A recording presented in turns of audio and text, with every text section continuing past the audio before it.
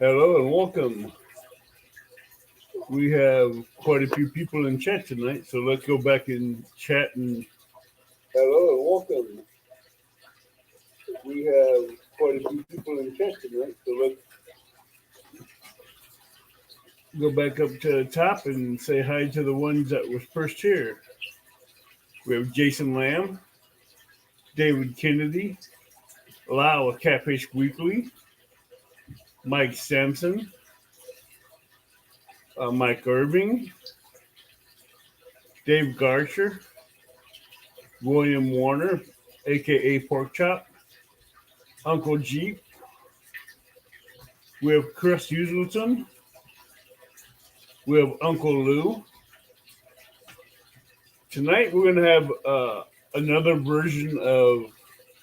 If you have ever seen my first Wild Bunch live on my YouTube channel, it's going to be the same lines as that. We can come up, have fun, talk about catfishing, or poke fun at somebody in chat. But just remember, I will be dropping a link in chat, so they will be able to defend themselves.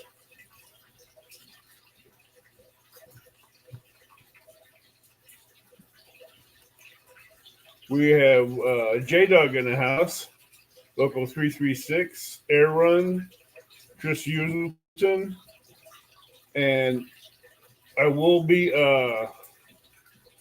talking more about the trash bag challenge. We have Chris with Hooks and Hammocks.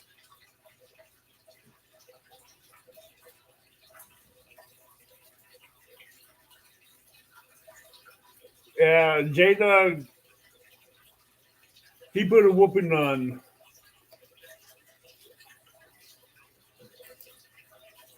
He put a whooping on Chad, but he was also being fair about it too.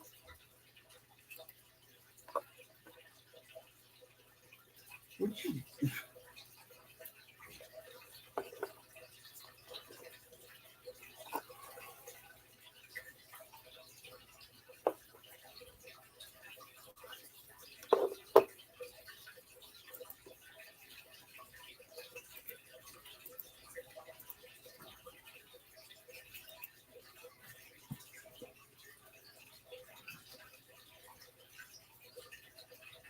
hey, we have Tim.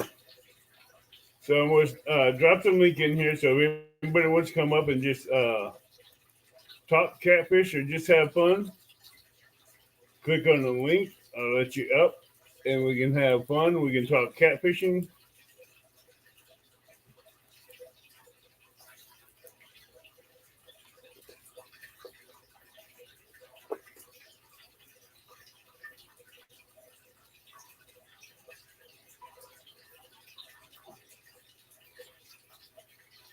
Hey, JD, that's what you get when Chucky takes over your fishing hole.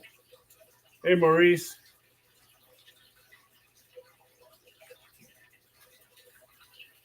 So I put the link out there in chat. So if anybody wants to come up and start off this Wild Bunch chat tonight, they can.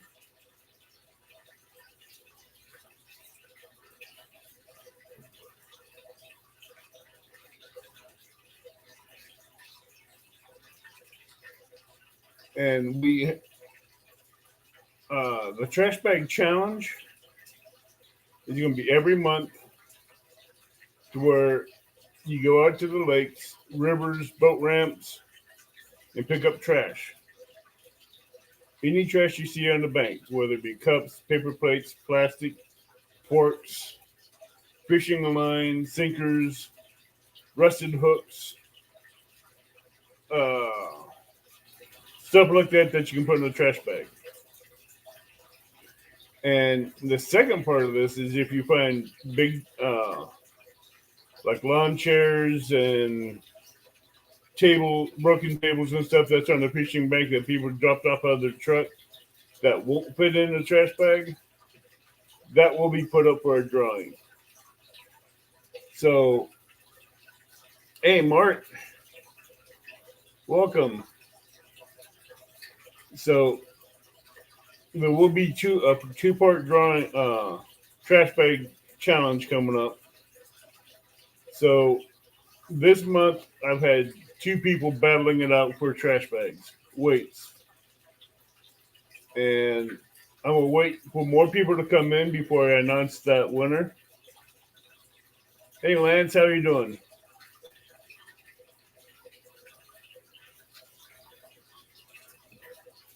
I would like to see more people get involved in this because it will be a great thing to see take off and grow. I have two competitors that's been battling it out all month for weights and bags. Hey Bullock, how you doing? Mr. Kelly.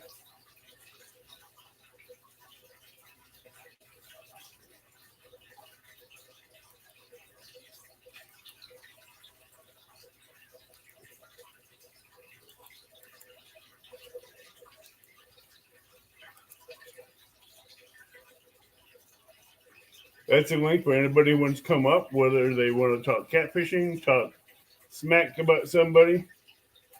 Feel free to come up. Hello, Twisted. Real and Raiders, how are you doing? But next month is going to be the same trash bag challenge. I will need to see the total, the trash bags, the weights, and I'll need the total weights in my email,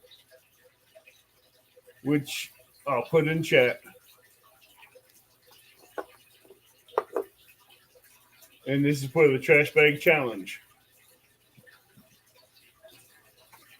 for next month.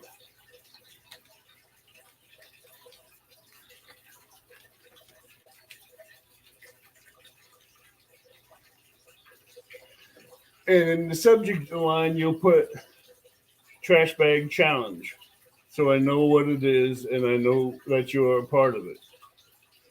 So I will be posting a video for, we got our first person up here. Hey, Mr. Kelly, how you doing? What's going on, Avid? Not much.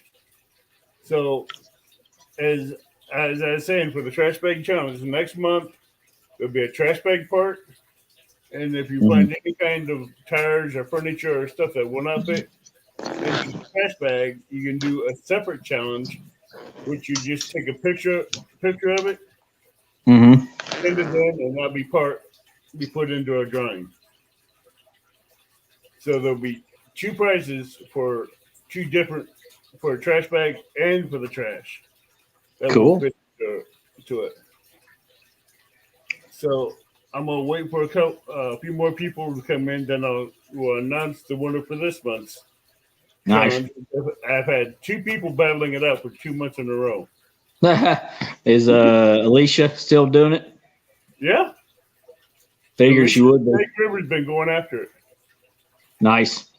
Head to head. J Dog. Kelly, my biggest fan. Yep, J Dog, I've been pulling for you, man.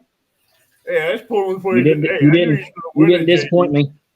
You didn't disappoint me at all. You didn't disappoint me. I knew he was going to be 2 stands. Yeah. Especially in Ohio, where he fishes up there by the Hooters. Smells all that food and has a bait. Yeah, they were talking about that. They were smelling Hooters. Oh yeah. So how you been doing? Good.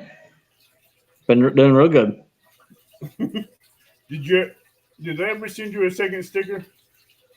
I got 2 of them. Yeah.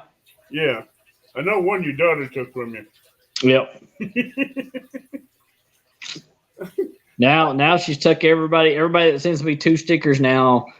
Her bicycle has turned into a cat, what we call a cat bike. Except for a dresser where my face is planted. Yep. Oh wow! I can't believe she did that one to you.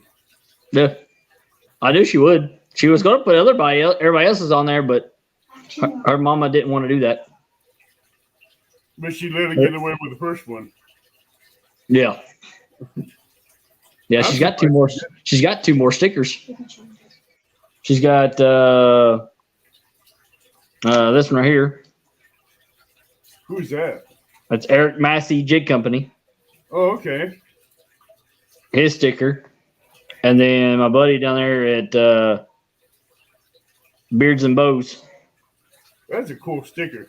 Yeah.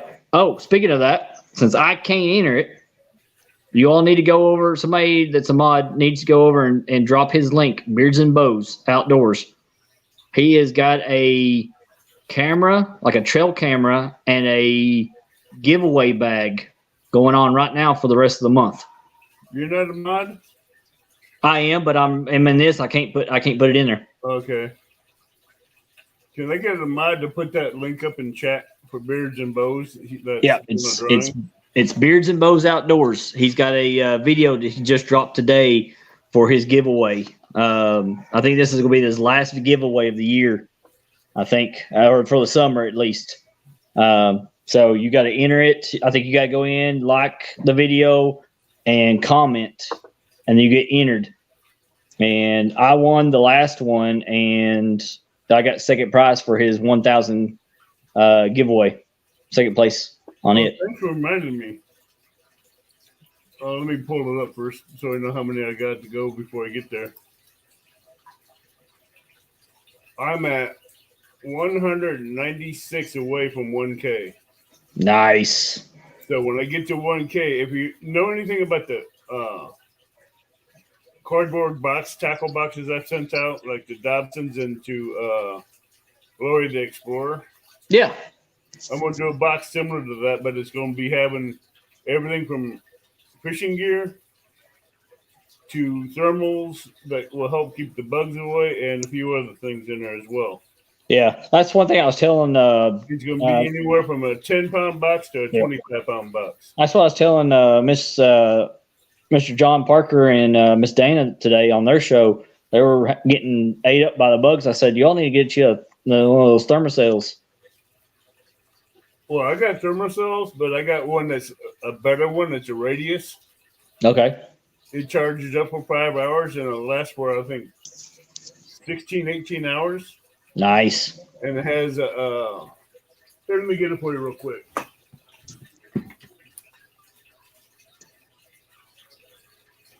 Appreciate you all dropping those links, definitely. Yeah, make sure you all go over there and watch that giveaway and get in on it, man. It's some good stuff. Especially he's giving away that trail cam. This little baby here. Yeah. It's smaller. It don't take no propane. You charge it up, and it comes up with a cartridge like that. Okay. And it slides right down inside it. Now, is that the cartridge you got to recharge, or is that a cartridge you got to replace every time? Replace every time. 12-hour cartridge in here, but you can get 36-hour cartridges. Okay, cool. Which will last a lot longer than the 4-hour cartridges you get with the propanes and the upright thermocells. Yeah. And this, once you charge it up, the first initial charge will take 5 hours to charge the battery. And it'll run 16, 18 hours. But yeah, the little button you touch, see how easy that is? Yeah. You barely touch it, and it'll come on. Yeah. And it takes 3 to 5 minutes for it to activate. When it does, it's odorless. You won't smell it like you will with a regular thermocells. Yeah. And this has a 50-foot diameter radius, just like the other ones. It works in a couple. That's good, definitely. You put it on a boat. And then the small area in the boat, or in your chair somewhere where the top sticks out. And you'll never feel, you won't see it. You won't smell it. You can set it anywhere around, and you'd have to keep an eye on it because you'd lose the damn thing. Yeah. Oh, yeah, absolutely. What's going on, Epic? Hey, man, you need to come in here and chat a little bit there, Mr. Epic. Hey, Tim. If you got signal, you can come in here and chat. How you doing, Creole? Mike's Fishing Homes. So, like I was saying, who's your guest this week? My guest this week is anybody and everybody. And what is your goals and plans for your channel? I mean, I just keep on going like I am. I mean, just keep the what's in your tackle going on. I like to be able to start a new one, and I thought about maybe seeing if you or somebody else wanted to co-host it with me, called Fish Tales. That sounds cool. Yeah. We are still working on that one project, right? Do what? We are still working on that one project, right? Yep, slowly but surely, yeah. But that information on that project, honestly, I think it'd probably be next year before we can even get that thing done. I really think it's gonna take a long time. I think it's gonna take a while before we get all the information in. Oh yeah, for that one. Yeah. Because I look at it from all aspects, whether it's the woods, caves, the mines, the lava tubes. Oh yeah. And there's mine shafts alone, but that's a different subject. Oh yeah, yeah, absolutely, yeah. But hey, Creole, Fishing the Mid-South, welcome. Philip Williams, Dave Garcher, Lisa Lee. But I did finally break 300 finally. Amazing. Yep, I'm at 304 as of a little earlier ago. So hey, I busted 800 in catfish and crappies live. Yeah. I was at 760. I was at 796 for the longest time. Yeah. I've been at the top of the 200s for a while. So I finally broke the 300. So hopefully it's a little more smooth sailing from here on out. And I'm hoping it gets a lot smoother than where I got stuck at. Yeah. Because that was just something else. Yeah. So, but this Tuesday we're just having an open mic, just like right now. We're just going to have an open mic. I did invite a few people. If they want to jump on, they can jump on. We'll talk. A couple that I've not had in the shows yet. But we're just going to be shooting the breeze on tackle this week. Sorry, Lisa Lee, I missed your question. Re-ask that again. I wasn't paying attention. So, what new show was you're talking about? Can you give any details on it? Yeah. Pretty much we're just going to be shooting the breeze for about maybe like 30 minutes to an hour, maybe. I mean, I don't want to do a long one. But basically just have somebody come on. I'm just going to open it up like an open mic kind of deal. And somebody can just come on and tell a fish story. No, okay. So it's basically like Fish Tales by the Fire is what the show's going to be called.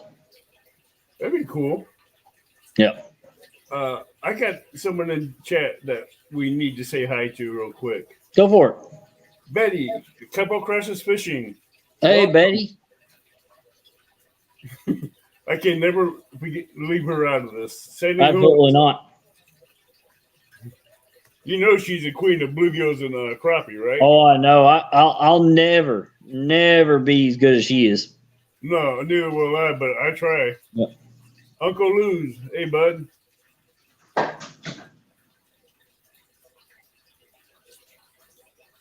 So,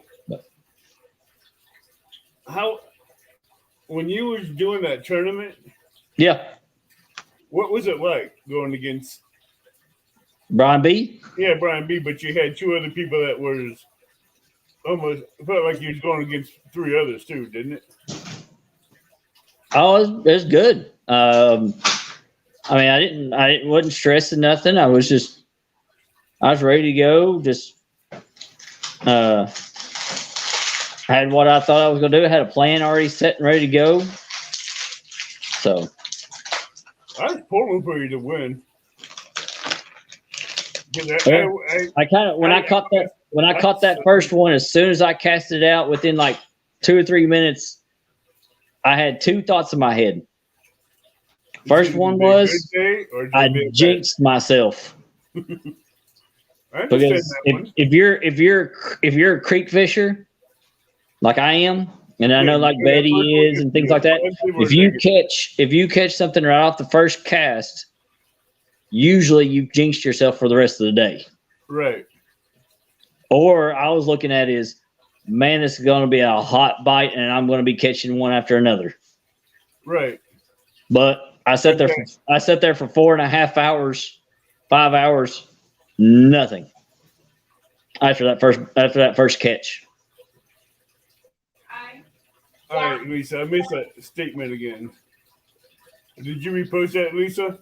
Oh, she was just wanting to know what the final count was at the end of the J Dog thing. That was 3-1. Yep. J-Dog no. He got that trifecta, if they counted it.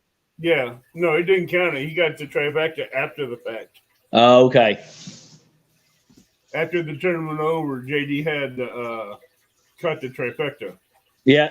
Straight to the point. I agree with you. 2 rounds, and Stan had 1, so JD won 2-1. Oh, we got a good guest coming in now. There he is, Mr. Tim Scott. Welcome. Well, this is easier than typing, that's for sure. It's a little bit of light. It's the man. There, I was gonna say. I said, there you go. I was like, are we going to talk to the man in black tonight? It is the man in black. The man in black, but oh yeah, it looked what kind of shirt he's got on. He's got a Batman shirt on. Look at. So how you doing, bud? Good. How are you guys doing? Doing good. Getting bit up a little bit, but I had to get the old yard guard out and just kill them miserable little buggers. Hey, get one of these, and these things work really good. Yeah, I could get one of those. Yep. You get them at Walmart. Usually I don't have to worry about it out here. We usually have a breeze that keeps them down. But tonight, you get a couple of these, you can put them on your boat. You don't have to worry about no odors. Yeah. These are odorless. Yeah, I don't worry about smells anyway. I'm so old I can't smell anything. Hey, I know that feeling. I resemble that one. Oh, yeah. Especially when John said JD was talking about his boat being 1969. I'm like, I was 7 years old when that boat came out. Yeah, 1969. I was born in 69. Yep. Wow. Well, the boat was 1969, but the boat came out in 68. Right before the moon landing. And yeah, most of the time when I go to the gas station for things that you have to be 21 or so to buy, the people, sitting back there, they're like, well, how old? I want to see your license. I said, well, I'm as old as the moon landing. And these young people have no idea what year the moon landing was. No, they don't. None. Have no clue. They only know what happened yesterday. They know what some sort of singer or something did, Beyonce or whatnot. It doesn't matter 2 cents in the whole world, but they don't know anything about history. It's surprising. No, they don't teach them. They don't teach them really anything anymore. No. Nothing important. Nothing important. Both my kids know a lot about history, and it's not because I do continue to teach both of them about history. But they find history and what happened before them actually interesting. And they know a lot about socioeconomic stuff. They know a lot about history. They know a lot about how America came to be and the true story about these things. And, we don't live in a big town. And I'm glad they do teach that in the smaller towns. I'm glad they do teach it in smaller towns, but they need to teach it in all schools. I know that, but I have no control over that. If they were trying to teach the 1619 project at my school, we'd be down there with pitchforks and torches. I'm telling you. I would be. I'd be talking to the principal like right now and saying, "Listen, I'm going to yank your I'm going to yank your best linebacker you've got tomorrow if that 1619 project bullshit goes on again." No, they don't need it. No. Yeah. I'm talking about NASA and the space stuff, that the real history, not stuff that they want to bring up and just keep hounding on. Right. That 1619 shouldn't even be in the history books. It's a farce. It's a made up thing. Right. It's a left wing, their truth. They've made it up. There is no actual history on it. It's just a bunch of crap. And I won't stand for it. And neither will my wife, and neither will a bunch of people around here. But everybody else seems around the country just to go with that crap. And they change history, and they keep trying to change history. All right. We need to get off the political stuff before I lose it. Sorry. Fishing with the Mid-South, that's a thermocell. You know what? I'm going to have my wife bring the thermocell out here. She's got one. So, how you been doing catfishing this year, bud? You know, not too bad. The limited amount of time we've had to go. Sean and I had a really rough trip last time we went. We actually had a little bit of time. We traveled about an hour. We stayed close to home, even though I wanted to go to the Mississippi South. The water was down. We still had high hopes. We did a live, and we got 3 flatheads to bite, and not one of them would take the hook. Damn. It was pretty pitiful, so I actually deleted that one because it was 6 hours long, and I didn't want people going in there going, "Hey, I'm going to watch Epic Catfish," because he's going to smoke some monsters and waste all their time. Now, some people were not real happy about that because they said, "It doesn't matter if you catch anything. We just wanted to hear what you were talking about." So I'm thinking, okay, so next time I'll just relabel it. I'll just say, don't waste your time if you're looking for fish, but if you want to hear some goofy stuff and some talking and some, catfish science or whatever, go ahead and watch it. But that was pretty disappointing because that's been the first live we actually got skunked on flatheads, and we fished some pretty epic spots. Well, that's fishing, but it's also learning too, because you bring up some good points. That's not my fishing. My fishing. No, is I go there to catch fish, and I go there to win. That's it. Right. And it's severely disappointing to me when it does not happen. And the only reason is because I'm fishing tried and true spots that I've, contacted fish before. Now, I do go to other spots that I've never been to before, but I wouldn't just fire up a live and say, "Hey, we're about to catch monsters." I would say something like, "Hey, we're going to go try a new spot, and, hopefully we get on fish." But, no, I have high expectations. Oh, I know that about you, Epic, that you go there to catch fish. But for some of us that aren't that good, it's we're playing Russian roulette, especially when we're stuck on a bank. A lot of us bank fishers that don't have a way or a boat to do that, we're stuck to locations. Like a lot of mine, I went up to Alton a couple of days ago, and most of my spots, the roads are closed to get down to them. Yep. Well, that's reality, Avid. If you're on the bank, and I've always said that. Like I said, a bank fisherman is at a serious disadvantage as far as competition with somebody in a boat that has experience. It's just apples to oranges. I mean, none of these, none of these contests that goes on should be done with, one guy in a boat and one guy in the bank. That just shouldn't happen.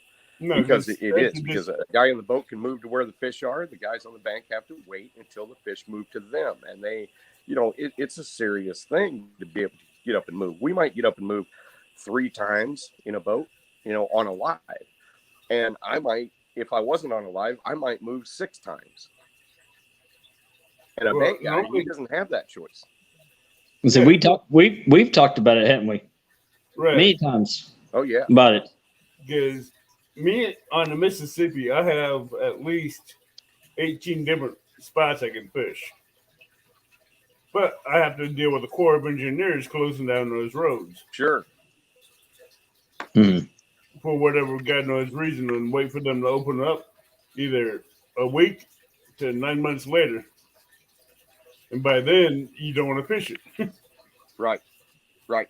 And not only that, there's a good percentage of the time that big fish are not accessible by bank. Because when that water drops and they move off of those flats or they move off of those channels and they go into the deep channel and they're not moving, it's just not accessible, So, and I know that because I was stuck on the bank at one time, knowing what I know, almost what I know. I mean, probably half as much what I know about targeting big fish. But when you're relegated to the bank, you either have to get out there, and that's why I get excited about the guys that bank fish off of tips of wing dikes when the water's low. Because when those wing dikes are out of water, if you can get out there, you can cast downstream with that main current in that current seam. You can cast right into that swirling spot that digs a deep hole right in the backside of wing dikes, and you can cast sideways out in the main channel.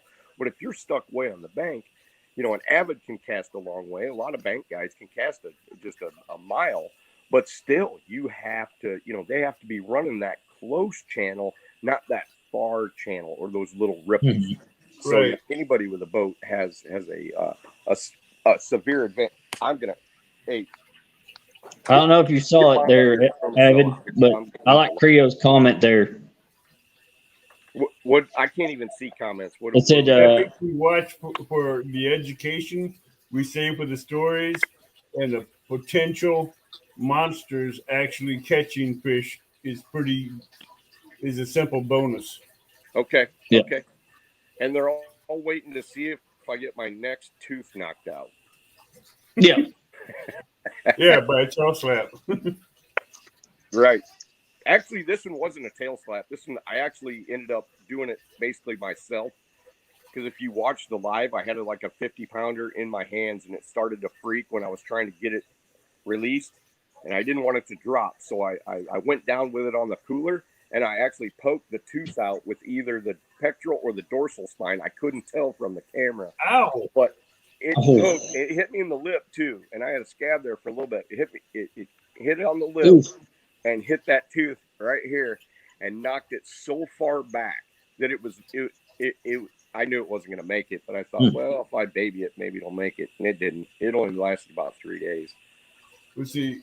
One of my spots is by the chain of rocks, which you know about, Epic. Yeah, I fished less than 2 miles from that. And just south of the chain of rocks, there's a wing dike. Okay. About maybe a half a mile from the parking lot. Okay. And when it's down in the sands, that gravel bars down open, you can walk to it. Okay. If not, you have to walk all the way around the trees, and by the time you get there, you only got maybe that much sticking out of water. Okay. On that wing dike. Mm-hmm. But it gets out to that deep channel. Nice. It's just a 2-mile round trip walk.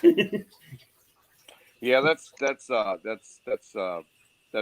you're putting all your eggs in one basket, because I don't know about anybody that wants to walk 2 miles carrying all their gear, set up for 15 minutes, find out there's no fish there, and then hike their silly ass back. That's I used to do it when I was 20, but I don't want to do it when I'm 52. No, I don't want to do it at my age now, but I did it when I was a lot younger. I'm younger than both of you, and I still don't want to do that. Right. You're supposed to get smarter as you get older. Yeah. The thing about being young is you can overcome your lack of knowledge through sheer effort. That's why I have you. I'm still a believer in that. I'm still a believer that I can make a lot of mistakes as long as I put a lot of effort into it. But, nights like Friday, you can put a whole lot of effort into it. And, you get that situation where those flatheads, they hit it and they spit it. They may pull it down maybe 3-4 inches and then let it go. And you see the evidence right on the baits you got. And you're like, That happens to me a lot in the Kaskaskia River. See, that's the reason why the place that I was fishing Saturday morning for the tournament, because I went live Thursday just to check that spot out. And when we finally left, when I pulled my bait back in, there were teeth marks from the bites that we were getting. So I knew. Were they pad marks or were they teeth marks? Like, no, they were teeth marks. Like they were in through the skin. Like they had puncture holes. So you were either on gar or walleye. That's it. That's the only two choices you've got. I don't think there was any gar in there. Then walleye. If you're in an area with walleye, and believe me, I've caught a lot of walleye on especially cut shad in walleye prone areas, especially below dams. And the thing about walleye is that walleye will hit it when it's kind of flashy, and sometimes they'll actually pull it down like a channel cat, but other times they'll hit it and spit it. You never had a shot at them. Yeah, and see that's what happened. It hit so hard it pulled it straight down and never hooked up. Yeah, and spit it out before it right when it hit almost close to the top of the water. It spit it right back out of us. Yeah. No. So hold it. It got close to the top of the water and spit it out? Mm-hmm. Where were you? On a Fins Lake. On a lake? Yeah, Fins Lake. Is that got a river attached to it? Yeah, small one. It could be gar, especially in the south, because normally a walleye is not going to come all the way to the top with it and then spit it out, because walleye don't. I mean, they're actually easier to hook than gar, and a lot of times if you are on a gar spot, which I don't normally put baits in gar water, but there's certain spots like what Avid's talking about on the Kaskaskia that is dumping out of a lake and it spills giant gar out of the main lake and into the tail race. And there's areas where those gars will hang out, and I mean they're 2, 3, 4, 5 foot gar. And we'll have to deal with them if we're. It depends. If you throw it just in the flathead spot, you don't normally have to deal with gar. But if you throw it in the transition spot, which has a nice current break and current going away from you and current coming back towards you, I'll have to deal with gar. And a lot of times, especially with circle hooks or anything like that and cut bait, you will get a bite that pulls stuff down, and then all of a sudden it comes up to the top. And then they'll let go, and then there'll be gar bites on it. Yeah, is that throwing itself going? I've had gars on the Kaskaskia just rip a shad right in half. Oh yeah, they will. And it looked like eat big shad. I mean, 4, 5, 6 feet long shad, and I'd just rip it right in half.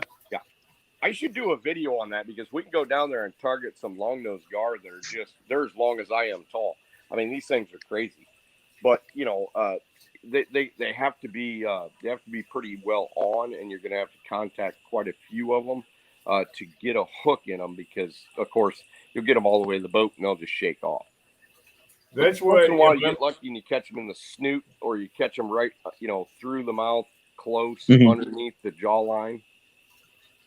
That's why you get a 12-inch piece of nylon rope. Yep. Put a knot, a loop in one end. Unfret and brush it out. Cast it out there behind a floating bobber, just where it's under the water, like a lure. Yep. I Avid. I took that same thing, that same concept, and then I took some aluminum electric fence wire, and I wrapped it into the eye, and then so you can actually poke a piece of cut bait like a shad about like this. Right through the eyeballs, and then attach it back in, because a lot of times those gar will follow it like this, and they'll investigate it instead of being real snappy like they are when they're real active. And so they'll actually clip onto that small shad, and then they'll get tangled in that rope. I just haven't had time to actually do it in the last probably 4 or 5 years. Down below Red Lake, I did that Red Lake Dam. I did that with a nylon rope. Nice. And that's pulling out some 5 to 7 foot long gar. Oh yeah. And they were up there after shad left and right, and I just throw it out in the middle of them. Yep. There's there's a place at Shelbyville where if they're only running one sluice gate, now they're running it from the top, because they used to run it from the mid range, and it used to be almost water level, and it used to spit out, and we used to call it the circle of death, because there'd be muskie, there'd be giant gar, occasionally a flathead catfish would go through it, but it would attract a lot of bait fish. And the thing about it was the stayback line was so far that very few people could cast up to it. So I started using spin casting stuff, 10, 12, 13 feet long, and started casting up in the circle of death. And I found out quickly that there's a lot of gar in there. So we would change things around. We'd actually float balloons up there, not tied onto the line, but actually used, because I would put a small snap swivel on it and use it like a slip float. So, right. and a 3 ounce. So I'd be able to throw that thing clear up and fish underneath the circle of death and catch muskie, if we were using live bait, also flatheads, and also gigantic channel cats. But every once in a while, if I'd leave it high, we could get into the big 4 or 5 foot gar. And that was actually pretty cool when nothing else is going on. Yes, Creole. I use a nylon rope that you can get out of a hardware store. Yep. And put a loop on it, put a zip tie on there.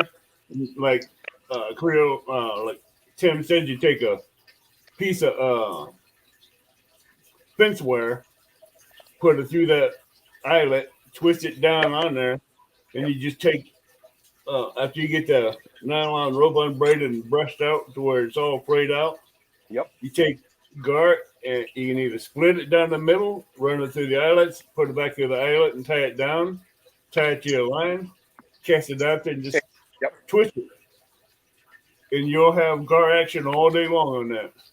Avid, I've got a secret for putting them in a tackle box, because you know as well as I do, since you've done it, they're all squirrely and they get all hairy and stuff, and they get stuck to everything. I just hairspray them. I take the old lady's hairspray them, and then just slicken them up and throw them right back in the tackle box. They're a mess after I get done fishing with them, but if I use that hairspray, and that hairspray washes right off from that water, then you just dunk them right in the shad slime and all that crap. And I've been using olive oil to do that. Olive oil? Yeah. I may have to try that, because I like that better. Because all it does is it keeps it moist, and all you just wring out the extra oil and it keeps them flexible. Well, and it's more natural. And it's more natural too, anyway. So we all have. Hey, we might as well switch to bacon grease. That'd even be better. Yeah.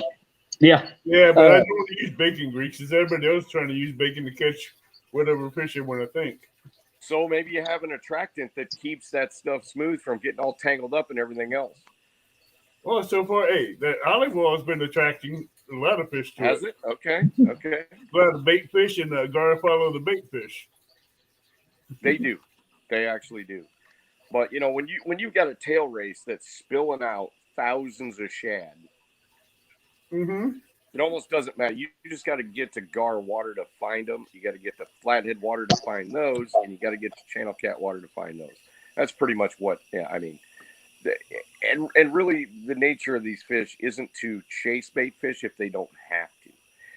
They will if they have to, but if you've got shad fluttering down into flathead territory, coming through the dam, you got them coming into channel cat territory, walleye territory, and gar territory. You just fish each individual for the amount of current and the substrate and the covers going on, and you go, okay, there's walleyes over here, there's gar up here, and there's flatheads down over here. Well, they had hybrid bass down below Run Lake right there at the beginning. Then they had the stripers, then they had the walleye, then they had the cats, then they had the gar behind them. See, and I haven't fished Rand. I don't know how that goes, but I'm thinking it's very similar to the Shelbyville Dam, and all that on that Kaskaskia River system, and because the shad population is so prolific that it's incredible. I mean, it's absolutely. They don't have a lot of giant shad. A lot of them are about 6, 7, 8 inches long. But on the Kaskaskia, the biggest one I've caught was maybe on the Kaskaskia. The biggest shad I've caught was maybe 1.5 inches to 2 inches long. That's the main population, and what happens is the upper stretch has a humongous shad population. So once that water comes down, they start going through those sluice gates and they start populating that whole river from Shelbyville all the way down in the Mississippi. And of course, the farther down you go, you end up with other lakes population. So that population just builds and builds, because the shad don't really hang out in the tail race below Kaskaskia in any sort of humongous numbers, because it's when they raise the water, it's so fast they can't stay up there. No, they can't. Fishing in Mid-South had a question about how hard is it to get the gar off the rope? It's not easy, because it's not easy. You just need a good knife to cut it. Yeah. Sometimes you cut it, or you can take needle nose pliers, as long as and then get it out of there. But a lot of times you cut it, but I've got some lures that I've made that I don't want to cut, so it does take me a while, because I used wine corks. Yeah. And then I put that aluminum wire through the wine cork, and then I've got the single or the treble hook behind that, and then I've got about 4 or 5 inches of that white rope, and some of them I painted pink, some of them I painted chartreuse, some of them I dunked in whatever. I'll have to show that one of these times. But I don't often target them. I just have them there in case the catfish bite's terrible, because once in a while, below those dams, if there's no new population coming up, especially in the smaller Kaskaskia River area below Shelbyville, or there's none dumping through, it could be a long deal. And you already drove 3 hours to get there, so you might as well target something. Kevin, this just started, but Mid-South, normally what I find with gar is when they bite down on it, they'll roll on the rope. And if you get them right, when they roll on the rope, it just tangles in the teeth. So you just have to find out how they rolled on it to unwind that rope until you get to where you can open their mouth up. 90% of the time, get that rope right out. You can pick it with a darning needle, too. I've got some darning needles that I used for some of my monster dead baits. And what they are is like a crochet needle. And you can just go in there and just pull individual little pieces, and they'll come right out. But that mass, trying to pull that mass away from it, more tangled. Which, with those crochet needles, it's just like choop, choop, choop, choop. But the problem with gar is, and everybody that's caught them knows, that they roll a lot and they're real slimy. Oh yeah, they're rolling a lot. They're not much of a fighter. It depends. Depends on your rigs. No, they're not going to fight very good. But I usually go down to more of a bass rig if I'm going to target big gar. And you get them on like Kelly uses for the creeks, and they fight ferocious. But if I'm still using my catfish gear, it's like, what do I got here? I would not use 6-pound test to try to land a gar. What's that? I would not use 6-pound test to try to land a gar. No, I'm not talking about 6. I'm talking about usually about 15, 17, or 20. Yeah, that'd be still, it's still a bass rig. It's basically a just kind of a beefier bait rod. Yeah, I was down there below the dam trying to catch crappie and had a 5-foot gar hit one of the jigs. Oh yeah, on 6-pound test. When we're at Keokuk, sometimes I'll take a bait and I'll just because when we're in Dead Man's Hole, it's a big circling 40-foot hole, and there is monster gar in there. And so every once in a while, I'll just take a piece of cut bait, even with a 6-ounce sinker on it, and I'll put it in the rod holder about a foot down, right behind the boat as we're. And it depends, because if there's no bite along the wall and we're catching them all out to the right, so there's only room for 3 or 4 rods when you're positioned on the wall. If you can't catch them on the wall and that's more of a gar area, I'll just leave one, almost 6, 8, 10 inches under the water, and those gar will pound it, and once in a while they get caught, and it's pretty cool on a short rope, on a short line. It can be fun. Justin, catching a gar on purpose is fun. If you see him out there attacking gar and you got a piece of nylon rope and you tie it to your line, and you put like a little 3-inch pinch float in front of it to help it float a little bit underwater. Yep. You're going to get all kinds of gar action on that nylon That's rope. what the wine cork is for. I'll have to take a picture of some of those things. I got all crazy one summer 3 or 4 years I ago. know the rig you're talking about on that wine court. Yep. I just can't find any more wine courts. Well, just I'll mail them to you because my wife, well, she doesn't drink wine anymore. She drinks Bud Light Lime, but she used to drink enough. I got like 20 left or so. No, but actually, those wine cork deals, if you know if you've got a sander, you can sand them more like one of those Hedden poppers, them old style ones, and put some like feathering on the back. You can actually feed like a single hook, and you could actually catch smallmouth on them pretty well in those creeks, Kelly. It's kind of interesting. I mean, it's not like we can't Those afford. poppers aren't hard to make. What's that? Those poppers ain't really hard to make out of a wine court. No.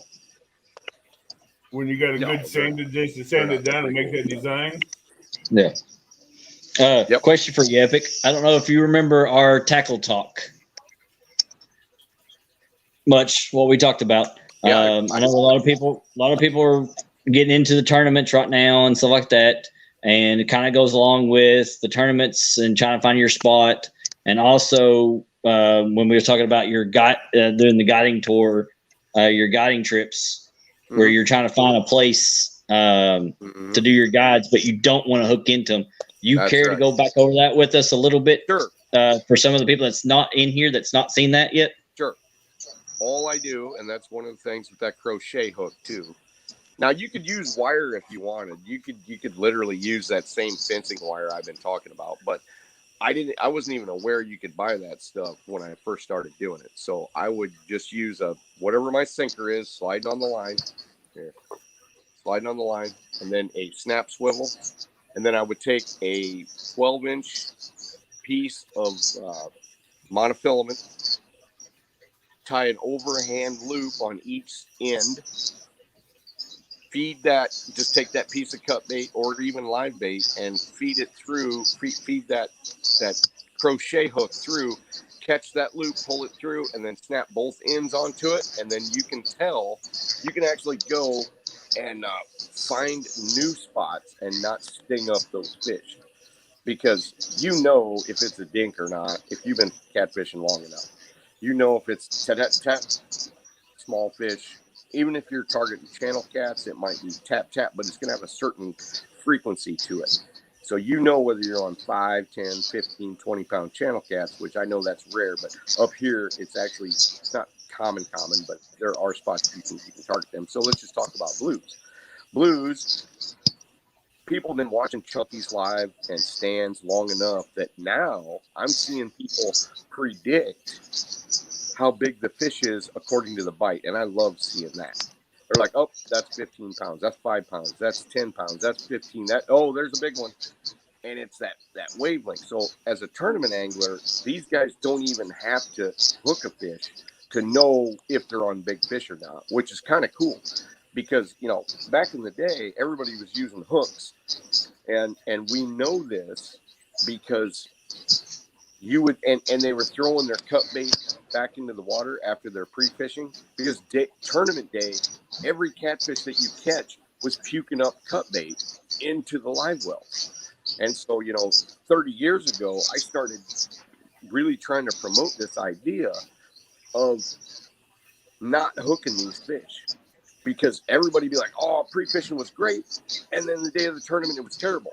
Now since then, I've heard that there is a bunch of tournament guys doing the same thing. I think Roger told me about it. Aaron did. A couple other guys that I know that fish tournaments have said, yeah, they've been doing it for quite a while now. And I'm not saying it was because of me. It just makes logical sense. Mm-hmm. Yeah, because I know a lot of people are starting to do these tournaments right now, and I know our women are getting ready to come up on September. They're going to be doing that big women's angler tournament with Kevin. Yep. So I mean, I wanted them to hear that, especially if they've not seen our tackle talk.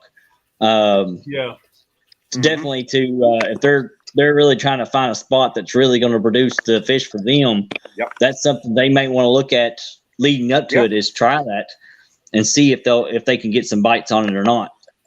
Absolutely. All right, fellas. I'm going to get back into chat and listen. I gotta go in the house and make sure some things are getting done. Thanks for having me on. Kelly, I love your show. Avid, I love your show. And somebody was talking about, I think it was Mark in the chat today. He's like, well, if Avid wouldn't have convinced me to go on YouTube, he wouldn't even have a channel. So thanks, Avid, for everything you do for catfishing. And Kelly, just keep at it. You're doing well, and you're going to do well in the future. I appreciate it. Yeah, we've been talking about it. We've been talking about how I had some thoughts in the back of my head. Sure, we all do. I love what I do, Epic, and having you on here to help the beginners with your knowledge is a plus. It's my pleasure, guys. It is absolutely my pleasure. I live for that stuff. I mean, I try to teach every minute I can. Not to be any, I don't want to be a big wheel. I just want to have people understand where I'm coming from, and not everybody's got to be like me, because I'm like a psycho, but just psycho, bud. just the things that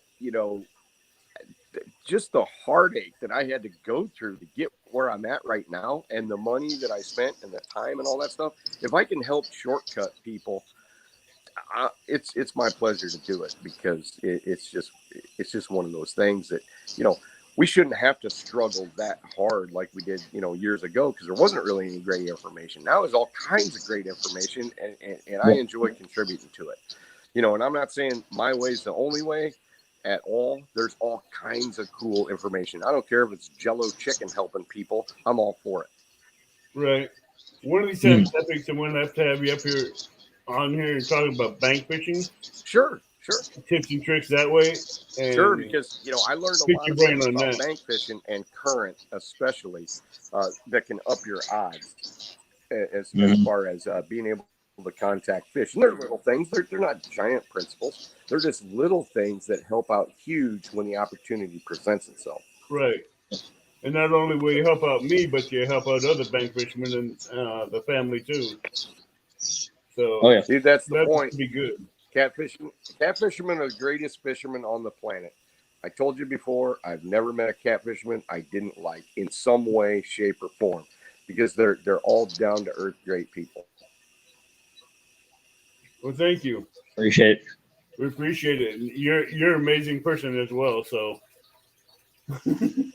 we all look up to you, Epic. I think we froze up a little bit there. Yep. Hello. Yeah, I think it's signals. It's signals going off and on. See you in chat. I don't know what's going on. See you in chat. Yeah. So if anybody else wants to pop up with us, I have been posting the link in chat. So you're more welcome to come up here, talk catfishing, talk smack, whatever you want to do. If you want to pick on someone in chat, feel free. Just remember, I'm posting the link out in chat so they can come up and defend themselves as well.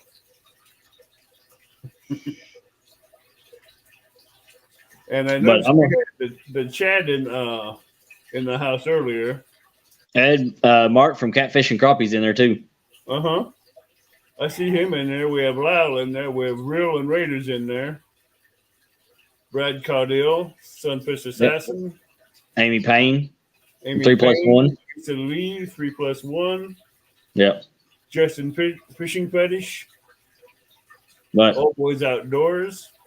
I'm gonna jump off here. All right. Get ready for bed. Early morning comes.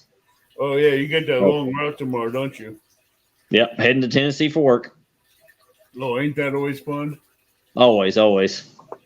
But appreciate coming on here and talking. You're more than welcome to anytime. As always. Yep. But yep, let me get off here and we'll see you all on Tuesday night.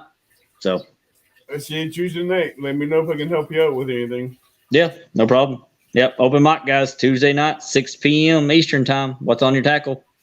Come join me. Jump on. We'll talk some tackle. We'll see you all later.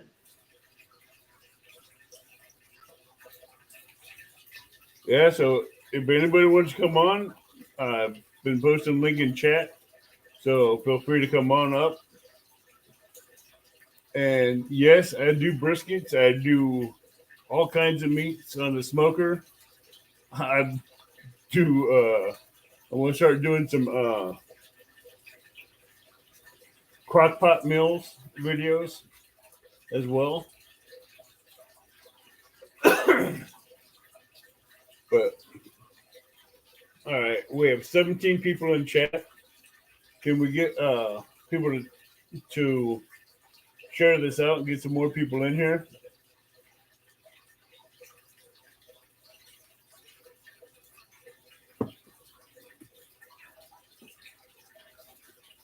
I haven't seen 2 people in chat yet that I've been waiting for to come in.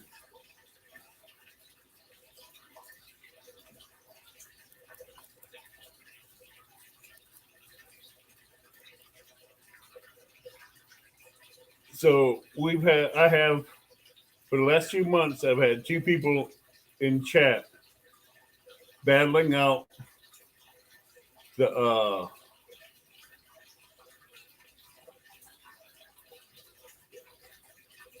that's cool. That's cool. Fishing the Freedom.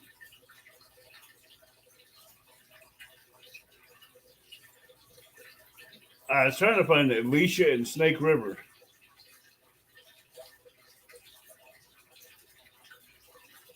Because these 2 have been battling this trash bag challenge out between them 2 for the last 2 months. And I'm trying to get more people into this. And those 2 have literally been hammering this.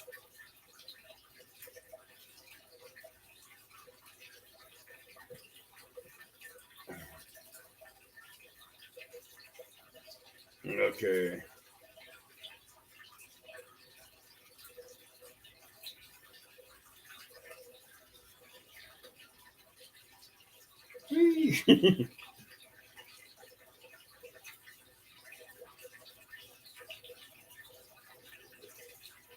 All right, next month we'll start. Hold on a minute. They start Wednesday, September 1st, and it will end September 30th. And I will announce the winner. Actually, yeah, it'll end the 25th of September. So you have all your trash bags. Hey, Lord the Explorer. Thank you.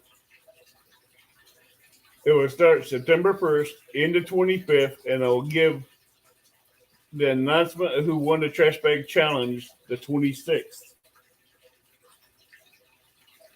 So, for September's trash bag challenge, it will be 2 parts.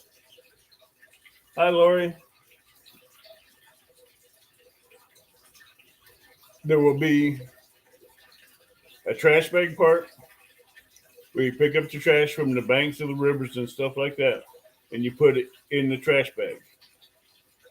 We need pictures of the trash bags, the weight, and I need the total weight in my email by the 25th of September. And if you find trash on the bank, like fishing chairs or travel canopies or umbrellas that they left behind that are destroyed that won't fit in the trash bag, put them in a pile, take a picture of it, and put it in the dumpster, and send me that picture, and I'll be put in for a drawing for another prize.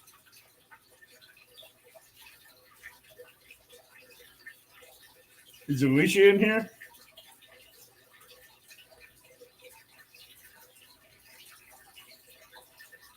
Hey, Van, how you doing?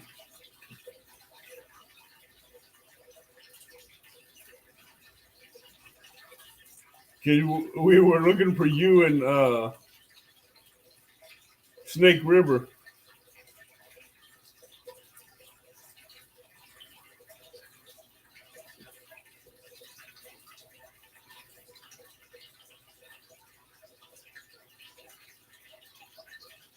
All right, Epic, I'll post it again. There you go.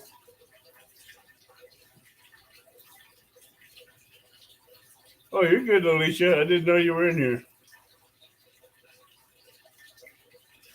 Brad, you can come up too if you want. Anybody in chat can come up.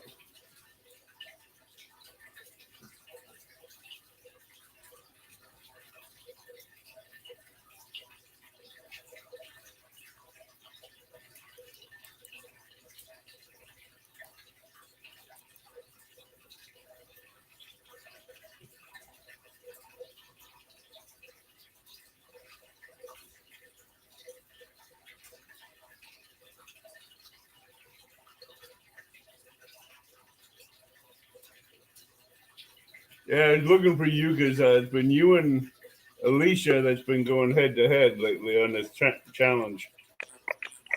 There you are. Hey, Avid.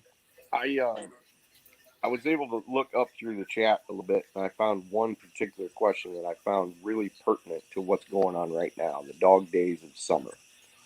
And one thing that'll help a lot of people is that, and it took me a long time to learn, that I had to get rid of my channel cat and flathead mentality when it came to August, especially while fishing for blues, because I had to go deeper and less and faster current to tangle with monsters the closer it got to August. July, where I'm at, is pretty terrible because we're about a month behind on everybody else on the spawn. A lot of times the spawn gets over in June where you're at and south, especially on the east coast, the west coast, especially the southern coast, stuff like that. So let's just say that when I was first learning where to contact really big fish on the Mississippi River in August, I had to throw out my flathead and channel cat mentality. And I'll tell you why. When I first started going down there, I would stay for 5 to 7 days and camp on an island, somewhere, above St. Louis. And the first week I was there, I caught multiple, and they were big channel cats. But I caught multiple channel cats, a very few blues between 15 and 25 pounds. Once in a while, I'd get a 30, and I would tag into lots of flatheads, but they weren't particularly big flatheads. And the reason was that I was fishing what I thought was deep because in my home waters, especially up here, 10, 15, 20 foot deep is pretty deep. But down there, I, I, I had no idea that I wasn't tackled up. And I've said that in my videos and I've said it in chat, but I want to reiterate the fact that 3-ounce egg sinkers and 20-pound test and, limber rods are not what I'm doing now. I'm doing the big weights, the big baits. I'm going off of the main ledge because a lot of rivers have secondary ledges. So you've got the bank, and then you've got maybe it goes out 15, 20 feet, and then it'll go down a little bit, but then it'll go out, and then it'll go down into that deep water 25, 30, 35, 40, 45, 50 feet. And the truth of the matter is that early on, I didn't contact, this has been, I was 20 years old, 22, 23 years old. I wasn't contacting huge fish, but I had to learn it. And once I learned it, a light switch came on and I said, okay, I've got to be able to, whether I'm off the bank or whether I'm in a boat, it doesn't really matter. I got to get to those pinch points. I've got to get to those things that concentrate the most current and the best depth and the good travel highway and things like that so that I could contact big fish on a regular basis. Now, you wouldn't know it from my last live because I was doing that and we just couldn't get the flatheads to go. But that's flatheads in the post spawn. They're just temperamental. I mean, I could go the next day and if the bite was good, contact a bunch of big ones or maybe one big one. But sometimes it's just not going to happen. But blues, on the other hand, are generally a lot more agreeable than flatheads are if you're in the right zone consistently. You can catch a big blue shallow at night, especially.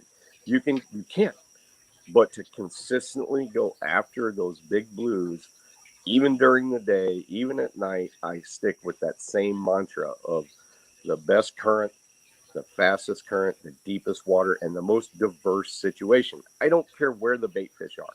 I honestly don't.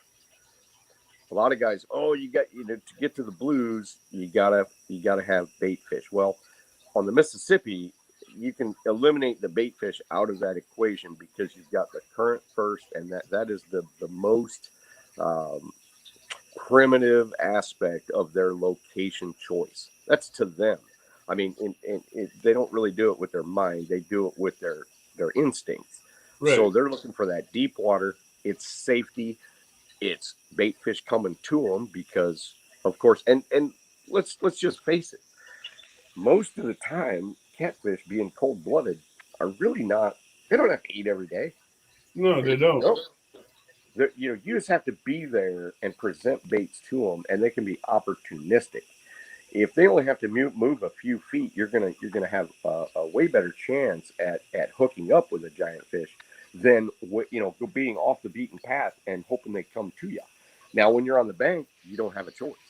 I mean, a lot of times you don't. But if everybody that's listening out there says, okay, what am I going to do to increase my chances every single time? Because let's face it, we have less time as we get older a lot of times. So, right. The time that I used to have, I wish I had that back. I'd be fishing out there every day like these guys that are, full time at YouTube, like River Certified and all these other guys that are out there every single day. Man, but if I was out there every single day, look out. I'm going to hit 80s, 90s, 100s. I'm going to hit bigger than 100s. I'm going to hit multiple 50s. I'm going to hit scads of 30s and 40s. And I'm not saying that. I'm just saying it's a reality because I've learned where these fish live. And if I can target them in their home, I'm going to do better for the time spent, the money spent on the water than against myself at like 25, 30 years old. I'm not saying I do any better than anybody else. I'm just saying that I would not want to fish against my 50-year-old self at 25, even though I'm going to visit 10 times more area. I'm going to sling baits at 22 to 25. I was on fire, throwing stuff, and I get new bait and do all this stuff. I've learned where to spend my time. And I think that'll help fast forward a lot of people. Once they learn that, it will help them succeed more on the water than not. All right. That was it. Bro. No. Oh, you got another one? When you doing that description, Tim? What's that? When you did that description of the rivers, yeah, you completely described the Kaskaskia River. Oh, absolutely. I completely described rivers everywhere that are like the quintessential regular flowing rivers. I even described what's going on in South America. It rings true. It is an equation that goes everywhere, from Europe to Afghanistan to South America, the Amazon and all of its tributaries, the Tennessee River system, the Illinois, the Mississippi, wherever catfish swim. That is the equation. So you're going to look at your target species and you say, what do they prefer?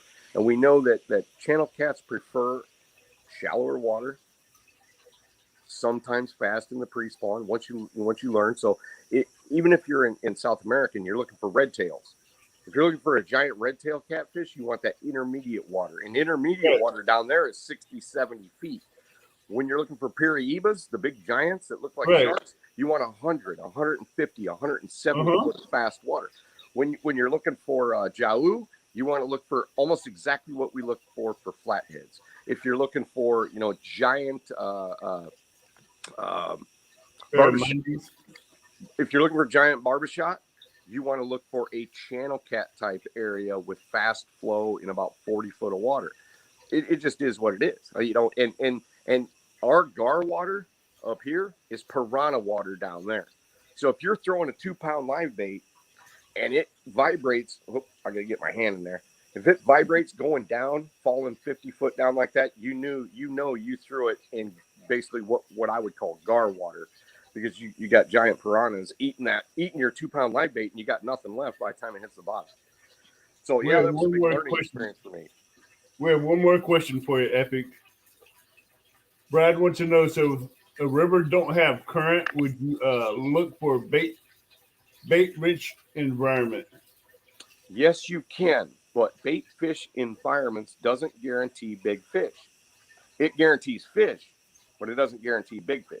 Because No. there's all kinds of bait rich environments. If you're in a river that doesn't have much current, there's still current. So you're looking for the best current. Now, if it has none at all, it's you might as well go dragging. You might as well go, bumping. You might as well do all that stuff. The Ohio River can be difficult, and I've been on the Ohio River when you cannot target big fish according to current because there is no current. So I was forced to drag, and the best we did was 30 pounds. That's just the reality of it.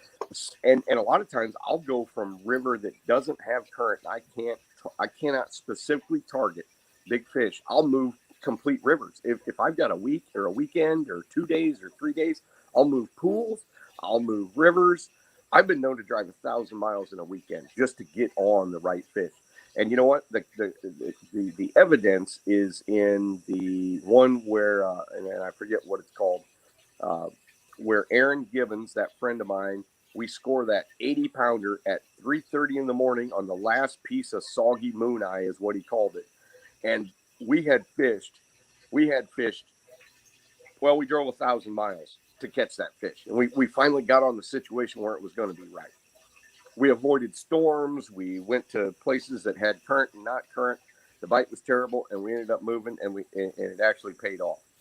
But I mean, and that's not unusual.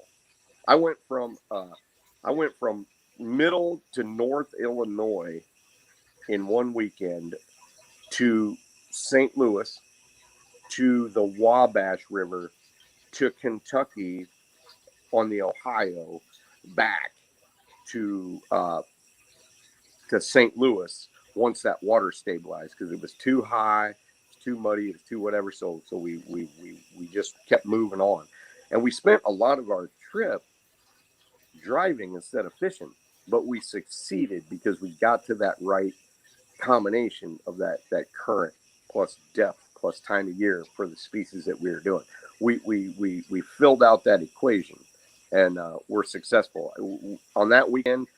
Pretty much on the last day, we ended up catching I think it was 370s, an 80, a couple of 50s, and some 30s. And so, I mean, that's a success. Even though it took us 1,000 miles in 3 days to do it, it was pretty epic. Oh yeah, those are epic times, but sometimes you have to cover the distance to get those big fish. You sound like a banjo. I'm Where? losing you. Oh. Go ahead and say that again, because it was all. You I sound like said a robot. sometimes you have to cover distance on the rivers and boats just to find a big fish. You do, and sometimes you just have to accept your situation and try to make the best of it. Right. Now, I don't love doing that, but I had to do it last weekend, and it burned me. So I'll be slower to accept the conditions of the river, no matter what. But that was a special circumstance. I didn't have time to go 4 hours south. I didn't have time to move around. We had one shot at it, and it didn't work. But I'm going to be less accepting of that situation, and because I am a believer that if you stick it out, sometimes you find that the golden egg, Right. but sometimes you don't. And so, that's me on the bank looking for that nugget. Yes, looking for that big nugget. looking for that giant fish where you jump up and down and you laugh and you get that adrenaline going. I mean, Sean and I are adrenaline junkies, if you couldn't tell. Well, so am I. I'm looking to break the Illinois state record for blue and flathead. Well, good luck to you. Good luck to you. Yeah, that's and you could do it in the area that you're at. I mean, you're not fishing a farm pond hoping to catch the state record. I mean, you're in the big river. You're in the Kaskaskia River area. You are where the monsters live. So, I hope you do. I'm praying I do, because I keep throwing big baits just for the monsters. And of a night, I throw close to the shore with a Patriot bobber with a 9-aught circle hook with a live bait underneath it. Yeah. Now, how often does that pay off where you're at? I've been catching some 30s and 35-pound flatheads overnight. Okay, Biggest one was 45. that's pretty good. That's And about you don't do that that's all been the 8 to time down 10 in feet of St. water. Louis. Huh? You don't do that all the time at St. Louis. It seems like the flathead population is really transient there, because I've been there where in a weekend we catch 50 flatheads, some of them up to 30 or 40 pounds, but I've never caught a bunch of giants down there. I've caught a few giants down there. Most of them, of the really big flatheads, I've caught in the northern section, or off the Tennessee River back in the day when I used to go, the Cumberland River situation, things like that. But see, I can always tell when the flatheads are up too close to the bank on the Kaskaskia because they'll be coming up to the top of the water to eat, and they'll be Okay. tail slapping to go back down. Okay. You can tell the difference between the flathead and the blue because a blue's just going to come up, swim up, grab what they want, and go back down. But the flatheads do that tail slap. Really? I've noticed that because every time I've had that tail slap, I put a bobber out there, and 5 minutes later, I have it on the hook. Okay. And it's always been a flathead. Those are things that not a lot of guys get to experience. You got to have a lot of time on the water, and I've described the bowling ball effect. And I've only, as much as I've been on the water, I've only experienced it, a handful of times. But it sounds like somebody throwing bowling balls off of a bridge, and Exactly. it's catfish eating Asian carp off the surface, and the Asian carp are exploding right after that, and it's mayhem, and it's all this, but it only lasts an hour, and once it's over, usually that hot bite's gone. Uh-huh. And so, yeah, that's interesting that you say that. I like to hear those odd things that happen. If you hear it when it first starts and you get that bobber out there with a bait, you're going to be in that bite for an hour. Yes. And it tends to last about an hour. And, even hot bites wherever I'm at, they don't generally last. Sometimes they'll last 3 hours, but I don't generally get on a hot bite like rods crashing and doubles and triples lasting more than usually an hour, hour and a half. And so, if I'm, but that's my game. I want to get on that hot bite. I want to get on multiple big fish, and I want to get on single big fish. So, I do. I move a lot. I probably don't move enough on a live because it is kind of a pain. But That it is. yeah, I would agree with you on with that. That's a pain. With my job change, I have less time to invest in an area because I have less days to do it. I only have one, or I got one evening, or I got, an hour and a half. It sounds like an excuse, but anytime you can go, the more time you can spend in preparation, the better off you are. The more water you look at before you even throw a rod, the better off you are. The more time you have throwing that first bait between the time that you need to set up and you find that correct equation for holding big fish, because blues move. They're not always in the areas that I fish. Sometimes I have to go in other areas. Sometimes the shoe in spots are devoid and I have to go somewhere else. But if you've only got a few hours, you got no choice. I can't go, like Sean says, what's the plan as we're driving? And I say, what the plan is? We ain't got enough time to go to anywhere but where we've done good in the past. So exactly. I'm going to make my best guess right now, and I'm sometimes right and sometimes wrong. I got maybe 3 spots on the Kaskaskia River I'll fish left and right. Yeah. Well, there's one spot down by the Lock and Dam I'll fish with friends, but there's 3 other spots I've been trying to get people to come up to fish. Yeah.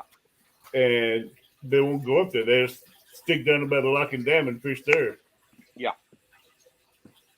Okay, so, and kind of what I wanted to say is that I think a lot of the guys that are in, they really want to catch big fish and they're trying to beat their personal best.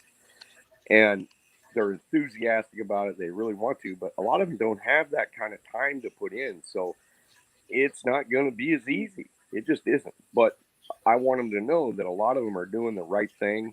You know, I hear them talking. I see them talking on the chat. I hear them what they're doing with baits. I hear what they're doing, and I think they're doing the right thing with the amount of time that they have available. So, you know, don't beat yourselves up. Just keep doing what you're doing. Try to learn. Try to go to new areas.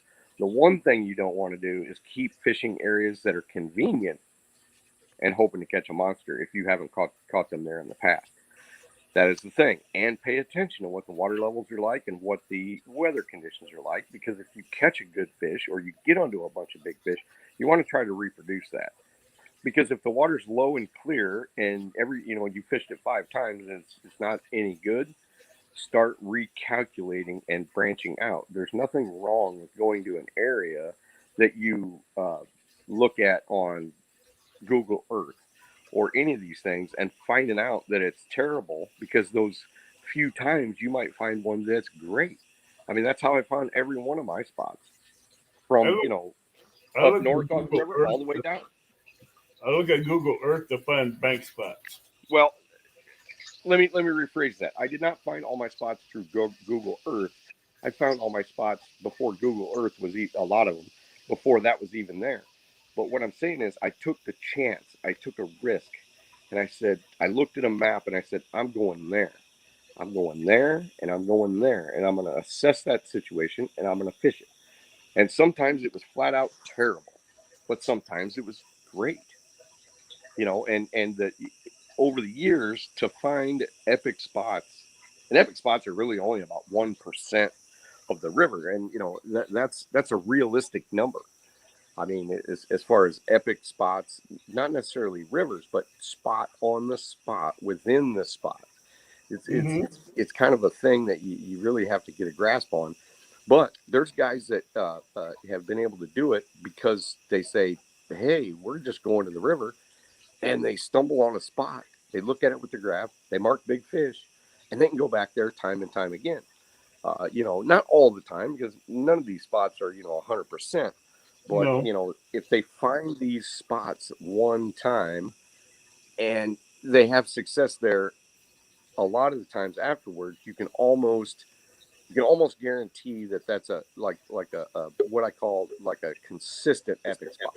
Now, some spots I've caught 50 pounders in one time and bigger, and I never get, and I fished it 10 times after that and never did any good. I just crossed that off my list as an occasional fish or a spot that, only has a special circumstance that it's good. So I cross that off my milk run and I just keep going. No. Who do we got coming in? Oh, it's Alicia. One of the ladies in the banking Iron Cat Challenge. Nice. But like I said, I spent maybe a half a tank of gas one day just driving around using Google Earth looking for bank spots, and over 50% of them wasn't dang.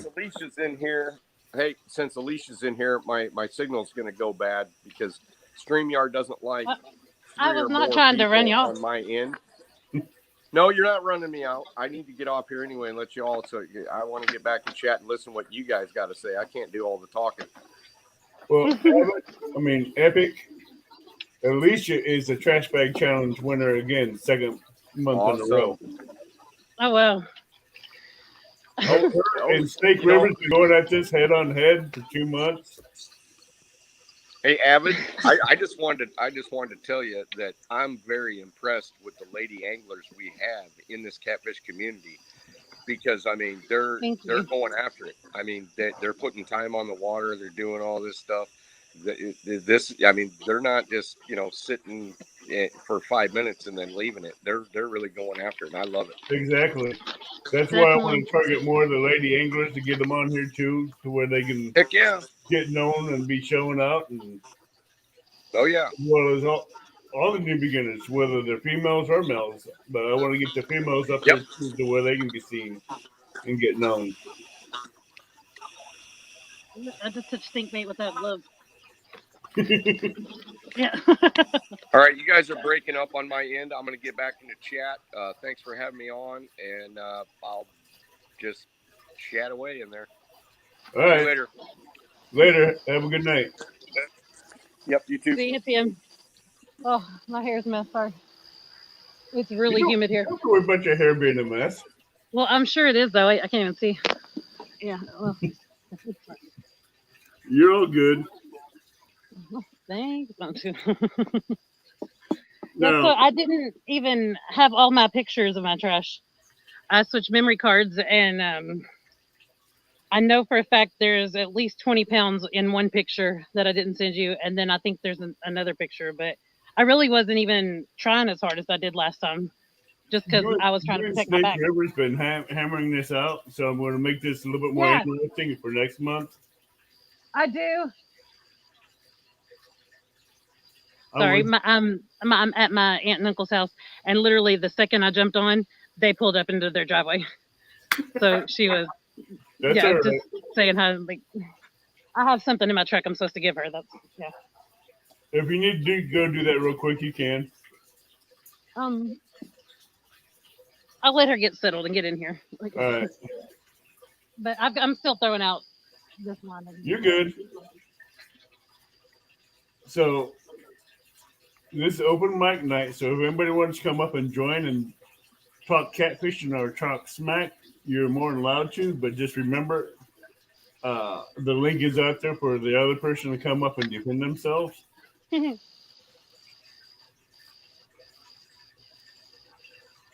it was just me and Snake? This month is just you and Snake, but I'm trying to get more people to go in on this. Well, yeah. But so far, hey, you got another $25 gift card for your tackle. I'm not complaining. Especially since I got really bad news right now. When I decided to set up and throw out while I was over here, I realized that I no longer have a net. I guess during one of the two places of my tournaments, I left the net. Send me your address. I'll send you a net. Huh? Give me. Well, I mean, I've got to figure out something. I've got the ladies' Iron Cat this weekend. So I don't know. Okay. Yeah, I don't know. I'm not sure where I left it, but hey, Sam. I have an extra net that was. I think I surely took it to the bass tournament, though. I would think that I would be noticing that I didn't have a net to fish that tournament, but it's not in my vehicle. I just got to find a box to put that net in. Because I'm definitely I'm not scared of a catfish, but I can't imagine me pulling my big personal best, out of the water this weekend with my hands in his mouth or something, because I don't have those clips or anything either. So this would be real fun. that can be arranged. That's right, Alicia. Nothing is impossible. Especially if I get my mind into something like that. Because I know right where there's a UPS store real quick. So I got a brand new big cat landing net that'll hold a good 20-pound cat to a 80-pound cat easy. Well, heck yeah. That I don't need. Alicia, Avid has pulled off some amazing things, so never doubt it. And I can get fish grippers and have sent in the same box with it. I mean, that would be awesome.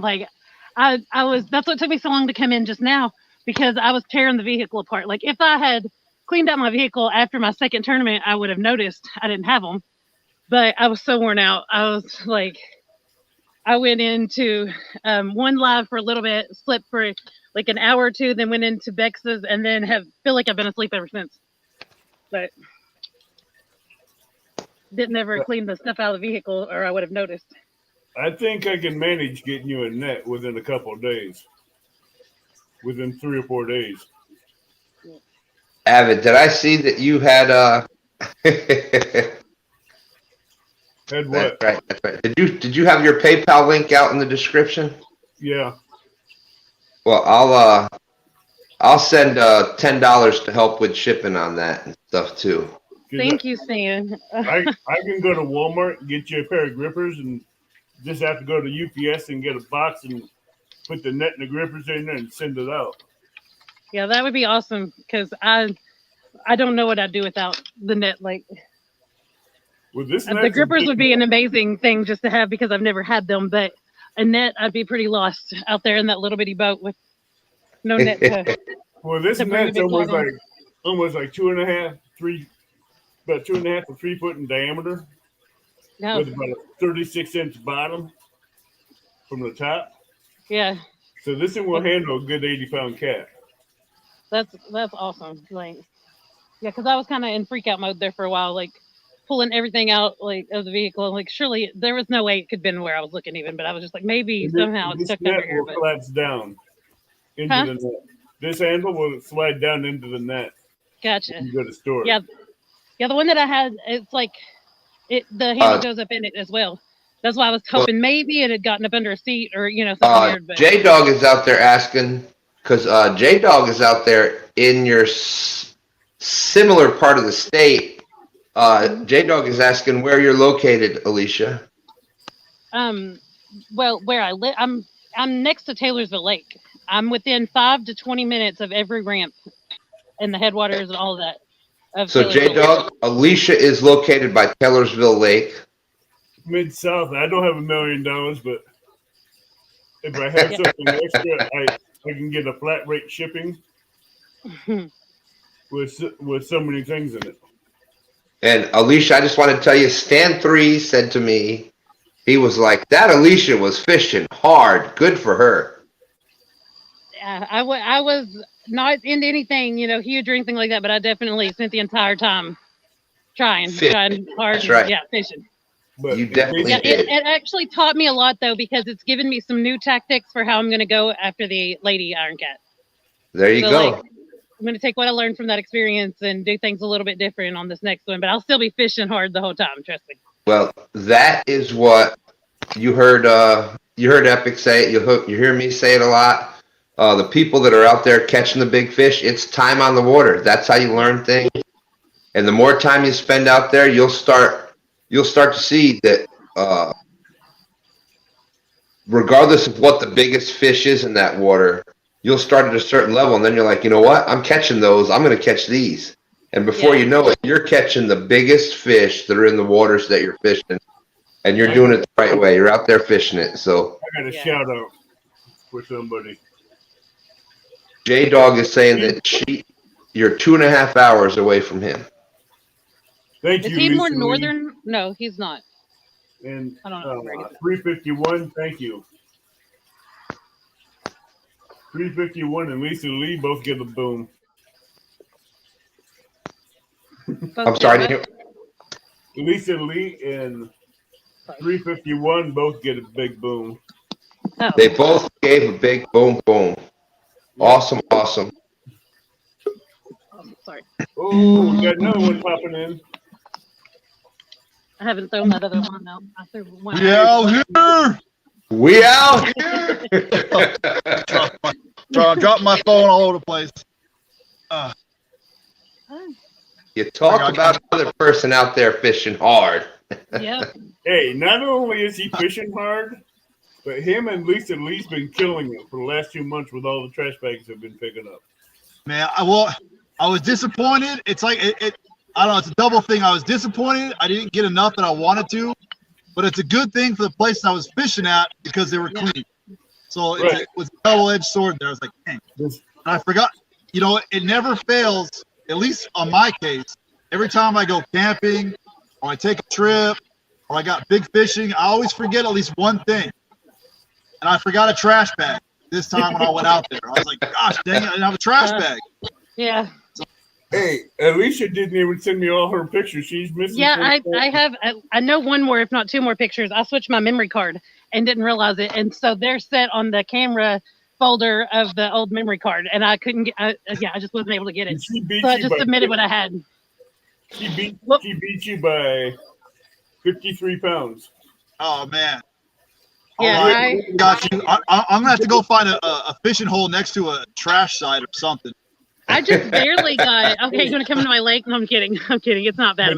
At my lake, knocking it out. And what would you two suggest about trying to? How would you guys go about getting other people to get in on this trash bag challenge? Well, the better question is why isn't? I mean, are we real right now? We're out there fishing, watching lines. Right. I mean, we're just get out there and get it. I want to see this challenge take off everywhere. Well, I would say word of mouth, because one thing that I always bring with me is trash bags, and I have not entered mine into the tournaments yet. I'm going to start doing that. That's something that I have promoted since before YouTube. I've always believed in leaving the spot better than you found it. Yeah. I don't care if you left it, if somebody else, you brought it in, somebody else left it. It's up to us. We're the fishing ambassadors that are out there doing it. We're the ones now on YouTube. We're the ones that are making that image. That's going to make it cool to do that kind of stuff. If people see us doing that, it's only going to help the cause. The trash bag challenge, awesome job, Avid. I had been thinking of a way to do it, and you have nailed it. Just an awesome job with it. Video put out for the next month's challenge. Go in there and say I'm in it on the video for September that I'll be putting out, because it will be a 2-part trash bag challenge. One for the trash bags, for the trash you can put in the bag with the weights, and 2, if you find like chairs, umbrellas, and everything that's broken or stuff that won't fit in the trash bag, put it in the pile. Take that picture of that pile and send it in. It'll be put in for a drawing. Well, last month I could have picked. There was like right up top where I fished. There was a mattress just thrown on the side right there. I was like, man, I don't know if I could have collected that or not. But it was Last month we couldn't do big items. If you find stuff like that on the bank September, starting in September, you can do that, and I'll be put in for a drawing. That's right. You're able to use it. We weren't able to at the beginning. Epic at least it's going down next month. Man, really. Hey, I told you I was not going as hard, and I only went barely over half, so I wasn't lying. Hey, she's That was flexing. totally true. Hey, put As him I up, point- Alicia. as I Put him point up. my You're little, flexing on us right now. Flexing on us. Hey, Real holder at you. Snake, he's not even trying this month, and she's still put a whoop on it. I know. Hey, I'm not gonna lie. I'm gonna take a little credit. I pushed her a little bit. It's like you better get in. Yeah, because I was going to take a month off. I thought about it because my You're parents taking a was month like, off. you don't have to do Okay, this. she was going to take a month off, but I told her, if you do, then you won't have any funds to buy more tackle. So I just kind of egged run with that one. So that's another incentive that, you can tell people is like what I've collected since I've done this. $25 gift card from Amazon that you can buy tackle with. Yeah. But I also find stuff on the bank. I get a ton of tackle. I get a ton of free tackle off the bank. It might not be like top of the line best stuff all the time, but I have found some nice stuff. I do have a net that I found that's like this big, like a bait net, not a net. But I found $1 last month. I found 98 cents this month. I found a bunch of cans and I've saved them all up and I'm recycling them and getting paid for it that way too. So, I mean, there's I got a beach towel that smelled like laundry detergent and a nice tumbler that looked like it hadn't even been used and had like, the lid and all that. I mean, I found so much stuff. Like I found a really nice fillet knife. Just get out there and clean up stuff and you'll find stuff to. Well, I have figured out how to get Alicia on screen and talking. She's got to get sleep deprived. She needs to fish for 3 straight days, and she will go. And she's still out here fishing again. Like, even when I was like halfway waking up, I was like, is it wrong that I want to go fishing right now?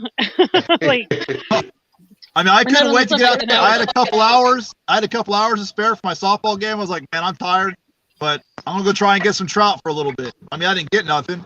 It's too hot of a day. Just Yes, sitting there. if you're out there picking up trash off the banks, you will find hooks, sinkers, bobbers, tackle, whatever. Because Lisa found the tackle box. Shoes! I found a nice pair of shoes that were my size. Lisa, what about the tackle box you found? I mean, half my bass jigs came from where I fish at, and the jig that ultimately got me second place in the bass tournament was a jig that I found in that exact same spot. Yeah, I like to use the tackle I found in the spot too. I'm like, somebody was using this here. Let's see if they. I just want to say I do the same thing on saltwater, and I found a $50 striper plug one time. So You never know. They are correct. Yep. There's definitely stuff to be found out there. I mean, I'm a recycle guy. I mean, I'm a thrift store guy all the way. If I can reuse it and if it's got good Yeah, me purpose, too. I'm on it. On it. Thank you, Brad. Hey, Alicia, Yeah. didn't you tell me you found a tackle box last month? A tackle box? Yeah, with tackle in it when you're picking up trash. Not that I remember. I thought it was you. I found a bunch of tackle, but I don't remember finding a tackle box. It's partly broken, I think. Somebody was describing. I think somebody said it in chat last month when I won. No, there I was did find a somebody. Star Wars. I found a Star Wars. Go ahead. Go ahead. Oh, Smith. I found a little Star Wars fishing pole this month. Fishing. So I put it all in the trash. Poor little thing.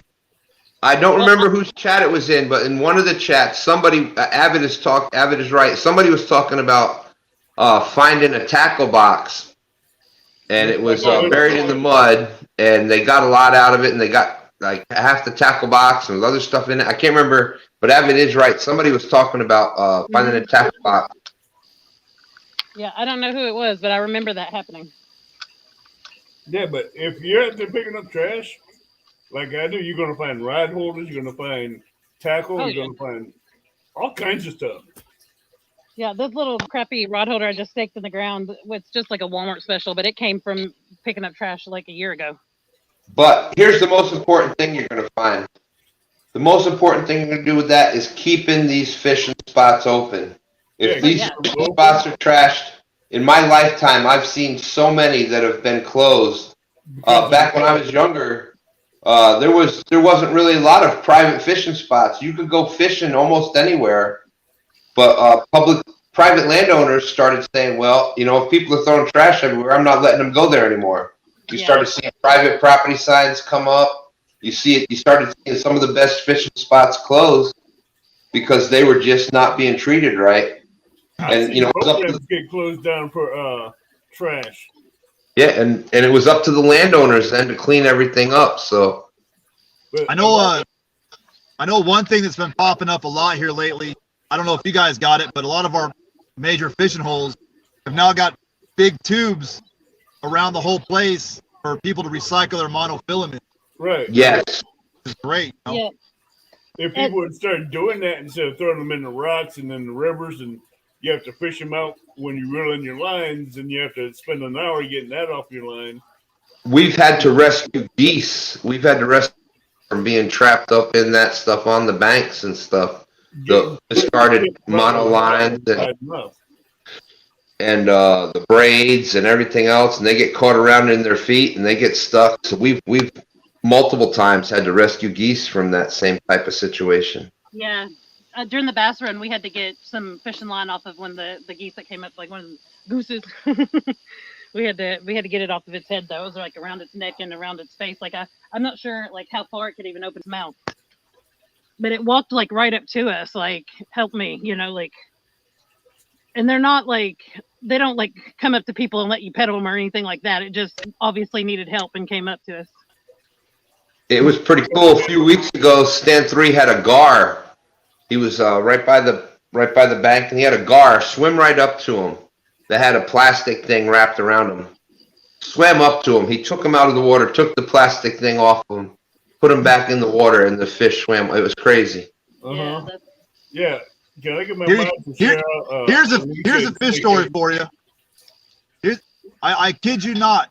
I was out sturgeon fishing, and I caught a baby sturgeon. And it was only 1.5 foot long. I reeled it in, and it had like line wrapped around it to another baby sturgeon that got caught. And there was some more line on it, and it felt heavy. And I was like, oh, maybe it's just the weeds. I started reeling it in, and there was another baby sturgeon. There was 3 sturgeon hooked on one line. Oh, my God. And it was crazy. One of them was wrapped in the gills. I mean, craziest thing I ever seen. That's insane. But that's the purpose of this trash bag challenge. is to get that stuff out of the waterways, off the banks, where it can get blown into the waters and stuff like that. Because the wildlife don't need to suffer from our stupidity. We need to get it together, start taking responsibility for our own actions and getting it picked up. But I applaud you two, Snake River and Alicia, for doing this. You guys are the forefront of this. You're helping me. Hats off to you. Avid, hats off to you right now for doing this. You know what I'm saying? Yeah, but I'm glad you and Alicia are helping me keep this going and get it running. Do it. But, Well, I'm gonna be doing my best to talk Alicia out of it next month.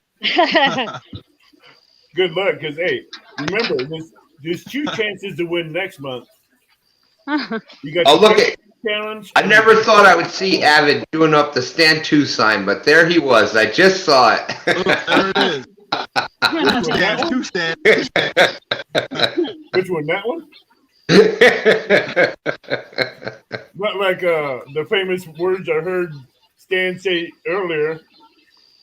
Miss Sandy, why don't you come up on panel? I accidentally called Sandy a she when he's obviously a he. But the S's, Sandy, South Carolina, there's a bunch of S's going on. And instead of he, I said she. And we all know that I've done this multiple times. Yeah. I got the screenshot from Darla. on this. Or Judy Booty, I mean. Yeah, you done it the Judy Booty live on my channel. Yeah, In front of Paula Smith. that was Oh, Paula was dying. She was cracking up. Oh, yeah, we both were. Especially after you freaked out, like, oh, what? Who? Are you sure? Are you sure Judy's a You didn't think man? I caught that in chat when you said that. that You was didn't crazy. think I heard that. Well, But yeah, yes. it was actually because he was talking about me. Like I was not on screen at all at that time, but I was in chat constantly. And so, like, Sam decides to say, you know, these female anglers that are up and coming that are in the community and have a voice, and I'm so proud of them. And he's like naming off, and he's like Alicia and Judy Booty. Well, that was epic. Hey, I thought, but You know I what? was right there with you. I thought that is the strangest woman that I've ever seen in chat. Like, I mean, because some of the stuff she would say, you know, was like, what is going on in her head? Like, well, and apparently this was I was the one that got caught up in it. But at CatCon, the virtual CatCon, Judy Booty is out there in New Mexico by Chris Flores. And during CatCon, Chris Flores called Judy Booty a female angler. Judy oh. Booty and Darla. Yeah, see, I was both 24/7. Like the entire time that stream was running, I was in the CatCon. So I thought that's when, you know, that's when I met anybody in this community. I didn't know anybody, but I thought that Judy Booty was a woman, and I thought she was a weird woman, but I thought she was a woman. until my live when I busted everybody's bubble. Yep. But Yeah, and- Stan just walked into it. Stan was just to get caught up in that one. But getting back to that trash bag challenge, Epic just said, I've taught my kids since day one, fellas. There's 2 more in the world who leaves it better than you found it. That is something that I've always done. And what we need to do now is get the word out more, get more people to enter this trash bag challenge. So we got to get more people coming after Alicia since she's been dominating this thing. She dominated Snake Rivers for 2 months. She's putting my hurt on him. I mean, I don't know if I should like it or not, but hey.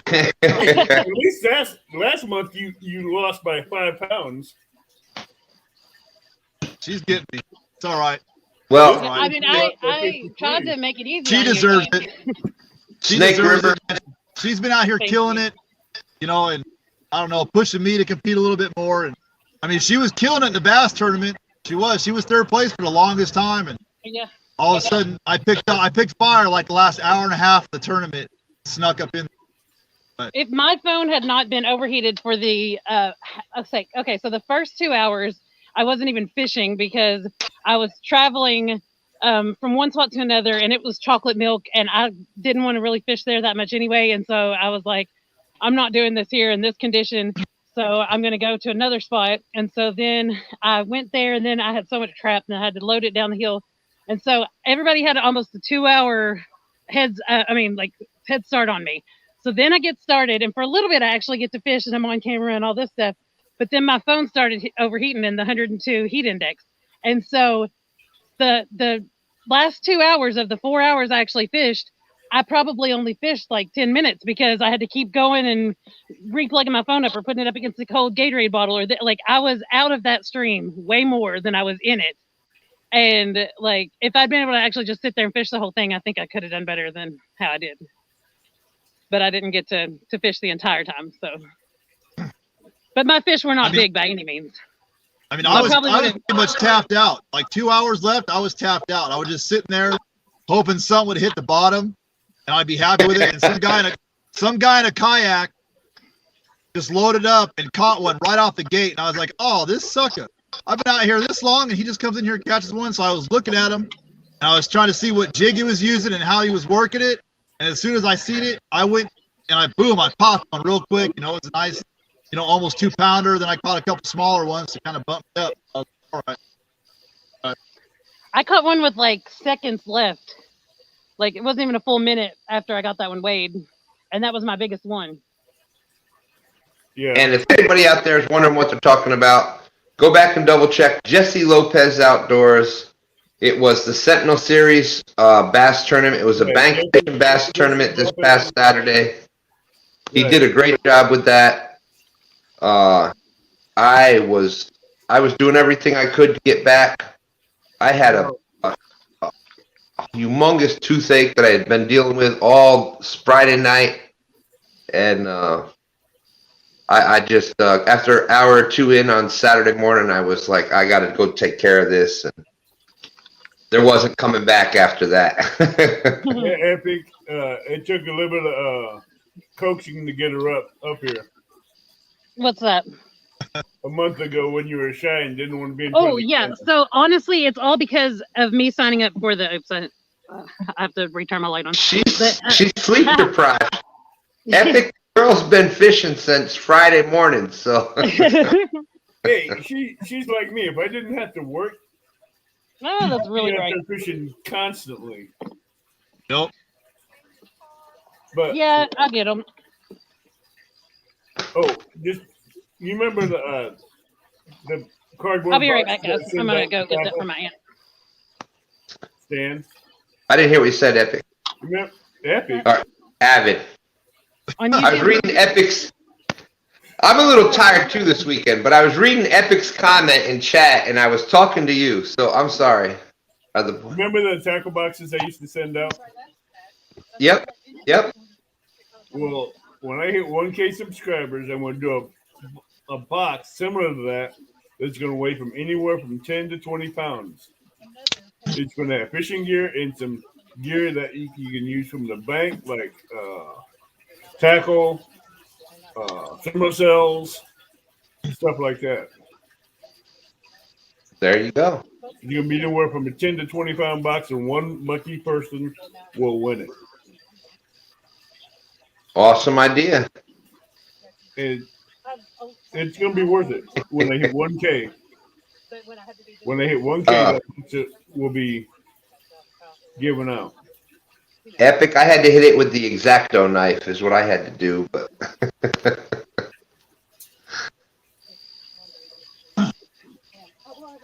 that is well, and you're gonna get there soon, Avid. It's the time is coming, and I'm a big believer that things happen for a reason, and there's God has a time for things, and your time is coming, and it's just gonna hit. You're gonna soar. So I'm at 196 away. There you go. But my opinion, I should.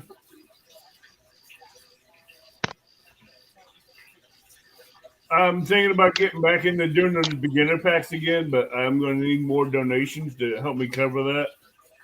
Because when I was doing it, it was taking a chunk of a lot of money out of my wallet, me doing it personally. But I will start doing those beginner packs again. I just want to get some people to help me with it. But I'm looking for some people to help me do prizes for the trash bag challenge so I can get more people into it. Oh, I forgot to say when I came up here that J Dog is an awesome fisherman. Much respect for J Dog. He beat 2 stand today. So great job, J Dog. Awesome job of fishing. And yes, it was an honor. It was an honor and privilege to fish against you. We had a blast. Y'all check out my friend J Dog's Gone Fishing. You know, he did make those stipulations where you still had a chance to win. Wait. We agreed upon those. I know, but I'm saying it was made to where whoever was behind still had a chance to win. That's right, and that's what we tried to do. We tried to make it so it wasn't just because sometimes if you're going just for weight or you're going just for numbers, and somebody jumps right out and catches 10 fish right away or 12, and then it's like the tournament's over. We tried to make it so that there was some sort of excitement. So we did our first. We did the first hour and a half as big fish. We did the next hour and a half as the smallest fish, and we did the last 2 hours as the most fish. Well, the issue that I had was I caught my biggest fish during the most fish time. I caught my smallest fish during the most fish time. It didn't count. That's right. For Mark from Catfish and Crappie. Did the Ohio River take down the James? It certainly did today. I'll give it that. J Dog and the Ohio River took down the James today. I've got big shoulders, and when I don't win, I say I don't win. I had a blast being out there. I always do. I will fish hard all day long, and sometimes you come out on top, and sometimes you don't. Last Friday, I caught 35 fish in one night. Today, the best I could do was a 20-pounder and a total of 6 fish, and I caught them at the wrong times. So, it's not always. I think that was fate telling you that wrong time, wrong place. You catching the big fish in the wrong time, wrong section. You catch the small ones at the wrong place, And J Dog is right. J Dog is right. I did, and by the way, that's everything we're talking about right now. That's the 1v1 tournament that's going on Catfish and Crappie's channel. If you're not down with Catfish and Crappie yet, what are you waiting for? Yeah. Catfish and Crappie. If you're not hooked back up, Stan. Back up, Stan. We're not, I got a little serious there for a second, but that's how I feel about my friend Mark there. I thought you was in the car with me right now. Catfish and Crappie's YouTube channel. Gonna get a mod to post his link in chat and go over there and hook him up and show him in chat. Oh, we got the teacher in the house again. Welcome back, Epic. The professor. Hello. Well, my signal's not all that great. Maybe there I am. All right. So I wasn't going to jump back on here, except for the fact you've got my one of my favorites. Well, you got a bunch of my favorites. Stan, of course, is like my ultimate favorite. But Snake, which I call him Snake Plissken, just out of a love thing, because I do love that movie, and he's like one of those outgoing guys. And I just wanted to say that, Snake, I enjoy your perspective. I'm glad you joined the catfish community, even though you're giants, our sturgeon. We love those sturgeons. We love the way you you have a... Sorry. I'm just going to let you know, if y'all are still in here, I will definitely be back. But I'm going to go get some ice from the house okay, while my aunt's still awake. So, my poles are still here and everything. I'm coming back. My phone is here, obviously. I'm just gonna leave you up if you don't care. I mean, you can kick me out, but like, No, you're good. okay. All right, I will be back. Now that's passion right there. That's passion. That's a lady that's wanting to win. Go ahead, Epic, with what you were saying. Okay. So yeah, I really when Snake River Catfish Slayer showed up on the scene, I'm like, well, this guy's a sturgeon guy. I figure I'd watch it a little bit. You know, I think he had like 3 subscribers or something, but I was like, yeah, that's pretty awesome. You know, I don't care if you got no subscribers, I'll watch. You know, I'll watch it. See what's going on. It's pretty awesome. You know, I mean, he goes out there and you know what? He's got it just as bad as the rest of us, and that's awesome. You know, the group of people that just, you know, we fight for it, we go for it, and you know what? I even enjoy that stuff when he takes his daughter bluegill fishing, because it brings me back to when my kids were little, which I miss. I really do. I mean, I love where they're at now, but you know, if I could just snap my fingers and put them, you know, back to like 6 and 12 years old, oh my gosh, they'd never grow up if I could help it. And she's hooked, man. And she's hooked. She bugs me every day. I want to go fishing. I want to go fishing. Like, she came out for a second before the 7-on-7. And well, do yourself a favor and do not put her on giant fish too early, because they get jaded. Like, I'm telling you, they haven't asked me to go fishing all year, and I'm waiting because I can't force them, you know. And they're busy. They got girlfriends and all this stuff, and they got jobs, and they're Boy Scouts, and they do this and do that. And I'm like, what's going on, fellas? Let's go catch some monsters. But the worst thing for kids is when they get into that, you can't force them. You just got to take them when they want to go. Yeah, and she didn't want to leave. She didn't want to leave. She almost cried. I was like, we'll get out next week. We'll get out next week. Awesome. One thing I can guarantee, if you get them started like that, they may have that little time in between there when they're in their teens and stuff, but they will come back. Trust me. You know, Stan, I cannot wait until they go do it on their own, because then they'll be like, gosh, Dad, it's not so easy. And then they come back to you. And That's right. And then you've got stand day. That's right. Yeah, because, you know, I'll never forget when Garrett was 12. He said, well, why don't we just go over there? I said, because over there's terrible. He said to me at 12, he goes, how do you know?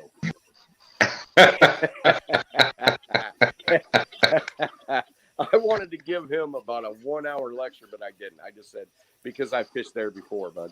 I said, I know that's terrible. It's always been terrible. It's never going to be any good. And he goes, but don't you just like put the anchor down and then throw your baits out and catch big fish? I said, no, that's not really how it works. That might work in my boat at this particular time. I said, but I had to learn all that stuff first. Oh, okay.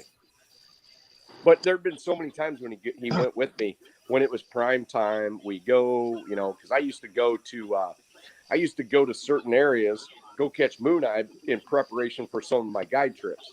Because, you know, some pools don't have the availability of just going up there and throwing for a bunch of mooneye. So we would have time, and I would just pull up to certain spots. We'd throw out some mooneye. We'd throw out some some blue. First 15 minutes, we got, you know, a 40, a 35, and a 25-pound flathead in the boat. And so, yeah, they get spoiled. But you know, one of my proudest moments was I'm messing. I know it's my signal. I'm messing up this StreamYard thing. There's 6 people in here. I'm gonna get out. I just wanted to say thanks to all you guys for just being there, so I don't drive myself nuts. Thank you, Epic, for the kind words. All right, I'm out before I mess this whole thing up. Everybody sound like a robot. He doesn't understand that he sounds good to us still out here. Yeah, he was sounding good here. Right? Let's welcome Big Matt up on the screen. He hasn't been up here before. Big Matt, how you doing?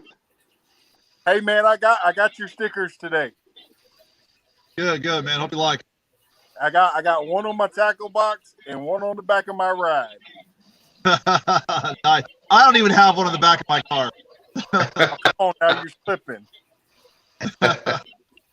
But Snake River, take what Epic said to heart because that's what he looks for. If he sees you're just getting going and you're doing the right things and you're moving up that's what he looks for. You've got a person that's going to stick with you for a long time. So that's awesome. When he gives you that seal of approval, that means something. Oh yeah, a lot of people picked you up since you had. I picked you up when you had 2 subscribers. That was your 3rd one. I've been with you ever since. I appreciate it. I mean, I didn't expect to get past 20. I mean, I'm out here in the Northwest. We don't have the biggest fish in the world, but the sturgeon. It's more of trout country. But I don't know, I'm enjoying myself. I enjoy this community wholeheartedly. I'll tell you that. Yeah, Well, man, you got burbot out there, don't you? Do what? You get that burbot or lingcod out there, don't you? Maybe. It's The- a catfish cross. I can't hear anybody.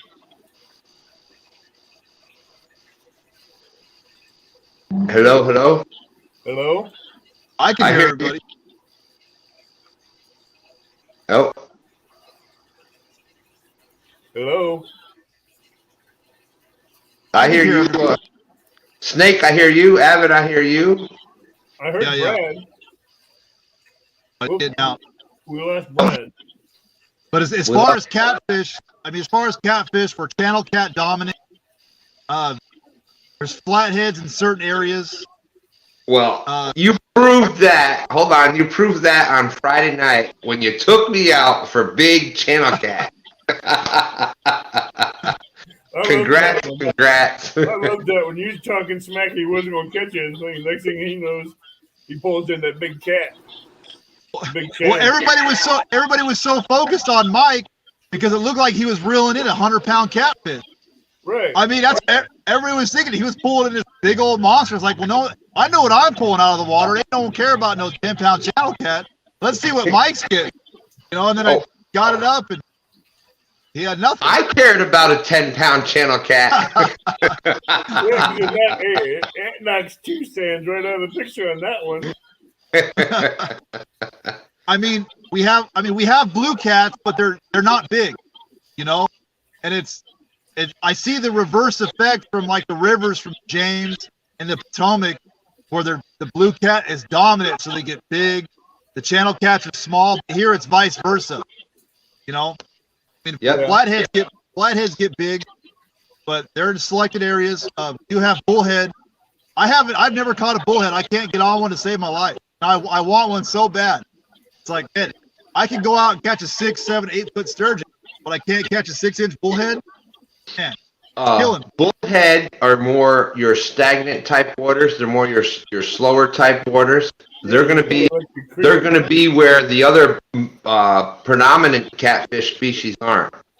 So you'll find them up in some of that other, the water that you're not fishing for flatheads, because guess what? When they're in the flathead waters, they're getting eaten.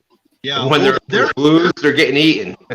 They're in that lake. They're in that lake I fish at all the time. They're in there. I just can't get on them. I don't know.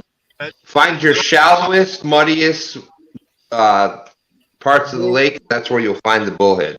Go with your smaller hook with night crawler, and you'll be able to hook into them. A smaller hook with a night crawler, and you'll be able to hook into those. Yeah, like a size 1 or 2 eagle claw hook. That's what I was using out there. I mean, I had 2 5/0 and an eagle's claw, but that lake I fish at is like night crawler is money out. I use a number 5 or number 6 hook, a smaller hook with just a little bit bigger than the bluegill hook, like a crappie hook with a night crawler on it, and you'll pick out bullheads all day long. Yeah, man, I want one so bad. I just want one. Man. Okay. Here we go. You'll come out to the East Coast. I'll bring you up to some bullheads. I'll go out to the West Coast with you and get on some Sturgeon. You better stretch them arms out a little further, Stan. You better stretch them arms out a little further. Arms out by another 20 feet, Stan. Hey, I don't care. I'd be happy with a sturgeon that big. I'll tell you what. So how you doing, Big Mike? Happy with the sturgeon. I mean, it's no joke. We got a pay lake. It's a pay pond. The guy has over 1,500 sturgeon in his pond. You can pay $25 a day and just all day. And it's fun. I know pay lakes are frowned upon, but I mean, this guy takes care of his fish like they're his family. It's a good sturgeon education on how to properly handle them. And if he sees people and they're not handling them right, boom, get out right now. So, Well, go ahead. oh, you're good. Go ahead. Pay lakes out here, the reason that pay lakes like in the Ohio, Kentucky, the reason that they are like frowned upon, it's not that you're paying to go fishing. It's because they are, what they're doing is they're removing these big blue cats and the flatheads and stuff. They can't live in the waters that they're being, they're taken from the rivers from public waters and being put into these small ponds and lakes, and they can't live there. So they'll live there for a month or so. They're caught 5, 6 times, 7 times, and then they die. And then they get more. So each month there's another shipment of these fish that are harvested by nets out of the Ohio River, and they're commercially fished out of these rivers. So it's depleting the natural source for these fish to just be put into these lakes where people pay to fish for them. And they're just dying that quick. So that's why people have that negative thing with pay lake. No, if it's like a trout lake where they're raised or they're taken care of and things like that, more power to them. People don't have an issue with that. That's the big issue. There's one for you, Snake River. Yeah, 64 inches. It's a good one. Yeah, that's in Minnesota. I mean, here that's a dink. Anything under 6 feet is a dink. Welcome, Yee. Welcome, Yee Fishing. Hey, Yee. congrats! I hear there's congrats to Yee. Yeah. That thing. Yeah, we just had a guy catch one. Well, I mean, if you're on a boat a little up north, it's called Hell's Canyon, and they got some monster sturgeon. They just landed a 14-footer. Woo, man. Dang. Jeez. So, give us a little bit of background on you, Matt, or Big Mike. Big Matt. Big Matt. I'm sorry. Well, I live out here in Houston, Texas. I go catfishing whenever I can. I literally have 2 places where I can go catch catfish, unless it's in a pond. But it's an addiction, but I love fishing. I love being in the outdoors, and I'm grateful to become a part of y'all's community, because I can literally watch people, and with all the stuff that's gone on and with the COVID and stuff like that, I can stay away from people and I can still communicate. Big Matt, when you first came into this catfish community, you became part of our family and you have never left. So you're part of this community. And every time y'all drop a link, somebody drops a link in the channel, I'm snatching it up. I was going to say, it's awesome having you out there in chat, and we appreciate you being there. Thank you. So, what are your PBs? My personal was a blue cat that was 57 pounds, and I caught it in a pond that literally was not even an acre. It was in a what I would call a koi pond. Yeah, so someone dropped it in there to eat the koi. Probably. I know that I walked around that pond.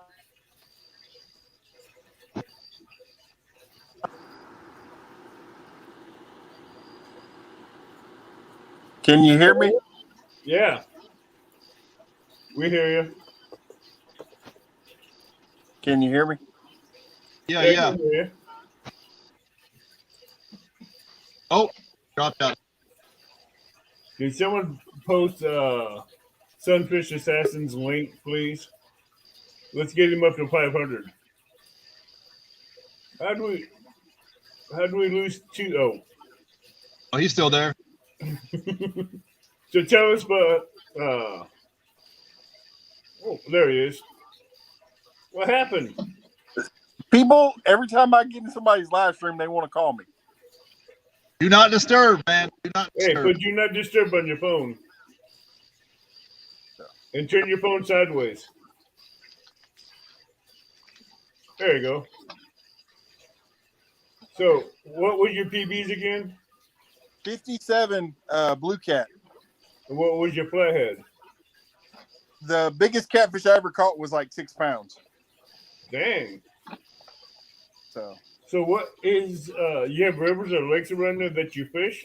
I have the Brazos River and Chocolate Bayou. I know Chocolate pie. the And Brazos River has some big cats in it. yes, and unfortunately, you can only get to certain areas of it because, well, we've been having nothing but rain. So Well, I know about the rain. yeah, so, but yeah, I'm planning on getting back at it. So I'm surprised the phone's still going. I unplugged it while I was gone. Whoops. You're doing good, Alicia. So, what are your basic choices for out there?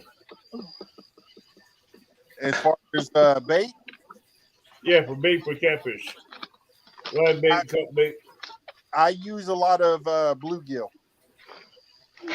Have you ever tried carp, red horse sucker, or anything like that? We don't have them. Really? You have bullheads? Yes, we do have bullheads. Bullheads are good for flatheads. Yeah. Do you have any shad? That's what I caught my little bitty flathead on was a bullhead. Do you have any shad out there or skipjack? We have shad, and we also have common carp. The common carp is really good because it's really bloody. And Yes, blues and flatheads, both of them is cut bait. yes. But you got to watch out for the sturgeon because they'll eat that common carp once you cut it up too. We don't have sturgeon, Boy, you're lucky. but You're we lucky that you don't have sturgeon. What's that mean? have alligators and alligator gar. Alligator gar, man. Those are beasts. I love. Those alligator gar snap up a cut bait in a heartbeat. Yes. Hey, I don't want to. I don't mean to cut you off, but Yee Catfishing out there was talking about. He was at 96 and then went up to 100 and back down to. The issue is, don't worry about it. Don't Keep sweat doing- it. That's right. If you start focusing on that, guess what's going to happen? You'll see it every day. Just keep doing. Be positive. Go out there. Put your videos out. Do the things you're doing. Keep focusing on that and let the numbers come when they come. Don't focus on the numbers. Focus on what you're doing. Focus on putting out the content. Focus on doing things the right way. And your numbers they're going to go up and down. It's just going to happen. People are going to subscribe. They're going to unsubscribe. YouTube may have these things where they're going to double check to make sure that it's an actual person and not a robot, because there was a lot of people that was cheating YouTube. They had fake accounts that were just running up numbers so people could get to 1,000 and start making some money on it. Don't worry about all that stuff. Focus on what you're doing. Keep being positive. Just keep growing. You're going to lose some, you're going to gain some. But if you just focus on doing what you're doing, being positive, being yourself, guess what? Over time, you're not even going to notice that little bit, and you're just going to keep growing. So keep doing what you're doing, and that's the best advice.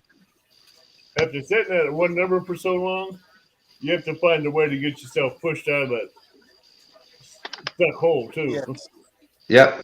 Hey, you just got another one right here. There you go. See what I'm saying? I hit 309 10 times. before I passed 309. It was like, man, I hit 776 6 times last month. Yeah, we went up and down over 900. From 776 to 772, back up to 776. I'm like, no, Does anybody know what I have? We can find out. Yeah, because Sometimes sometimes it's people joining and then unsubbing. Sometimes it's, people will join for a giveaway and then they go back and unclick it because they don't want so many notifications on their phone. There's so many different things. Sometimes it's YouTube checking to see if it's an actual sub. There's so many different things that if you try to worry about those numbers, it's going to drive you nuts. Worry more on what you're doing. Keep being positive. Keep just doing what you need to do to grow, and the numbers will come. Focus on the mission. And don't beat 2 stands in a competition because you're guaranteed to lose at least 5.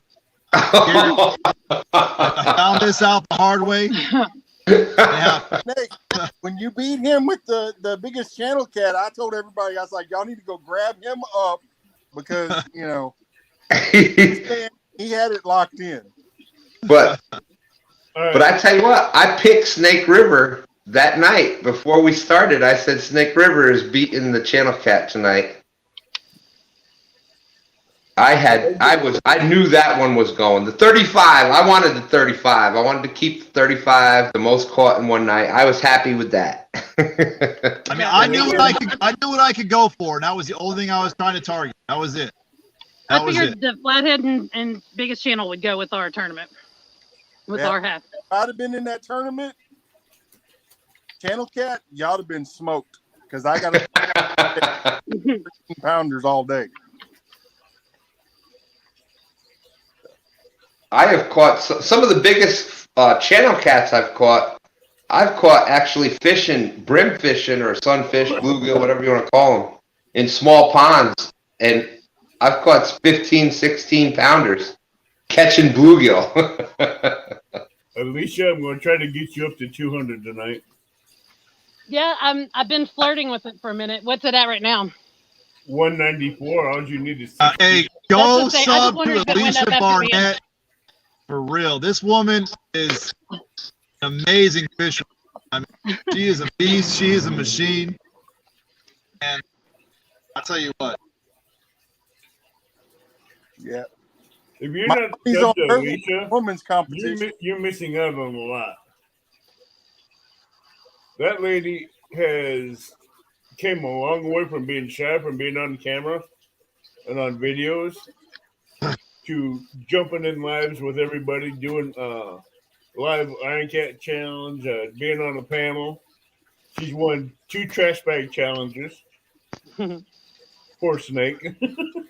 Oh, that's okay. He beat me in my first 2 tournaments, so we get each other back. I'm gonna be a 2 stands right now.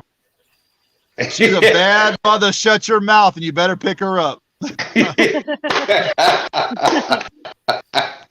See, that's what it is. It's all attitude. You have fun. You be positive. Promote some other people, and they will promote you back. That's how it works. Yep.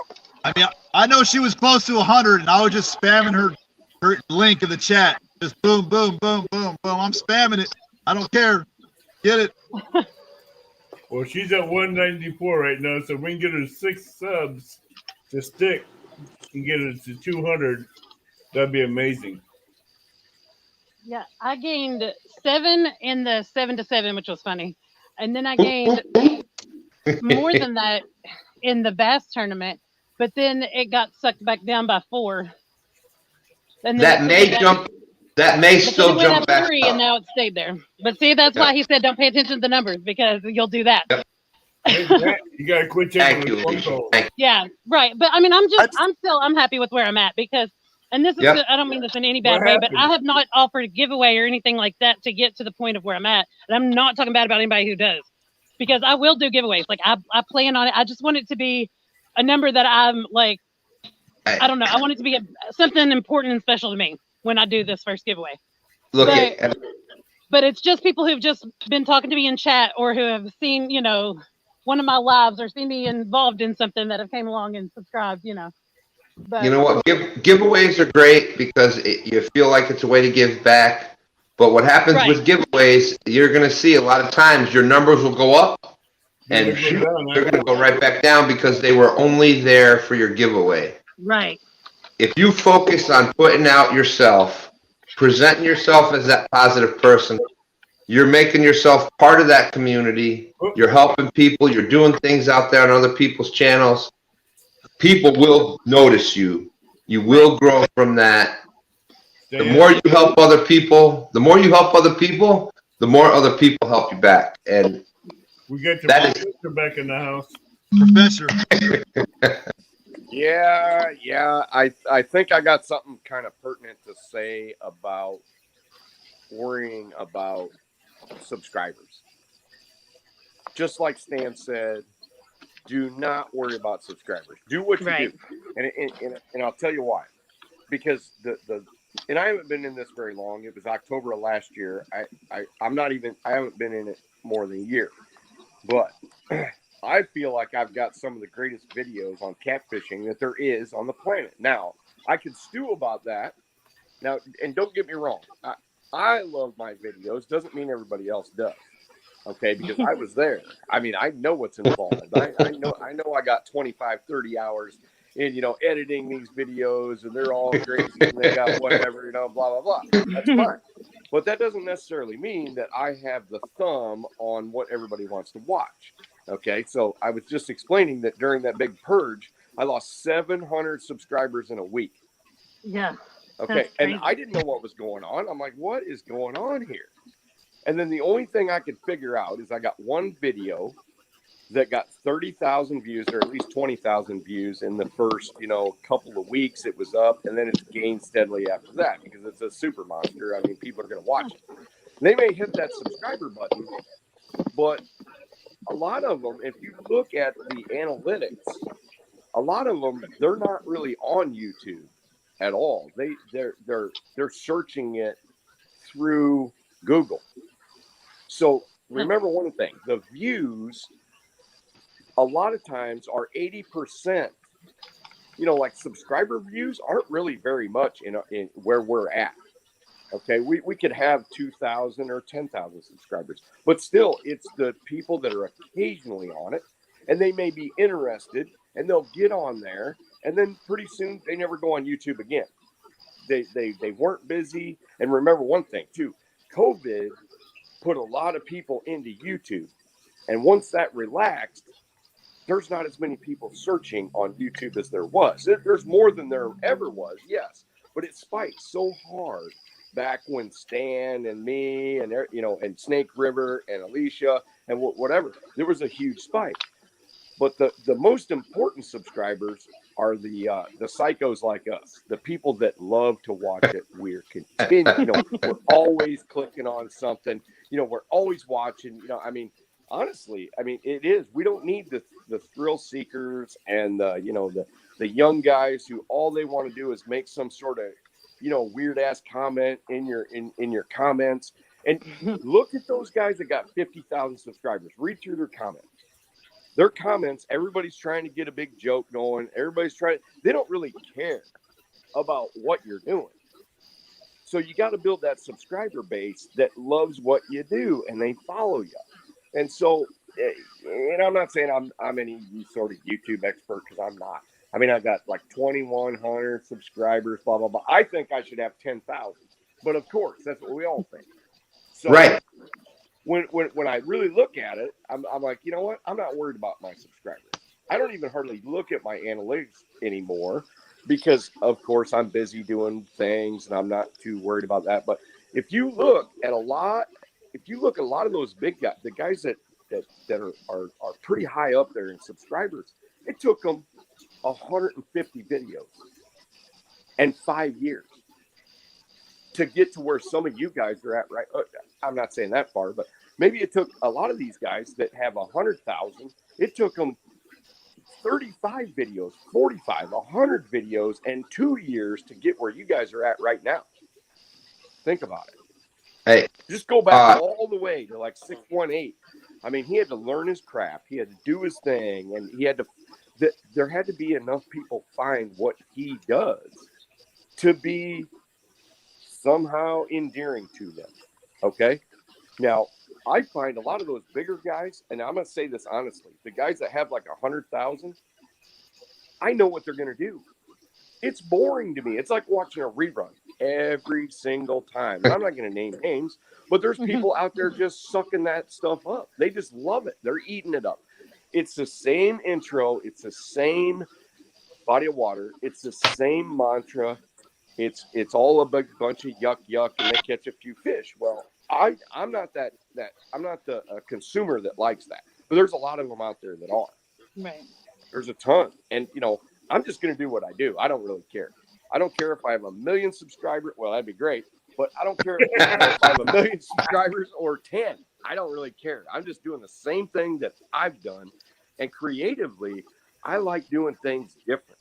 You know what? And I like each one of you guys, not because I just want to see monsters. I like the challenge. I like the up and coming guy. I've always liked the underdog. I've always liked the guys that work hard. I've always liked the guys that grit their teeth and like Stan is going to fish like 9 days in a row, no sleep, and drink like 7,000 Mountain Dews. I like Snake River because he's going to go out there all night for that one monster. I like Avid because he fishes off the bank and he has hope.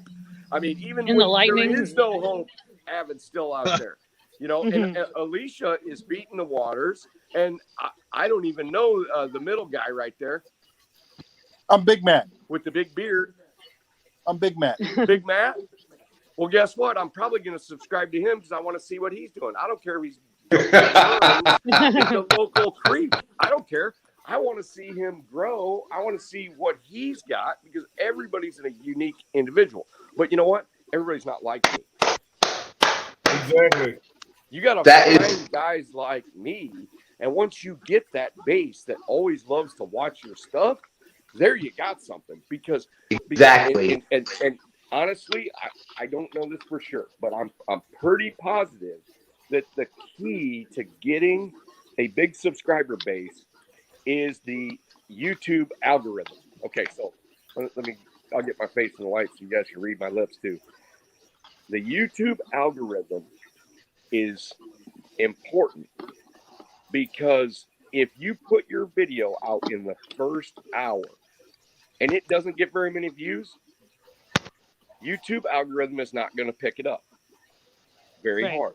You're only going to go to your regular subscribers that they have that little bell on. Okay. Now, subscribers are actually terrible at, and I'm not down on subscribers, they're all busy. They're terrible at actually clicking your stuff. It's 25, 30, 40%, 50% if you're lucky. The rest are all Google and YouTube suggestions and all of this stuff. So you've got to get, and thumbs up or thumbs down count huge, and comments count huge. So that's why it takes so long. You could have the greatest video in the world with the biggest fish. And I'm going to tell you this right now. I'm a small channel. I could go out and catch a 300-pound catfish, have the whole thing on tape. Sean and I could fall in the water. It would be epic. It would be an epic video. It would be, but it wouldn't go anywhere very far. It would go maybe, 25 or 30,000 because I don't have a base that is going to and watch these guys. When they put out a video, in the first hour, it's got 10,000 views. In the first hour. That goes somewhere, okay? I can't go anywhere without seeing these guys that I don't even watch. I mean, I can't get onto YouTube. I can't even watch my own stuff to see if I'm doing any good without these guys that have 50,000 or 100,000 views that I don't even watch. And they keep promoting it to me time and time again. You all know that. So, because they've got a certain equation going, and that's one of the things that I do best.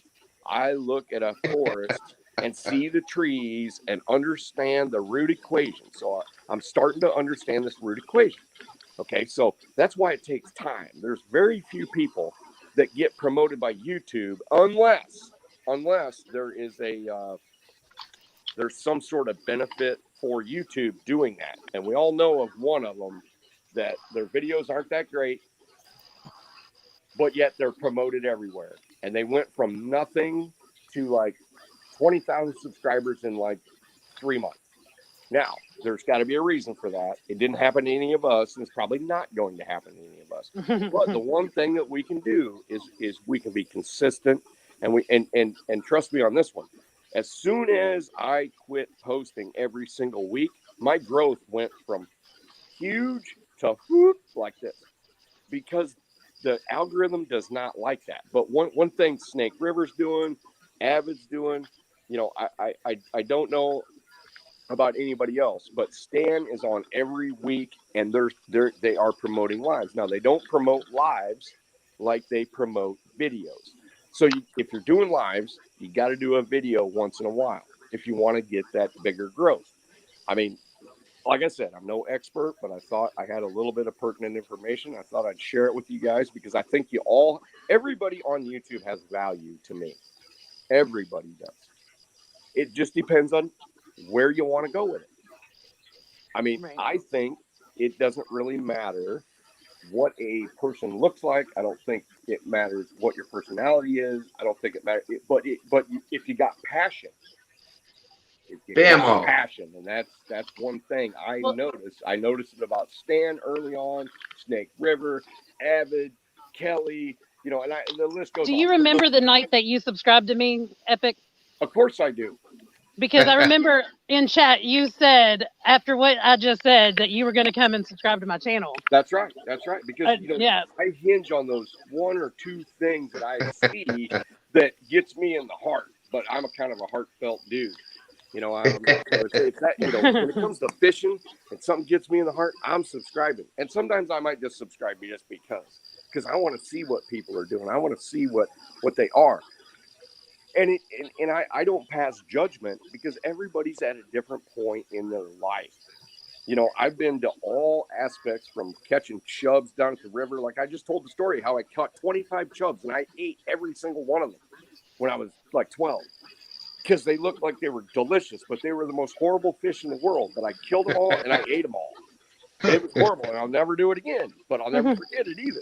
You know, and we all have stories like that, and isn't that great? But that is passion. That's the passion you're talking about. That's right. That is passion.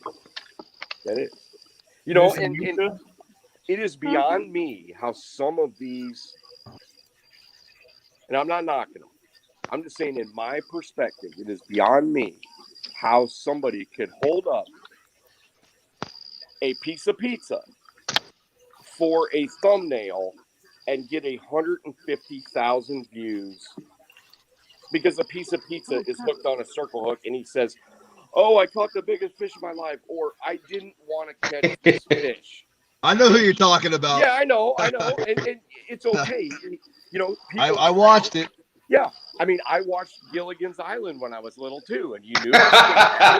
I got a fish on. It was dorky. It was boring. I watched all kinds. I got a fish. Yeah. Alicia says, "Wait, I got a fish." I know. I can't turn my light on. Yeah, but I don't know. Epic. I dropped the phone. You have to wait. I'll get you in a second. I can't turn the light on. If I have one request from Epic. Yeah. It needs to be a Cornfoot story every live. Live, a Cornfoot story. Every live, a different Cornfoot story. Hey, we're into Cornfoot season around here, buddy. Okay, we are into Cornfoot season. Y'all talk about I am corn fed. I have to tell you why this is so important that I caught this fish. So I don't know how many of y'all remember me talking about this, but I was commenting about this like a couple months ago, saying that my pond that I normally go fishing at had turned over. And that there was a huge flathead floating, and there was carp floating and all that stuff. And so I hadn't come out here to fish it since then. And then I asked today, because I had to come over here anyway, I said, "So how's the pond doing?" And they said it turned over again last week.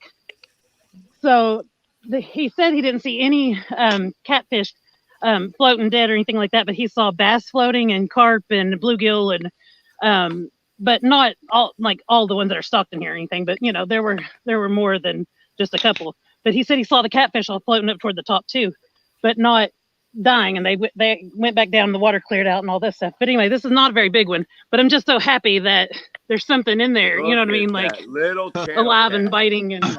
Cute. That one's bigger than dogs. But yeah, so it's a little dude. Hey, it's still But a fish. it just makes me happy that there's some in there doing okay. That's Hey, right. It's your That's first bigger than the 33 that Dobson caught. Yes. Yeah, it is. It's your first And that catfish one's in life. talking. Yeah, I didn't know if I was going to catch anything. Like, I was afraid that this might be the time to get the live skunk or whatever, but not this time. And Miss Alicia. Oh, she went.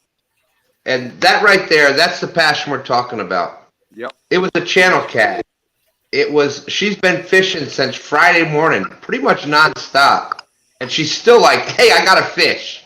Yes. Yeah. Amazing. That's awesome. Yes. It is awesome. Even Stan 3 said to me, he's like, you know what? You know who was fishing with me Friday night? He was in the tournament. He caught the 30-pound flathead Friday night. But you know, he said who did the best fishing was Alicia. Nice. Because she fished hard What'd you say all about night Alicia? long. And Snake fished 4 all different night species at long. least. Alicia. Because of my own knowledge and research and stuff, I weigh every fish right now. Oh, he's like, I'm going back in the water. And that's what we're talking about. Excitement. I don't care what size fish you're catching. Nope. If you're catching 3-pounders and that's your excitement, I'm watching it because that's exciting. You know what though, Stan? I want everybody to catch 50s. I do too. That's my hope. I mean, that's my passion. I want people to understand what it takes to get there. And I hope they all fish like a James River. And I hope they all get the chance to go on a guided trip. And I hope they all get a chance to feel the power of that. But Yes. it's not necessary. It is And Epic, I've loved having you on the journey with me. And we how many hours have we spent talking? If my phone rings at 2 or 3 in the morning, my wife says, "Oh, that's Epic again." Mm-hmm. And we're talking about, what had happened or what's going on. And just a week or two ago, Epic and I were talking about this, the bite wave or the of big fish and little fish. And The nationwide frequency of a What? bite is a real thing. I've now seen it since October from being in YouTube. And I still don't have my handle on it because it's a huge equation, but I will one of these days. I will get my hands on it. I will get my head around it because it's a real thing. This is not, and you know what? Nobody's ever talked about it ever in the whole existence of catfishing, except for, the bite's back. But I'm talking about a nationwide curve. Right. And it is a quantifiable equation, but we will get to that because it's going to take some time. This is not something you can just pick out. It's not like my early ones where you go out there and it only takes 2 years to figure out a quantifiable equation. This one is way more complex than that, but it's a real thing. yeah, because just look at the James River with me. 2 Fridays ago, I catch 35 catfish on eel. This morning, I got eel. I'm using eel as bait again. I catch 5. Yep. But that means nothing in one small aspect of one particular body of water, which could be changing conditions. But when it happens all over the country to knowledgeable fishermen that usually do well, and everybody is still, they're fishing all night, all day in epic spots, and they're still striking out. And that right there is like one of your V8 moments where you go. And, I've always known that there is a cycle, but I never attributed it to nationwide. Nationwide. I knew that individual rivers had a cycle, and it was usually, and I was getting a lot closer to a 3-day. So you got the bottom trough, you got what they call in writing the denouement, and then you have basically the end. So you got the peak, then you got the trough on the end, and it falls off fairly fast. And I'm starting to get the wavelength to where how the hump goes in the beginning, how the peak lasts and how long you have until it drops off. And you might as well go home. Now, does that mean us psychos are going to go home? No, we're going to keep throwing baits. We're still all do. But the average fisherman could go, oh, I can watch YouTube, and these guys are killing them. I go to my normal river and have a great shot in one night. But if they go on the bad time, that's when everybody says, well, I didn't have any luck. Now, is it luck, or is it skill, or is it pure determination? I think there's a lot to it. I think there's a bunch to it, and it excites me. And even chat is talking about that out there. Luther is saying some great things about your enthusiasm, and it's got him hooked. We'll just look at 2 nights of the 7 to 7. We did it last Friday, two Fridays ago, and this past Friday. 2 Fridays ago, we caught 130 catfish total. Nice. Yeah. You're going to have your little, there's going to be variables, and there's going to be, okay, not in every body of water is going to be, there's always going to be certain things. But 2 Fridays ago, across the country, we caught 130 catfish. This past Friday, we didn't hit 30.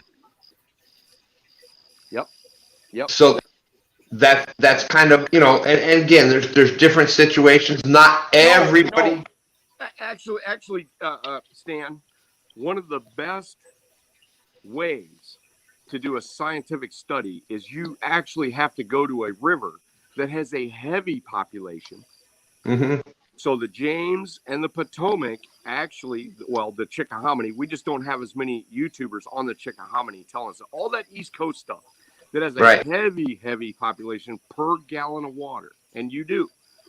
Mm-hmm. All that East Coast stuff has a heavy population because they had no other large predators in there first. Let's just say if the James would have had a heavy population of big flatheads when they stocked it with blues, it would have taken, you might be 10 years away from where you're at. Because catfish, they actually compete head to head like lions, cheetahs, and leopards. Okay, so I equate lions, cheetahs, and leopards. Okay, so you've got leopards, which hang out in the bush and they ambush. They're tough creatures. That's like the flathead. You've got the cheetahs, which are swift, but they're wussies. They don't fight much. They run in there and they get their food, and hopefully, a leopard or a lion doesn't take it away.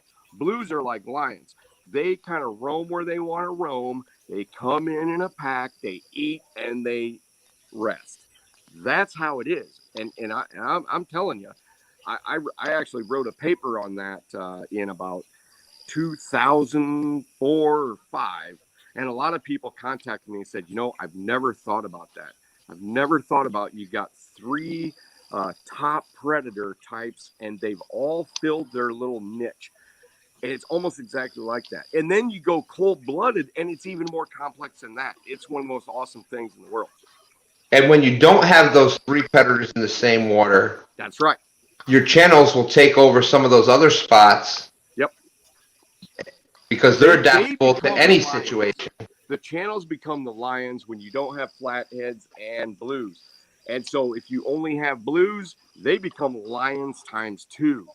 They control everything. And then, as soon as the flathead population gets up, they can't compete with fighting for cover. So it's less cover. Like I was watching you this morning, and you caught some on those, you caught some blues around those sticks. Yeah. Well, there's periods where you cannot catch a blue around sticks. It's all dominated by flatheads. Whether you can catch them or not, it doesn't matter, because flatheads may just be aggressive towards each other. Sorry, I'm fish nerding out. Go ahead. I gotta quit talking. I get all fired up talking all. But that's the reason why blah blah blah. Watching y'all's stuff, because every time I see any of y'all catching a fish, it's different. I'm learning as I'm watching, and if you ain't learning, you ain't growing. And you know what? I should probably be the most jaded, boring cat fisherman you ever saw, but I still get excited because it is not, as long as I've been doing it, as much as I know, it's still challenging. Sean and I went through some horrible stuff. We go down to St. Louis, the motherland, and we're working our backs off. tails were hot, and we're throwing baits, we're throwing the net, we're doing all this stuff, and it took 3, and we looked at everything. There's no fit, blah blah blah, and then all of a sudden, last night we pick off 3 or 4 or 5 big fish, and we're just so happy we could just. I mean, we're just happy, and you know what? Each and every one of you guys are like that. I mean, I love the enthusiasm Stan's got. I love the enthusiasm of everybody. You know, and look at Alicia. She's got a little bug-eyed channel cat, and she's excited about it. Love it. See, and that's me. It don't matter how big it is or how small it is. If I'm catching, I'm having fun. Right, but it's the journey. It's the journey. If you're a real cat fisherman on this planet, you know, unless you're in real spoiled waters, like real spoiled waters, where you just throw your kayak out and put your 3 old day baits down and catch like 50-pound flatheads, that's kind of spoiled. But I'm not saying that he hasn't put his time in to know where to go at what time. I'm just saying if I threw a crappie head that's, you know, spent 3 days in my cooler, I might as well just turn on my YouTube and watch everybody else catch fish. Because it ain't going to happen. Not where I fish, it isn't. But who am I to criticize it? I'm not. Because YouTube is a free choice platform. I can watch it or I can't. I can watch Catfish Dave complain about dogs. I can watch Catfish laugh and, you know, straight down and and talk about the headpiece the whole time. Well, okay, fine. And you know what? I still, every once in a while, I enjoy watching them because I appreciate where they're at. They found a niche. You know, but I don't want to click. I on purpose don't want to click a thumbnail that has a piece of pizza from the gas station and a circle hook through it. I just refuse to watch that. Just can't do it. That's clickbait. Oh, there's so much clickbait on YouTube.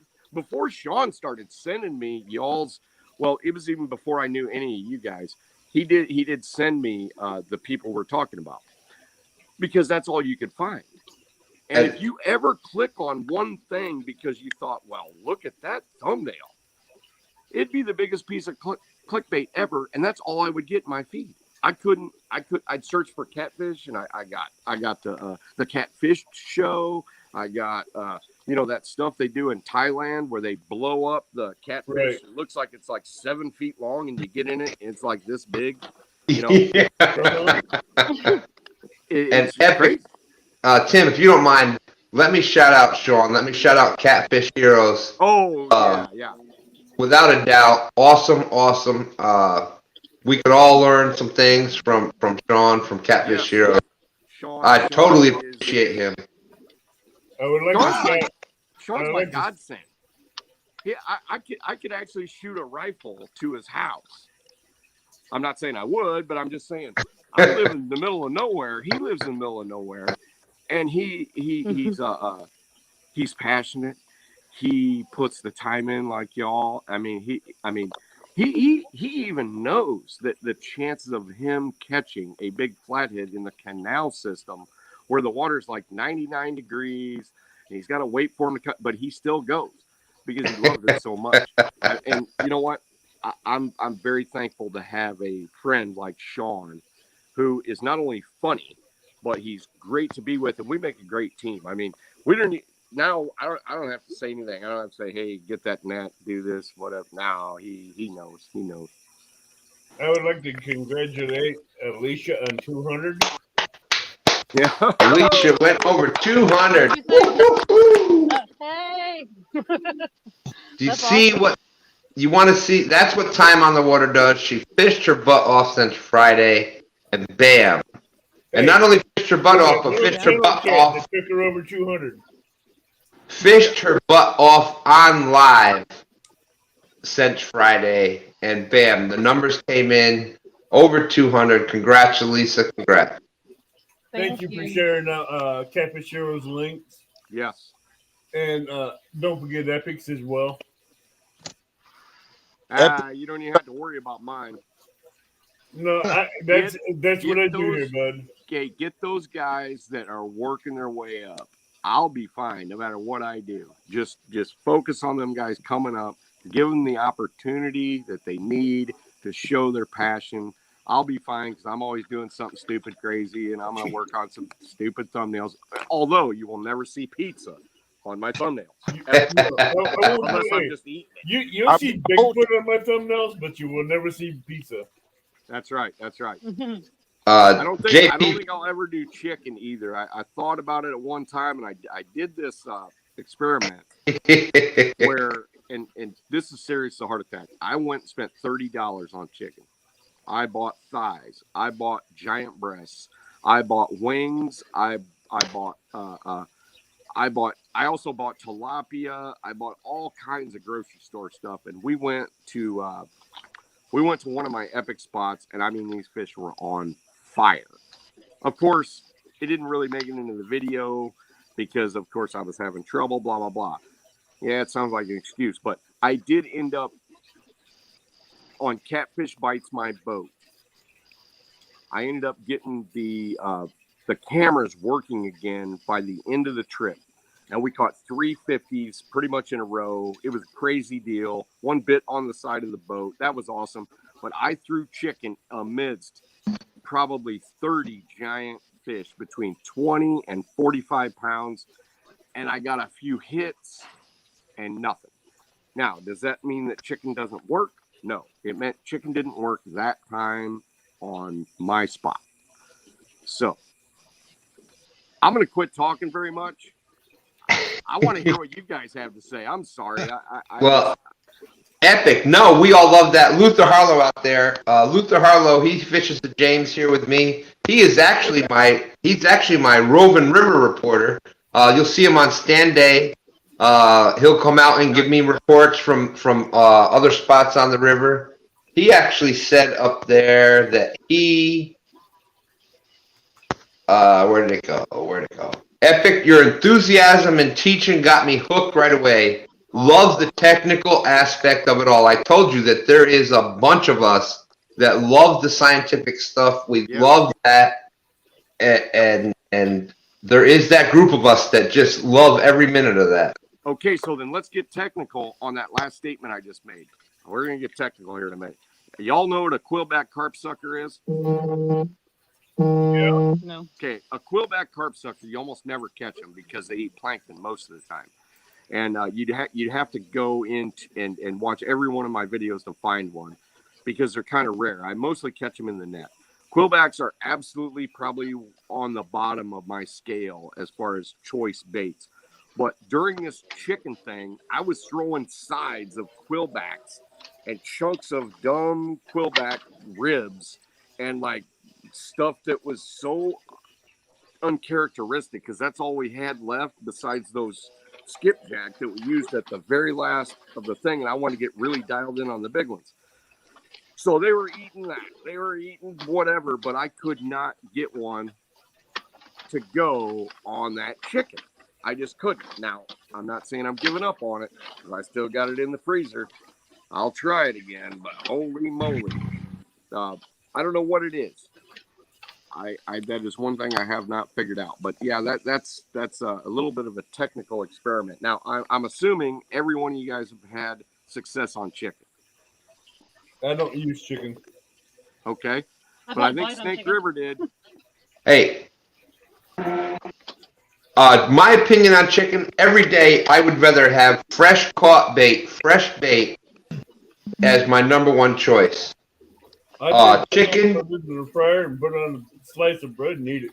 Chicken is a B bait. If the choice of you have 2 hours to go fishing, you haven't had any other bait, and you want to just go out and be on the bank and a chance to catch fish, and you can get some chicken and go, hey, get some chicken and go fishing. But if you want to catch, if your plan is to progress and you want to get up and continuously catch the bigger fish, your best bait is going to be the forage fish in that waters. But chicken will catch fish, and I think chicken works best. Like you see Potomac River.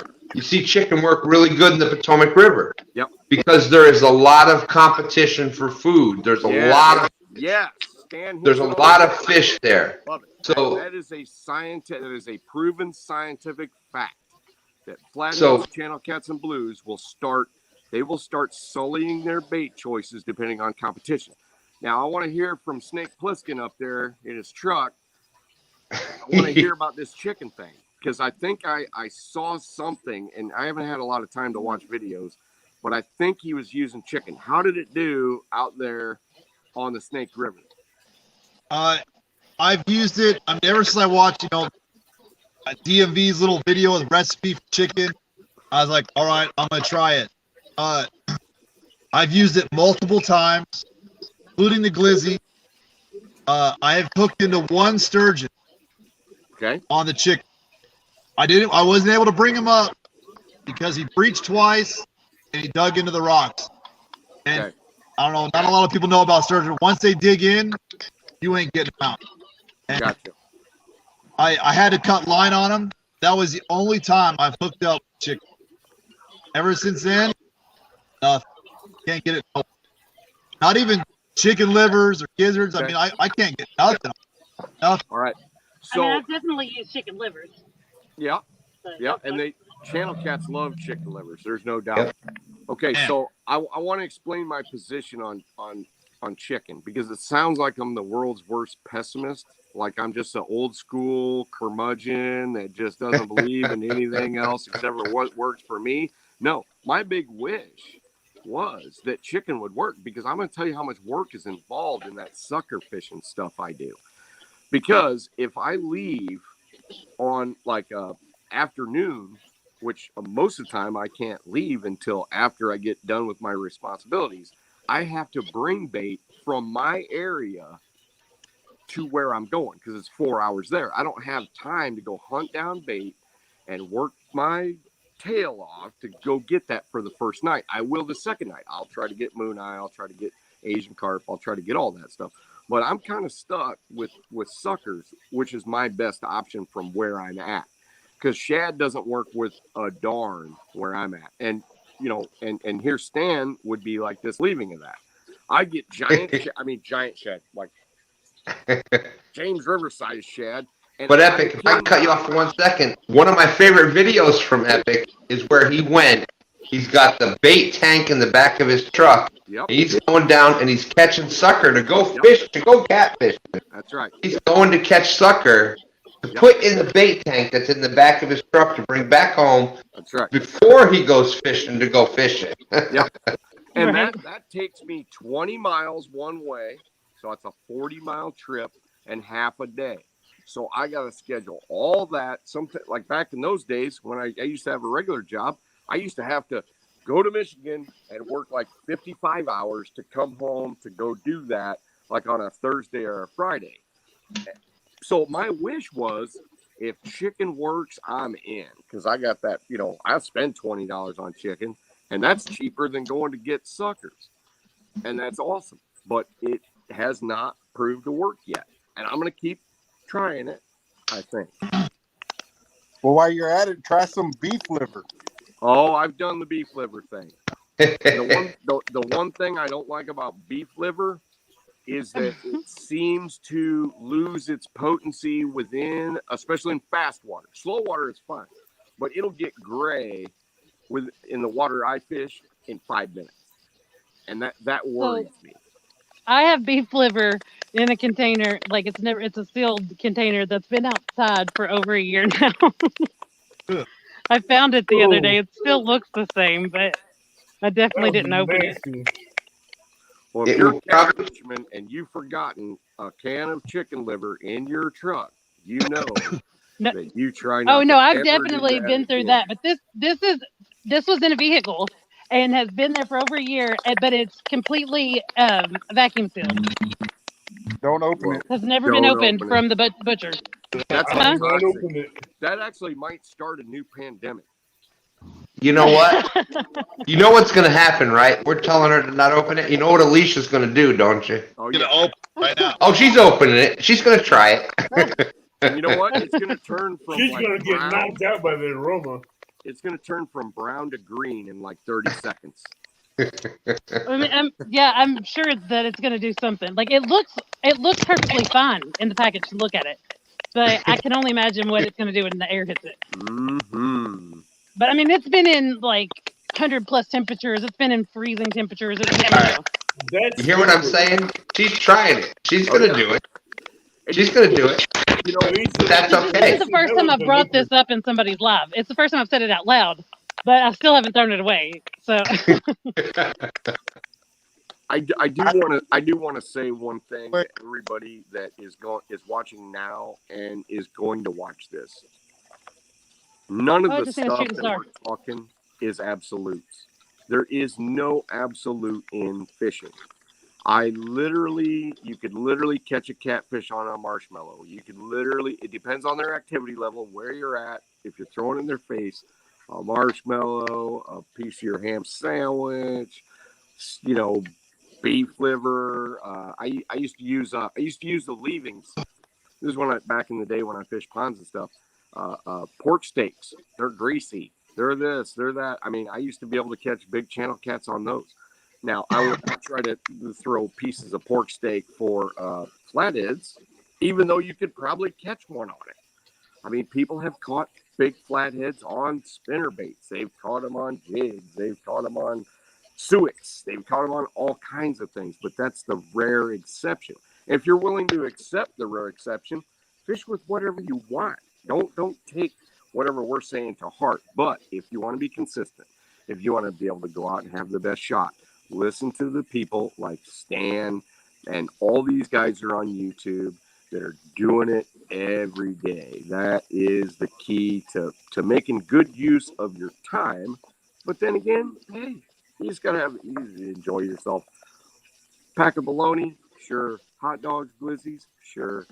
Chicken, sure. If it works, work it.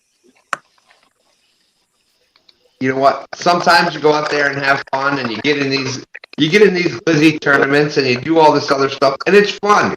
It's fun. Sometimes you go back to that youth. You go back to that. Well, I bet you I could do this, and you do that, and that's all right. If we're all on that. But if I'm going out monster hunting, I'm going out for that big fish. I'm having the big old shad head on there, or a nice chunk of shad from back behind the thing. Everybody's got our piece of shad that we like the best, or whatever forage fish, like Epic was saying. Sucker works best for him out there. Here in the James, the gizzard shad is the gizzard shad. That's the primary forage fish. But sometimes white perch work best. Sometimes in the spring when the hickory shad are running up, that's what you go with. You got to look with what they're feeding on at that particular time, and day in, day out, that's going to be your number one bait. You got to listen to the fish. Just listen. Exactly. When the other night, 2 weeks ago, when I caught the 35 eel, I wasn't going for the biggest fish. I was going for numbers. And eel is an oily bait. It's going to stay on the hook. I'm going to be able to catch it, cast it back out. I was going for numbers. I went with small chunks of eel because that's what I was going for, was numbers. I was going for those smaller, medium-sized fish, and I wanted a nice scented bait that was going to get those fish to bite. That's what I went with. So there's going to be different, it depends on target what you're going for. We're all in those different phases of what we're looking at, and that's what just like what Epic was saying before. I love this. I love the journey. When we're on our monster hunts, we're trying to get up to that next thing. We're always going and catching fresh bait. Dan Green Machine, when he's out there and he's trying to get the bigger fish, he's not using chicken. He's not using the other thing. He's using bait within 3 hours of catching it. Yeah. He's going past 3 hours of catching it, and a lot of that I think has to do with what Epic will tell you. If you have a bait and you cut it, once that bait is dead for more than 3 hours, within that 3 hours, even cut bait has electrical impulses that it's putting out in the water. It does. After 3 hours, that kind of fades. Your slime coat fades. All that freshness fades. Yep. Dan Green Machine, who has won a bunch of tournaments, that's kind of what he does. Every 3 hours, he'll be looking for fresh bait. So that's, if you're looking... Yes, when you have the luxury of freshening up your bait, it's always better for you. But there's tournament guys that have won big tournaments on frozen skipjack. They've won Yep. frozen moon eye. They've won them on frozen carp and stuff like that. It's just whether you're confident in that. But I do know one thing: it is very difficult to catch a flathead on cut bait that's been dead longer than 3 hours. I'm not saying it doesn't happen, but it's way more consistent when those electrical impulses are still going. Because I do not believe that flatheads key in on blood very much. They have a very, very developed ampullae of Lorenzini, which detects electrical signals, very much like a bonnethead shark, very much like a hammerhead shark. Hammer. Yeah, they all have it. They all have it. Channel cats have it, ampullae of Lorenzini. So do blues. But the flatheads are way more pronounced, probably 3 times as big, probably 3 times as deep. I've looked at them on their anatomy schedules.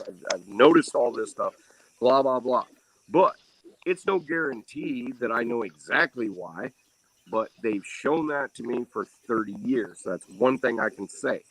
Blue cats seem to be easier to target on older baits and baits you've thrown multiple times. Channel cats can be very picky. I will, if I'm guiding people out, or when I used to do it a lot, I would change a channel cat bait almost exactly like I do a flathead bait, because I want that slime coat. I want that blood. I don't want my shad to have rigor mortis. I want them to be, supple. So those channel cats, then they pull it in, they go back, they pull my rod down, and my customers are all happy, and I'm happy. That's what I want. But when I don't have that luxury, I have to stomach the fact that I'm using regular cut bait like Asian carp and all this other stuff, regular carp, quillbacks, blah, blah, blah, because my shad population is went to complete crap. And so I'm stuck with the tappy, and I got to feel it down, and I might have 50 bites and catch 20 fish. That just is how it is. But I'll still look in the camera and go, boy, do I wish I had some fresh shad. Oh, boy, because these babies will take it down. Now, one thing about channel cat populations, flathead populations, and blue populations, I'm old enough to have seen the whole bait and that whole dynamic switch over, because shad does not work as well as it used to. Now, the Asian carp are present. Asian carp, when it first got there, didn't work very well. Now, it's exceedingly good compared to 20 years ago, like when I did that video, remember that old time video that I did when I'm throwing the cast net and doing all that stuff, and the first Asian carp showed up. I could get skipjack, I could get shad, we were pounding fish, I was catching blah, blah, blah, anywhere. And then it sort of switched over because that majority of that biomass switched over. Same thing happened on the Mississippi. When I first started going to down there by St. Louis, there wasn't any Asian carp. I could catch big blues on shad. Now, the big shad are almost ignored. So now I can catch big blues on Asian carp, not as well as I can suckers, because I believe there's suckers in there too. So Asian carp are up in the higher water column, suckers are down, more closer to their thing. That's my thinking. All right, I'm done with my ramble. We're all just sitting here listening. Blah, blah, blah. Hey, Epic, I know you're like me. You remember those old commercials that said, when Ian Putton talks, people listen? Yeah. Well, you know what? That's great. But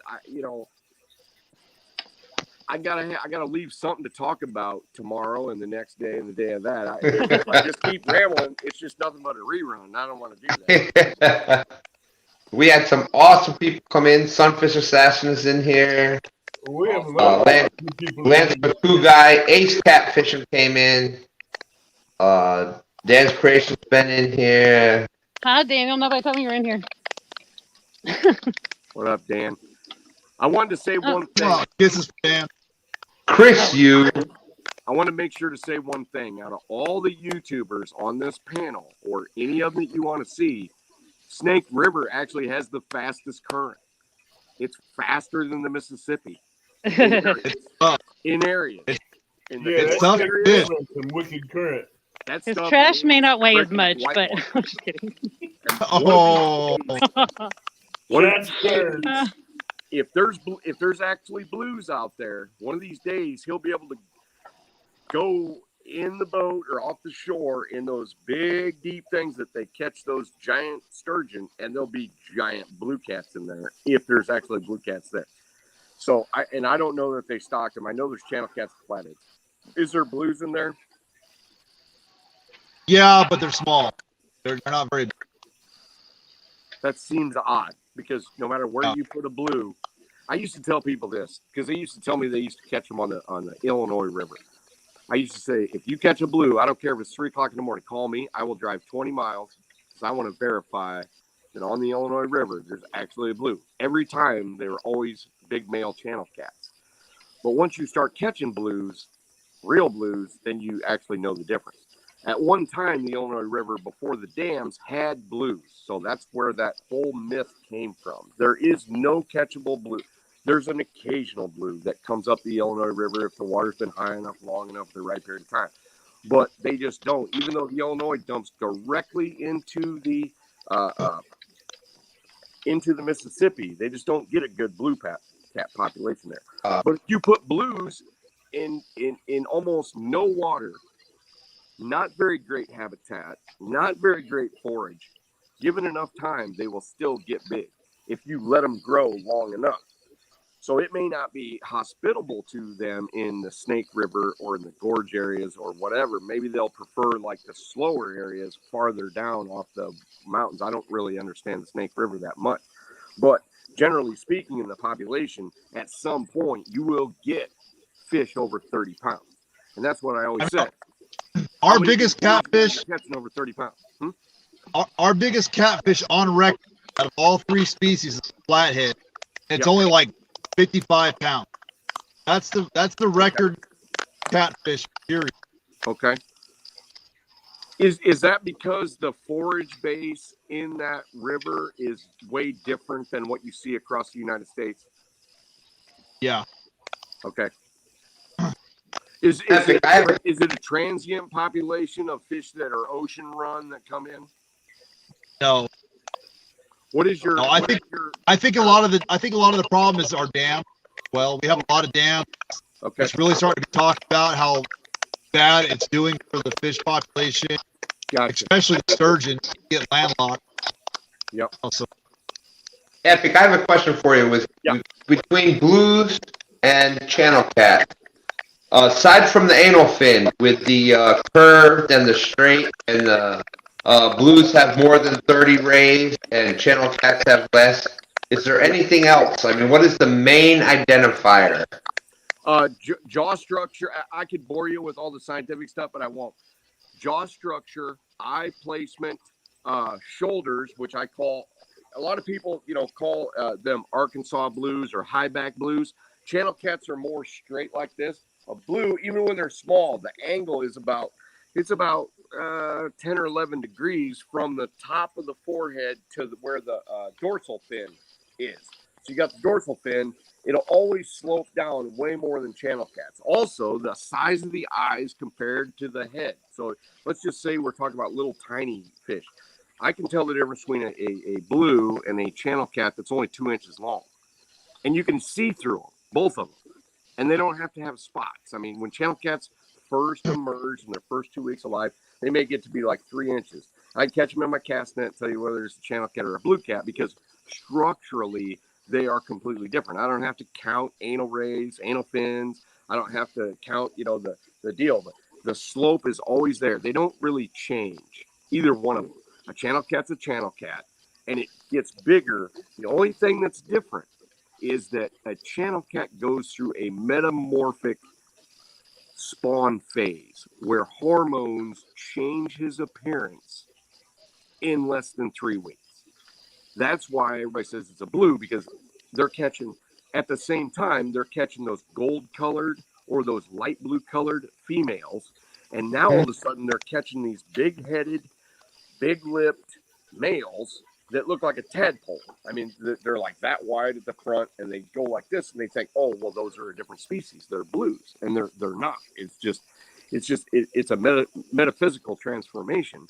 And I would ask people to think to themselves, well, how many of those blues do you catch in April Well, they don't catch any because they're channel cats. They look just like the females before they start into that, what everybody calls, not everybody, but what the biologists call the blue phase. And that's all brought on by a hormonal thing. And channel cats need that because they're actual visual creatures.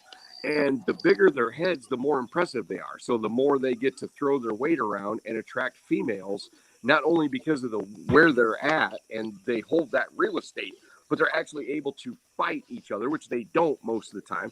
Flatheads don't need a metaphysical change during the spawn. They're already built for fighting. Channel cats are actually kind of not very built for fighting until that metaphysical change happens, and then their lips become big, they become agitated, and their mouths are really wide, and they just beat the crap out of each other. And is that kind of why once they go through that, you can find your big channels? Like we've caught big channels here on the James. I'm talking 16 to 20 pounders. Yes. And you'll find them in the same orders as the blues, the bigger blues. You can because they're for lack of a better word, they're ballsy enough to venture and actually hold to those spots because of blue cats don't actually fight as much as channel cats or flatheads, except for the week or two right upon spawn. And it's not really males against males. I believe, and I don't have absolute proof of this, but I've been thinking about this for a long time. It's actually more of a thing of males against females, because males will get really aggressive in all three species. Okay, so males on and actually there's other fish that do it too. There's ocean fish that do it. There's, our fish that do it in freshwater. They'll actually grab the tail section and shake a female to get her to try to spill those eggs. And they're really aggressive. Flatheads especially, they're probably the most aggressive. Channel cats are the second most aggressive. And then blue cats, I believe, are the third most aggressive towards each other. And it happens for a short period of time because you don't see bite marks on females late or early. It's just that shorter window of time, except for if you had, and here's the misnomer about that is sometimes you can have a lengthy spawn. This year we've had a lengthy spawn, started early, had its height, had the highest point, and then it just sort of dribbled out. Some years it goes like this, it goes up and it goes right back down. Yeah. But there's been too many people reporting, including myself, a bunch of beat up females, spawned out beat up females. I just had a buddy of mine just send me one from the Ohio River. He's like, "Oh, this spawn," and this guy's a smart kid. I mean, he pays attention. He's like, "This spawn has lasted a long time on the Ohio. It's just kind of unheard of." But we've had weird weather and weird water levels this year. Yeah, we've had them recently in the James too with this with the spawning marks. Yep. Now, there's always going to be scuffles, okay? And a lot of people think that thing on top of their head where they get that big sore, you know what I'm saying? You got the mouth, then right on top of their head. That is actually, I missed that part. What you said just then. What thing on their head? They get a center abrasion that looks like a giant sore in the middle of their head. Okay, yeah. That is actually not usually from fighting, and it's not usually from like protecting eggs. Like I've heard a lot of people guess, well, you can tell that thing was up underneath the stuff and it's been rubbing its head and all this stuff. It's not. It's actually Aquarius. Guys that keep fish in aquariums know this by heart.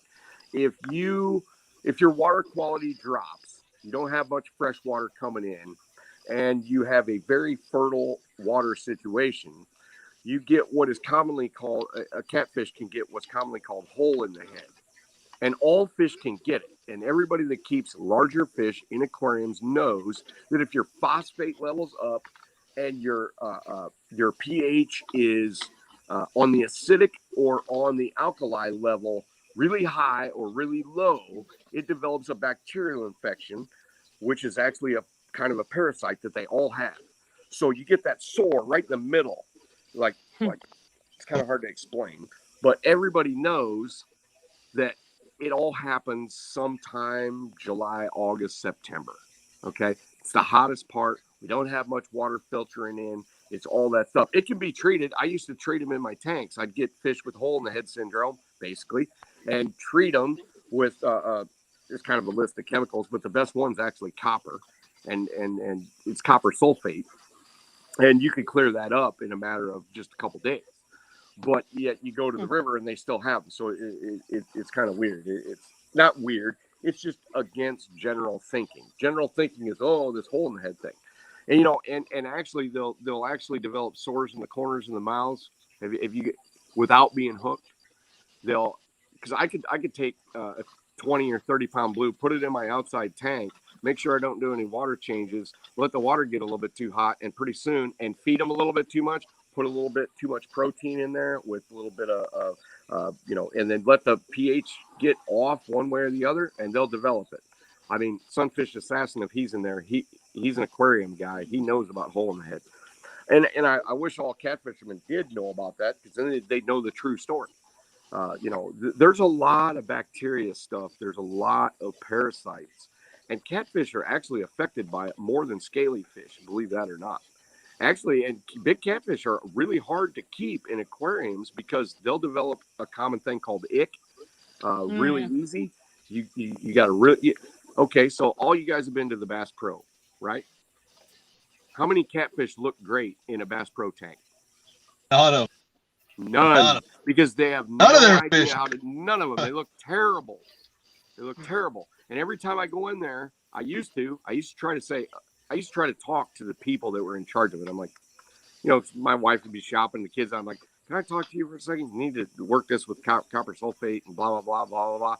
They would look at me like I had three eyes, roll their eyes, and, the next week I'd go back, their 60-pound blue died because they didn't take care of it. Or their, 80-pound flathead went belly up or whatever. But you know what? Truthfully, these people don't like the catfish because they eat all the bluegills and stuff. They think they can just feed them and keep them all whatever. That's not the case. The case is, yes, you can keep a flathead or a blue full, and he's going to be generally agreeable for a while. But one night out of 30, he's going to go nuts, and he's going to kill their gigantic bass. He's going to kill the huge, the 4-pound crappie, and he's going to kill 3 buffalo and probably and he might just eat the muskie that's 30 inches long in one night. And they go, what happened? We thought we were doing the right thing. Yeah. I'm like, yeah, I've had them in tanks. I know. Yeah. At the Bass Pro Shop here that I go to, they actually flathead that literally ate a 29-inch bull red. Oh yeah. It doesn't matter. They get that right attitude, that right situation, and they're murderous. I mean, they'll murder everything in the tank because they can't escape. Oh my gosh. Is Avid sleeping? No, I'm just listening. Okay, all right. He just looks like he's sleeping. I'm just sitting here listening while you're talking. All right. As long as I'm not putting you to sleep. You're not. All right. Well, guys, it's been fun, but I got to get off of here because I got to be at work in a couple of hours. All right, you have a good night, Big Mac. Nice night. All right, Thanks buddy. for having me. Good to meet you. Big Mac right seeing you. No, I know what you're talking about by Was it Big Matt who left? Epic.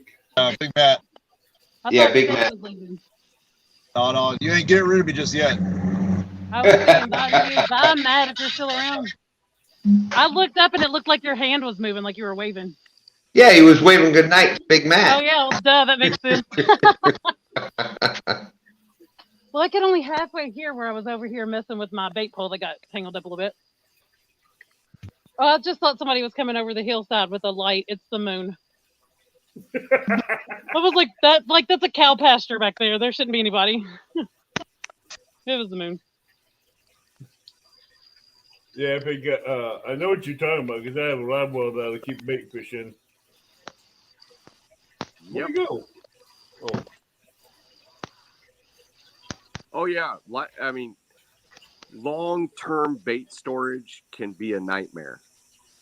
You have to change water. You have to do things a certain way. Otherwise, bacterial infections will run amok, and pretty Uh-huh. soon you've got one of about 15, especially wild populations. You got 15 different bacterial infections that will show up. The fish get a little bit too stressed, they get a little bit whatever. Bluegills are pretty easy to keep alive for 2-3 weeks, but you better be attending to them, because otherwise, once it starts, it's a mess. And I will not take live bluegills that show any signs of a bacterial infection that runs amok to Right.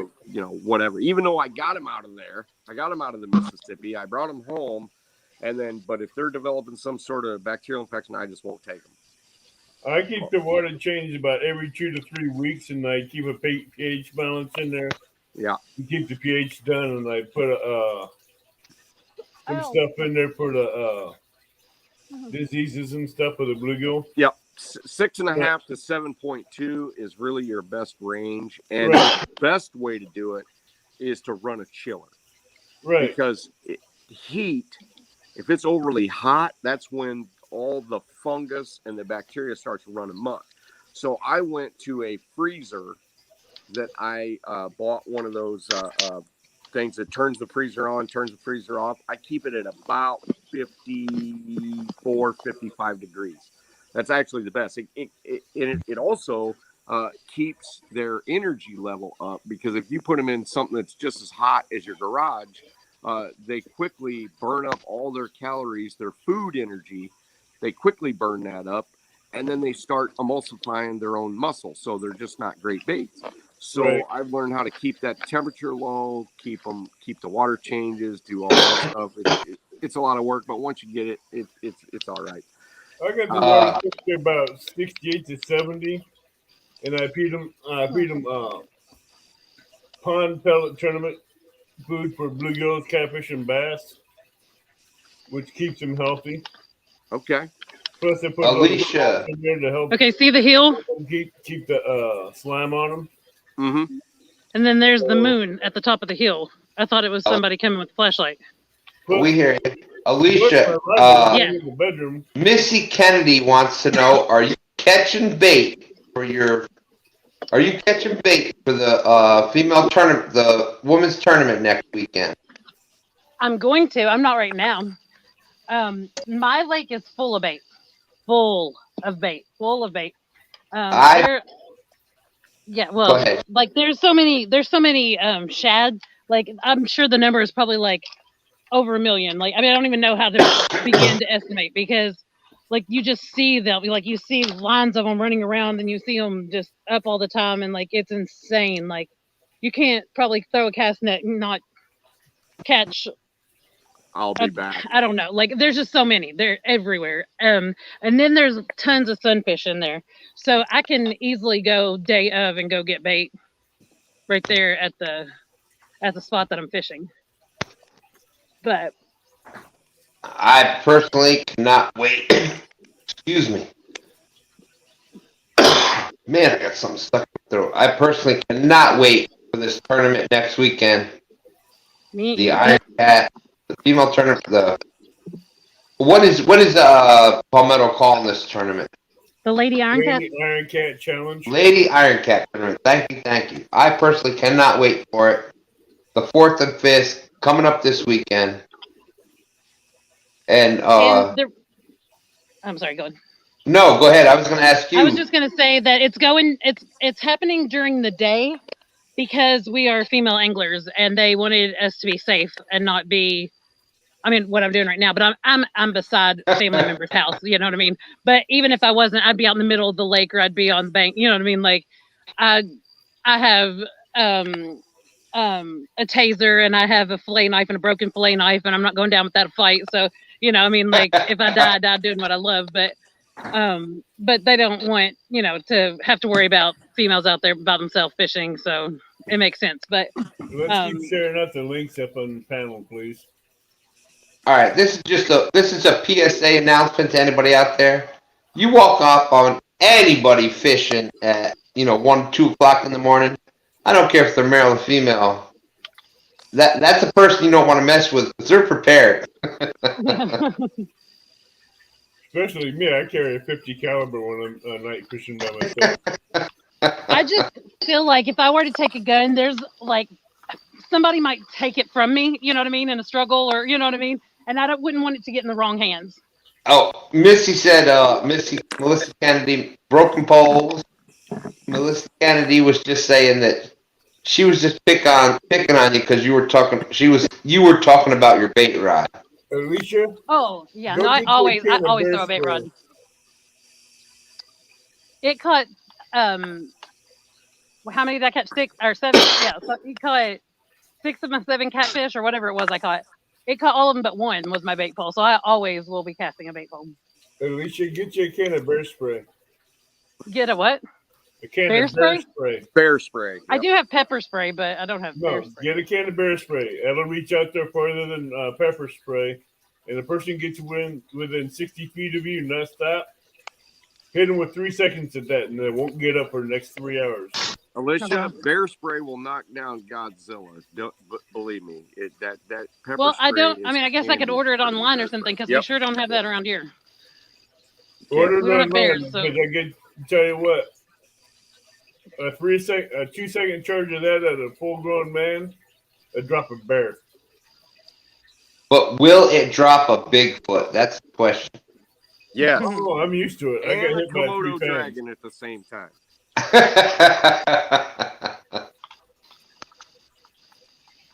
I don't know if it'd work on Snake River though. I think he just closed his eyes and keep coming.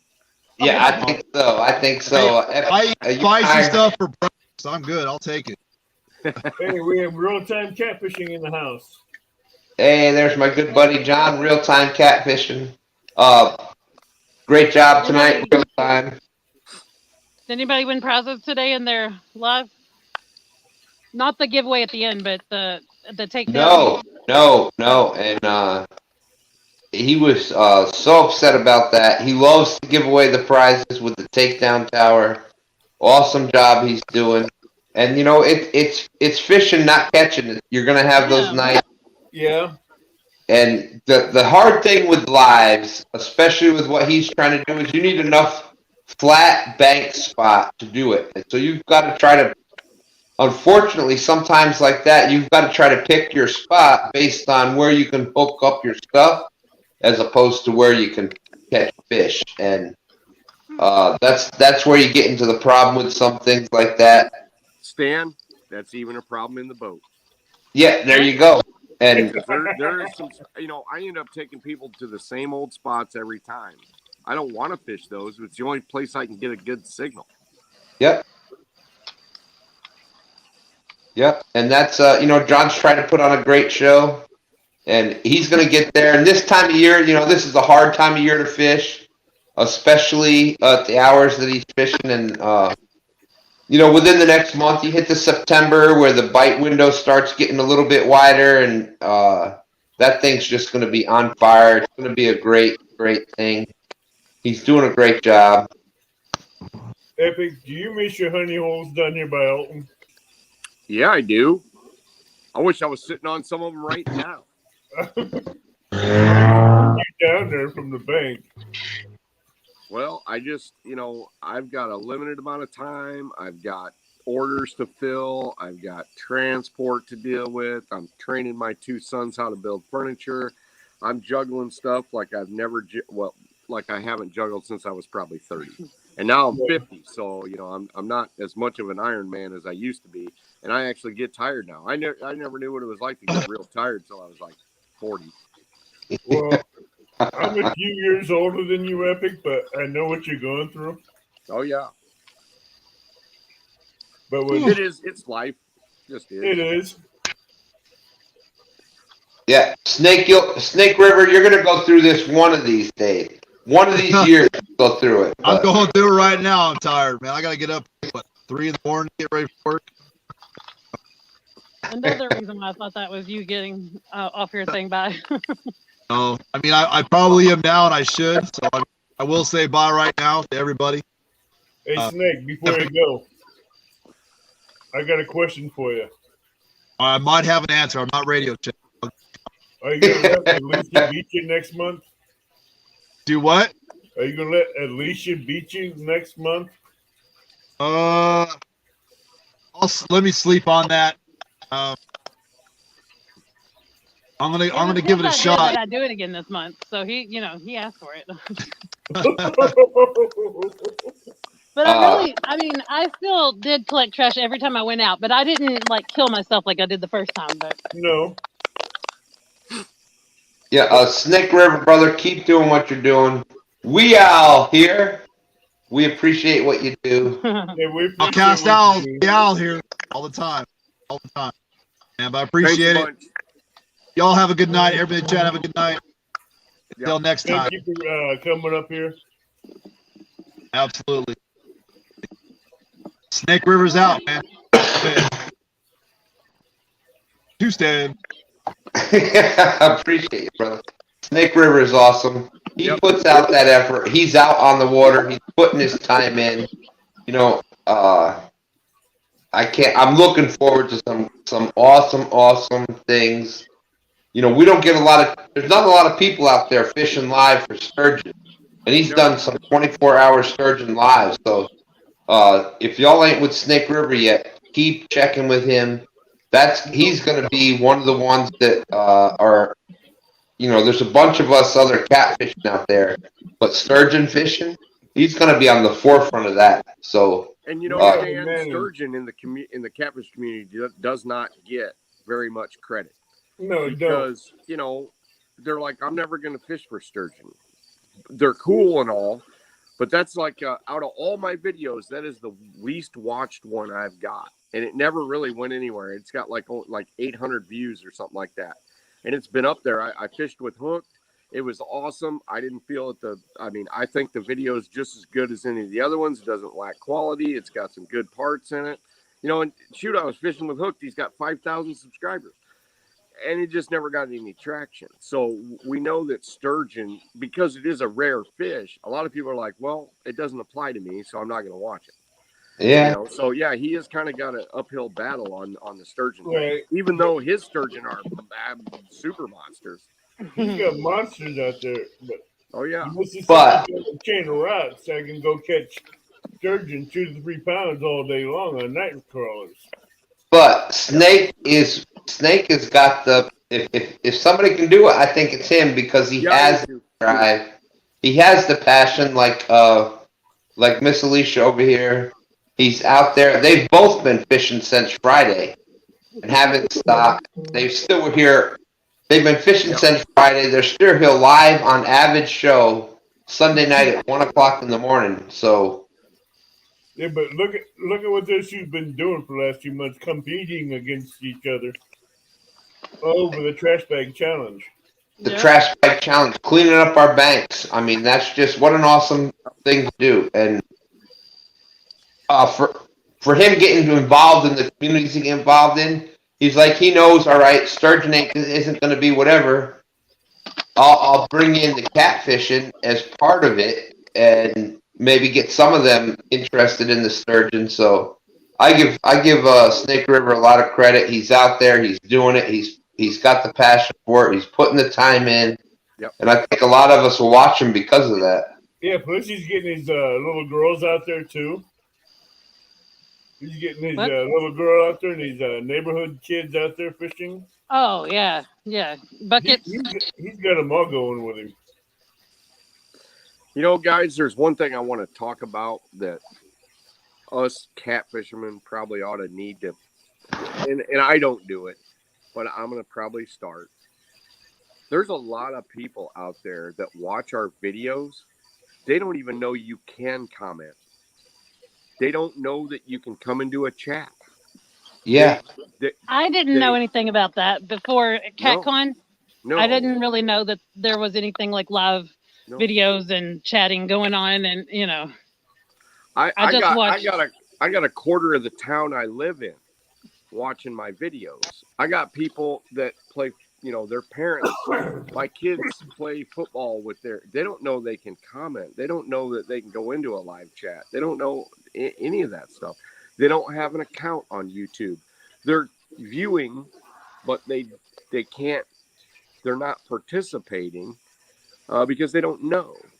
Well, I even went on YouTube at some point today. I don't remember which live or which one it was, but I went from a different, like an old phone, and went through Chrome and went to it, and it didn't give me an option on there to chat.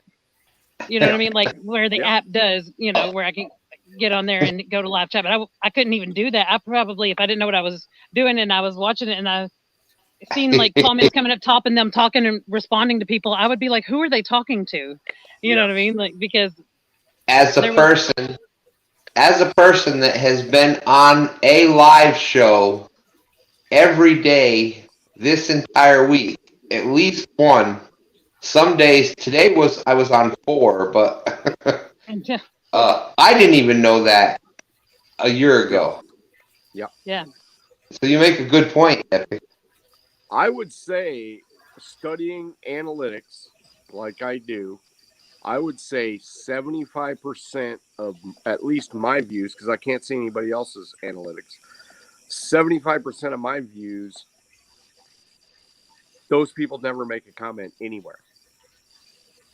They and most of them, I'd say out of that 75% that don't comment, because a lot of guys they just don't participate, they watch. Yep. A lot of those guys, they either don't know it's important, don't care, they're just watching, or they don't even have a subscription. They don't have a screen name. They're going off of Google, and like I'll be going live and I will text a lot of my old school friends and they're like, send me a link. I'm like, are you kidding me? I've been doing this for, this long, and they still don't have any way of just, they don't get my notifications. They don't get whatever, I'm like, I'm going live and there's like 25 dudes that I've been fishing with my whole life, and they'll watch it every time if I text them. But if I don't, they don't even know what's going on. Yeah. Yeah. I mean, and actually, out of those 25, most of them can watch, but a lot of them can't even make a comment in the live chat because they don't. And I'm not saying they're computer illiterate. They're just not used to YouTube. It's a different platform. Like, I can't run Facebook worth of crap. I get lost in Facebook in 2 seconds because it doesn't operate like I think it should operate, and it doesn't operate like YouTube. It operates in this weird thing. If I swipe one way, I'm way off. I mean, I'm like way off the map. I go from watching, looking at a picture somebody posted of a catfish to seeing some sort of lollipop place that's selling something, in Chicago. I don't even know how that works. It's goofy, and you got to really, pay attention. But I guess I haven't put much time in it.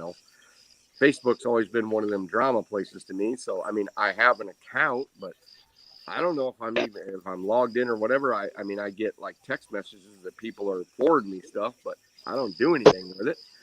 I guess I'm kind of it's just like that. So maybe we're going to have to say, hey, you got to get the app if you want to watch these live shows, because they're watching live shows because they can get to it through Google, just on their browser.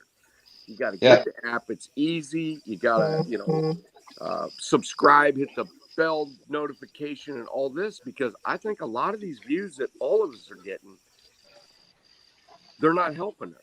They're not helping us grow because it's just a spur of the moment watch. You know what I'm saying? If they so happen to be on the computer at the time, and I think a lot of the subscribers, I think they say, hey, I wonder what catfishing's like on YouTube.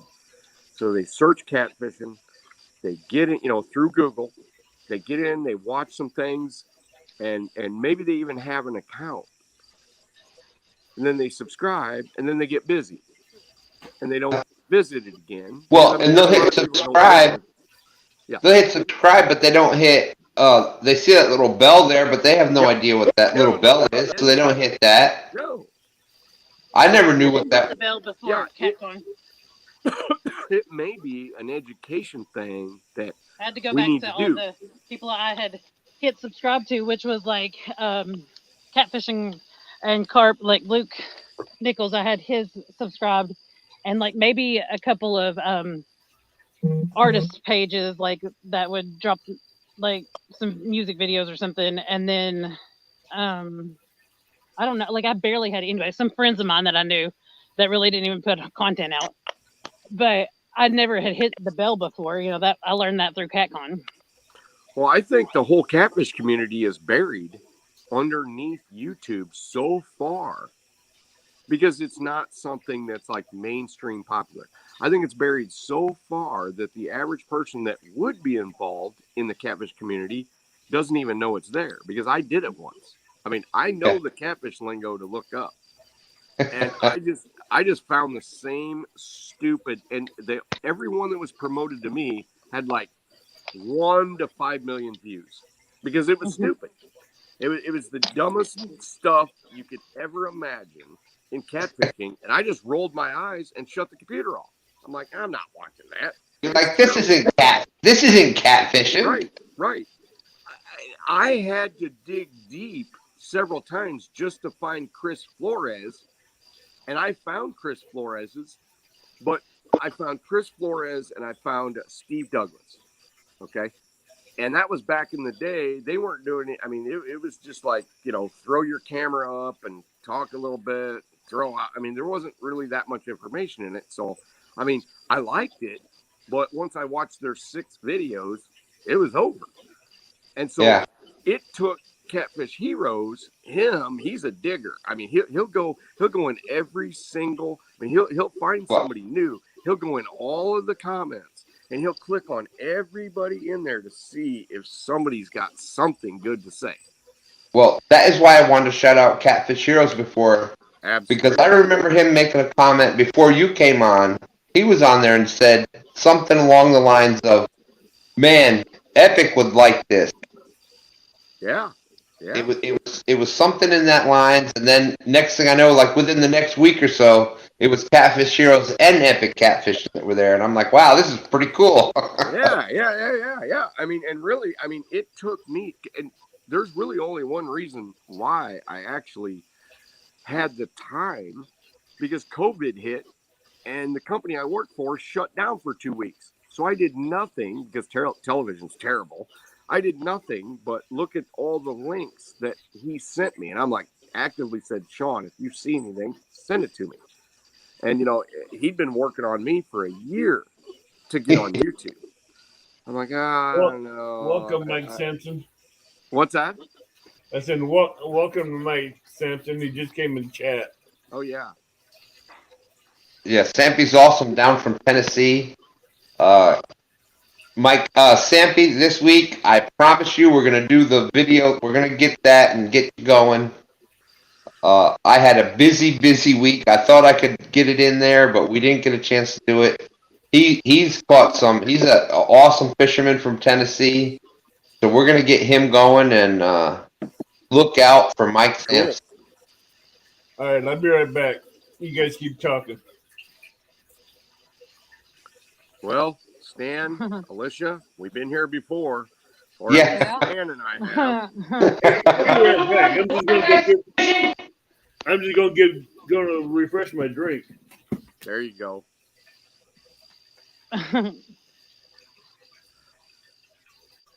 So Stan, just tell me in your own words how awesome this journey has been since you had like 3 subscribers. Well, I think you had more than that when I came on your show, but I put it in the in the chat earlier, and I wanted to say it because I think it got overshadowed. One thing I noticed about you early on, and that's one of the reasons why I went on your channel, is you were hungry for information, and you had a good track. You had a good sense for what was making sense and what you should pay attention to, and what you should not necessarily ignore, but at least not focus on. And then when you and I got into it, you were just like a kid in a candy store. You're like, cover, depth, current, blah, blah, blah. And you just went. And I was so happy to see that, because I knew you were going to be on the right track to being able to catch monsters when they're available. Well, and it's still, it's been less than a year since really going with YouTube, but I mean, just life changing.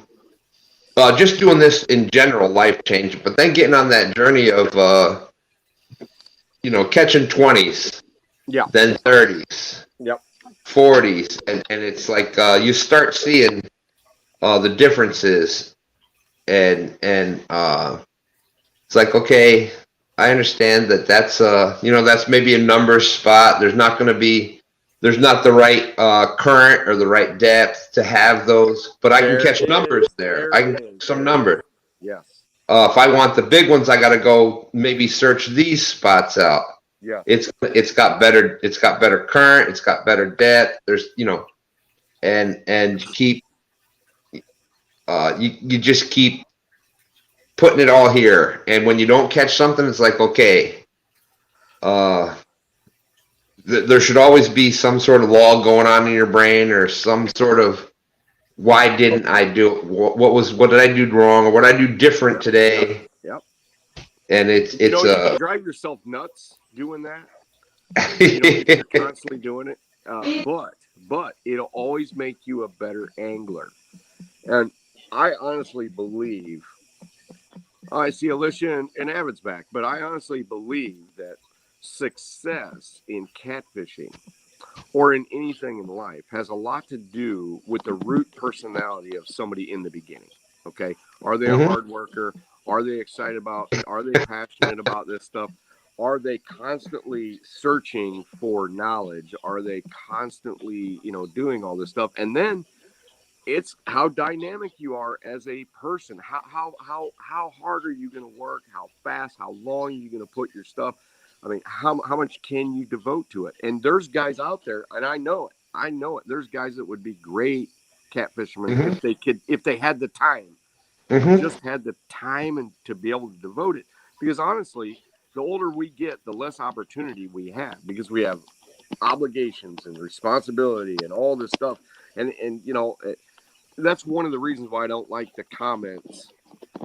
It's not that I hate the comments. I don't like the comments like I see in chat. Oh, he's the king of the Rock River, or the king of the James, or the king of the whatever.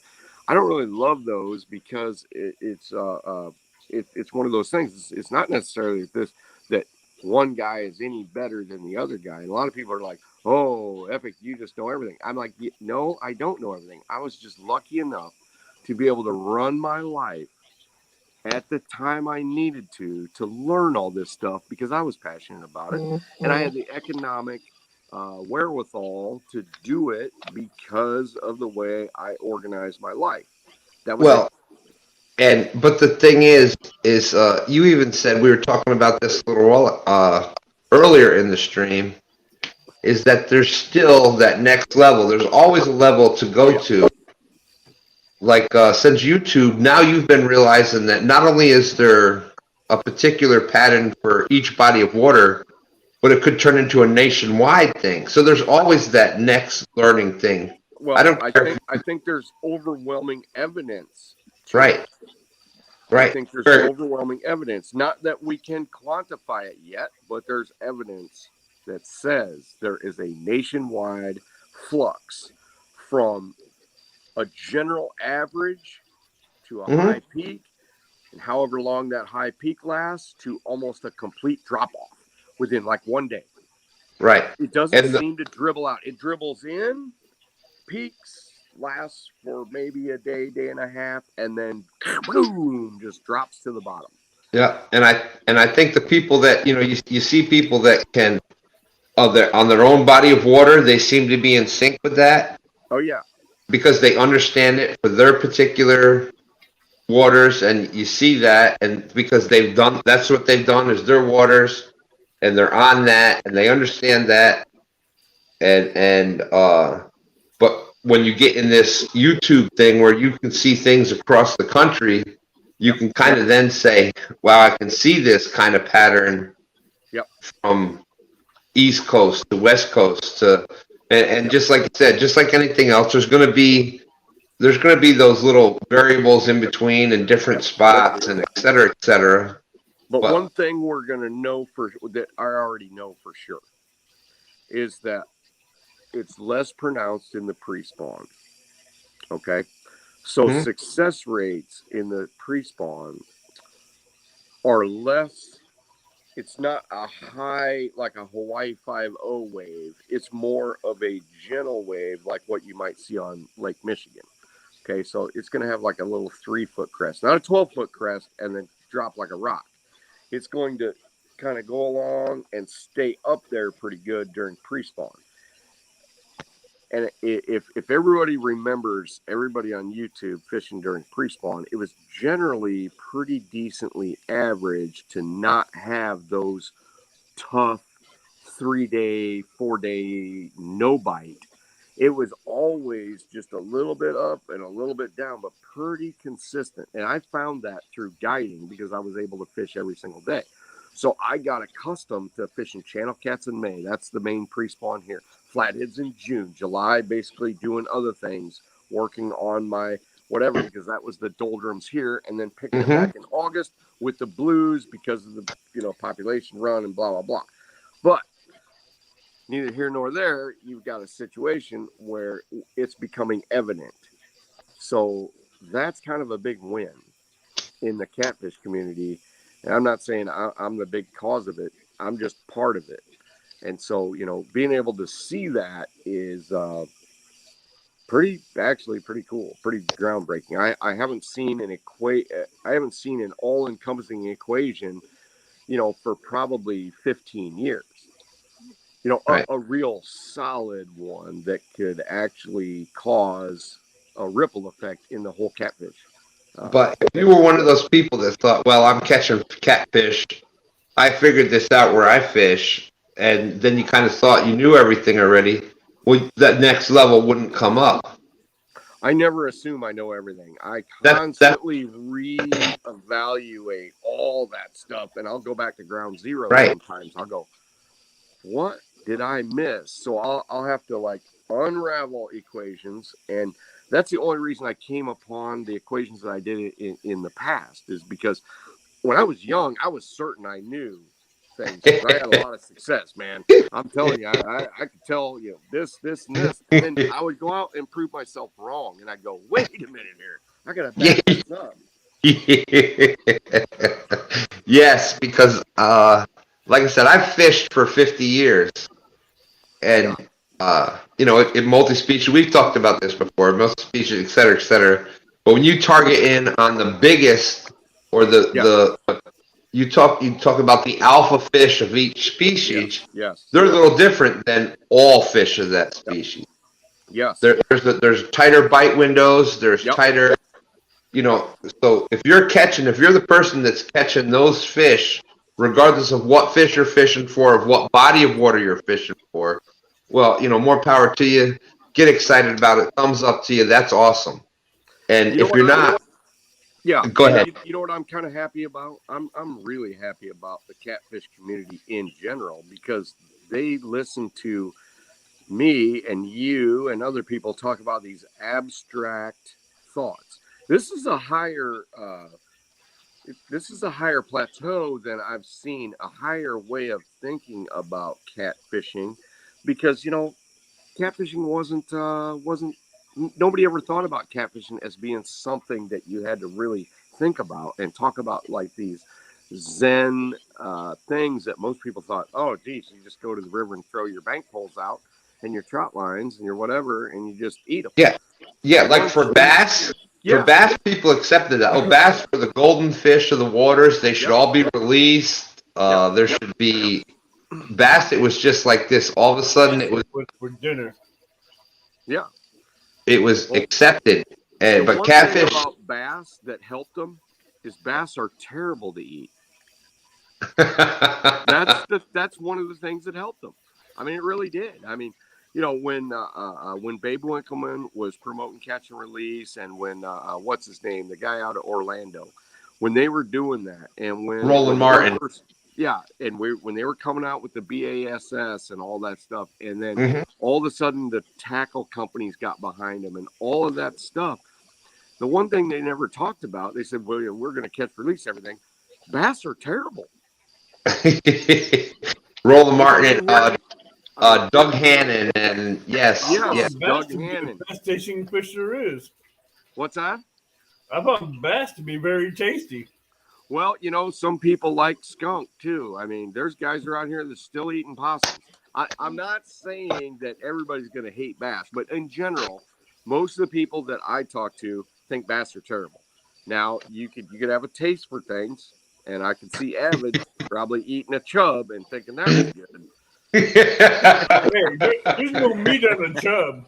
There's no meat on Already a had chub. That's fish just chubs. They're bones. delicious. Now, if Evan could catch a 10-pound chub, yes, he would think that's the awesome fish. Probably. At one time or another, I've eaten pretty much everything that walked or crawled, depending on whatever. Yes, but I could, for myself and most of the people I know, say bass are terrible to eat. And so if that's 65 or 70% of the population, but you don't hear that about catfish. You don't hear 65 or 70% of the people that say catfish are terrible. I've heard people say I don't like catfish that much, but honestly, I haven't eaten a catfish in years, and I still remember how delicious they are. I mean, we ate some small blues out of I don't know if it was Table Rock or Lake of the Ozarks. Yeah. From the wintertime, and that was some of the most delicious fish I'd ever eaten. Now, it wasn't me that did it because I believe it's kind of like my religion, but I believe all small catfish, some of them have the opportunity to grow into a monster. So you hear me call them future monsters all the time. Exactly. So I say That's it's a right. future monster. So for me, but I'm not about to tell anybody not to eat catfish. Eat them if you want. It's legal. It's fine. There's whatever. But me, I'm just like, no. Quick story. When I was in South America, we would go out. They had terrible boats, by the way. They were like aluminum dugout canoes. Scared me to death, and I'm not that scared about anything. But these things were 22 foot long and about maybe 3 feet wide, and they were rickety. Yes, they were rickety. Matter of fact, we landed fish that I had to tell the local natives to lean one way because I'm trying to haul a fish that's like 175 pounds the other way, and we're going to dump it below a rapid waterfall with 175 feet of water and boiling, churning current that they'd never fished before. I'm like, do not. You guys lean this way.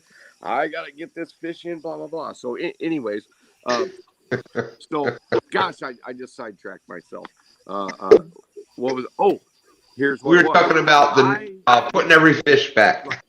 I had a red tail as a pet that I grew from like this little tiny thing. And he was like 25 pounds. And I had him in a 150-gallon aquarium, which was 4 foot wide, 4 foot tall, and 30 inches deep.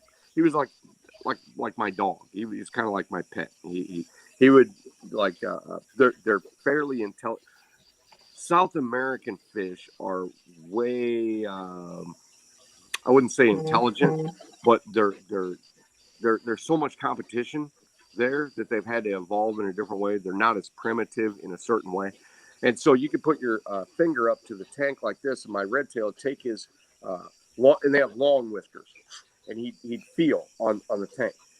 It was almost like a high five. So every morning I'd put my finger on the tank, red tail come up, and he would just like do this. So I put dog toys in there because he would get ornery and chew up all of his power heads and blah, blah, blah. And I enjoyed this. I'd feed him giant red horse suckers like you see me use for baits and all this other crazy stuff. I fed him live mice. We used to bet on it. Make a long story short, we go to South America. I catch some red tails, and the Indian guides, the locals, are like, eat. And I'm like, no, that's like eating your dog. They're like, huh? I eat piranha. We ate the heck out of the piranha because I don't really like piranhas, but they're delicious. But I didn't have the heart to eat a catfish because they like have been my pets my whole life. I started with little flatheads and channel cats and little 55-gallon aquariums and all this, crazy stuff. So yeah, I'm kind of a weirdo as far as eating catfish. I just don't.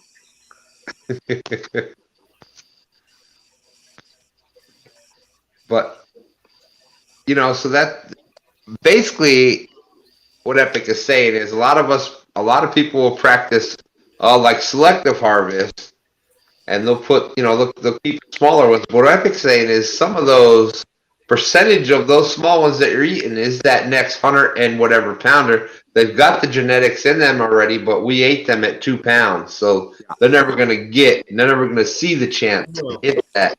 And 100. some guys are old school. Some guys are old school. They'll always eat fish. They'll always eat catfish, and that's fine. But some of the most avid catch and release guys are the guys that go out all the time, and they know that the population of truly giant fish is not big. It isn't big. It isn't on the James. Truly big fish. If you want to call a 70 or an 80 or a 90 or 100, even in the Mississippi, that population is not that big. It's very small. It's the absolute pinnacle of that population. And if I can stretch my hands out, get it like this, it actually has a curve like this. So small fish, which I call 1 to 20 pounds, are the bulk of the population, honestly. And then once you get above 25, it becomes a smaller percent of the population. But by the time I'm gonna run up to the house real quick. 50, My cousin just pulled in. I'm gonna go. Well, I can use the bathroom in there real fast. All right. So, All right, Alicia. Huh? So yeah, if you're still going, I'll be back. Leaving my phone here and all that stuff again. You're good. And it doesn't matter. Sorry. Yeah, it doesn't You're matter fine. where you're at in North America. A fish of 50 pounds or bigger, whether it is a flathead or a blue, it's actually more numerous. There's more 50-pound flatheads in the population of all rivers and lakes of blue cats is probably 3 times as much as 50-pound flatheads. But as you climb that ladder to 60, 65, 70, 75, 80, and every study I've ever been involved with, most of the fish over 50 pounds on medium-sized rivers are less than 2%, sometimes less than 1% of the population. And then on big rivers like the Mississippi, like that fish I caught, I don't expect that caliber of fish has any more presence on the Mississippi from stem to stern than more than 1%. So if you think about that, it's probably less. It's probably 0.5% because you don't see that many of them caught. The Tennessee River, it probably has a bigger percentage of fish over 50 pounds than a lot of rivers, because you see that. You see 50, 60, 70s, 80s caught fairly commonly, except for there's not a lot of people that catch them. It's only those guys that are really out there. The guides on the Tennessee, the guys on the Mississippi that fish it all the time, the guys that really truly have that combination, they know that, whether they understand it scientifically or not, or whether they know it, whatever. If they're getting into those spots and they can reproduce that, they have a higher percentage than everybody else that catch a fish over 100 pounds. But how small is that population? So that makes guys like me and guys like you and guys that are really chasing those big fish, we appreciate them more because we know they're not a dime a dozen. They're not. And I think you said the key word. It's replicating it. Yes. And, you can go out there, if you got your bait, you could have the bubble gum and the whatever, and the stars lined up, and it happened to be at the right spot, and it gets and you get that 70 or 80 pounder, and that's the one that you've caught, and that's your whatever for the, that's going to happen. But the replicating it, where you're catching multiple 60s, multiple 70s, multiple 80s, et cetera, that's what Epic is talking about. It's those replicating those ones like that, month after month and year after year, where it's multiple fish like that you're catching. And so even back when I was fishing a lot, say like 3, 4, 5 days a week, I know the population is not that big on huge fish. 50 pounders are fairly common in the Mississippi in the lower portion. The Rock River, 50 pounders on flatheads are very rare. There's a lot of pressure. They wouldn't be very rare if it was all catch and release because it's a great river, but it's small enough that the heavy population really declines the numbers. It's really difficult for a fish that takes that long to grow to get to 50 pounds plus. So 80s on the rock are almost unheard of anymore. Back a long time ago, there was quite a few. Same thing happened with the canal. Same thing happened with the Illinois. Matter of fact, the Illinois River, and I don't want to bore you with details on stuff but there is a river not too far. The flathead population, you'd be lucky to catch one over 30 in a year. Whereas I've talked to old guys that they used to basically go out there and be able to score a 50 in a week. But things have changed. It's heavily commercial fished. There's, the whole dynamics, the habitat has changed. They put the dams in, blah, blah, blah. So let's just talk about the James. The James, I don't know if the James has peaked or not, because back in the late 90s, early 2000s, I went in a short amount of time and caught some 50s, 60s, 70s. We never did clip the 80s when I was there, but shoot, I only went 1 week a year. But it seems like back in those days, multiple people, and I'm not saying just me, multiple people would go on a 1 week trip and come back with pictures of 70s and 80s. I don't see that as much. But then again, I'm not all dialed in to like internet message boards and chat rooms and all that stuff. I'm basically on YouTube now. So, I mean, there's some guys out there that are really, really good. And you can tell Adam Cook, he knows his shit. How many 70s, 80s, and 90s does he catch out of the James? I don't know. I think he fishes a lot. I think he knows what he's doing. I think he's fishing a good area. I don't know if the population has declined or it's still up there. I'd have to find that out for myself, I suppose. But I couldn't just go fish it a weekend. I'd have to fish it several weeks a year to figure out if I could dial in to those truly gigantic fish. I don't know. Yeah, and I think I think the numbers are a little less. They're still there, and I think the bigger numbers are kind of growing. Okay. But you hear the James, and everybody thinks, oh, you can just go throw your line out anywhere there, or the Potomac, or any of these other rivers. And they think, okay, you can go to Tennessee, you can go throw your lines out, and you're just going to catch. Well, no, there's only certain productive areas. Sure. And you've got to hit those productive areas at those exact times. And I think that's where the people like Adam Cook that's fishing probably 5 days a week at least on these rivers in the James here, he seems to know where the big fish are moving to, sure, where they're moving from as they're moving. And I think that's the key. A lot of us are still trying to learn, and we're like, okay, they should be here. Well, they might have been here last week. Now they're 10 miles downriver. Okay, so Stan, let me ask you something. If somebody's truly catch on the James, if somebody, unless it's the old school guy that never says anything, and they're out there. Oh, yeah. But usually if somebody catches a 90 somewhere, somebody's going to say something to somebody. Okay. What do you hear on the James? Are you hearing of a 90 or 100 like once a year? Are you hearing it 2 times? Are you hearing it none? This past year, I haven't heard it. I haven't heard it. We're kind of newer into the game with the bigger fish like that. Yep. That's kind of a new thing for us. Yep. So I may not be the best person to ask for that, but I haven't heard a lot of it this year. And it's been a kind of a different year. Yep. You got to take that stuff with a grain of salt, though, because you will hear of a lot of fish that are 80 that are really only 50. Right. Because the guys that they're not used to seeing fish like that. They're used to seeing like them teeners, and they catch a 50, and that thing must be 90 pounds. And you say, well, how long was it? You so was it longer than 5 foot? And they go, oh no, it was about 3 foot. Or they motion with their hands, and it's like as long as maybe a leg, right? Not like. Oh, I tell you what, that's what I love about these. I've been fishing with Dan and Stan 3, where they're using those musky bumper boards where you're getting links. Yep. That's when you really start to get a feel like that 20-pounder today. I'm an emotional kind of person, so I get that emotion.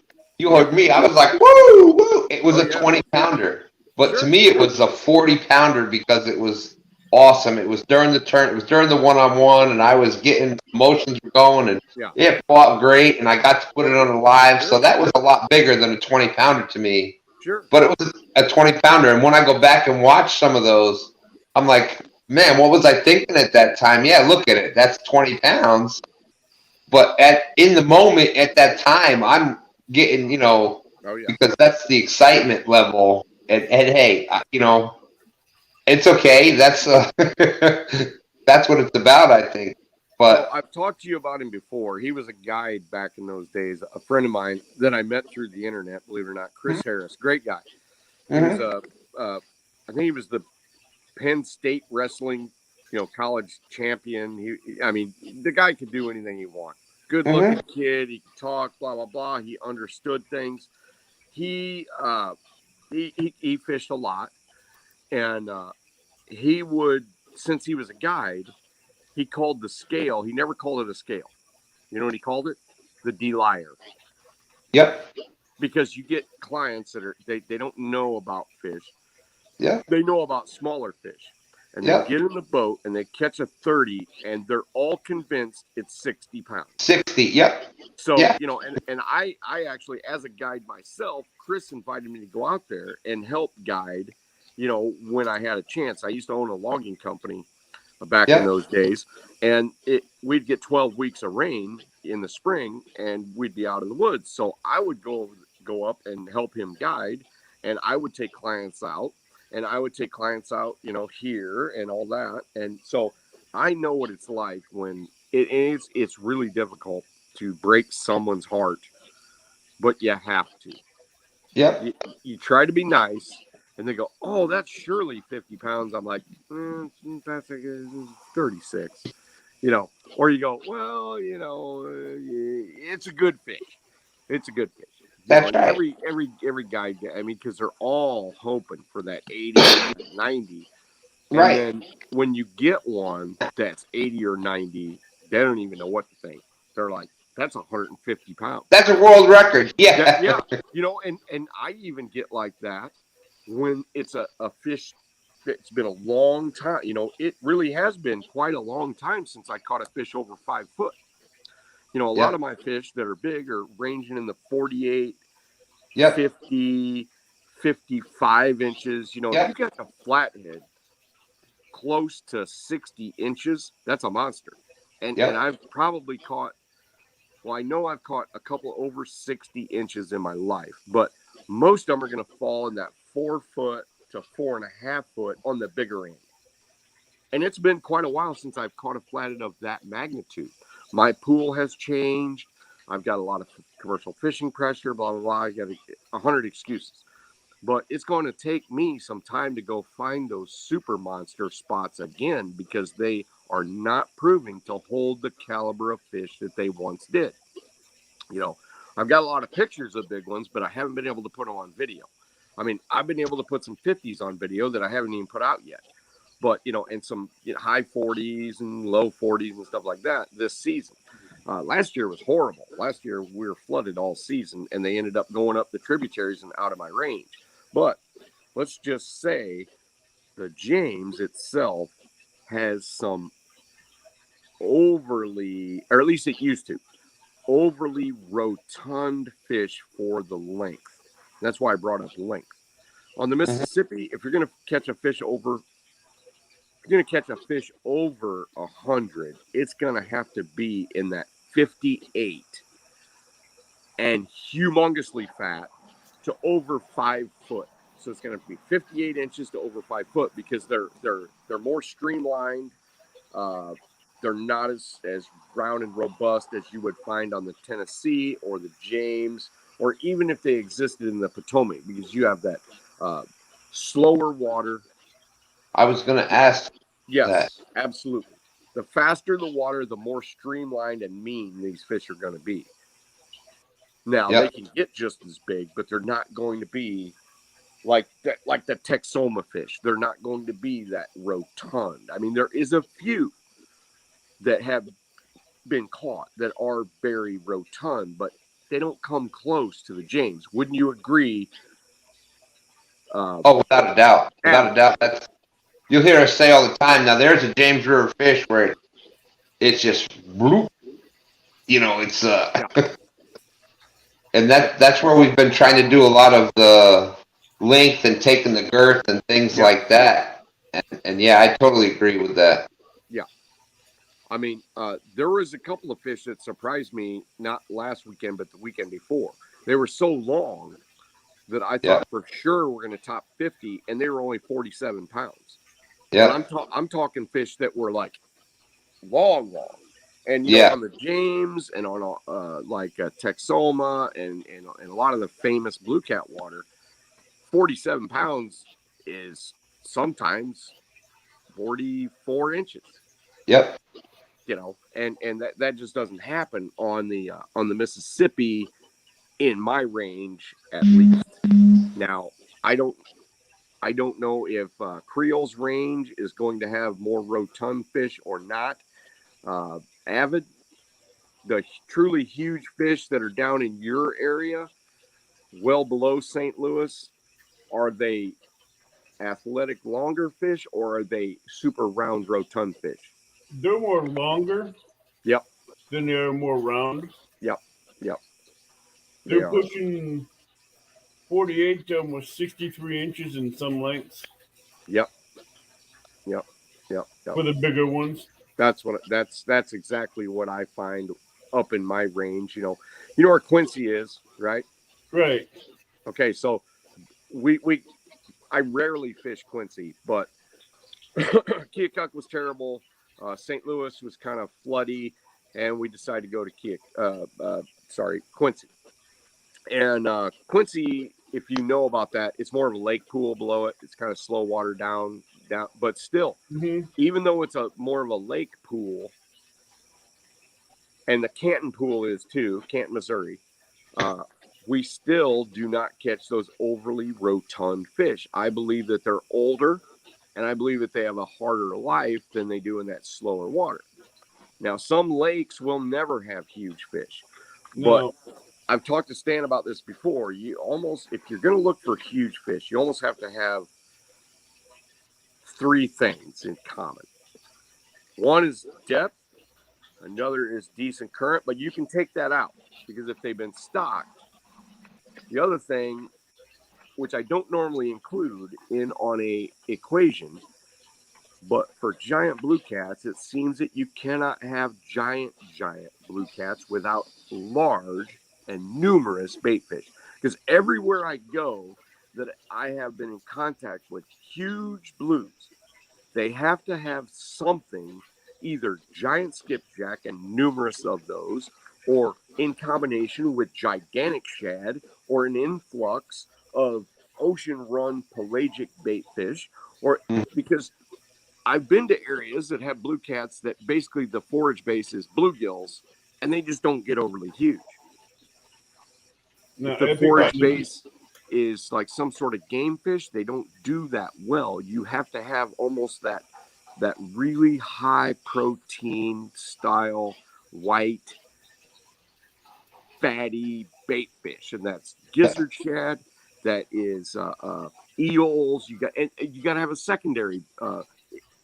If we go farther into the equation, you got to have a secondary forage that's very numerous too. Almost the same thing with flatheads. You have to have a high population. With flatheads, you got to have a lower density of fish and a high population of some sort of available game fish. It doesn't have to be shad. It doesn't have to be whatever, but blues to get big quick before they hit sexual maturity and then level off.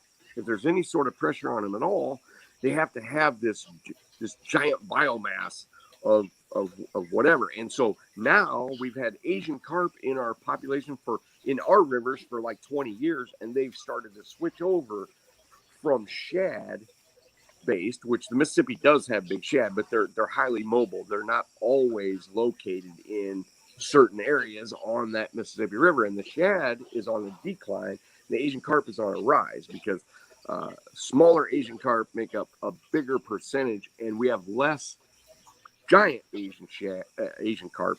Like we used to have, like, if you were going to see an Asian carp, it was going to be 10, 12, 15, 20, 25, 30, 45, 50 pounds. Now there's so many of them there that the big ones are emaciated. They're no longer real fat and round. They're all skinnier because they're fighting for plankton so much. And there's so much of the population that is like 10 to 12 inches that the blue cats are just eating the hell out of them. So I think the Mississippi River population is going up as far as their rotundness, which is evidence of my last fish versus the last fish over 100 pounds was more slender. Except for we did catch one really rotund. It almost looked like a lake fish, which was actually kind of cool. Sorry, I'm going off on a fish nerd tangent again. No, epic. Well, The Caskia, I find them different. I find them both long, and both short and chunky and round. Yeah, but are those younger fish that are getting a quick? They're about 50 to 60-pound blues. Okay, and they're shorter and rounder. Yeah, I find a few that are short and round, and I find a few that are long and skinny. But are you talking 42 to 44-inch fish being close to 50 pounds? Or are you still talking 4-foot fish being 50 pounds? 42 to 50-inch fish. That's pretty rotund. That's pretty good for the Mississippi. Now, no, that's a Kaskaskia. Yeah, but is the Kaskaskia more of a placid, slower? Because I haven't been down there. Is that that's like more? Most of the current I see that runs through there on a bad day, it can run maybe 12 to 14 knots. So that's about 1.5 miles an hour. Right. Okay. But on a really good day, it can be pushing higher and faster than that. Sure, but you got to look at generally a statistical average. So if that little arm of the Kaskaskia is averagely slower, and the bait fish, high protein, high fat bait fish, is very plentiful all over, that could be a special small percentage of population right there. Now the James, I have been noticing, because I've been watching a lot of lives that Stan does. I watch a lot of this stuff. It appears that the population is higher with less overly rotund fish, which is different than 20, 25 years ago. My PB And came out you of can the see a Kaskaskia. population. I've been alive long enough to see a population go through the pace where you have a small percentage of fish that grow really fast when they first get put into some place. They get overly huge, and we've even talked about that, Stan and I, about this estrogen problem that we have on some of these places. That you got Richmond that dumps all the estrogen from the birth control pills straight into the river. I had some scientists contact me. We did some things. I looked at some slides. We talked about that whole situation. So, there's some weird stuff going on because the James River giant fish had both testes and ovaries at the same time. So there was a huge population of overly large fish, rotund, grotesque, and they actually were hermaphrodites, which doesn't happen in nature unless the male population is so overwhelming that they have to start changing into females. That's a crazy thing. That's like Jurassic Park, right? Yeah. Yep. But that's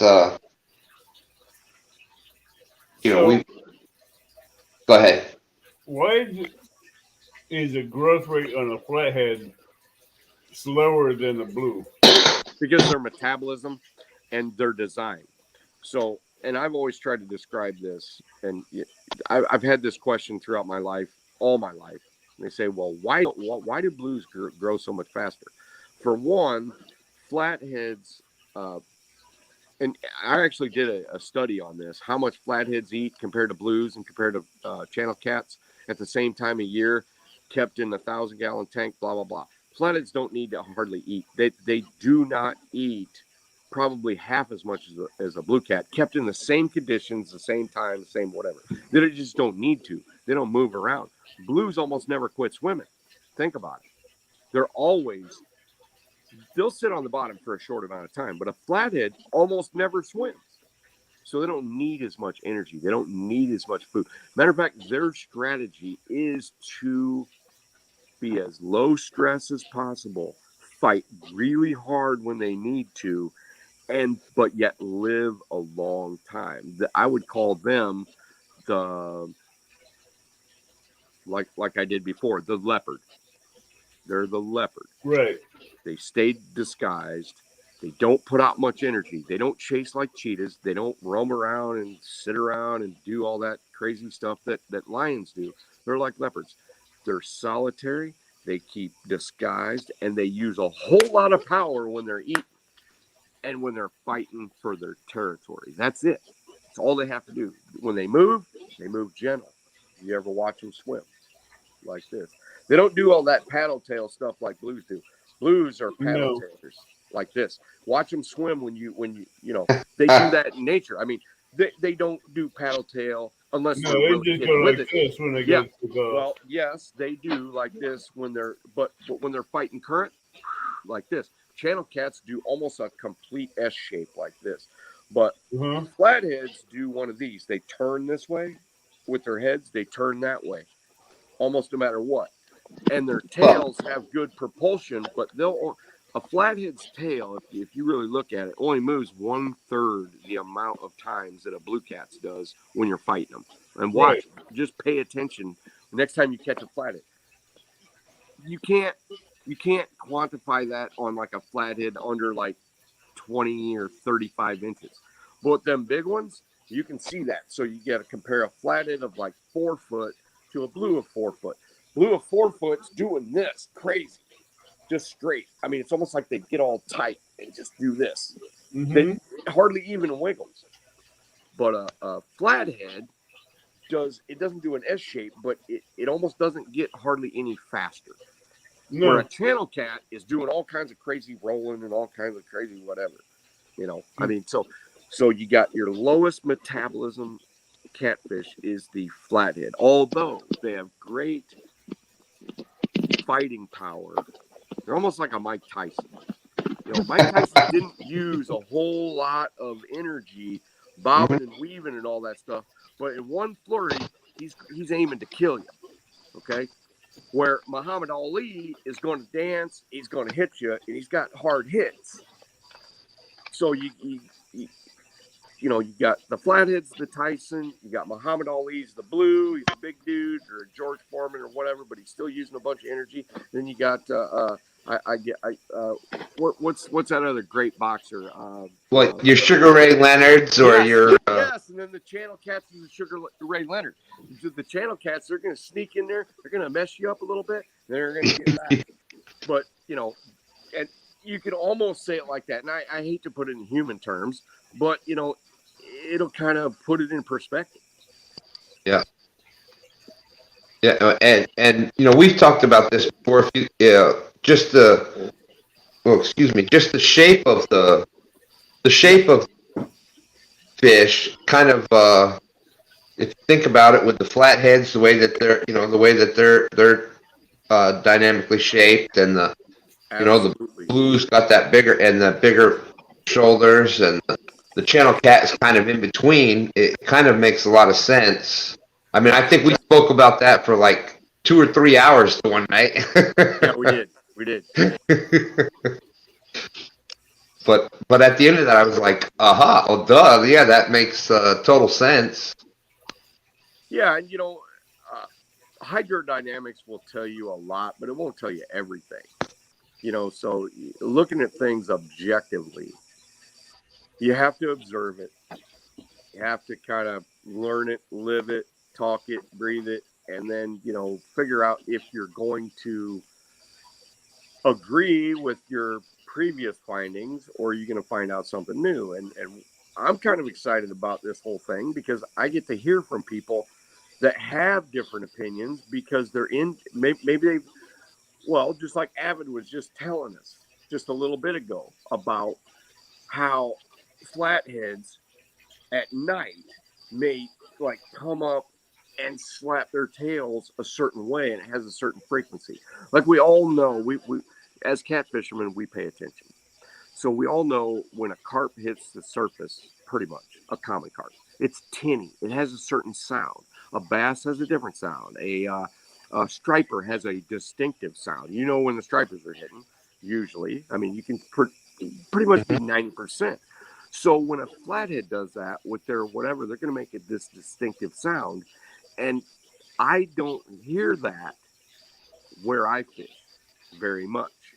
Like flatheads actually coming, eating things on the surface and going down, except for the bowling ball type sound.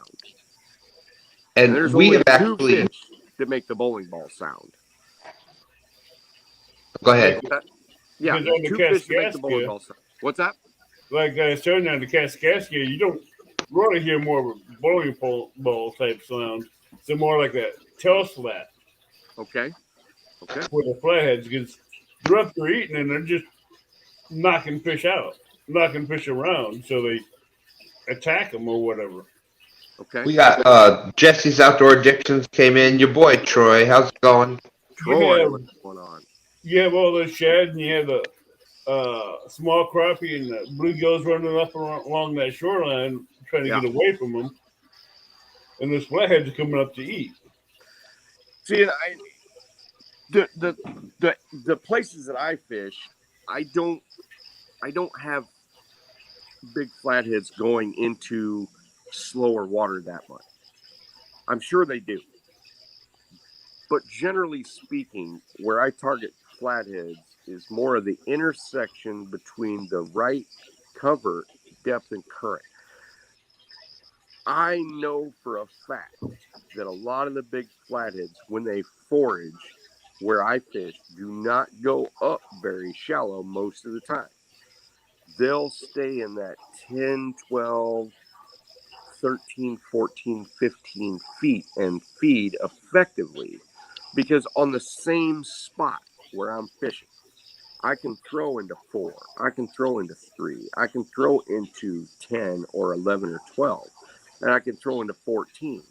And most of my big fish in my entire life, almost none of them have come in what I would consider shallow water. Now, some guys are going to think 15-foot shallow, but the area that I fish on the Mississippi, there's not that much deep water. It's not like the Tennessee or the James where you got 60-foot holes. If you got 60-foot holes on the Mississippi where I'm at, there's no flatheads in them because the current's too fast. Right. So I'm in that middle range, that 25 to and bumps up to like 10, 12. When the water's up, yes, I can catch them in 8, 9 foot of water or closer to the spawn. I'm going to be able to catch them as shallow as you ever catch them. You might have a log that's mostly sticking out of the water. As long as there's enough current coming by, you might catch a 40-pounder in 3.5 foot of water. But that's July 4th. That's a week before July 4th to a week after if the spawn's on the normal terms. So I got to throw that out as an event. That's basically an event. It's against the norm. So, doing our scientific study, you got to say, okay, this is the control group, and then this is the normal group, and this is the goofy shit that happens every once in a while. But I find the Kaskaskia to be more of a breeding ground than anything. And it very well could be, because you're at the end of the Kaskaskia where it dumps into the Mississippi. So, and there's a dam there. So you get fish moving off the main river. And actually, some of those, and that's why I've wanted to fish that, is because some of those are some of the biggest attractors of actual big fish that aren't staying on the main river. Mm-hmm. And you get a traffic jam effect. When flatheads are on the move, well, you got that locking dam down there at the Kaskaskia right there before the Mississippi, so it has that doorway where they can go in and out. Right, but a lot of times you'll still see a traffic jam effect because they're coming off the main river in a good population, and so there for a week or so, you may have people catching flatheads like mad. on that cast, you know, that little thing, you know, that little stub right before Right. it goes, right there. And then all of a sudden it'll go away because they're not moving anymore. Right, because now they have hideouts where they have the walkways going out from the lock and dam that raise up and down. That has the railroad ties going down with the Okay. flats going across, where flatheads can get in there and hide and just sit there. Yeah. And I know this to be a fact too. Not all flatheads spawn shallow. Some No. will spawn 12, 13, 14, 15 feet. I don't know about 20 because I've never reeled up flathead eggs on a line any deeper than 15 foot.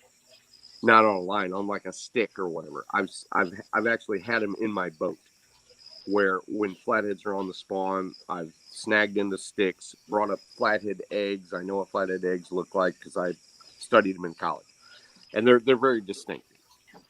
So they're not all cavity spawners either. A lot of people think every flathead's a cavity spawner. They're not. They'll spawn in thick vegetation if they have to. They'll spawn in rocks. They'll spawn in logs. They'll spawn in like little scrubby stuff. But you know that there isn't enough empirical evidence for me to just like do a paper on it. It would take me like 5 years of scuba diving to do that. So I just get to tell the anecdotal evidence on things such as your live. So Right. yeah, blues though are probably the biggest mystery of when and where they spawn in all of catfish in the United States. Now, would you say blues would rather have a sandy soil or a rocky bottom to spawn?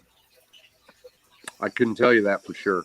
I don't have any actual scientific evidence that I could say or even claim that. I could say that I suspect that blue cats are a multifaceted spawner. I wouldn't say that because they are a heavy number fish compared to flatheads. They are. And matter of fact, they will outproduce channel cats when those two exist on the same body of water. Channel cats will become less dominant and spawn less and become smaller. They just won't compete. Blue cats will overrun them. They'll overrun them for spawning sites. They'll overrun them for a lot of things. And blue cats will become the dominant species. Channel cats will survive, and we've seen that. We've seen that happen in just 30 years.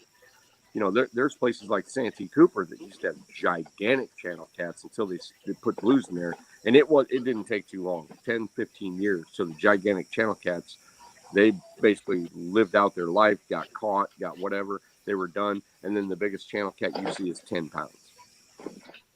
No. Santee Cooper used to have an average. I mean, I grew up watching some fishing shows where they were catching 25s and 30s like it was cake before they put blues in there. I even talked to some guys that had fished it pre blue cat introduction, and it was a prolific channel cat lake system. There's a lake I've seen that has maybe 15 minutes from me called Frank Holton. It has flatheads and blues in it.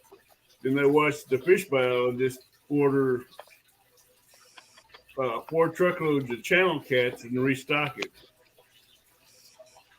Fisheries biologist guys, I know a bunch of them, but a lot of them only know what they learned in college. And I'm telling you, some of them are dumber than a post.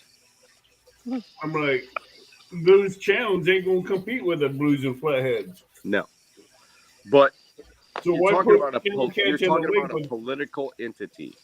A political entity does what they're told from the top, and I've had many of them tell me that. Biologists and CPOs are like, I cannot, and I would never out them because that, after all, that's their job. But I tried to interview them because I used to do articles for magazines and papers and stuff like that. And I was trying to get to the real truth. I'm like, hey, what do you think about this? They're like, well, I'm going to tell you what my professional opinion is, and I can't tell I you have what my to. personal opinion. What's that? Because I have to. Yes, I have to. And they're like, you can't print this because I mean they knew the story, but when it comes from the political entity from the top, which is appointed, not elected, it's a bureaucratic system. So they will do some of the dumbest things that you've ever heard of because the public doesn't know anything and they just make an outcry for it and they have to either placate it or ignore it. Well, the dumbest part about this I've seen is they didn't test to see if there's anything close to where they dumped the fish in. They just let them all go out to the Oh, yeah. tube at one time, which caused a feeding frenzy. Sure. Well, And that water was also, being tore up, and you could see those channel cats getting ripped in half and everything. Avid, have you ever seen government do anything smart with money ever? No, Yeah. and think about it. What are the local governments? They're going to be. It doesn't matter what the fish is. They're going to go with what species is bringing the most revenue to their tourism industry. To their, Absolutely. that's why you see a lot of things like Maryland, where they're trying to eradicate flatheads and blues because that doesn't bring dollars to them. Your bass fishing, your stripers, the blue crabs, all that stuff, that's your Maryland fisheries. Well, And they're the ones that put them in there. right. Okay. Yep. So They didn't realize that then. Their grand experiment actually worked. It's the fact that the local population probably does not value them. They value other sport fish over that because of culture. So Right. when you have a cultural political organization, they start crying that they're not catching as many red breast bluegill, that nobody's catching any muskie now, whatever. And what are they going to do? They're going to scapegoat catfish because the average person doesn't know anything about catfish. They think that catfish are just this all-encompassing, all greedy, gonna eat everything in the sight. No, they don't. They never thought about the fact that maybe there's some guys keeping 100 red breast bluegill like down on the Altamaha every day. They never thought about that. Oh, they're not willing to point at that. They want a monster hunt. They want to say flatheads are killing the bullheads. They're killing the red breast sun. I mean, I've already been through this with friends of mine down there, and I know what's going on the East Coast because it's inevitable. As soon as they put flatheads and whatever, they get a bad year. They're not catching as many bluegills or they're prized little game fish. It's the dragons that they put in there, and those guys didn't. They hated it in the beginning. That's it. Because down here, I see a lot of people. There's a lot of lakes down here that don't have no limits for bluegills, brim, sunfish, reddish, or anything. We have. You can keep 500 here. You can see people walking out with 3 or 4 buckets full of bluegills. Yeah. In 6 hours. Yeah. And they can be from that big to 5 inches. There was a Facebook post I saw where they kept every bluegill, I think, that they caught for that day or two, and it filled over 4 by 8 plywood sheets. They laid plywood sheets down to lay these fish out, and they laid out a bluegill and panfish that covered 4 entire sheets of plywood. You know what I find interesting? Oh, I see that up here. Here's something else that no matter where you go on this United States, you'll hear a bass tournament angler or a crappie tournament. Usually it's bass. They say, I put that jig down on that and I locked into this fish. I thought it was the world record bass and it turned out to be this danged old 5-pound channel cat. So think about that. You got an average sized channel cat that fights better than the world record bass, but they don't like catfish. How is that? Yeah. Boom, boom. Shots fired. Shots fired. That's right. And, I got nothing against the bass guys. But looking at it realistically, if that was the highlight of your tournament, and you tell that story, every guy tells it, every bass guy tells it, from Mike Iaconelli to whoever else. I don't know a bunch of the bass guys, but when Doug Hannon told me that personally. So one time I locked into this thing, I thought it was a world record bass, and it turned out to be a 7-pound channel cat or a 10-pound. But I'm thinking, well, then why are you fishing for bass?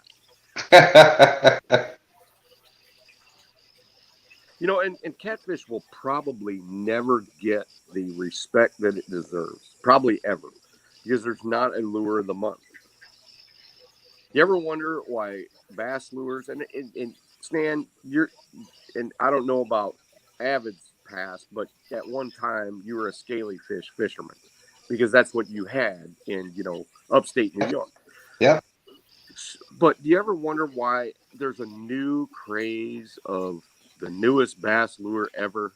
Every single season there is. And there hadn't been any new catfishing stuff until the tournament guys got into it. And then they started drifting the dragon. So the dragon demons and the rattles and that stuff is kind of the lure of the month, because they can promote it and sell it. But I'm not saying it doesn't work, but I'm not saying you need it. I mean, maybe with the dragon and the bumping and all that stuff, you're going to need it. So maybe it's relevant.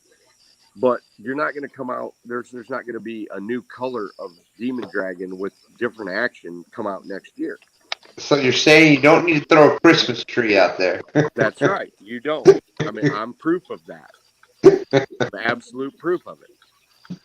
I'm not saying I don't believe in that it does work. I mean, I got friends that are intelligent. Yeah. You got another fish, Lisa? Yeah. I was trying to set up a new rod. And then on my bait pole, I got a ditch pickle. A ditch pickle. We were just talking about. I know, you talked him up. Let me find the light thing. Actually, cut bait. He was feeling left out. Now, I will give this to Alicia. She's a multi-fish catcher. Oh, yeah. That's definitely true. I knew at that 7 to 7 that I was he has swallowed the hook a little bit, so I'm going to have to do a little surgery, but not anything big. But little hungry guy. There you go. They have to eat too. Yep. All right, buddy. This has been one of the longest stints of good service I've had on this deck in a long time. I was going to say. That's pretty good. I was going to ask you if you're home, because your service is going pretty good. Dan, I didn't see it. I was away from the computer for a minute. Okay. Dan Creations, I'm sorry I missed your question. Repeat your question. I'll get it answered for you. 0.36 pounds. Yeah. Dan's taking your place, catching the dinks. Say bye-bye. Uh-oh. Stan's getting his long-term posture going on. He's got rested back. He's sitting into the long haul. Well, this is I left the house at 6 o'clock this morning for stand day, so. I get it. I get it. All right, Dan. Epic. Dan has a question for you. Okay. Oklahoma record flathead is 78 pounds, 8 ounces, caught in 2010. Do you think the chance of catching good fish from waters where record fish came out of are better than waters that make better than other waters?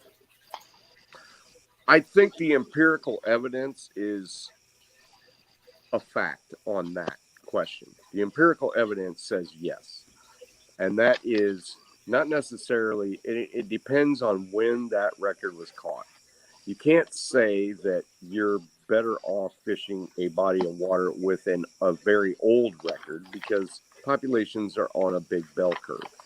So if I was going to, if I was truly a record hunter, if that's what my thing was, I'm not saying I would flock to Texoma right after the 121 pound blue cat record, or I would go to that one lake in Texas where that 123 pounder was, but I would certainly pay attention to the trends on what was going on. So if I was truly a record hunter, I would have to say, yeah, if that thing was caught in the last year or so, I would want to concentrate on that particular body of water, or a particular body of water that is connected to that, because I'd have to understand. I don't want to make this too complicated, but it is complicated. I'd have to say, okay, what were the circumstances? Because you can catch a crazy big fish up a tributary because of conditions, events that create that. Because like the Des Moines River pours out into one of the pools that I fish. Okay. If we get high water, you could have a 90-pound flathead come out of the Mississippi and drive up that thing in pre-spawn, and somebody could actually catch it. But does that exist year in, year out? No, it does not. You're still going to have your averagely big fish, 40, 50 pounds, up those tributaries, even that because they're shallow. But most of the time, in my experience, they're going to come from what I call the mother river. All right. So events cause the mother river. Okay. So the mother river, I would classify. I would say the definition of a mother river is a river that fish come back to when the water gets low. When the water gets low and they're filtering back down, how far down do they go? So let's just say it's May, and we have 25% capacity overflow. So 100%, let's just say it's 10 foot on average, or 20 foot on average. But yet we go 25% over that. You get catfish populations that travel up these tributaries because they're bringing water in and they're attracted to that water. Okay. Flatheads and channel cats love that. Blue cats don't. That's one thing about blue cats that's different than flatheads and channel cats. They don't love to go up flooded tributaries. But channel cats and flatheads do. So you could literally catch a world record flathead up a dumb little river that normally doesn't hold 30-pound fish. But that would be an anomaly. That would be an event. That would be a happenstance. But generally speaking, that mother river, the river that they winter in, the river that is the probably most likely the largest river. So if you were fishing a tributary of the Ohio and you caught a giant fish up one of the major tributaries there, you could assume that the Ohio, since it is dammed, is the mother river. It wouldn't necessarily mean that it is the Mississippi. Okay. So being that all catfish that we have, stem from the Mississippi River, I would say the Mississippi River drainage itself is the mother river.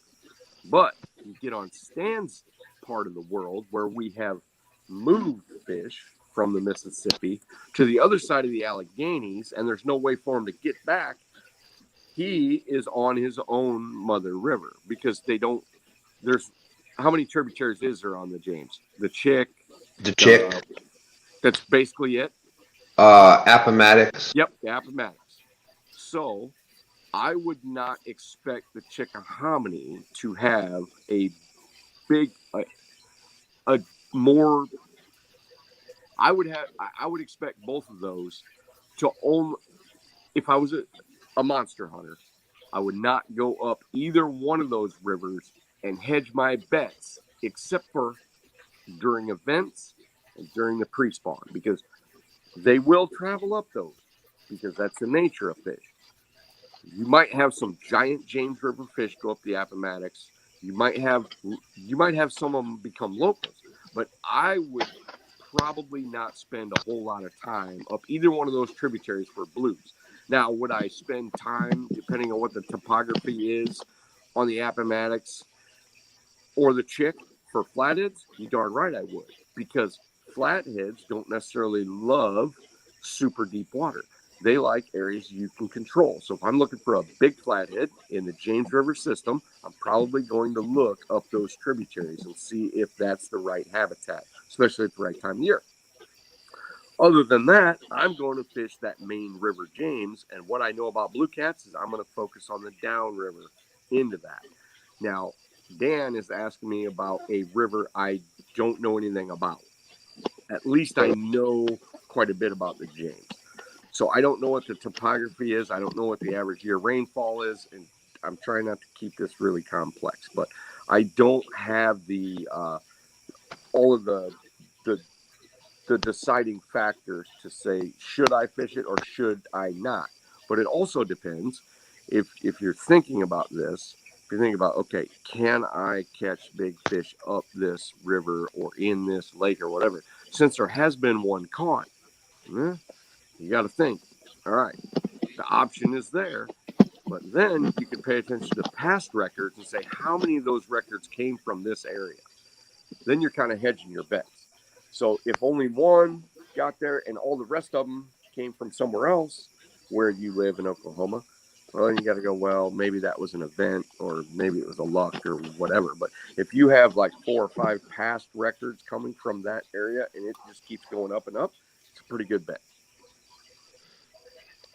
Alicia, the boy Troy wants Yes. to know where So you I did large cut bait and small cut bait and full fresh live bait and full fresh dead bait. I threw everything you could imagine. I just would, I kept it out for a while and then I would bring it in and change it.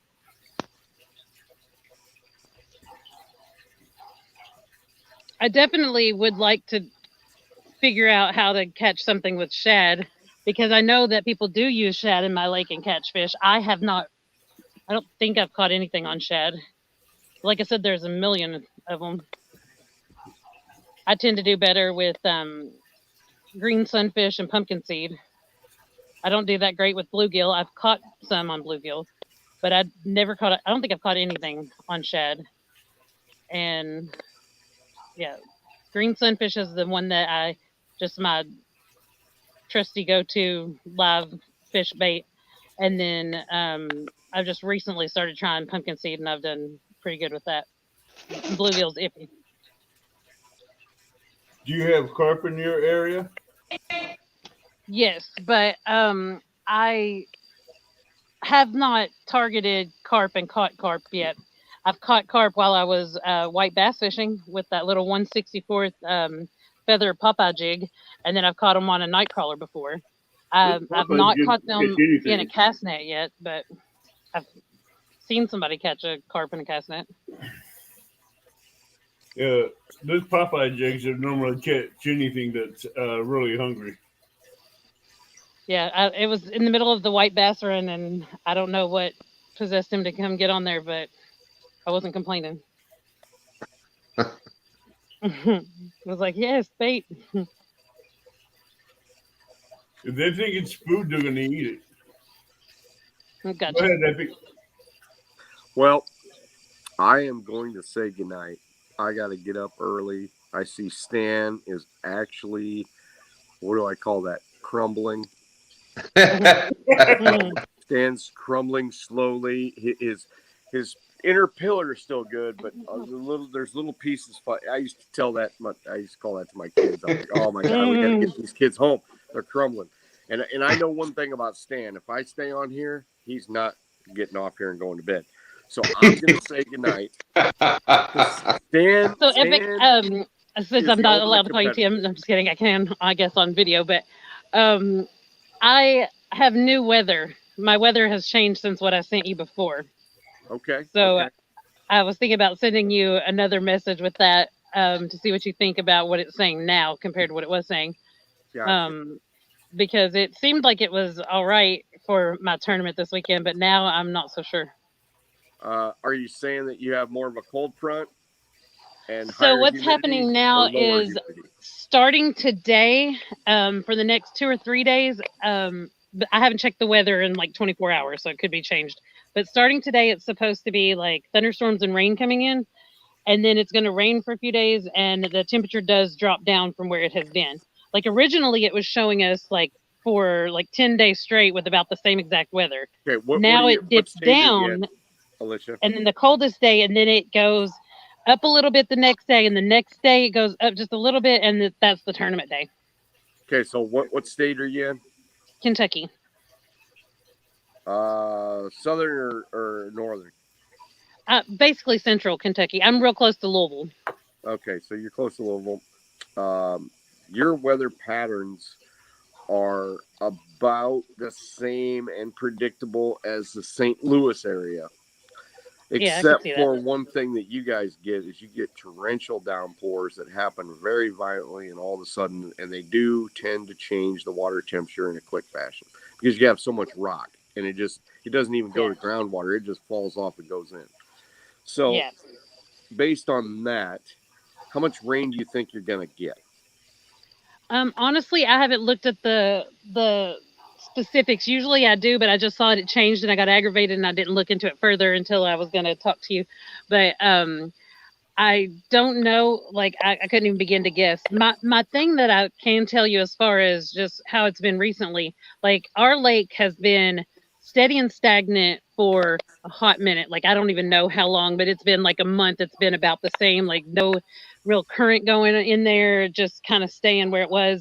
They have been pulling 50 CFS basically every day until about a week ago when all that rain came in for everybody else. We got a little bit, but that all came down the river and then raised up our lake real quick. And so they What started river pulling is like it? 900 CFS. And then that was for a couple of days. And then they dropped it to like 450. And it stayed that for a while. And then today it was showing that it was 50 again. But we're about to get this rain again. So, and it looked like Alicia, chocolate milk. What river are you weekend, too. talking about? So that's the Salt River that becomes Taylorsville Lake. Okay, so how far from Taylorsville Lake are you? I mean, I live 5 minutes from the headwaters of the lake. I'm actually fishing dead center of the lake is going to be like my area that I go to, like in between the headwaters and the dam there. But okay, so how many acres is it? oof, About. You don't have to be specific. I can't even. I know it's on Google, which I could look it up, but I don't know. Let me ask you this: is it like a large expanse lake where it's hard to see across it, or can you like clearly see across it and it's just like fingers and wooded and I can see the bank from anywhere I'm on the lake. Okay, like so how it's how not deep like a is the skinny deepest river, spot? you know, like how some lakes Okay, are kind of like. It's not like that, but it's not like Lake Cumberland or Kentucky Lake or any of those bigger lakes. It's classic. It's classic medium to small impoundment with a small amount of flow because you got a small river feeding it, and then you've got a like say a medium to small dam with an outflow. It's very similar to like Shelbyville Lake, which I know you don't. And that's just my recollection. So I'm very familiar with that type of structure. Mm-hmm. What's the deepest spot in the lake that you know from a map? Is that D? What? That's talking to Stan. What's that? Oh, yes. I was talking to D. Smithy. I see how it is. You Give mute me her. 2 seconds because I've got this. I've got this as a tab that I mean as a as a bookmark, and it'll tell me everything on there because I mean I pay attention to the everything. See, and I'm glad we're talking about this like live in the thing because it's very difficult to answer complex questions on either email or in a chat. It's almost impossible. Because I mean, right, I understand. It would take us days for me to ask you all the questions or you to know all the little things to tell me so I could try to put a finger on it. Right. Yeah, and I'm a researcher. Like I picked you up from CatCon because when I heard you talk, I was like, his brain works like mine. Okay. And I was excited, and so I was like, okay, like I can understand, stuff he talks about, or why he looks stuff up, or things like that. Nice. And so, okay, so Taylorsville Lake is about 18.5 miles long. It says it is 3,050 acres. And so you're on Taylorsville then? Yeah. So I live 5 minutes away from the headwaters. Like my normal ramp that I go to is about 16 minutes away from my house. Okay, so let's define headwaters. Okay. Headwaters usually means the basic drainage pan where it's basically creeks instead of rivers. If you have a long stretch of river before it goes into one impoundment and then comes into another one after a stretch of river, that's not really called the headwaters. And so I was thinking headwaters meaning the very upper stretches of that whole river system. I only know of one impoundment. Like it's a river that in some places is not like, I mean, if it gets to be drought, and it's not, I don't know if it's been really hot and stuff like that. Like, I mean, there's still a flow, but it's just not, it's bigger than a creek. It's always a river, but in some places it's just not that deep or that big of a river, depending on the weather. So that helps me determine whether you have an opportunity for bigger fish to move into that from a headwater situation. And it's sounding like you do not. If that's the impoundment that's the farthest up, okay? So you are going to be limited because if fish can't travel through the dam like they do on like clam style dams or free flowing dams like on the Mississippi, you are not going to have an influx of new fish that come from a mother river situation. Okay. No. So let's just say if there's big fish in Taylorsville, they probably can't, or if they do swim that 18 miles, they're not going to be able to get through that small dam because I know how they're all constructed on those medium to small impoundments. They're not going to be able to get up into your lake, correct? No, they wouldn't. It's right. I don't think they can't travel from the tailwaters. That's what you're talking about, right? Right. Yeah, no. So now I'm figuring out your fishing situation because impoundments are all different. They're all man-made. They all have their certain things. Yeah. So okay, so let's talk about the population on your lake. I'm assuming it's pretty much stocked. Yeah, they stock. Okay, they stock everything in it. Yeah. I mean. All right. Is there a lot of pressure on it? So my answer is going to be probably yes, because we're right in the middle of Lexington and Louisville. Okay. Yeah. And there are not any like real good lakes in Lexington, and there's like one okayish lake in Louisville. So people from both those major cities. Are trot lines and bank poles legal and jugs legal on that lake? Yes, and Ryan Boards hates it. I mean, I do too, like to some extent. I own some, but I've never used them. Okay. So I've not really experienced a lot of running into trot lines and stuff, but jugs, yes. Okay. And do they enforce the rule of 50 per boat or 50? It's 25 per person, 50 a boat. No. Ryan calls and complains on people all the time, and they never come and do anything about it. Yeah, you know what? That's the problem with Kentucky, and yeah, I'll tell you a little story. When I was involved in trying to get regulations on the Mississippi River drainage system, basically, we used to call Kentucky part of the evil axis, because when you contact the powers that be, even back in those days in Kentucky, they pretty much just laugh. Catfish? What are you talking about, boy? That's the attitude you got. So it was, and Missouri was actually on my list on the evil axis too. So it was Missouri, Kentucky, and Ohio. And Ohio and Missouri has changed their attitude, but Kentucky has not. Gotcha. Okay, so the political system is still going, and it wouldn't matter if there's regulations where you couldn't keep hardly anything. If they're not going to enforce it, it doesn't work. But let's get back to helping you with your fish situation. Okay. So does Ryan Bortz fish the lake that you're on? Yes. And Okay, he's so helping me a little bit, taking me under his wing a little bit, and like good because he's out. I haven't been able to watch your stuff long enough to see if you're able to get on to big fish because of your fishing situation. That's what I right. don't So know. I'm new to having a boat. I've only owned Okay. a boat for like a little, barely over a month, I think. And Okay. so I've been stuck on the bank for a while, and now I have the opportunity to get out there where he's at and stuff like that. And he's trying to show me, drifting and different things that I've not been able to experience on the bank. And that's probably the smartest thing you could do in your situation because Yeah. he's going to be able to fast forward your knowledge or at least your locations without having to do all the super struggle over a long period of time.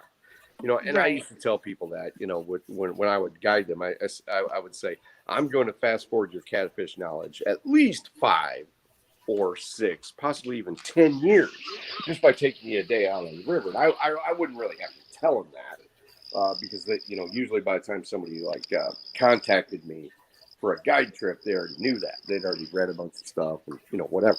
But so your weather patterns are going to, and did you ever figure out what the depth was?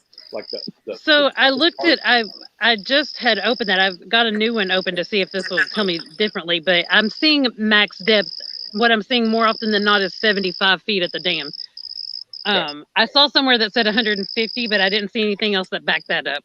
Okay. I think that it is 75 because I've seen like a sign on the gauge at the tailwaters that said something about 70 feet, but it's definitely not 70 feet deep where I was fishing at the tailwaters. So, all right. So let me ask you this: who controls the lake? Is it the Corps of Engineers? Army Corps of Engineers, yeah. Okay. So let me throw something in real quick. Ryan Bort probably spends 5 days a week or more fishing that and water. He introduces people at the lake to me as a girl who fishes that lake more than he does. Okay, that's yeah. awesome. Yeah.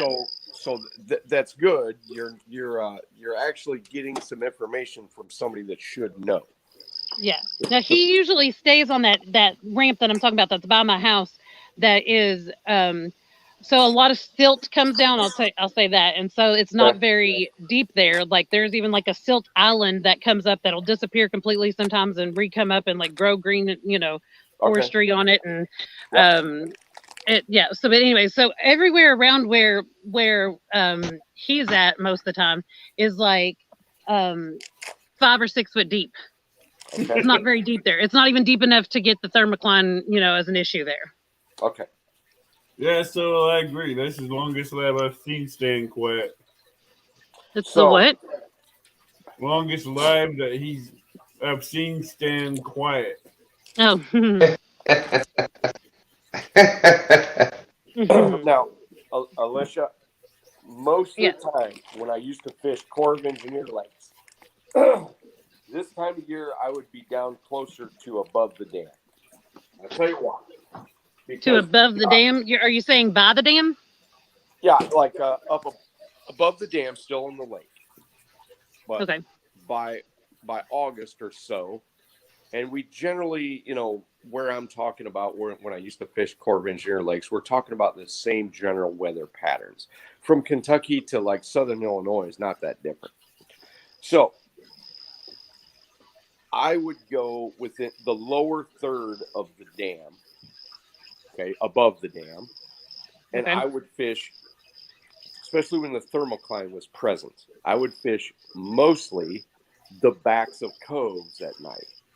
So you'll have a cove, and most of those riverine type things are made of small rivers and creeks that are basically rock oriented as far as the bottom goes. The upper half will be really silty, a huge shad population.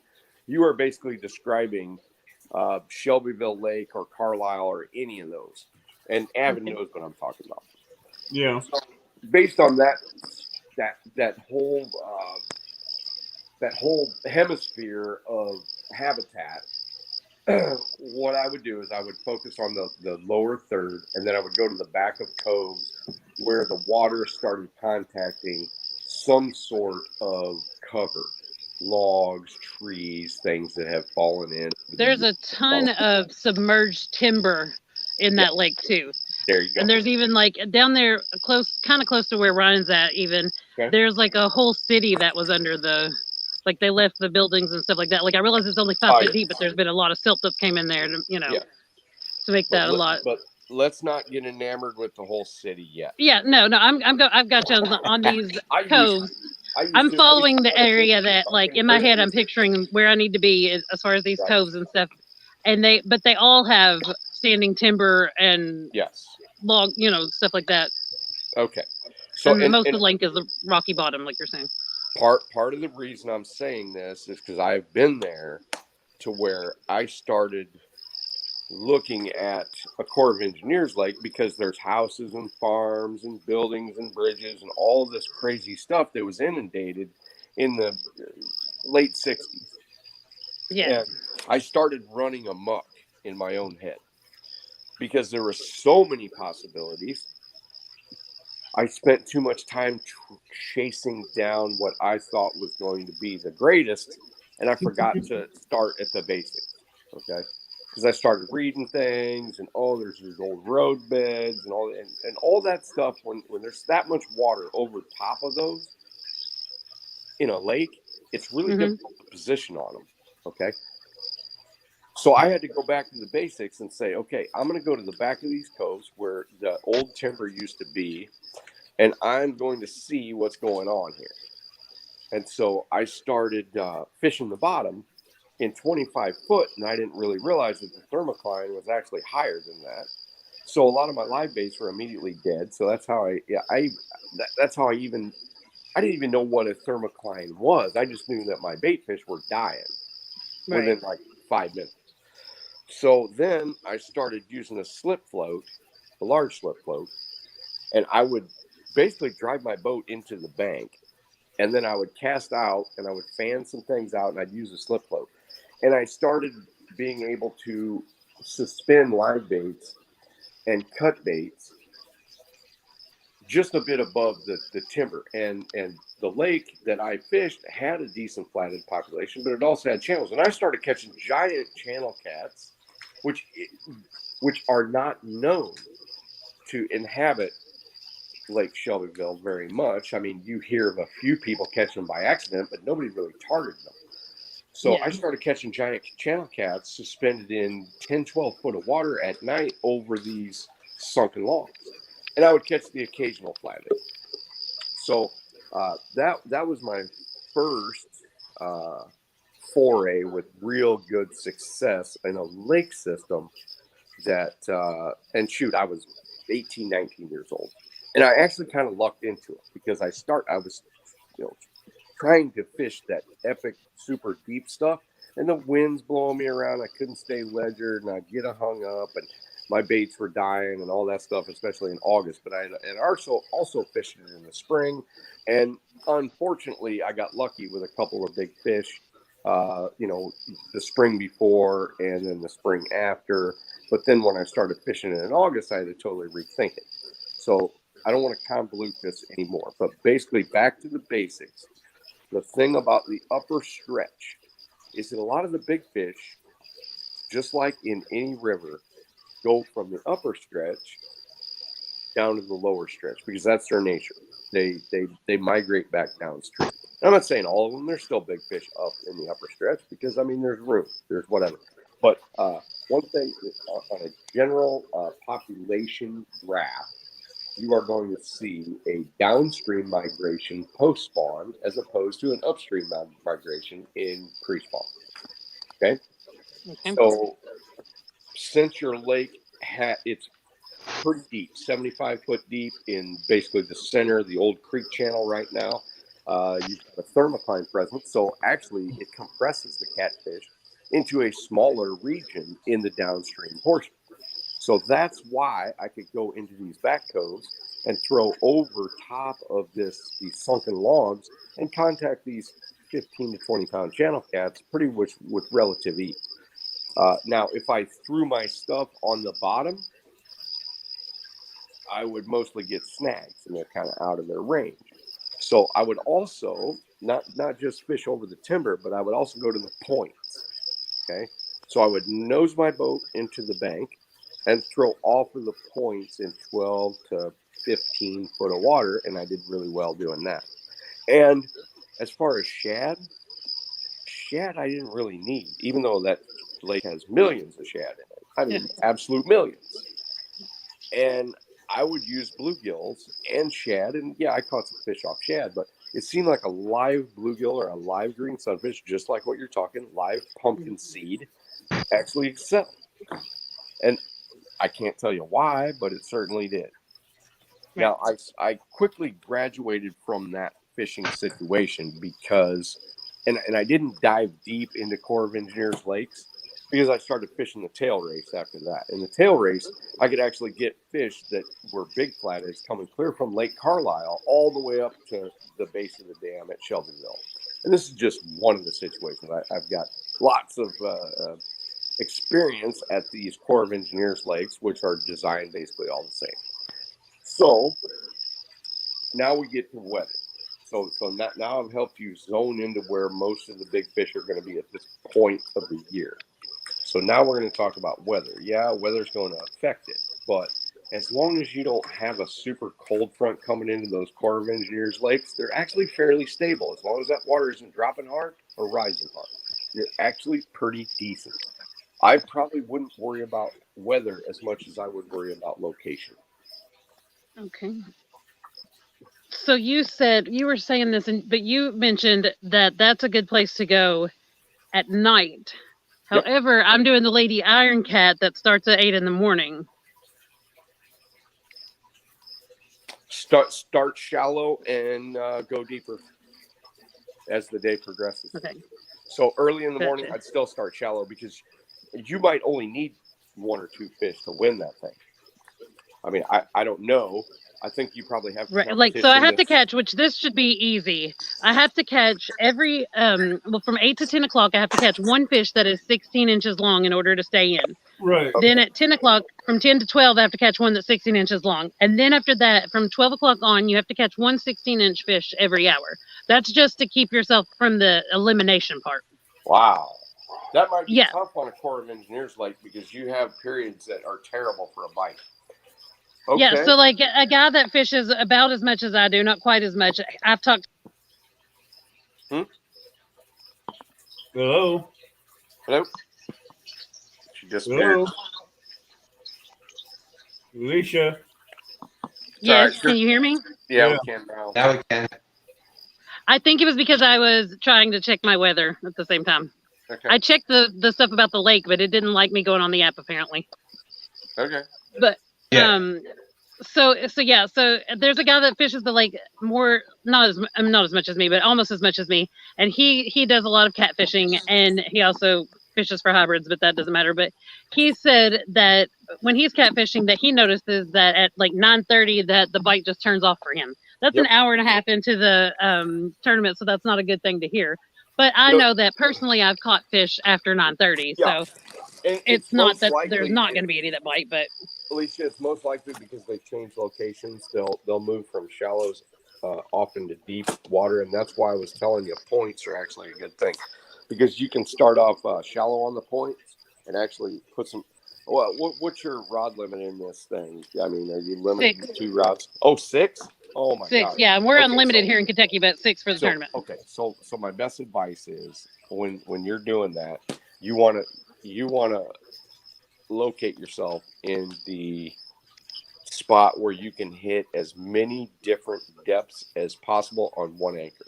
Okay, you got 6 rods. You want to throw a couple up shallow, you want to throw a couple up medium, and you want to throw a couple down deep. And you want to listen to the fish. Where am I getting my bites?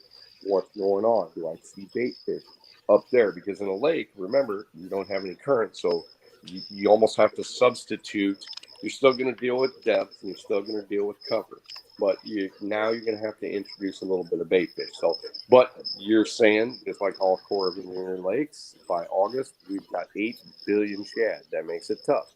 But as long as you can keep your stuff diverse enough that you may be able, because one thing about it, if you're catching them shallow, you need to focus shallow.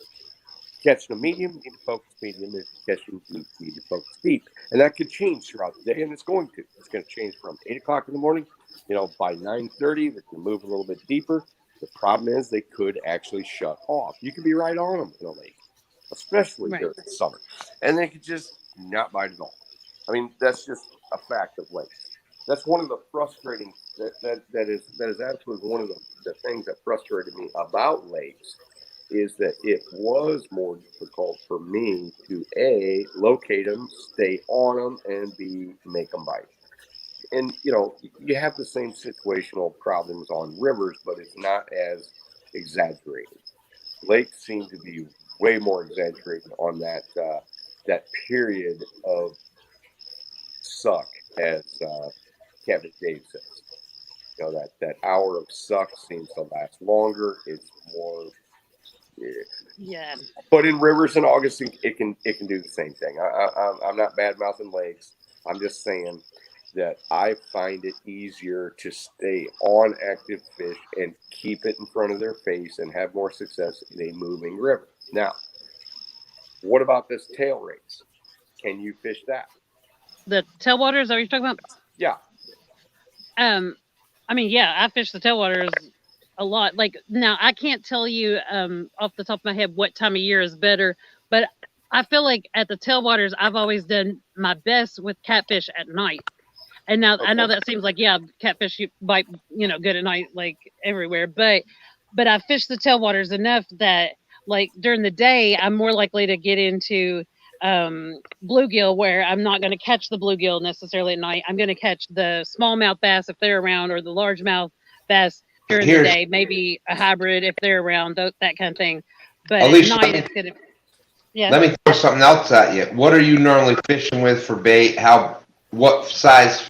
Because like a 16-inch catfish, if you're normally fishing for catfish, like anything under that is it's rare that you catch it. You're catching mostly 16 inches over if you're fishing. Like, are you fishing night crawlers on smaller hooks where you're saying you're still catching bluegill? I'm catching, okay, so that's where it comes into play, where I talk about I will always, every time I go fishing, have a Zebco 33 set up as a bait rod that I end up, like in that tournament, I caught almost all of my catfish on my bait rod with one, Right, but how I many? think was on a night crawler, but the others were just minnows. Like, How many of them were over 16 inches? so in that, I don't know. I really don't know.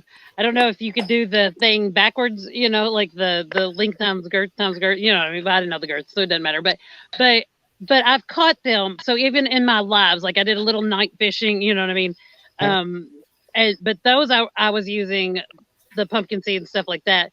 And those were definitely over 16 inches. And then I caught one on a minnow when I was just practicing before the tournament a day or two before the heat kicked me off the water. And it was definitely over 16 inches, but I caught it on just a minnow on my bait rod as well. While I had cat rods out and ready, but take your bait rods out of there when you're fishing your cat rods. What normal setup are you using? So before I signed up for the 7 to 7, I didn't have as much tackle and stuff as I do now. I've had a couple people take me under their wing and give me some things and like point me in some directions. So now I have this plethora of stuff. I mean, not like tons, but I mean, I'm in a better spot sitting than I was. So I went through all my tackle to see what I had and what I needed. And most of my hooks were like little 5-0 was like the biggest ones that I had, like little, circle hooks. Like I had some 4-0 and like 5, and then like one that was a 6. But now, like, I mean, Troy was one person who helped me out. But I've got big hooks now and like all kinds of circle hooks. But before I was just doing almost every time a Carolina rig, and I would set it up sometimes with a float, and sometimes I would go on the bottom.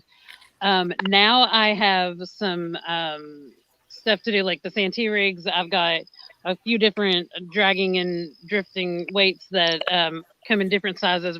Like Ryan uses 1.5 ounce on the lake, so I've got some of those. I've got 2 ounce, 3 ounce, and 6 ounce dragging weights. Even I've got demon dragons. I've got rattles, like stuff like that I never had before. You know what I mean? So like I have these things that are options. It's just that I on the bank I wasn't using them or needing them or knowing but now I have options to do these things. I just haven't had huge success. Like when I was drifting, I was catching fish out there where he fishes, and I don't know. Hey, But Alicia, yeah, I'm going to tell you the good news.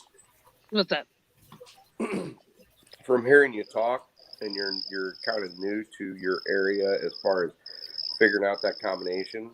Keep up that determination. You're going to be able to do multiple times better than what you're doing now. That's what I hope. When I talked to Stan had the desire. He understood how to figure this thing out. Now it all comes down to time and experience on the water. Yeah. So, Alicia, from what you've described to me, it's almost exactly like Lake Shelbyville. It's almost exact. It's different than Carlisle, but it's almost exact because you're actually on the first lake past the watershed. It's got a silty front. It's deep at the other side. It's got a tail race. Now, describe this tail race to me. Is it wide? Does it have sluice gates? What I mean, does it have what? But about what? Do you know the time frame it was built? Do you know if it was built in the 50s? So 60s, this lake 70s? was built like 36 40 within 40 years ago. Well, that's almost the same time that Shelbyville Lake is. Matter of fact, do you have any pictures of that? Of the lake or no? Yeah, I mean, I have pictures and options of any kind that you want. Like I've got old school pictures before they put the water in. I've got pictures that are like aerial photo type pictures, I guess. Pictures just that I've taken while I've been out there. Like, I mean, I've got how many? This is going to be completely unfair to your competitors, but send me those pictures that you got. Yeah. Because if it's what I'm thinking, I can tell you exactly where the 30 and 40 pound flatheads are sitting at during the day, and you can catch them. Yeah. I mean, like I can tell you almost exactly where the flatheads are because I know the structure of those dams. I know how the hydrodynamics works. I mean, my goal for this tournament, like I would love to place and do well, but like my goal that I've told everybody tonight was that I want to beat my personal best, which is not anything massive, but I want I want to get a fish that I can be like, look at this fish. You know what I mean? Like I want something like that's my main goal. Now that's not my only goal, but that is what I want more than anything, like fishing this. And there are nice fish in there. Like I said, if you watch Kayak Mike and Ryan and their lives and stuff like that, like they just all did really well last night there in that water. But yeah, I just needed to be able to have a little more knowledge, and because now I've got gear, and now I needed a little more direction, I guess. I can tell you but one I've thing, got I can tell you the one thing going from the one level where you're worrying about catching. If I'm worrying about if this is going to be 16 inches or not, to the next level is you've got to upsize the hooks and the bait that you're using. And that will right there, that's going to increase your size of it. Right. Immediately. So I've kind of got some strategy and some different stuff worked out. I'm trying to do it different than I did in the last tournament. There is an element of sticking to stuff that I know and stuff that has proven and worked for me, as well as trying new stuff. And but as long as I get that fish in that time frame, then I can go during that time frame to target bigger. Like I don't want to just go out there and throw my bait pole with a little bitty panfish hook, with a night crawler on it and expect to just stay in the competition every time.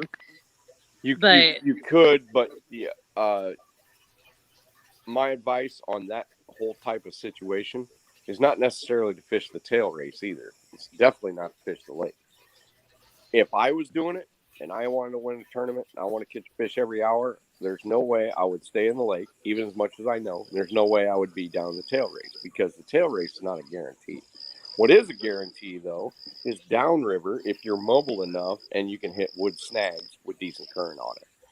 Can hit And wood, shad what? would be your ticket. Now, I don't know where you're at in your fishing experience to even be able to do that, because you're gonna have I'm to not sure what you're move. saying.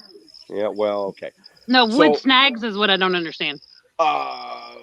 timber in the river section where it is more like a traditional river, because you got 18, 20 miles between that tail race and Taylorsville, correct? Between, what do you mean Taylorsville? Like the Salt River where it the headwaters and the dam? Is that what you're talking Okay. All right. So we're gonna forget about the river up there where you told me where the silt comes in. Yeah. Okay. That's the headwaters. Then Yeah. you got your lake that you're on. Then you've got the dam. Then you've got the tail race, and then you've got the river that leads downstream to Taylorsville. Correct? Yeah, that leads. Yeah, and it heads toward Louisville. Okay.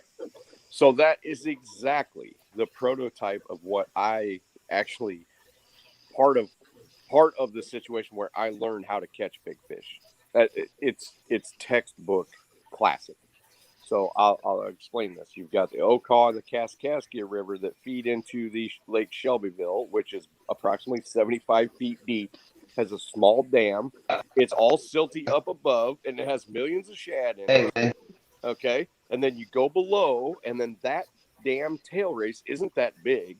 You can't get all the way close to it, but you can actually throw into the obelisk teeth that slow that water down under flood conditions. And then you go downstream, and it's like a river for approximately, well, this one's like a river for like 70 miles until you get to the next lake, which is Lake Carlisle. So it's exactly the prototype of what I cut my teeth on at like 16, well, from 12 all the way up to probably 18 or 19 years old. And I can at will, and I have, as soon as I learned how to fish wood close to it in the correct current with good bait, go down there and at will be able to pick out channel cats and catch between 10 and even, and I'm talking about even when I was like 18 or 19, be able to catch between 10 and 60 channel cats in a day and possibly pop a couple flatheads. It's pretty classic. Now, the only problem you might have is some of those rivers, by the time you leave that tail race and you go into the river, it could be like shallow jet water for a while until you get down into more of the channel cat flathead type scenario. And that's just classic catfishing 101. You see a lay down, a brush pile, maybe there's some flotsam built up on it. You go up above it, you anchor, you throw close enough to the wood cover, and you catch fish. That's pretty much it. And if you're close to that wood with the right bait, even during the day, as long as there's current present, channel cats are willing to bite. Now it's just all down to skill, whether you're going to be able to hook those fish while they're tapping and be able to kind of. Yeah, see, I don't have the problem of like having the fish bite and like missing it. Like usually, I mean, I'm not bragging or anything like that, like because I don't have huge monster fish, but usually my problem had just been like finding it. You know what I mean? Like, right. But you know, because people say, "Oh, you don't want to fish with too big of hooks or too little hooks," and I'm like, "No, you just got to get that bite first." Like, so that a channel cat in a lake has to move to the bait. Okay. They don't bite like they do in a river where they just kind of sit around and wait for bait to come to them. It's a whole different story. Right. So, it's like the spoiled kid. All right. A spoiled kid waits for mom to bring dinner to him, and he goes, "Well, I don't really like that." Okay. He might nibble on it a little bit, but the kid that's hungry, he'll go to the kitchen and he's eating. He's not picking at something. He's eating. That's what you have in a lake situation, only you don't have the opportunity to put baits in front of enough fish on a lake unless you get extremely lucky or you know exactly what's going on at exactly what time of year.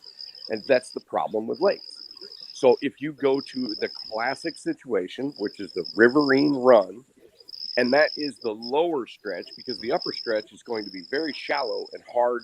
It's got a lot of, it'll have a lot of surface area in which the fish are not condensed. But if you go below that and it's a narrow river that's not really all that deep, not really all that whatever, as long as it's got current coming through, you can target channel cats at will. That's one of the main things that I learned growing up. Where to go to have success, and what places to ignore and what places to concentrate on. And then it's all up to experience and what you're doing and how you run your boat and all that stuff, to whether you can get on enough fish in a day to satisfy your tournament needs. Unfortunately, my phone is about to die. I'm jumping out before it does. All right, buddy. Epic, always great to talk to you. Congratulations. That's Great to talk with you. Thank you. Keep doing what you're doing. Avid's sleeping. Yeah. I think I hear him snoring. Yeah, I think so. I think you got him. It's not the first time I've been in here when he was out. I mean, it might be the first time when I was on panel, but Hey, Has fell asleep one time running the chat too. they just get to lay back and collect some watch hours. How many people I'll are see. even in here? I can't tell. I can't see anybody. See y'all later. See, I don't have a clue. It doesn't show me how many people. Doesn't show me. It doesn't matter. So Maybe somebody will write it in the chat, because I see people in here talking. There's Aaron and Will O and Kenneth Powell, and maybe one of them will write something in here, but I don't know. Are those guys agreeing with what I'm saying? Because I'm assuming they probably will. Because it seems like, Willow. Becca says there's 15. Oh, and Willie said there's 15 in here. Okay. And it looks like Willow. Okay, everybody's saying that. So yeah. Okay. So Dill. I mean, those guys are going to generally agree with me if they're, unless they're just like strictly lake guys. Even if they are, pretty much guys that have been around catfishing and they talk to enough people and they search around and and there are guys that they lived on lakes their whole life and they just go out of their dock and that's what they do. But if I'm on a tournament, or if I just want to take someone fishing and have a good day, that's pretty much the guarantee spot of what I'm talking about. And I mean, if you had a aerial map of that, or what do they call that? I mean, it's probably not on. Probably too small to be on that one thing which I don't even look at. They're Navionics. Yeah, is that river on Navionics? So I think so, because somebody just told me that this week, and they said you get a free you can free trial for 2 weeks. So my plan is to download it for before the tournament. Right. So if you would, I would enjoy helping you out. And I don't know how soon I can get to it because I got a pretty busy week, but I will try to get to that. If you can do some screenshots of the area immediately below that dam, and probably 4 or 5 miles. Now you are able to run that with a boat. Is that correct? So I can't go. So I can go to the tailwaters. Like, I mean, obviously I can't go through the tunnel where the water goes through. But yes, like there's a little ramp that's there that you can put in like a little ways down from the tunnel. It's on that same road. It's real close, but it's where the current is not like going to sweep you away, Okay. or anything like that. And even still, I know it wouldn't be that much unless there's a ton of rainwater that it would be an issue. Well, and see, what I don't want to do is I don't want to give you advice that you're not ready to handle yet. Okay.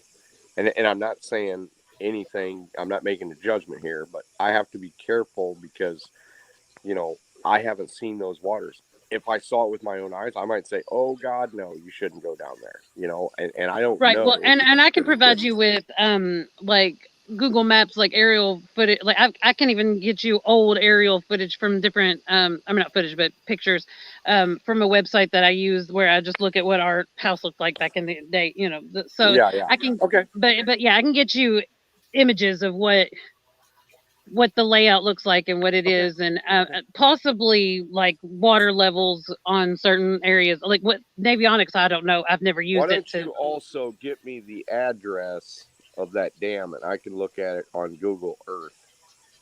because Okay. Google Earth, although it doesn't tell me what exactly it looks like right now, I can pretty much guess whether it's going to have the right topography to be able to be successful at the numbers game. And that's all you need. You don't need big fish, right? You just need numbers. Right. So Okay. like there's obviously like going to be a like who has the biggest fish. I think they said there's a medal or something for that, and there's like and like I said, I would love to beat my personal best, which is not a huge Right. fish, but But yeah, in order to here's, stay in this, like the main goal yeah, of this is to yeah. just keep on catching Okay. something 16 inches or longer Oh, okay. in those time Okay. periods. So by fishing wood, even in August, especially in a riverine stretch that's not landlocked, you have a great opportunity to not only catch numbers, but to catch big fish, but big fish by attrition. Okay. So that would be my strategy if I was, and believe this or not, I used to give tournament anglers back in the day this very type of advice.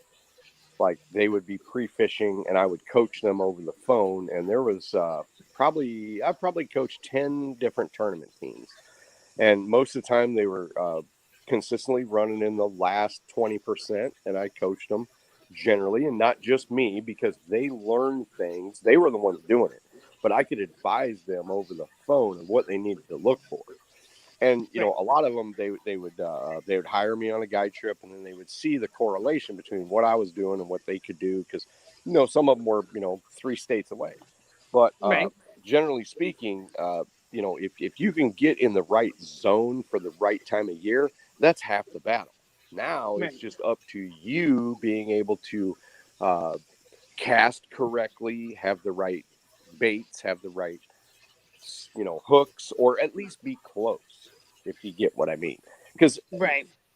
in a Well, I'm gonna have dynamic, buffet of everything, like well, in a, as far as that goes. But even the tackle, like I have a mhm, bait shop of tackle with me as well. You know what I mean? Like, great. But here's the thing. The thing is, if you're going to be successful on the water day in, day out, you have to go to what I would classify as a dynamic catfish situation. And a lake is rarely a dynamic catfish situation. Somewhere on the lake, it's pretty dynamic, but the odds of you or anybody else at will being able to go on that lake and find a dynamic situation in a 1 8 hour period and be able to smoke the fish, very rare. So all I'm going to do is I'm going to up your odds by trying to point you to a dynamic situation. Then the rest is up to you. gotcha. Yeah. Simple, Yeah. right? Right. Not as simple as Yeah. it Yeah. sounds, but that's about as simple as I can get it. Right. Well, I mean, but I get it. Like, so, I mean, this is like, I'm new to the YouTube catfishing world. I'm definitely not new to fishing. I've Sure. been doing it since I was crawling, Yep. but Yep. Yep. I've been studying and learning hands-on and all that for like a couple of years, maybe 3 years. I don't know. Yep. I don't have a good track of time, but so I've definitely already been to the point of putting time in on the water. But now that I Sure. have a boat, I've got new ways to put time in on Sure. the water. And these catfish anglers that I was talking about, they were into tournaments. They weren't new to it either, but they were Yeah. they were very new to the concepts of dynamic areas where you're going to be able to contact fish fairly quickly and pretty much at will, depending on, what was going on, and having a few different patterns. I'm not saying you'll be able to just pull up to, any old wood snag and there's going to be a catfish there. Sometimes you got to go to pinch points. Sometimes you got to go to a little deeper water. Sometimes you got to focus on shallower water. But nevertheless, this far away, that is my best guess. So once I take a look at that stuff, I think I'll be able to, at least I think, because I've been able to do it in the past, be able to point you at least in the right direction. Yeah. And I mean, I can easily gather all that stuff, pictures, information, and stuff like that to send you to. Cool. Yeah. Cool. All right, now it is an hour later. than when I said I was going to. I know. I had a question for you. No, My bad. that's all right. I'm thrilled. And Avid is snoozing away. I'm thrilled to help. Thank you so much. Yeah. Email me that stuff. I'll try to get to it either today, tomorrow, or the day after. I do have to do some office work, so maybe I can devote some time to it. And we'll see what I can see what we can put together, because I'll have questions for you. You know, okay. Do you have experience on the river stretch at all in a boat? So let's put this information out. How much do I fish rivers? So I'm a stillwater girl for the most part. Like most of my experience and best fishing has been done in lakes and ponds. Have I fished rivers? Yes. Have I fished rivers enough to be like, oh, I'm a good river fisher? I don't know. And believe this or not, Alicia, no matter who you are, no matter where you come from, the difference between lakes and rivers is pretty big. It's a pretty big learning curve, and it can be frustrating. I've gotten really good with rivers with white bass, like other species. Okay. So it's just that I haven't had a lot of experience with trying for catfish in rivers. Have you had a lot of experience anchoring in front of cover? No. Okay, so I have with my dad's bass boat. I've tied to whatever stick ups and things like that. But anchoring, that's not a bad option either, because I've definitely got a ton of experience with that. If you have enough wood, I mean, I do that still today. I mean, if I have got a convenient spot to where I want to target a wood snag in 15 foot of water, or even in 3. If I've got a convenient piece of wood that I can just tie to instead of anchoring, that is speedier, and it's more expedient, and it's more efficient.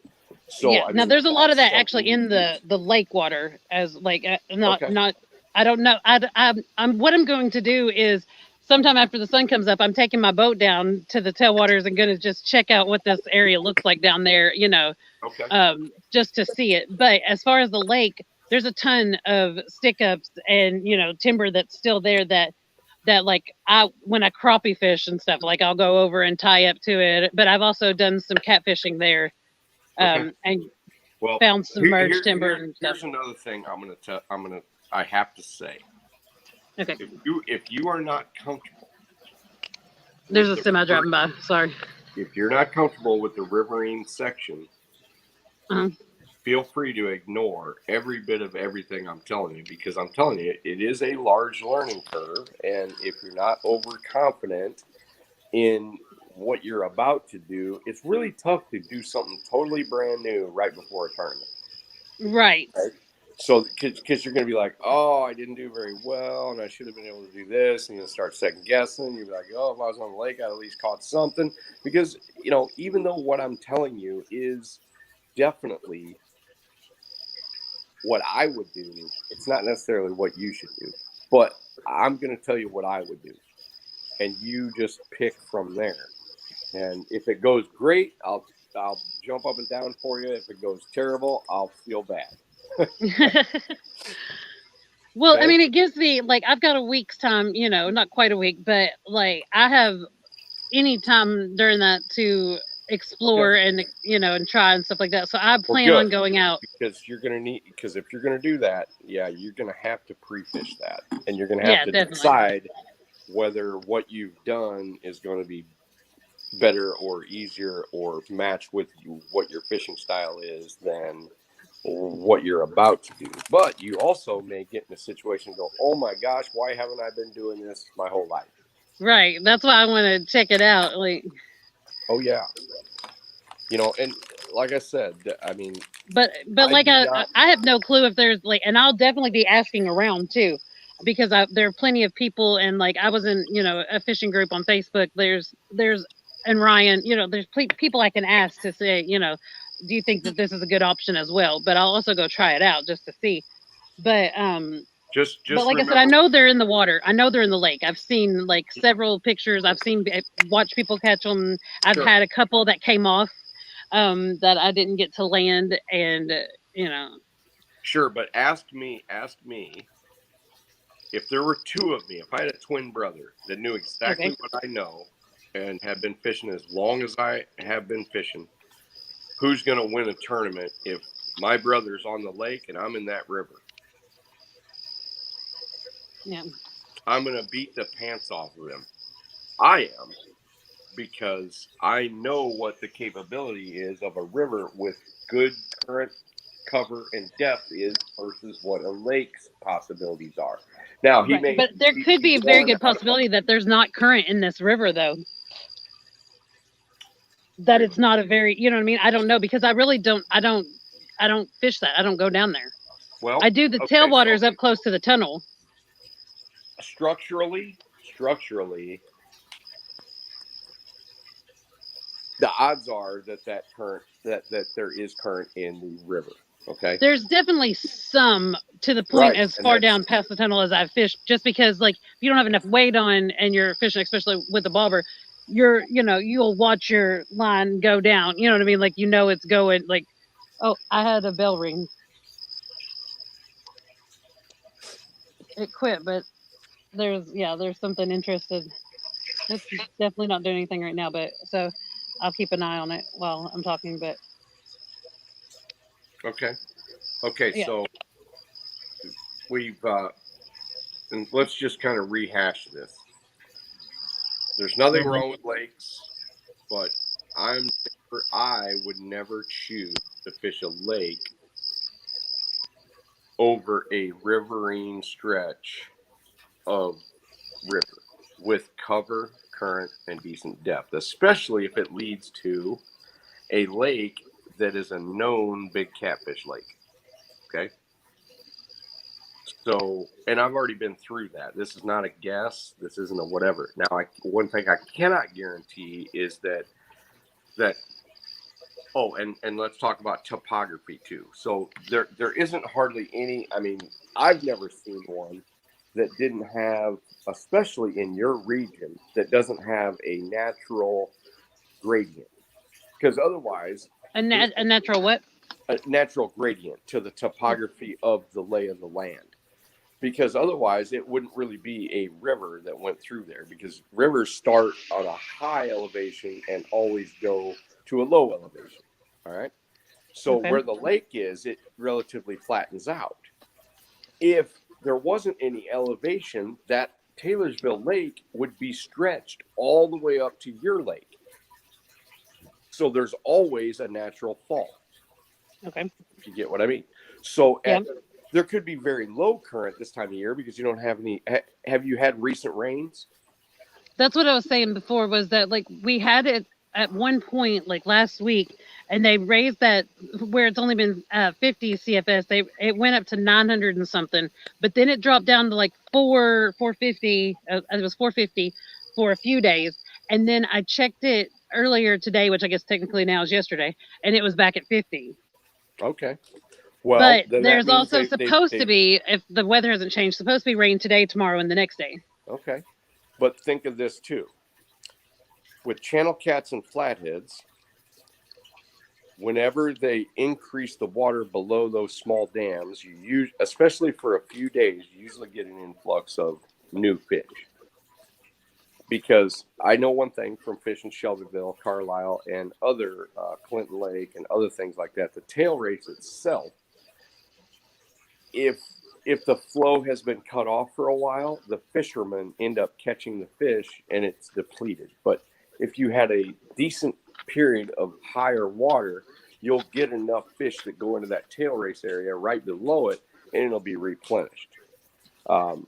If I'm fishing, if I plan on fishing Shelbyville for flatheads, I don't want to go if it's been 2 months of 50 flow, because odds are that the 25 flatheads that were up there, half of them have been caught already, because people fish pretty regularly. Okay. Well, I don't know how much it's been fished, but it definitely was not much, current or much rainfall for a while.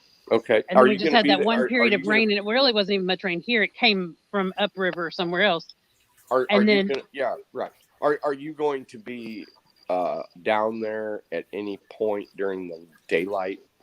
Oh yeah, so I'm in the next county over right now, but I don't have my boat. But I'm going to go back to my house and get my boat when the sun is up and go down there and just check it All out. right. But Take some pictures for me and for send sure. them to me because I want to see what the the tail race looks like. I want to see the sluice gates. I want to see where the turbulence is, if there's any, or it's dead slack water, or if it's too small up in that area. If it's too tiny, then your odds of having a large number of 16-inch fish diminishes a little bit. But I'm going to be able to make that judgment call because I can pretty much tell you I've tried to fish every single tail race that I can get my hands on at one time or another. Yeah. Well, I will get pictures that are current, pictures that are from right now. But like I have pictures, in my storage of pictures of when it's been blown out in a ton of water, and then when it's been so like not bone dry, but just like where you can see the rocks down below the sidewalk Well, at the just tailwaters and stuff. Like, all I need is 2 pictures.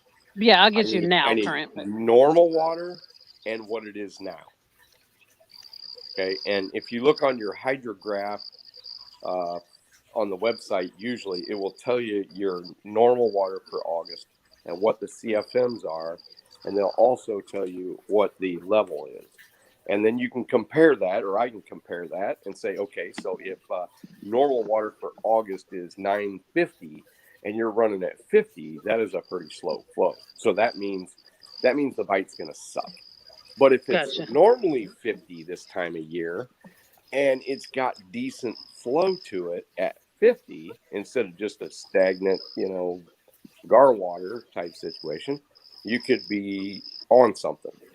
All right. Now, also, even if that water is fairly, if it's too low, you'll probably, since the fall is going to be fairly dramatic in that first few miles, you might not even be able to boat much from that little launch below the dam very far at all. So you might be landlocked anyway, and you might have to either go downstream or forget this option altogether. Because if I go down to Shelbyville and they're at 50, and I can't go downriver even with a jet because it's, boulders all the way across it.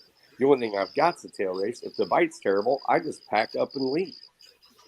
Because I know I've fought it before. I know that I shouldn't even. That's just like spending good money after bad. You just go, but yeah, the odds of actually catching any decent fish are so low, I'm better off going to a different river. And so, it is like, and so now I know how to read the hydrograph. I don't even go. I already know what it is. I know I want the CFMs to be at a certain range before I'll even drive down them. But you're not going to know that. right. And I may be able to help you with it. I hope I can. I don't know. I can't guarantee anything because I can't see it. But but once I see Yeah. the pictures and know what the normal flow is, at least I can give you an idea whether it's any good or not, or whether Yeah, you should yeah, try. because it tells me. Well, that's the gauge height. I just went to this one thing that has those available parameters from like 2000 and where's that at? Oh, I might not be on there. But you can change the date and go back Yeah. to previous time periods and see like what it was then. Right, but that So I guess that might tell but you. a picture of one day. I need to know what the average is for the month for that For period, yeah, so that I'm not fooled into thinking that it's better water than normal. Because normal right. might be so low and so slow that it's not worth fishing. I don't know. Because, Right. because I haven't fished that. I know what Shelbyville and Carlisle are supposed to look like before I make the move to go down there and be successful Right. at catching big channel cats and flatheads. Because there's no blues in that system until you get below Carlisle. So, it's just not even worth it to me if that flow is too low and I can't be mobile on the river. If I could be mobile on the river, even if the current is slow, I'm still going to be good. But the way Shelbyville is, it's got a riffle basically within a mile of the tail race. And if you can't pass it, you're done. Gotcha. And all the boat ramps until you get all the way down But to yeah, Van and I have Buren, a friend that she bass fishes, but she knows that area real well. she goes down there quite a bit. Oh, so she bass fishes the river. Yeah, she goes down there in the area you're talking about. She has some kind of personal little boat. I don't know what it is, but she knows that area way better Okay, than I do. that's So good she information. and she checks the levels and stuff like that too. Like, Mm-hmm. because even when I just want to go fish there near the tunnel, I go online and check the levels. That's how I know it's been at 50 for Okay. ever, like until the rainwater came through. But like it's just been at that for a long time. But I don't know that every year it has been like that. But it's not a new thing for it to be such a low Mm-hmm. Yeah, outflow. and that's true I of just don't all Corps know. of Engineer lakes. Sometimes Yeah. you just haven't got enough rainfall and they're holding it back to fill the lake back up. And Yeah. on a lake, even a small lake like Well, that, 1 foot of water is a ton of water. yeah. Yeah, I think that we are probably I haven't seen the today's exact level, but I would say that we're probably right at summer pool. We were just barely above it, and they were, taking it down about 2.5 feet a day or something like that is what it seemed like it was going down. Because I've been watching it with these tournaments. I've been watching it on a daily occurrence. Like Okay. just seeing how much they were pulling and how much it was going down, and trying to determine, where I thought it would be Mm-hmm. on such and such day. And Well, I can so, clearly yeah, I can I clearly see that you're a thinker. One part of the advice yeah, on the definitely. thinking it, try not to overthink it.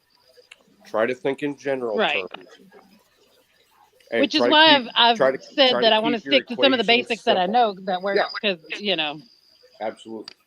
Try to keep your equations simple, and then once you get successful at a certain stretch, then you can kind of pump up the value on what, why, and where as it, after you start to get that combination to where you can pretty much be on fish, then you can start working it out to, okay, where are the big fish?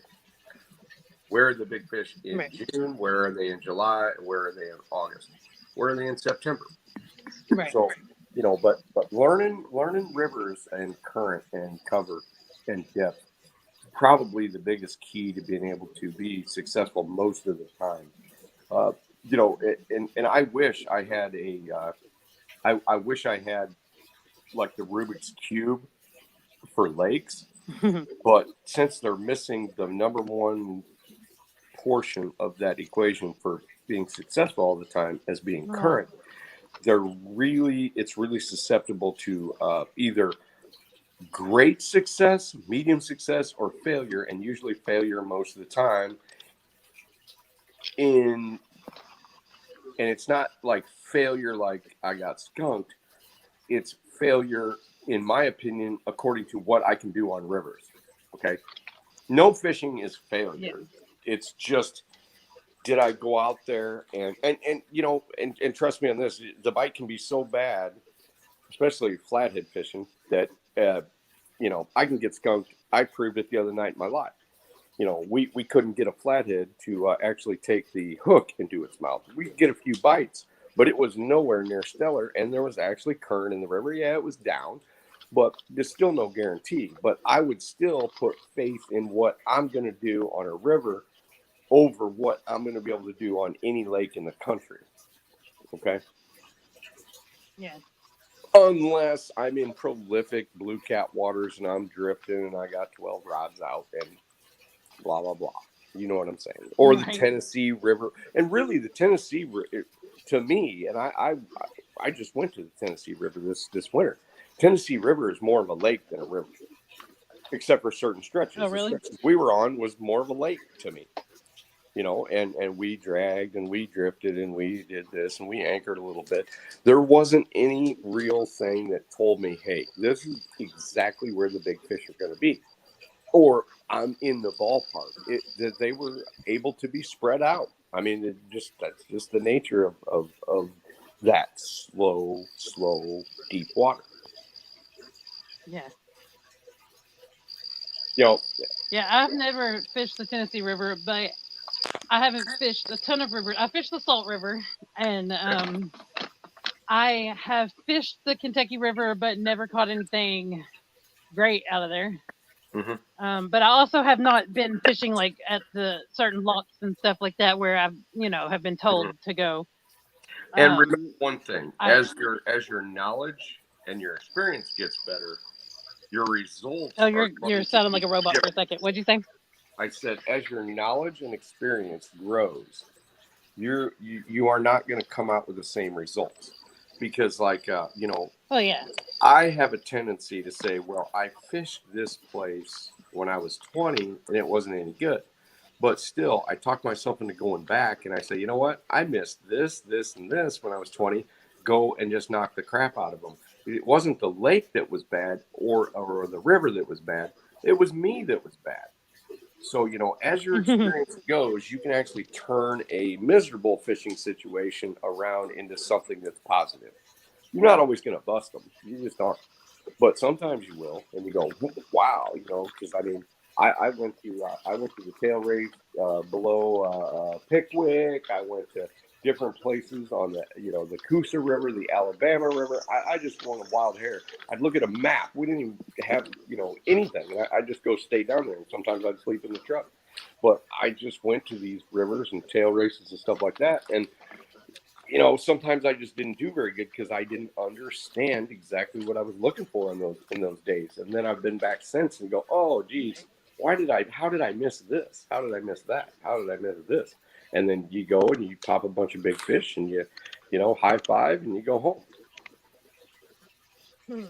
So, that's one of those things, but yeah, we'll see what we can put together. All right. I'm going to bed. Well, it sounds like a good idea. I will still be out here fishing for a little while, and I Well, plan on doing some homework, some fun homework, there you go. uh, Good luck, Alicia. and sending you what I find out. But thank you I so would much. tell Avid good night, but I think he's already went.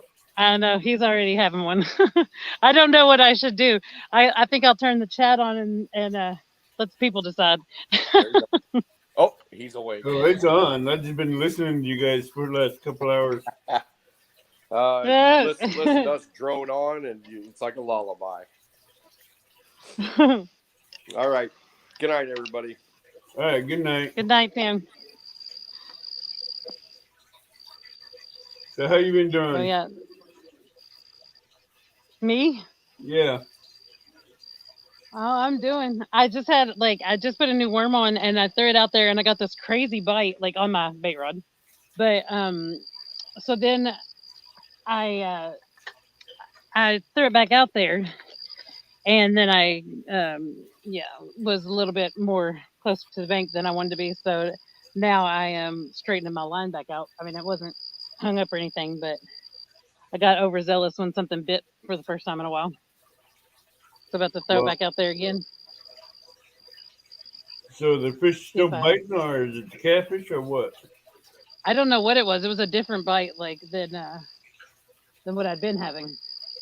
And that catfish, I mean, I just had that one, but like I said, I was so excited about it just because I knew there was one still alive. I mean, I'm sure there's more than one, but I'd been so worried about it with the fact that it had turned over twice now. Well, I And beat my dead longest fish live I've floating. done so far on my channel. Huh?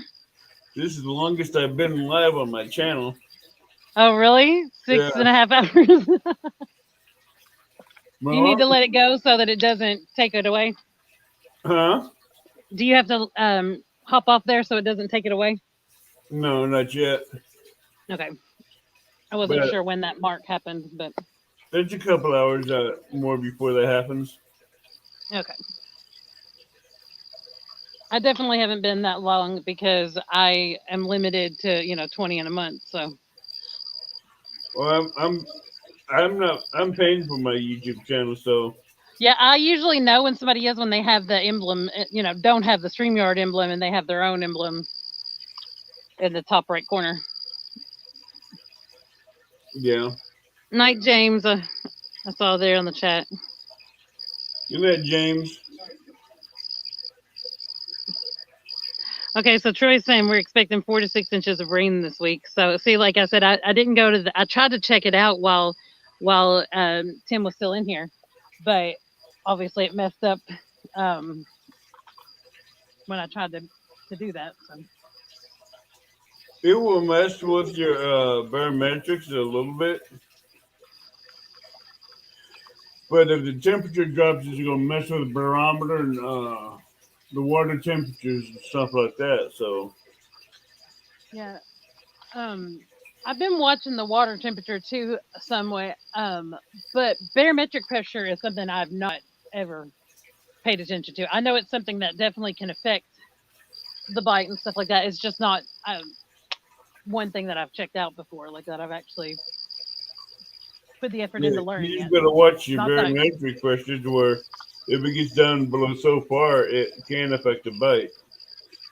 Yeah, like I pay attention to cold fronts and I pay attention to water levels going up and down, but I haven't paid attention to that yet just because I don't know. Like there's so many pieces to the puzzle. Yeah. It's not that I won't check into it. It's just that I hadn't. I guess, I'm made just it that far. giving you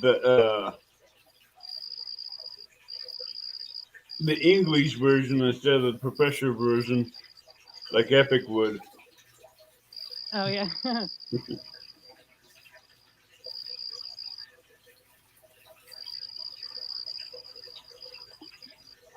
Yeah, send me your address again and that information when you get a chance. oh, about the net or Yeah, about the something gift different. card Oh, the gift card. Yeah. and the Yeah, because I net got to figure anyway. out like I'm gonna go before I take my boat out and try the river like he was talking about. I'm gonna go see if I can't find my net, but I'm sure it's not there. Well, I got a net already, so Yeah. I mean that would be awesome, but I know I have to figure it out before the tournament because I can't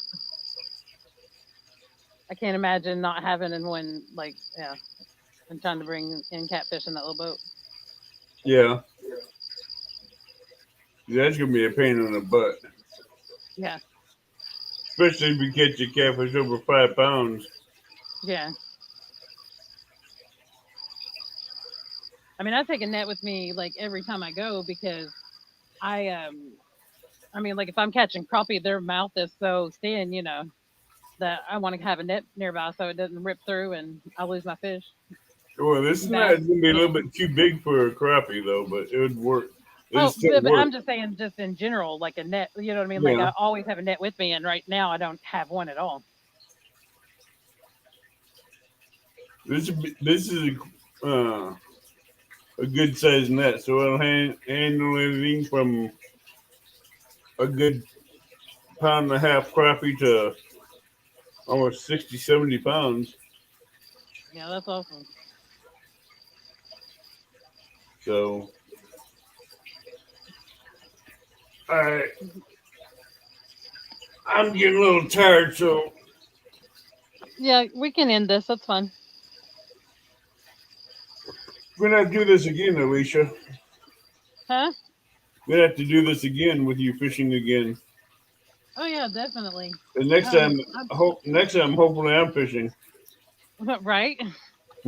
Yeah, I'm all about like fishing with somebody like on live or like because I've fished by myself so much that it's nice to have somebody else to talk to and hang out with and Oh yeah, but I'm totally capable of doing it by myself as well. But but if you ever want to have someone co-host you while you're fishing live, let me know. all right, yeah, yeah, because it makes it easier instead of having to stare into the bright phone at night or stare into it in the bright sun during the day and try to keep up with the chat and Yeah, because it's hard to keep up with a chat in the daytime. especially if you've 'Cause- got like 3 4 rods out stuff like that. Like I mean if the catfish rods they can kind of sit there and you just listen or watch for them, but when you add in your bait poles or throw in a bass lure or something like that, then it's definitely real hard. yeah, Well, when I fish for catfish, it's hard to see them because the sun glare makes it hard to see the screen. Yeah. So, well, everybody's saying good night. So, Yeah. Good night. Hogleg and Kenneth, and I don't know who's in here. hog leg, Troy and takedown. Bob was in here. I didn't know that. Yeah, That's cool. Daryl was in here. Who was in here? Daryl from we have John, we have Hogleg, we have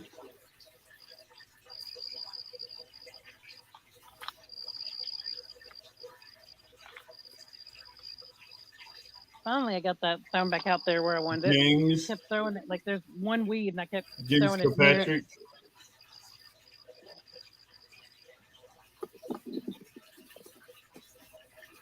We have takedown catfishing. Oh yeah, I can't see the rod. Your boy Right Troy. there, bobber.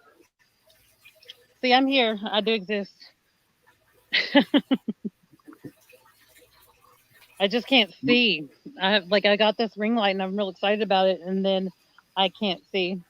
Like I can't look at the phone. I'm like, but I have another tripod that I'm gonna try to set up for night fishing, to where I can have the light but not have to stare at it. Right. Because like I have light sensitivity anyway, and so like yeah, it got worse at the tournament the other night when the mayflies were flying into my eyeball. That's never good. No, yeah, that was definitely not good. All right. Well, I'll see you tomorrow Okay, on the I'm sure next I'll be. live.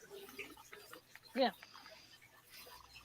yeah, I'll And need to check and see if I have service when I go scout out the area he was talking about, and if I do, who knows? I could go live there. yeah, But I'll let everybody get some sleep, even though I'll still be here casting out for a while. if I wasn't tired, I'd stay here with you. You are totally fine. And the thing is, I slept too much. Like when I did the 18 hours of tournament, after that, I crashed for a long time.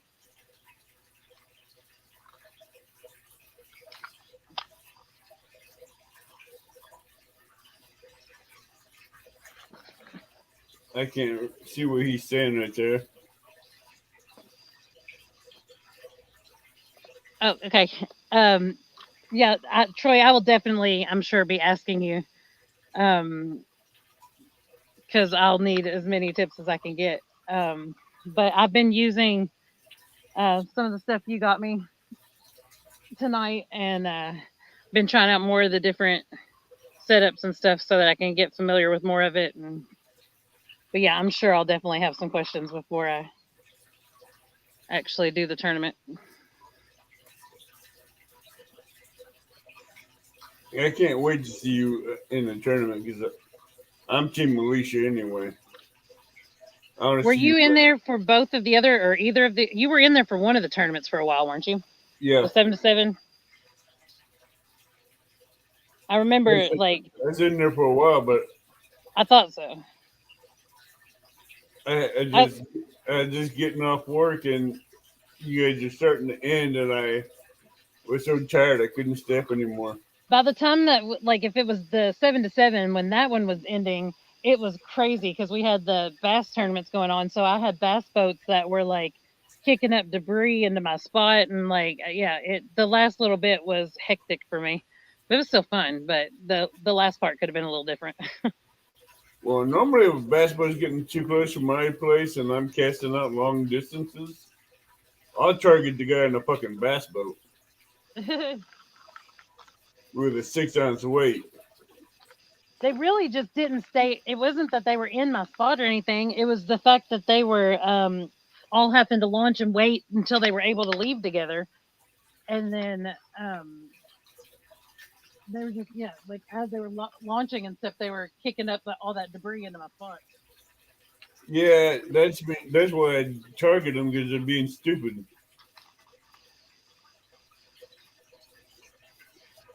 They're That's being fine. I just stupid and crossed just my line. revving the motors up just to get the water tore up, so the fishing ain't gonna be any good for you. What's that about the water and what about the fishermen good? The bass fishermen, Oh yeah. if they see anybody fishing around there, they won't idle their boat. They'll keep revving it up and uh, getting their props, tearing up the water and everything. Oh. Well, And see, I've noticed that a lot it's of times if they fish just go too. on by, it's not as bad. But if they slow down and then come off wake or whatever, then that causes these big waves that send me a rocking when I'm in my boat. Yeah, But then you also have the ones who just don't even pay attention to like no wake zones and stuff like that, and they just fly exactly. through and yeah.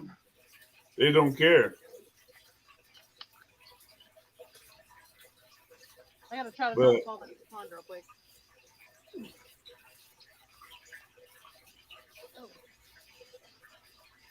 they're the people that don't care. Oh no. Falling the Well, water. let's say good night.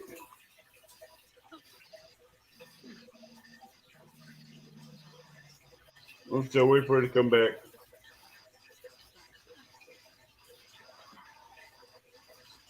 Okay.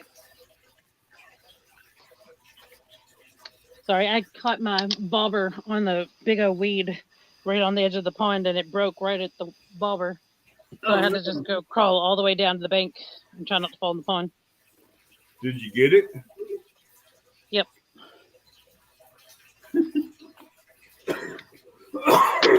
I survived somehow. Don't go falling in the pond. No, definitely not. I guess the good thing would be that my aunt lives in that house, back behind me there, and I could find some clothes or something. But well, that's a lie. I have clothes in my truck. Yeah, But I fish too often not to have like change of clothes or something like that in there. that's a good thing. I was trying to see if I had this turned on. No, you can't see nothing. But I mean, I guess if I had it toward the rods. Uh-oh. That didn't do any good. Oh, there it is. Yeah. Just because I hadn't used my ring light really. Like if I'm not sitting where I have to stare at my phone, it'll work for my rods. We need another one just for the rods. Yeah, I've got other lights, but when I have this ring light on, then those other lights get drowned out and doesn't really work that good. But I also have, I don't know where I put those. I thought they were in my pocket. Let's see. Nope. Well, somewhere. I think. Oh, I know where I put them. Right in here. I also have these, which I'll turn that horrible bright light off right now, just to show you.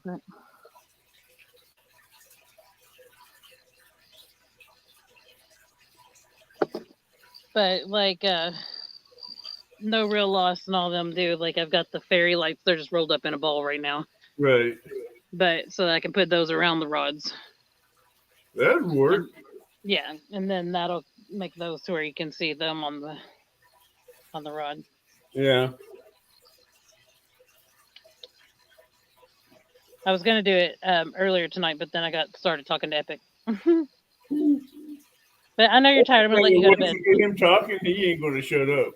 But I love it. He's a wealth of knowledge, and I want more. Like I know. That's yeah, like I'm a good totally thing. fine with it. That's a good thing, though. Yeah, definitely. So, when is your tournament again? Saturday. So it's 2 days. I'm on the first day. So you're Saturday, Yeah. and who are you going up against? Oh, I don't know that I'll remember everybody, and I'll feel bad for forgetting names. But yeah, Missy that was in here earlier, she's in it, and Bex and me and Sharina and um, Amy Payne. There's just so many. I don't want to even keep going because if I only leave like one person out, I'll feel really bad. Yeah, I know. I knew I know you have Bex and Catfish, Katie Collins, Serena, Pontoon Jody, Pontoon Jody. There's a lot of them. Fishing Chick. Yeah, you got Fishing Chick. You got at least 8 people per Saturday, and there's 4 per Saturday with 4 more openings open. So Yeah. it's gonna be epic. Yeah. I closed the tab for a second and I was able to hit undo and it was still there. I was like, yay. But yeah, it's gonna be the female weekend and it's gonna be awesome. But, I'm going to be. That's something I'm glad to see happen.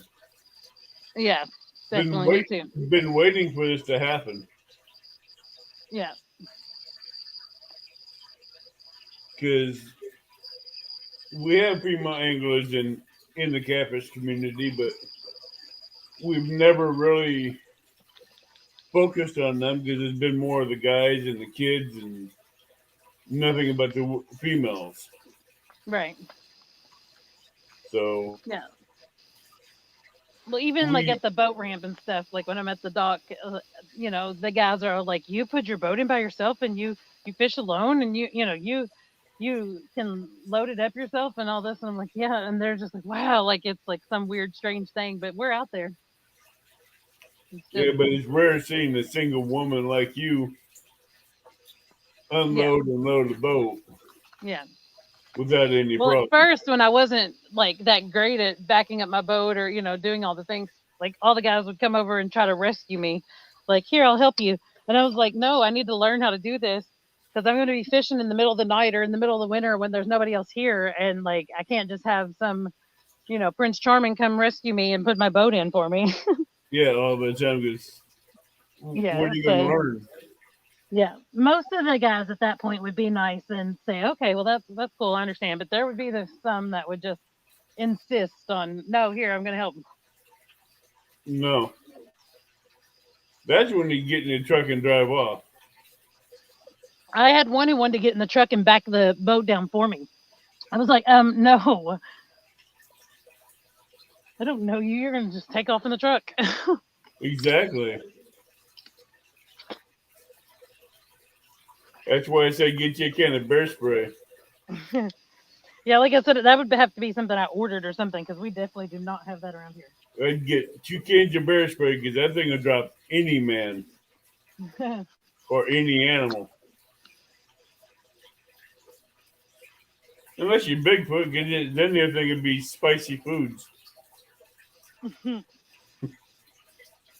Well, I've got pepper spray, but yeah, I guess that wouldn't drop them. So No, pepper spray would drop some people, but bear spray would drop a person at 90 to 100 yards out. that's crazy. And it's a big can, and you can get 1 or 2 uses out of it. Or at least 2 or 3 uses out of it if you do it right.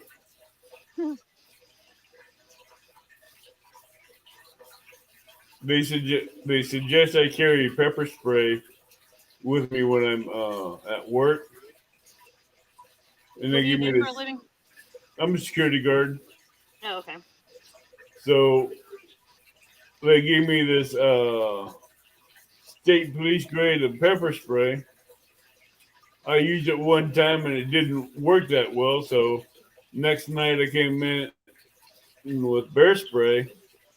I used a quick 2-second burst of bear spray on a person, and he stayed down on the ground for about 4 hours. Hmm. But he's crying like a fucking baby too. Yeah.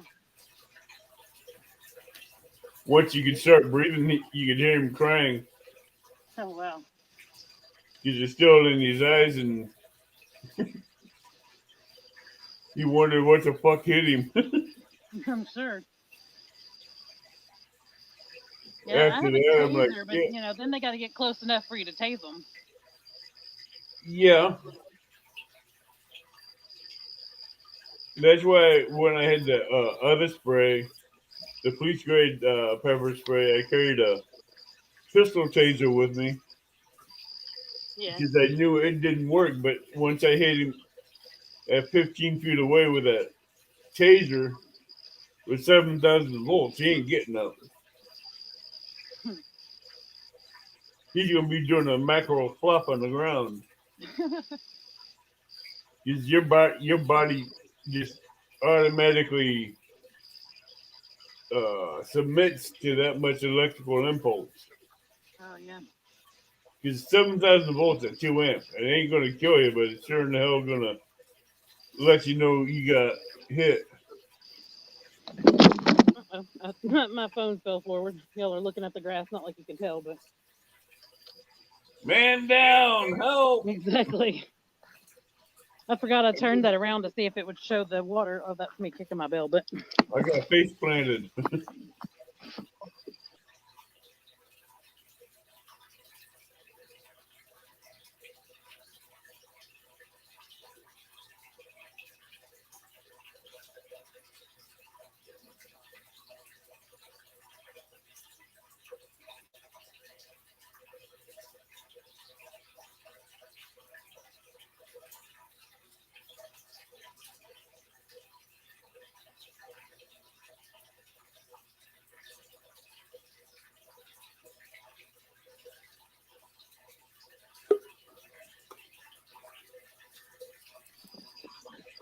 yay.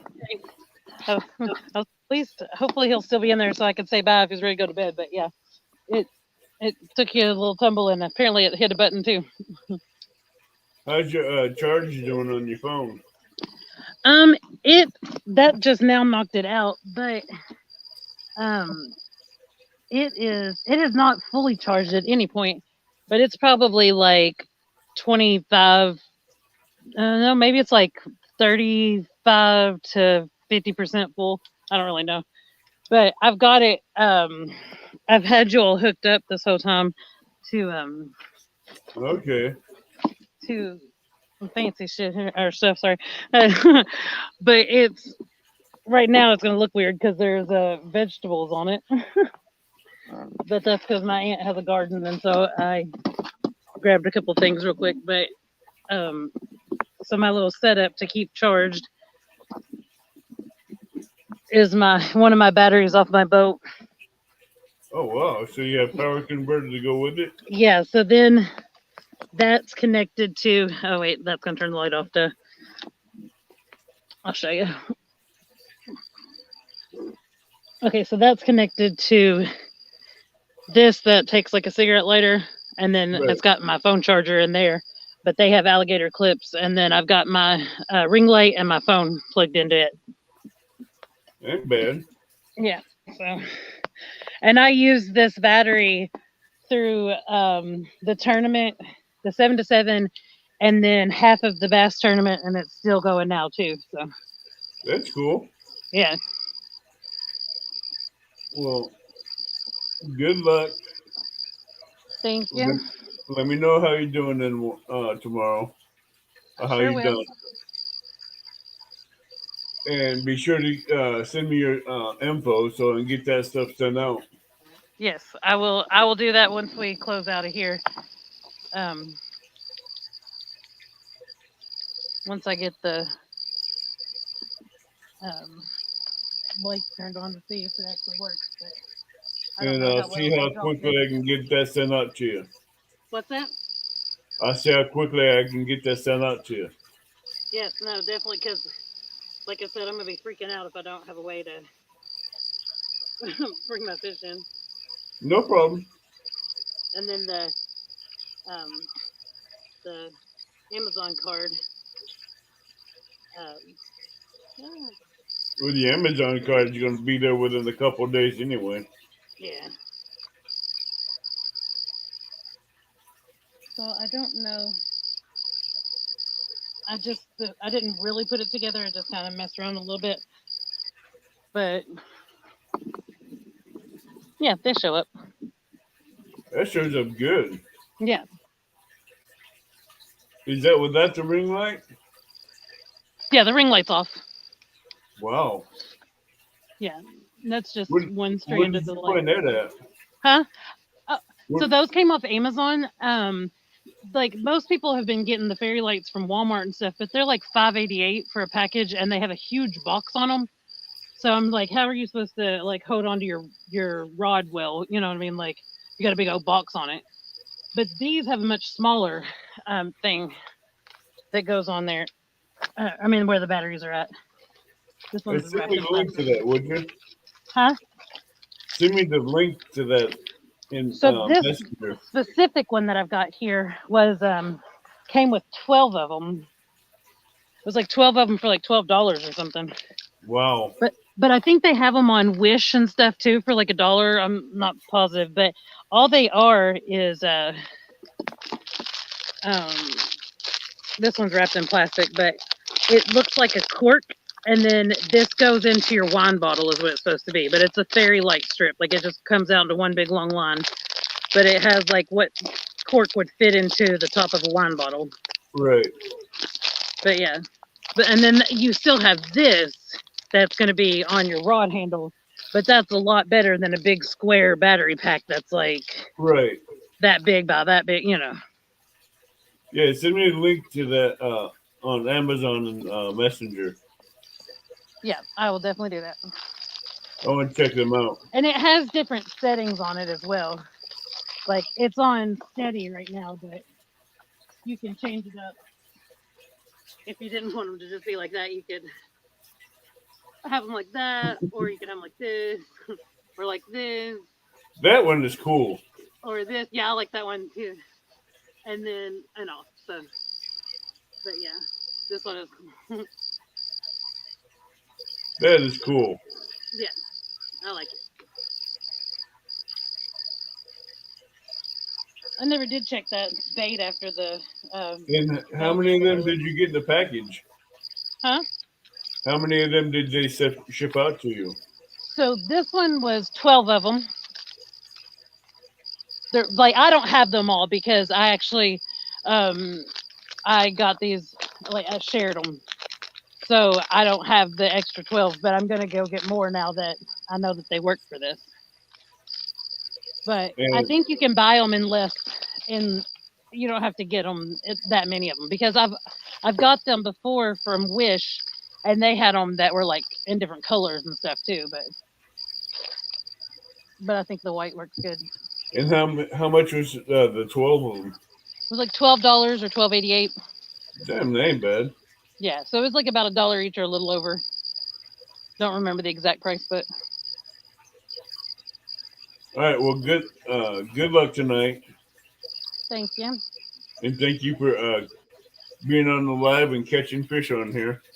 Yeah, it was fun. Even if they weren't big ones, it was still Hey, skunk was off the bank. your excitement was the best that there was. You Yeah, couldn't ask for well, anything better than that. I mean, I can't like I'm not.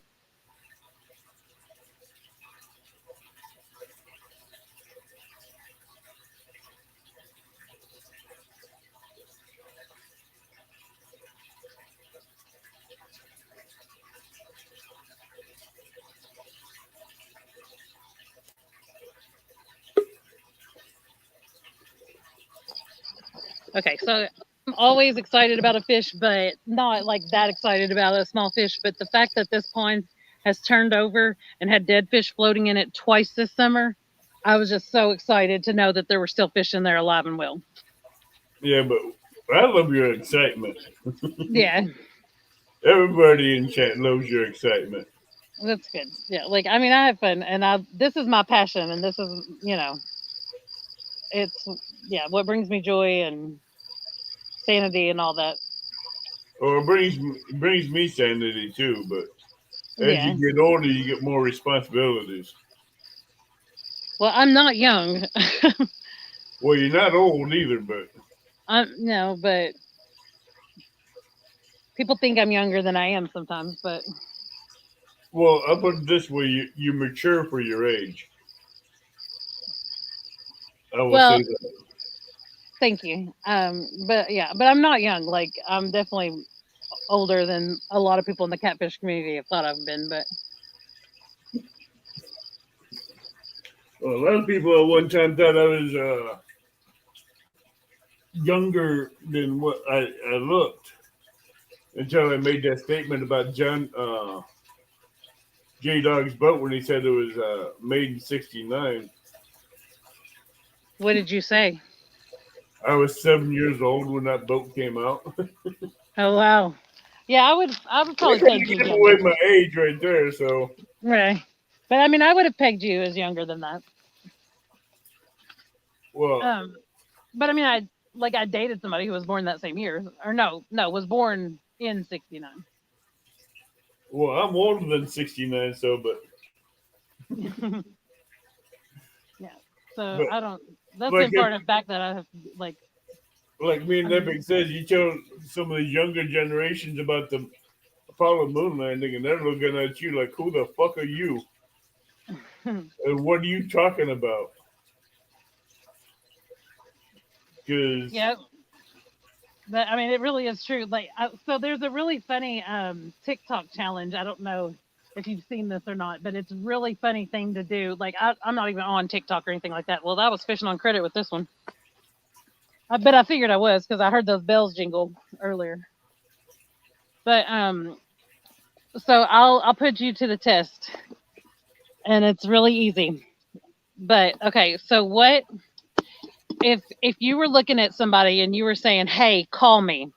What is the hand symbol that you would do? Like if you were like hollering to somebody across the way, like, call me, what would you do?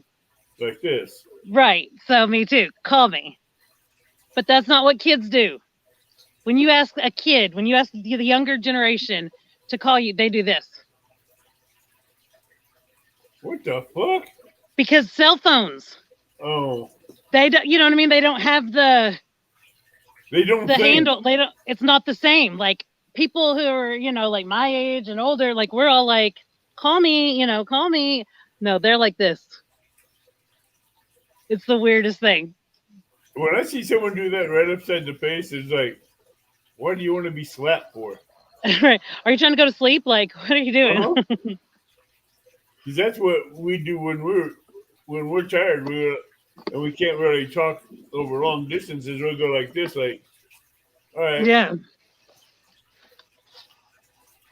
Yeah. we're fixing to go to sleep. It's not saying call me.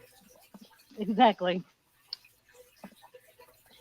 So, what part of Kentucky you live in? Um, so I'm right in between Lexington and Louisville. Oh, so you're not far from me then. No. Yeah, not too far. Yeah, I wish She's like next. that I could have made it to your meet and greet, but at that point I hadn't even been on. First of all, I hadn't even been my face on YouTube. Well, Other I'm than gonna have my another one this coming year.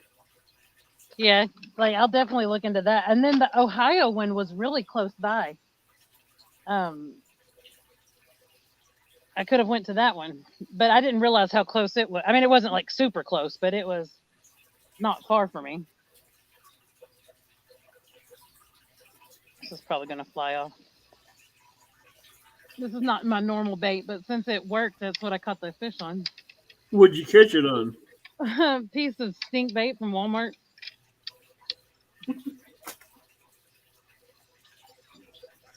I mean, I've used it before, but bugs on it. Jake down, I'm older than you.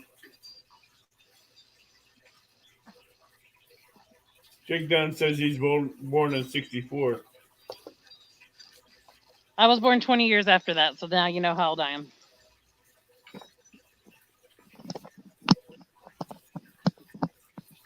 You were 84, right? Yep.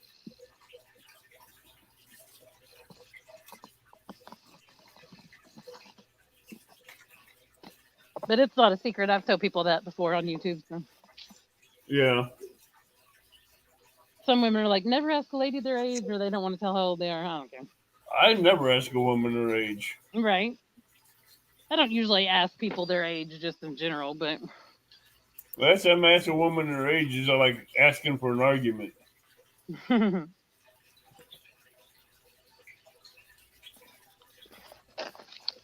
Yeah, take down catfishing. I'm 2 years older than you are.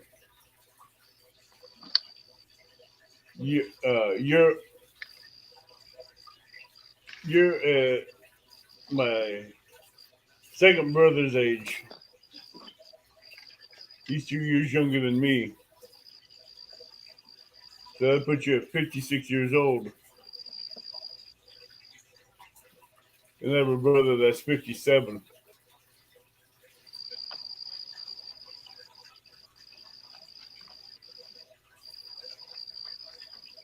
Well, see.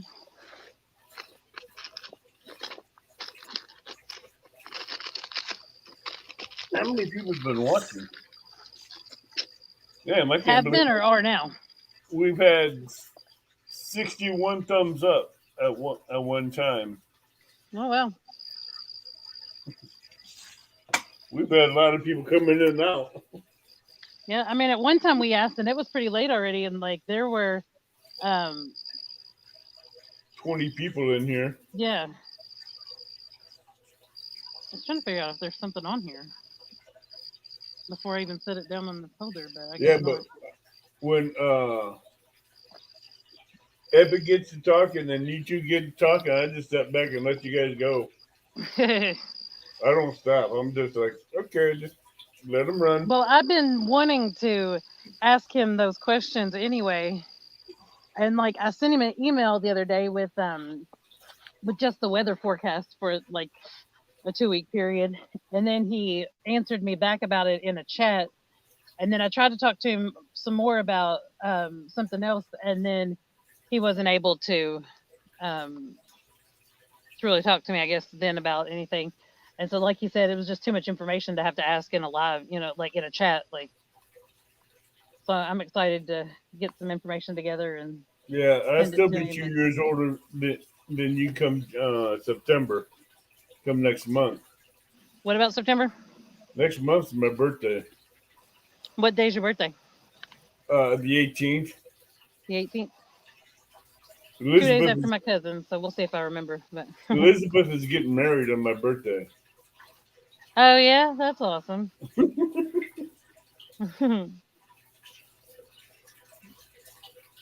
So she'll never forget your birthday, No, I don't think she realizes it.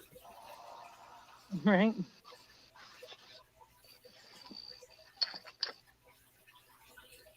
I don't know what make.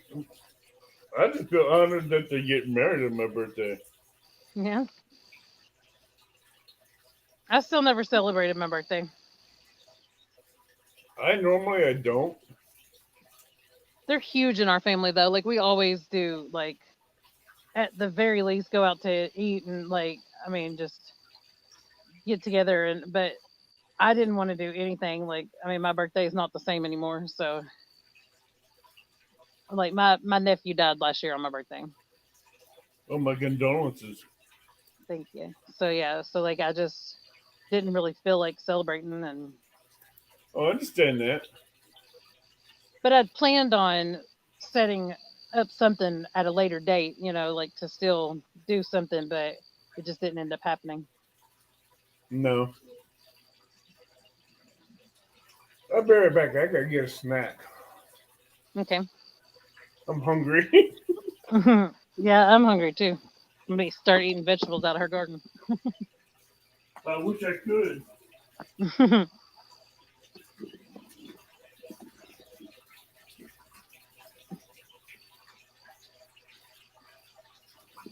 Troy, are you still in here or did you leave?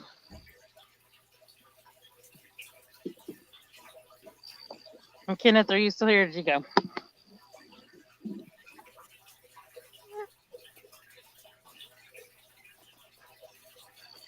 Your birthday's in May.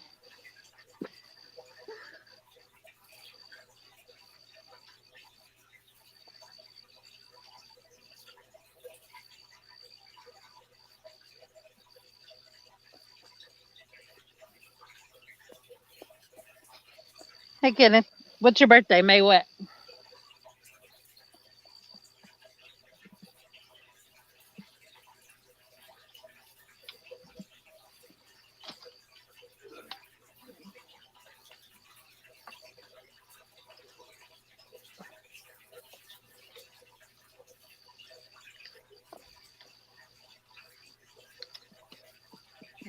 Hot mess over here.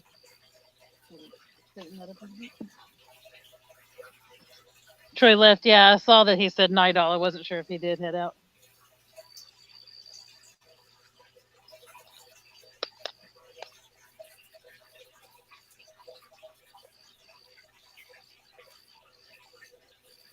Now that Avid's not in here, nobody else is taught May 5th, but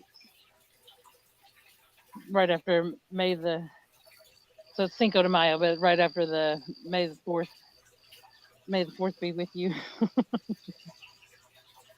My sister is born in May too. That's why I was asking what day.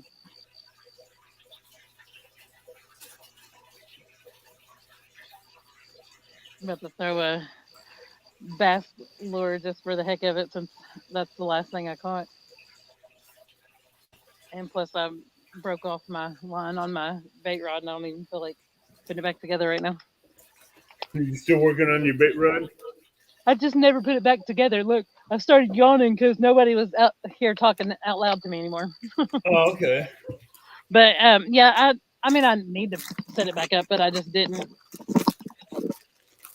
It just broke off like right at the bobber, so like I was gonna have to fix the whole thing, and I was just like, Yeah. So which one did you catch a channel cat on? the same one. The bait rod? Yeah, I'm telling you, that's what like I catch them on all the time. I think I just threw it up on the bank when I threw this bass rod. Oop, it just hit me in the leg. Oh, but yeah, like that. We got It's 8 just people in here now. oh hey, there people are coming back in.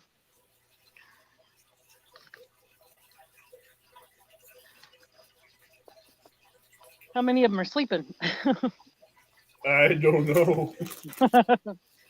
What's funny is a lot of times I'll be the last person to leave alive.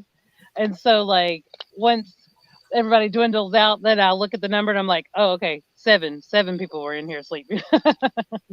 Yeah, 7 or 8 people in here sleeping. Yeah.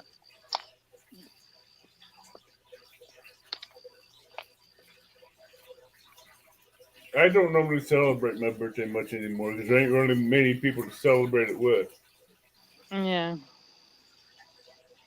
I think that's kind of normal for a lot of adults, that they don't. But it's just in our family, they were always such a huge deal and such a big, like, it's your special day, celebrate your day, that kind of stuff, that it just is weird, like, to not be doing it because I don't know. Everybody makes a big deal in my family. Smells like somebody's burning trash out here. It smells real gross. Like I just got a good wind that came up and hit me in the face, and it smelled like burnt trash. Yeah, I had to wouldn't have What'd you say? wouldn't had my driveways paved Friday morning with asphalt, Yeah. so we can't drive on them and couldn't drive on them for a couple of days. So the cured after they rolled them out and got it cured, it'd be solid before we drove on it. Oh man. So I've been home all weekend. Yeah. I remember one time it was flooded when I lived in Louisville, and the river was just really coming up, and like it was coming closer and closer to my house, and there was the backyard was a hill, and there was a neighborhood back there, and so I went up there and found a place to park and just walked down this like wooded hill to my house, and people kind of laughed at me when I did it, but they weren't laughing too much for the next like 4 or 5 days when I was the only one who could come in and out because everybody else was stuck with their vehicle, in their driveway, and they weren't able to get out, or they weren't able to come home, or at least Well, not bring their vehicle home. I could get in and out if I wanted to. Yeah. Just drive on the side of the grass all the way to the road and all the way back. But that's Yeah. I have to cut behind the berm, then make a left around the tree. And I have a really long driveway. Oh yeah. Like there's 90 feet back, then it cuts right and goes back another 80, 90 feet to a big shop. So all that got paved. So Do you live like in the country or? yeah, No, me too. I love the country suburb life. Yeah. If I could find somewhere in the country to live away from the suburbs, I would. Yeah. I'm always wishing that I could um What? show people the stars on my lives, like especially when I'm at the house, because you can just see all the stars out here. But Yeah, you but know, the in the camera city, don't. The camera won't do it justice. no. But now This, I have like figured out how to do the settings on my camera to where I get really awesome night sky pics, but like only the camera part, like not the video part, like I can do it on works. the video part. I just have to use the front camera, the back Yeah, side I of the can't. camera, not the front facing camera. What kind of phone do you have? Android. Oh yeah, me too. But mine's like old, I guess, comparatively to people's phones nowadays. Well, I got the brand new one, the S21, the high model, the highest model on the S21 Yeah, you can I, get. I have a Note 8, which is I had not one of brand them. new. Huh? I had one of them. I love the Note series. Like I love all of them. Like, well, I didn't want a 5 because you couldn't use a memory card with the 5, and I had I the, hoard I had the pictures. Note 9, the 10, and the 12. What'd I you had, say? I couldn't hear you over this truck that's I had pulling in next door. I had the Note 9, the Oh, the 10, 9 and 10. the 12. Then I went to the S10. The 7 was the one that caught fire, right? Right. Yeah, I didn't. I skipped that one. I didn't have that one, but my friend did. And The lady was demoing it, the 7 mhm. to me in the store. It's in her hand when she turned it on. Then smoke started coming out of the phone, and before she could lay it down, it the lens went up in flames with it still in her hand. Oh wow. Didn't burn her because I knocked it out of her hand in time, and she was asking me what happened. And I pointed at the floor because she was talking on the phone with her other hand, and there was a fire. She goes, "Really?" I'm like, "Yeah." Wow. Yeah. My friend kept the phone for a while after they had recalled them, and he had it charging. He had a metal pan that he put it in when it would charge because he was like so afraid it was going to burn his house down or something. But he just kept it in that metal pan. It worked. Yeah. Kept him safe.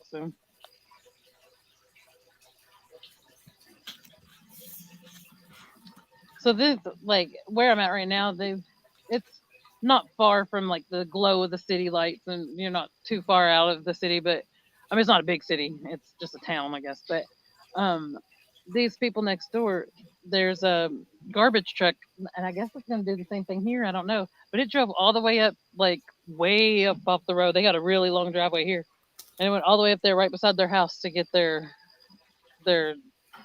trash cans, which that was out them just now dumping. Yeah, no, I heard it. Yeah, I figured you did. Trash collectors are not nice. Huh? People that collect trash with metal trash cans are not nice. Oh, yeah, no. Is it 3 o'clock or 4 o'clock your time now? It is 4 o'clock or a little after. Oh, so you're an hour ahead of me. Yeah.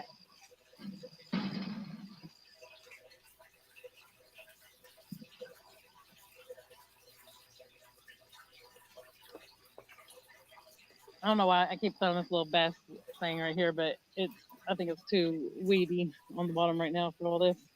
Too weedy? It keeps trying to hang up a little bit. I might just set up my bait rod for the next time I go fishing. And then not use it again until I go out later today. But I already have it set up, so I don't have to do that when I go back out. Have you seen my last videos I put up on my barbecuing? I don't think I saw the barbecuing. I know I Or watched the trash bag challenge update one, yeah, and then you had some. There was some other like how to or some kind of. I don't right. remember what it was. Some kind of other video. I don't remember what it was. It wasn't barbecue. It was something else. No, it was rod reviews and stuff like that. Yeah. That's what it was. Well, I did one on burn ends in a crock pot after have them cooked on the grill. Mhm. And it seems like everybody just stuck on that. Oh yeah. They're like, dude, you gotta quit doing that. I'm like, what? You're making me hungry. Well, if you didn't eat before I did it, then it's gonna be a problem.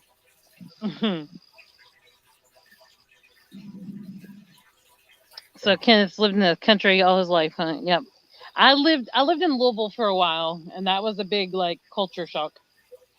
But I mean, I still liked it, and I love Chicago. Like I don't know that I would live there, but I really enjoy going up there. Chicago, no, thank you. No, thank you. What? I wouldn't live around there. Yeah, like I wouldn't want to live there, but I like. I don't know. There's different parts. Like I like to go to the lake up there, and I like to, like they got the zoo that's open every day of the year, and there's like, I don't know, like it's pretty the skyline and stuff like that. But when I was in my 20s, I really liked it. But now, hi Willow. Yeah, he didn't end it, and No, I don't ever shut up. So. But yeah, I really liked it there. But yeah, I wouldn't want to live there.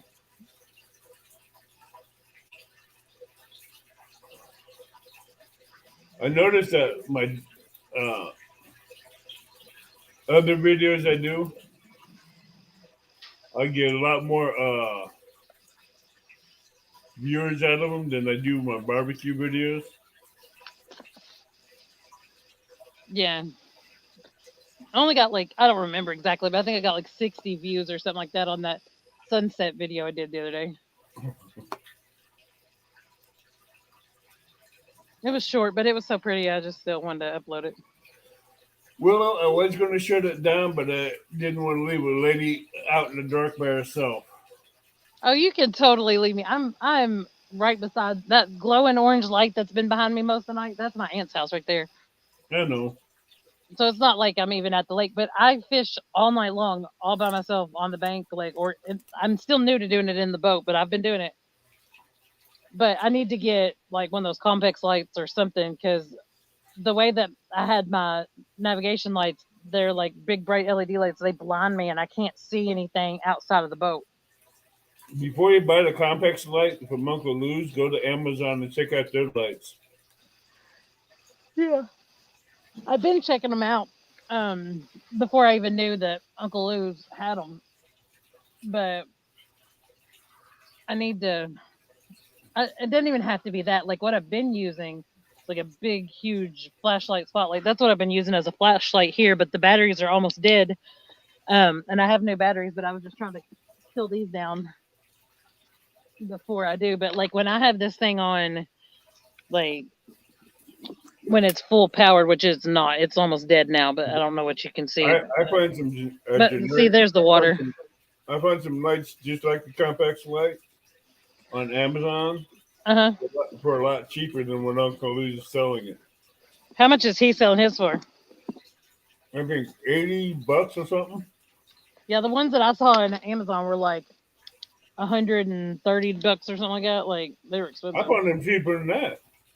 Yeah, I mean, I didn't keep looking. I just looked at some. Like I didn't actually investigate and look, because I'm a bargain shopper. You better believe I'm gonna look for the discount price. But I found them for as cheap as $20-$30. Oh yeah, yeah. I didn't keep looking, so I didn't see that. But and they reached up to just as high as his does too. So yeah. Nothing against Uncle Lou, but right now, if you can't afford it, you can't afford it.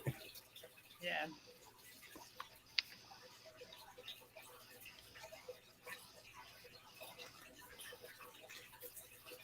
But like, I don't know if you heard what I said in chat earlier about when I hit 1K subscribers,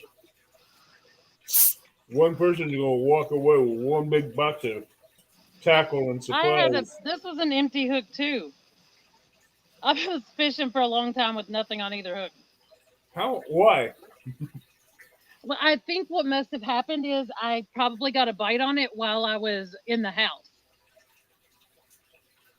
I mean, I guess it could have came off, but like nothing ever like set the bait clicker off or Well, small cats won't do that. Yeah, well, I don't know. It definitely just robbed me though.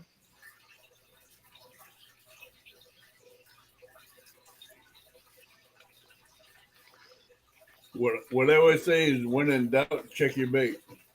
Yeah, I know. That's why I was like, let me see what's going on here.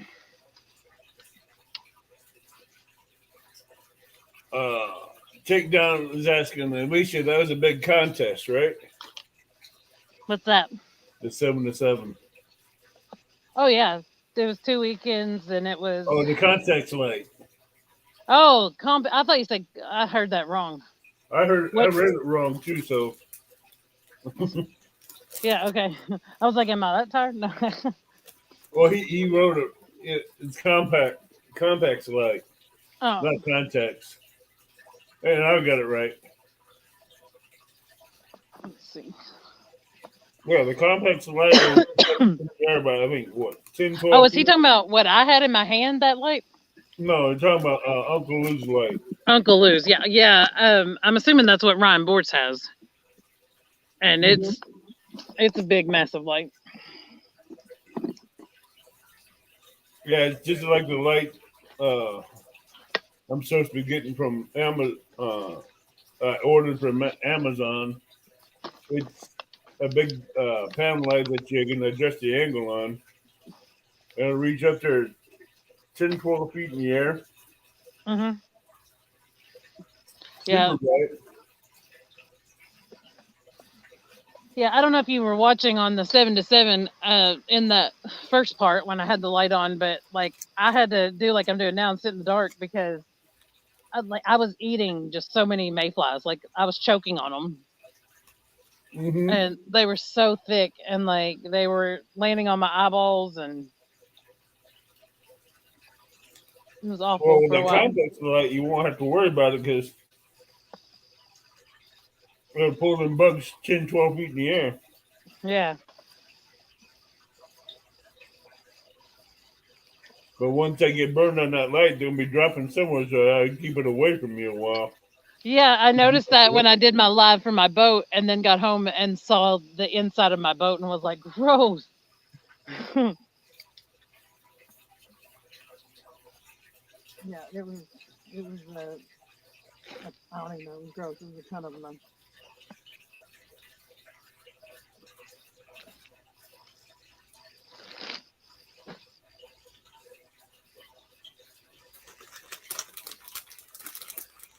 So what are you using for bait? That's what I was just thinking. I was like, I was going to throw this out because even if I were to pack up or something like that, like I'm still going to leave my poles out until the very end. But this is probably not going to be good very long because I had it for the tournament and it's not been sitting in the cooler all night. But I haven't tried that today, but it's the famous bait that everybody talks about. Oh, the Yardbird? Yep. It looks all gross. I didn't stick it back in the cooler. Like I just left it out by accident. So yeah, I haven't tried it here, so it might work. I mean, the one that I did catch was no, I thought it was on the hot dog, but it wasn't. It was on the stink bait. Some people swear by chicken, but I'd rather keep it natural. I wouldn't want to try to be putting salmonella in the water to a catfish. Yeah, that sounds pretty awful.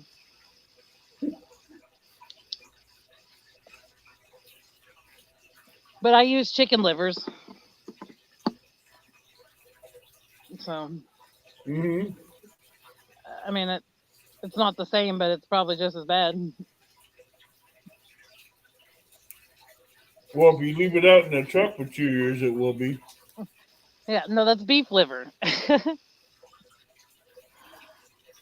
Yeah, I don't know why I haven't thrown it away yet, but I mean, it doesn't. There's no smell. There's no change in color or whatever. It's just Wait till you open it. yeah, I know. Yeah, I Like don't know that I Dan ever says, will. you'll be turned into the toxic woman.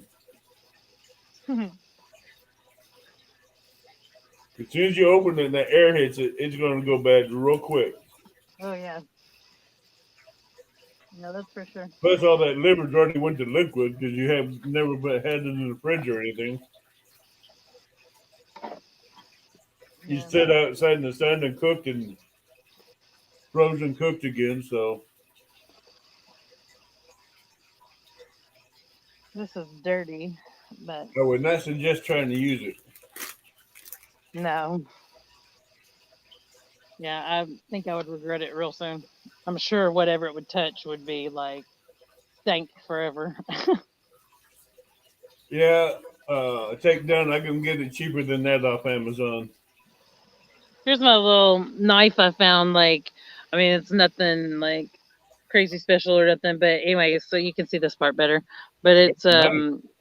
but it's a field and stream. Mm-hmm. But that's what I found during the trash pickup. Like, I got 3 of them. yeah, I have a free one, not 3, but free.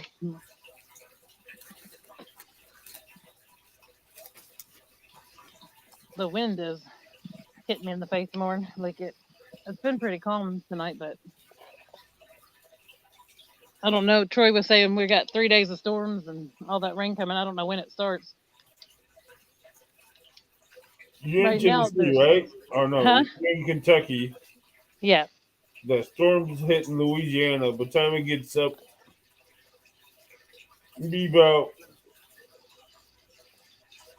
Tuesday, I think we'll get the storm from the hurricane.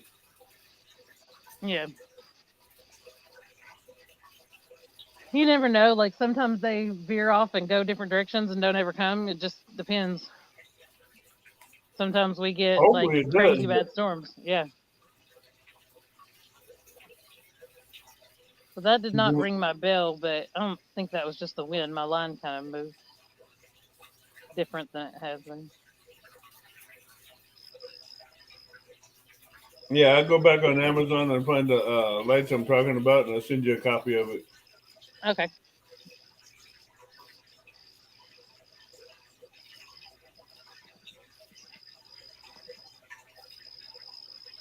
Yeah, but the lights I'm talking about take down are just as good as the complex lights. They have the same rod holders, same extensions up to 10, 12 feet in the air, same remotes, the same power supplies as a complex light. So, Hmm.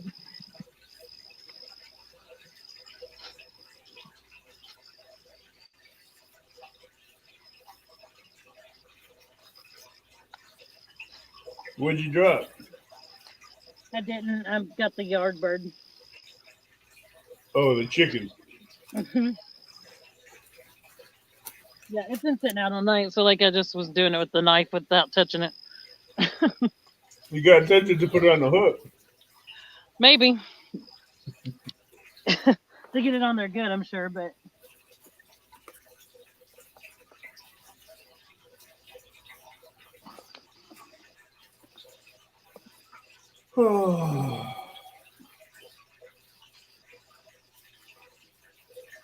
That's why I leave yard bird in the fridge to be cooked up so I can eat it.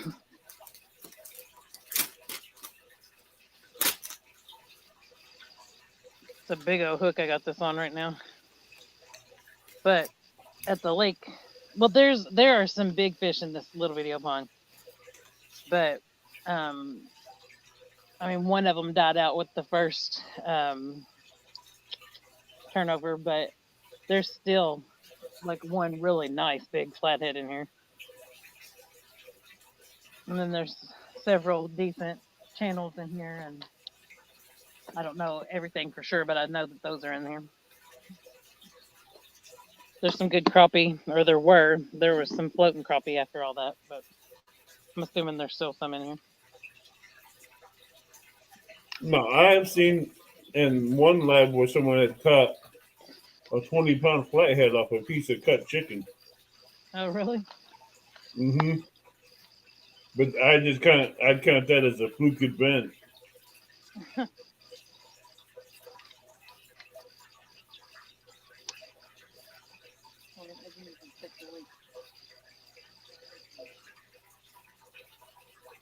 7 hours. Back here behind me.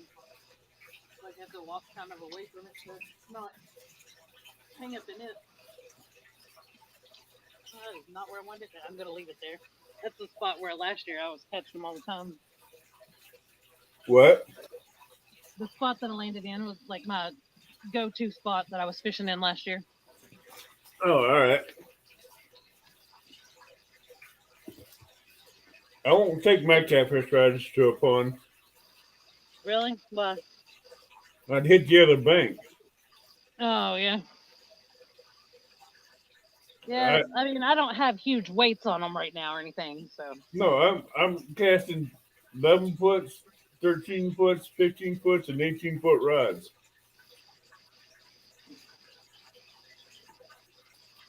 With anywhere from 4 to 8 ounces on them. Yeah, I don't have that much weight on either of these right now.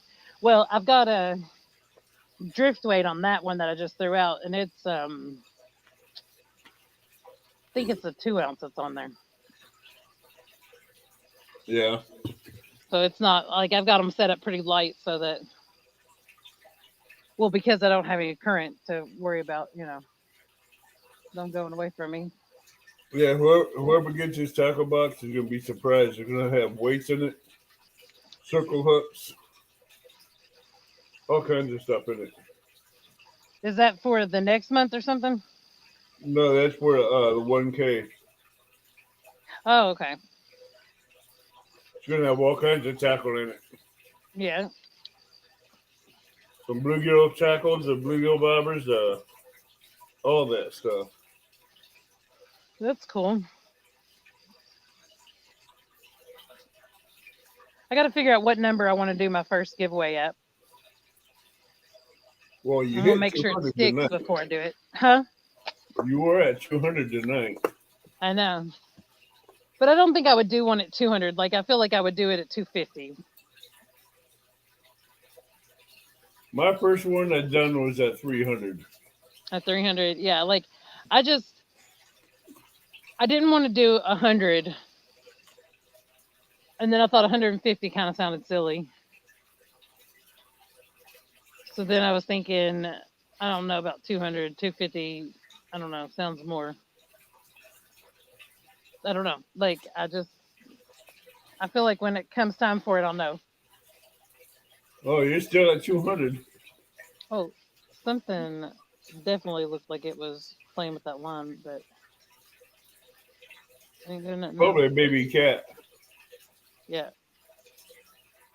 Not the chicken one though. It's still just chilling over there. Yeah, we still got you secured at 200. Yeah, I checked it for just a minute, like when I think it was when Epic left. At one point, like not too long ago, I actually went and checked it for the first time, and it was at 200.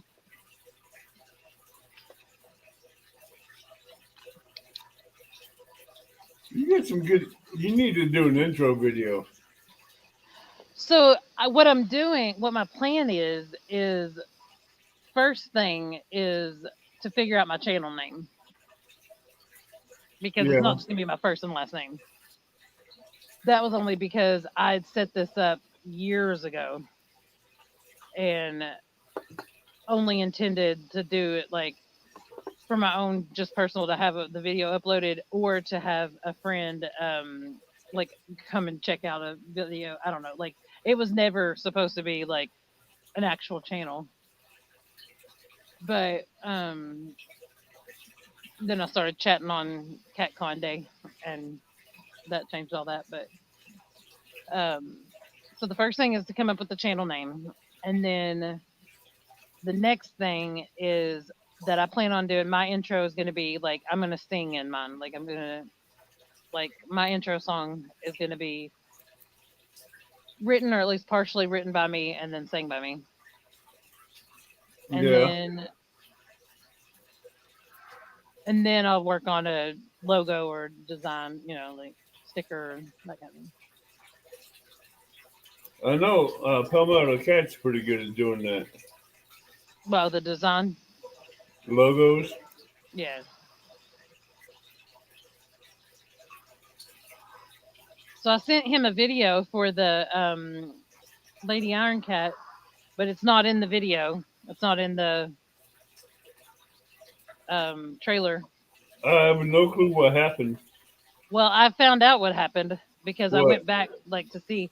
So very recently, I don't know, this year, I guess, but Google set a limit on their email, like how much data, how much space you could use for your email, and it was also like your whatever your phone backup, like I don't know, whatever all that stuff mixed together is, but it's like 15 gigs, and I had been at 14.98 or something like that, but apparently now I've used it all, so it didn't really send it. That Like it was sucks. stuck. Yeah, it was stuck in like a queue, and like so when I saw the trailer, I was like, what in the heck? Like where, like I'm not in it, it's just my name. And so I messaged him and I was like, did you not get that video? And he said, no. He said, I just assumed you didn't want to make one. Why would I not want to make one? Like I made one, like I thought I was going to be in it, Uh-huh. but I'm not. So it's, But whatever. what you might have to do is go through your phone or whatever device you made that video on and clear out some of the memory. Well, like I've got my phone, like I got a new memory card on there not that long ago. It's not my phone, it's my actual Google account. Yeah, you might have to go in there and see what you can have to do to clean that out. Yeah, like I went to my email, but this has been before I hit 15, so it's obviously not enough. My line is definitely a little tighter than it was a minute ago. Something's messing with it down there. It's But walking with it a little bit. yeah, I'm keeping an eye on it, but like it went slack a little bit for a minute, but then it like tight. It's still now it's like not super super tight, but it's Did not that what it line was. walk at any time walk left or right? Do what? Has that line walked at any time acted like it was going left or right, side to side? I don't know. Because if it does, that's a flathead. Oh yeah, Uh-huh. yeah. I've only caught one. Flatheads do not pull straight out. Yeah, that's good to know. Big Yeah, at my flathead. lake, like there's an area where I know that I could catch flatheads, but there's no service there, so I can't use it for a tournament. I will like after I get past the tournament, like um still go try to fish it and see if I can't catch one, get on video, something like that. But You heard me talking about the Kaskaskia River tonight, didn't you? I think so, yeah. That is a fishing hatchery that you won't believe for blues and flatheads. Oh yeah. Mm-hmm.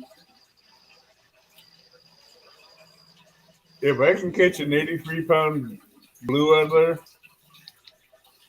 and 3 days later, in 3 hours, pull out 450 pounds of cats, what's that tell you about that river? Yeah. And the cats I pull out were not small. What was the river that was it Parker Pursuits Jerry was fishing on the kids tournament? Kaskaskia River. That's what I thought. Because I And know that, you were telling him where to go. right, and that one cat he caught that for his kid, Yeah, that was not a small cat. yeah. That was long and girthy, but I tell you what, his scale was not reading right. Oh, really? Yeah, because that cat was a lot bigger, heavier than what that scale said. Yeah. And he even said it on live that his scale is off because that cat is a lot heavier than what scale said it was. Yeah, I've got the analog scales or whatever they're called, not digital. Well, But I've got when you get a chance and you can afford it, get you a whisker sticker, waterproof digital scale. well, I've got those ones I've been showing you like they're the ones that Becca got me. Okay. How So I've does been that one using go up those, to 110 but I pounds? have the other ones as long as it's not above 50 pounds that I can compare just Does to see like if it's registering the same. does bucket scale goes up to 110 pounds? Yeah, Then you got a good scale. yeah. Well, see, I just had those ones, and I was gonna get like luggage scales from Walmart. No, because they're not waterproof. Yeah, you're right. You'll burn that. Trust me, I've already went that route. Yeah, That that luggage scale didn't last 30 seconds in the rainstorm. I seen smoke coming out of it. that sucks. And somehow water got inside the seam when it was laying flat up and down. I'm like, how the hell did that get in there? Next Hmm. thing I seen smoke and sparks coming out, and I kicked it off the armrest of the chair, and it engulfed in flames. It burned itself up before I ever got to use it. That sucks. One big ball of plastic burning, and the heavy downpour rain couldn't stop it. Yeah, Oh, yeah, like I've been while I was sitting here talking, I've been leaning over here like loading up some of my stuff because I'm gonna want to like I've got to go home and get my boat. I'll probably just go on and go try that spot out earlier before it has a chance to rain or has a chance to get burning hot, whichever it chooses to do today. yeah. I would do that too, because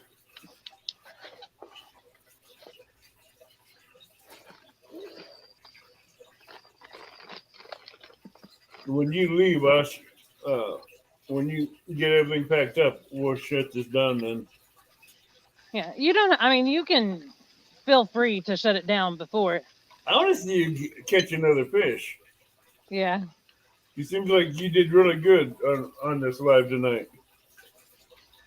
yeah. I haven't thrown out what I normally throw when I'm here, even, but like it's messy, um, but I keep putting the stink bait on because that's what I caught that one on, and What do I've you had something normally take, huh? What do you normally throw? Usually when I'm here, I throw a chicken liver and I tie it on with thread, and then on the end of the hook, I put a night crawler and leave it like where it's all wiggling and stuff, and it just works really good. I use that everywhere, but I haven't actually put it. I did it at the tournament, I guess, with one time, but I haven't been using it as much recently just because I've learned so much other stuff. Are you going to use that during the tournament? I either just threw that off my rod. I think that was a fish. I'm gonna not leave it out here forever, but I don't think I could have flung that to the other side of the pond the way that just sounded. I don't know. It depends on how big the pond is. It's not a very big pond at all, but just the way that I cast, I don't feel like it would have, and it was actually on better than it's been on any other time tonight. So I'd be surprised, but I could have. I mean, it's definitely like always a possibility. If it's not a very big pond, you could easily hit the other bank. Oh yeah, it's not a big pond at all, but It's just that stink bait is not very heavy for one, and it just the way that I threw it, it shouldn't have went in that direction, but it was on the hook better. Like I said, it was like hooked on there good. It wasn't like crumbling or falling off, and it wasn't like sliding around. Like it was actually the best it's been on the entire time. That's cool. Yeah, I was like, oh, if all of it could have been this good and like stayed together.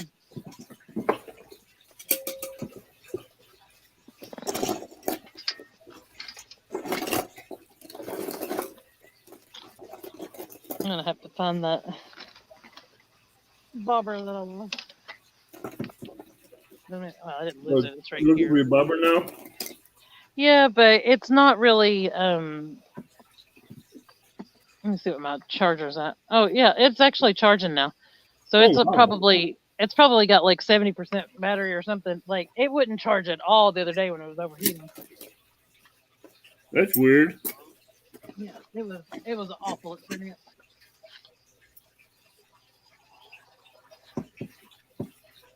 The chicken.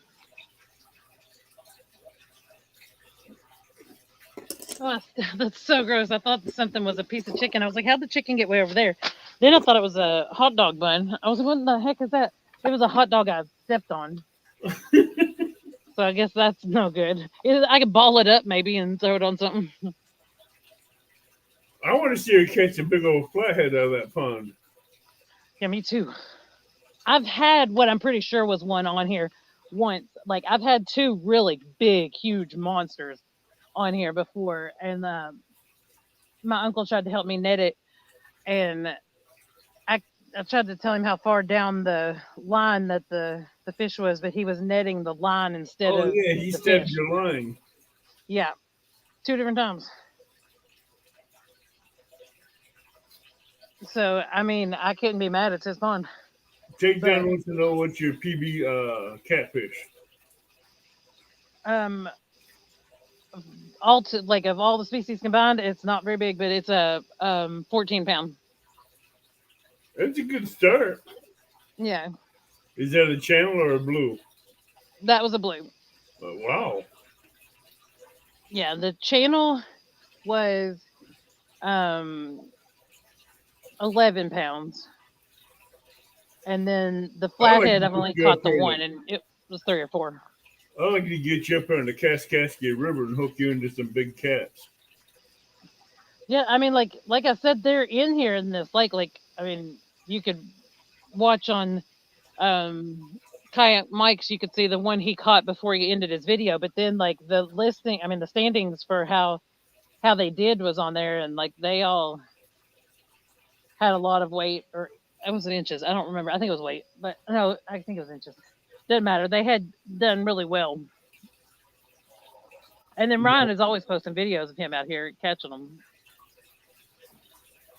I mean, if you used to hook into one of these big, as I call them, hog-legged cats, blues up here in the Kaskaskia, that'd be a hell of a fight for you. Yeah. Even if it's just a mere. I mean, I brought in a 300-pound catfish on that simulator. Yeah. And it's not like, oh, it's a simulator, it's a game, it's not for real. Like, no, it was 100% pulling in a 300-pound fish. Like, it took forever. Like, I held the line up and everything, but like. Well, the Illinois State Blue record is 124 pounds. Yeah. Illinois and it was State, more than double that.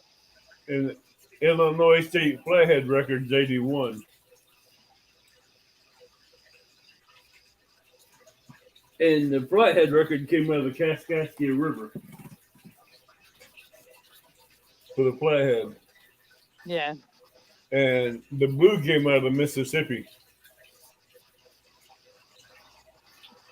So nobody can catch an 83-pound blue out of Kaskaskia.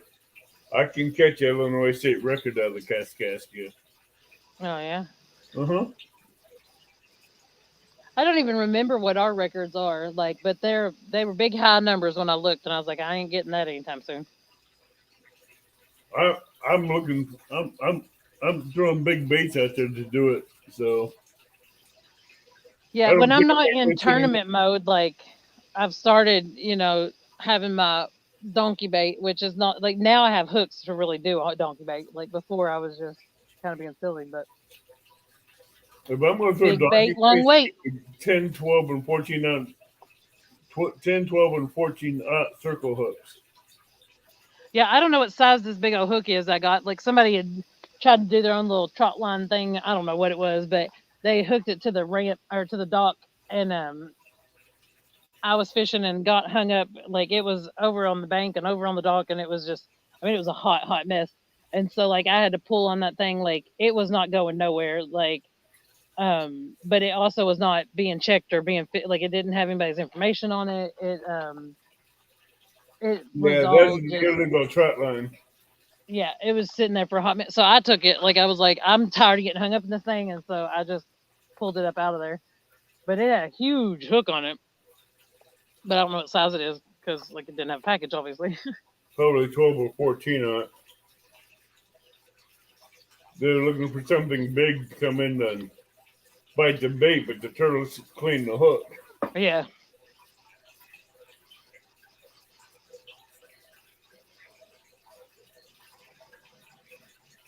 I mean, you can have line and you can have jugs, but you're supposed to have your information on there.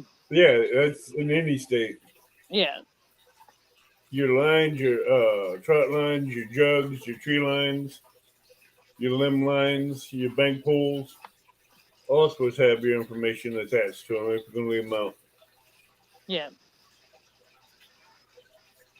That one there was someone that didn't have a fishing license that did that.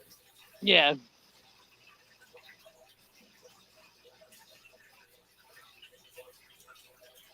Which is kind of stupid. Yeah. That sucked But during our bass tournament. why? Yee yee fishing.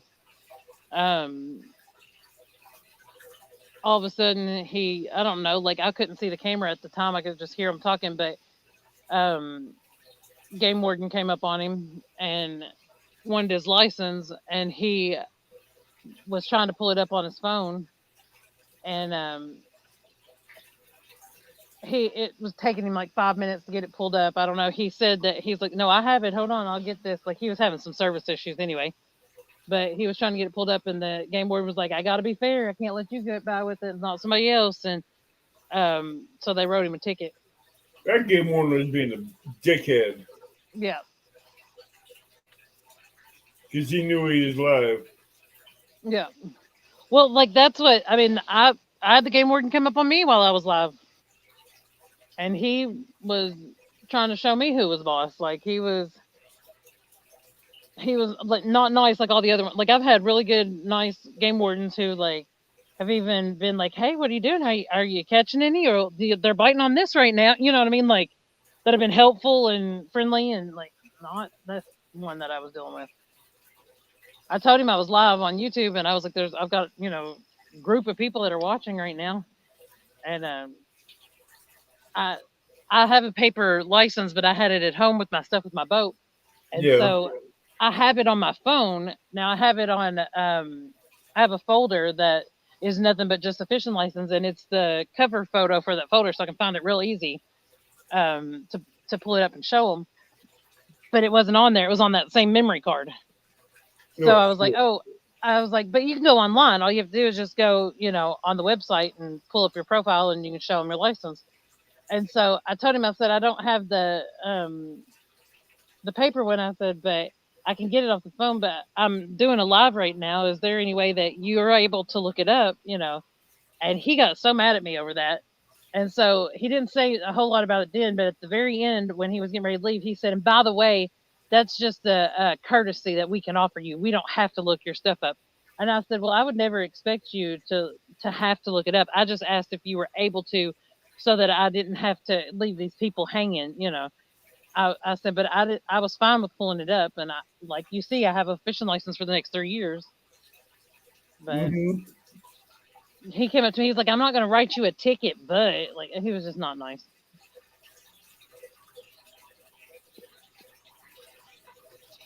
All the game wardens I know around here, they know me, and I know them and they know I have a fishing license. Yeah. So Well, I if know they some of come up them. on me, I already have it out ready to hand to them, and they're like, "What? Oh, Yeah, like that's usually me too. And if not, like if I don't have the paper one, or like one day it was raining, like I'll pull it up and open it on my phone so that they can see it's right there.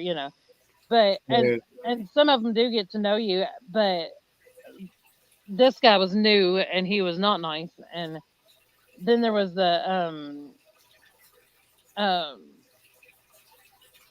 there's the police officers that hang out around the tailwaters, and they know me now. Like they'll smile and wave and go on, or they'll just be like, "How you doing today?" Like before that, like they were like walking over to my vehicle with the flashlight, kind of peeping it in there, like looking to see, you know what I mean, like trying to figure out what I was up to, make sure that I had fishing stuff with me, or if not, why didn't I? Which I always do. So,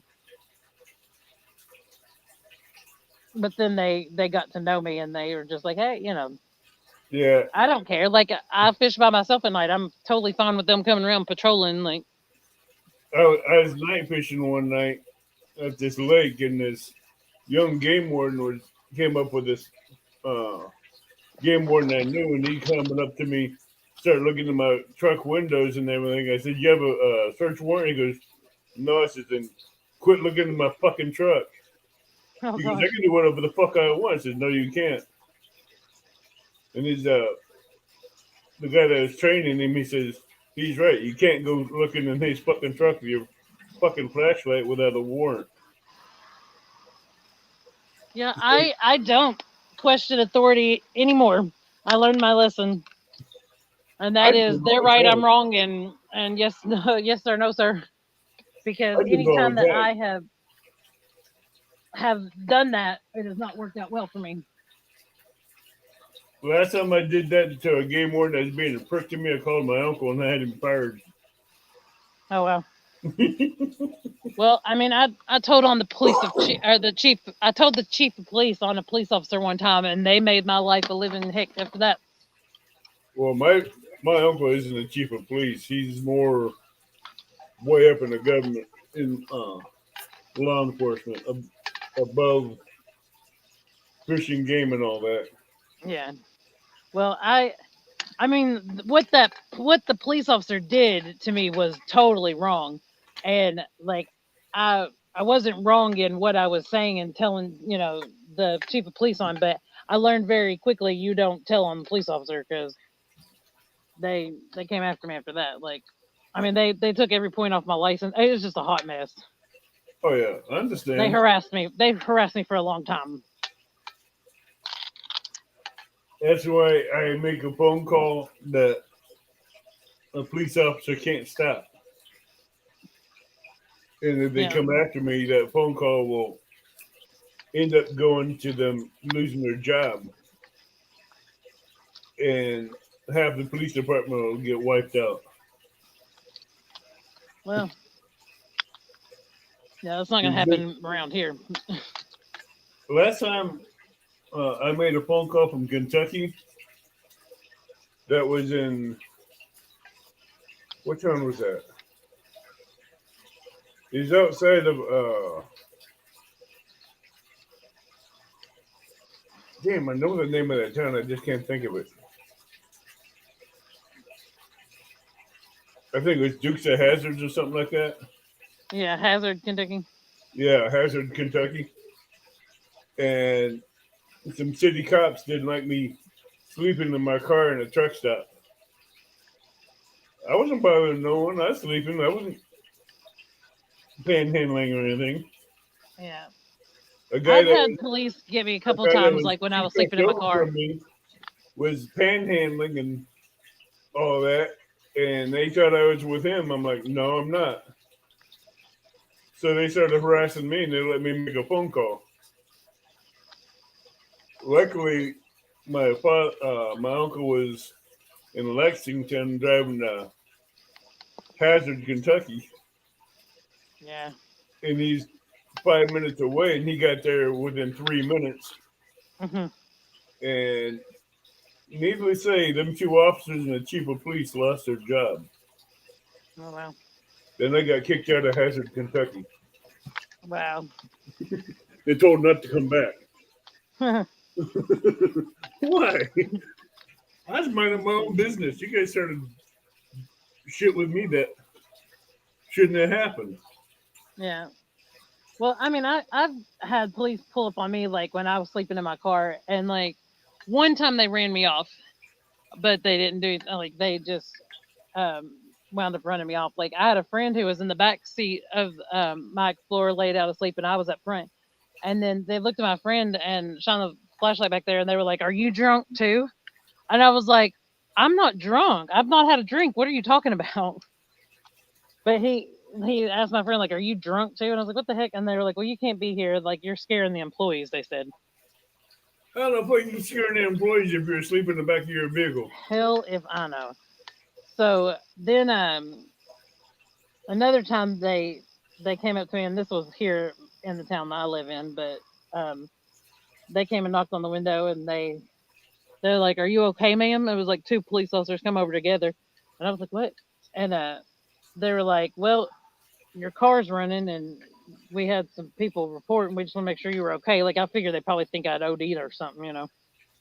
But I said, "I'm so sorry." I said, "I've been out like however many hours it was. I was working and all this different stuff." I said, "I'm exhausted." I said, "I'm too scared to drive home." I said, "I'm so tired that I was afraid I'd fall asleep behind the wheel, and I don't want to, hurt myself or hurt other people. Like I just needed some sleep." And they were actually really nice. They were like, "Well, get you some sleep. We just wanted to check, make sure you're okay." They said, you don't have to be in no hurry to go home."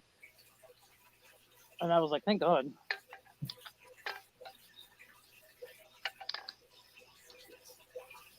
Yeah, but when I normally travel, or when I used to travel a lot throughout the United States, I'd have dogs with me. Yeah. And cops would not go near the vehicle with my dogs in the car. Yeah.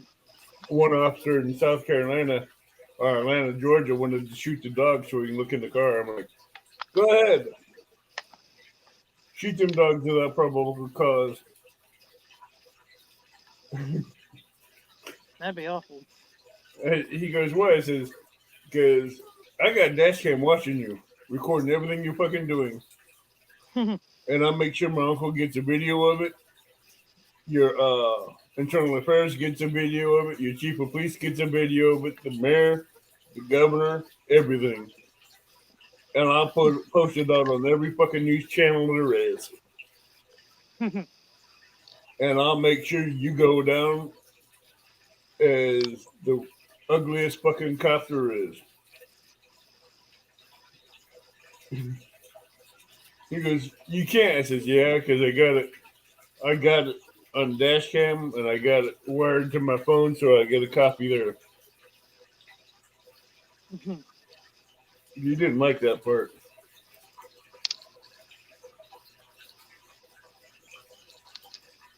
I was watching some video that there was police officer who was trying to say that this guy like ran through this stop sign and all this stuff, and like he had a dash cam. You could very visibly see like he stopped, he waited, let a car go through, then went. You know what I mean?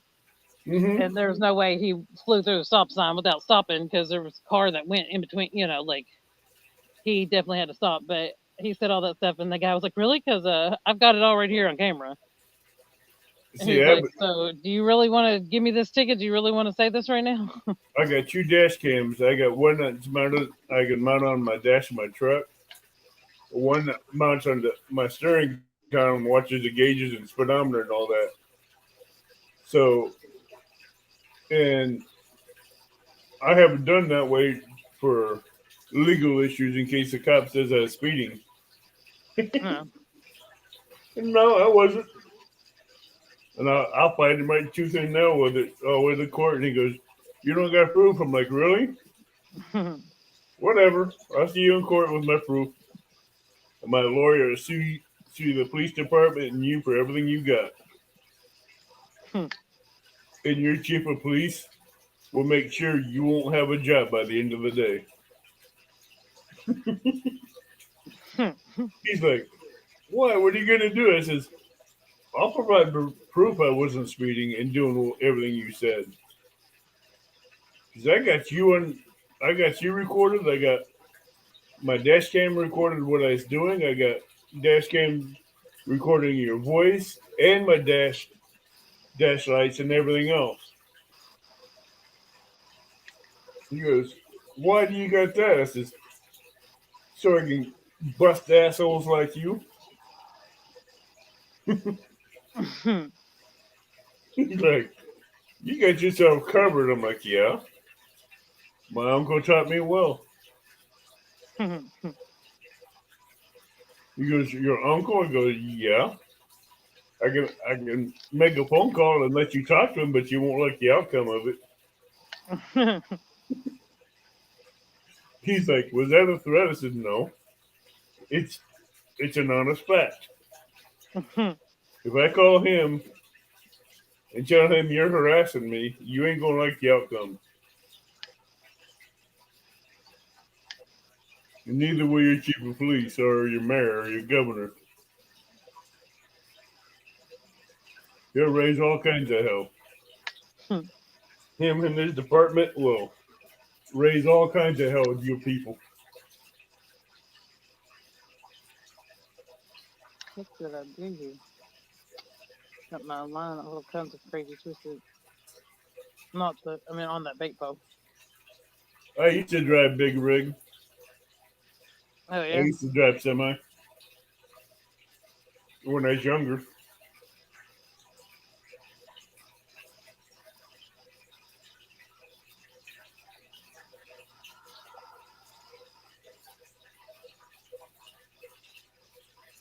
I used to drive over the road.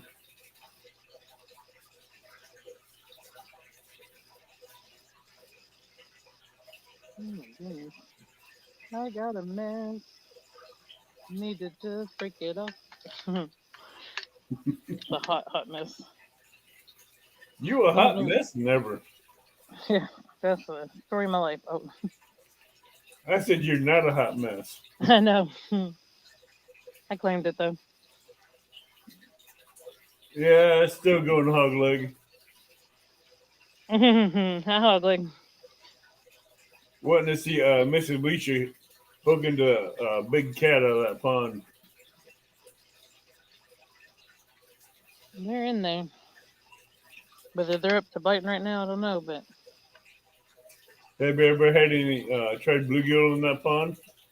yeah, there's just the bluegill in this pond won't bite until the sun comes up. Ever. As soon as the sun goes down, they go to dead. Like, Oh yeah, they get stop. scared because that's when the flatheads are up. Normally go Oh after. yeah. But I mean, at the lake, I can still catch them, but not here. No, because you're in a small pond and flatheads cover that shoreline real quick, so they go in the cover to get to hide from the flathead. Yeah, that makes The sense. flatheads. I got lightning over there. Oh, they I ain't think good it's sign. heat lightning though, because there's been over to the side, like in this one area, heat lightning all night long. But I know there's also supposed to be storms later. But well, now there's lightning in two different sides of the sky. It's not like strikes of lightning. I don't know. I haven't looked at the weather. The one good thing is my truck is like 12 feet behind me, and the other good thing is I'm sitting right beside a gazebo. That's even better. Yeah, Actually, your truck would be better because it keep you warm and dry. yeah. But I mean, as far as like my phone, my gear, like I could tuck it in there Right. fast. The only bad part about that is the blowing rain coming in from the sides. Yeah. But I would probably just like in my vehicle, I've got rain jackets, I've got umbrellas, I've got. I mean, like I would Right. just have to get to my truck one time, and then I'd be all right. What? One time is all it takes. Yeah, because then I can grab other stuff and protect it. That'd be the funny part. That just at one time. Yeah, the end of the live I was talking about with the game warden that came over, like this horrible downpour just comes out of nowhere. Like I just said, I was like, these clouds don't look good. Like I was like, I think something's about to happen. Then it like started just coming down like crazy. But yeah, I wound up like running my phone. It wouldn't turn on, it wouldn't charge. Like I had to get like I did get the water out of it, thank goodness, to where it Yeah, finally but would that's charge. where you need to get a big bowl of rice and just drop the phone in it. You know what I use instead? Those dry packs like come in your tennis shoes or come in Oh new yeah, items like in the box. I put a bunch of those in a bag and then it draws the moisture out. I know, but you need almost like 100 of them damn things put in there. Yeah, but I've got like one of my favorite one is like bigger than the baseball. Like it's some big huge package. Really? Yeah, I don't remember what it came from, but like when I found that thing, I was so excited because I was like, "Oh, yep, that's going in there with my phone." And so I just have it for emergencies like that. Because I used to do the rice thing, but like I'd end up getting rice in my speaker hole or in my charging port or No, I I just understand that. It's a yeah. pain in the ass getting that rice out of that charging port. Yeah, I need to find my scissors or my knife or something to just cut this line. You just had that knife Yeah, I because tucked you it down. showed it Like to me. I was packing up, so I have it. It's just I have to dig it out Oh, okay. because I was trying to get stuff semi packed up. But I mean, I'm gonna have to just get it out, or I'm gonna have to do this later. I'm not gonna take this to the car like with this big blob of a mess here. Oh, What's that? I was just laughing. Oh, oh, oh! I cut the wrong thing. Whoops. Yeah, which is all right, except for the fact that now I'm gonna have to use that. I Same gotta find here, that hog light. leg owner operator. Oh no, I gotta find that flashlight. Oh, I know where it's at. I don't know how the heck, like, that had to have been knotted up really bad for me to have cut that one.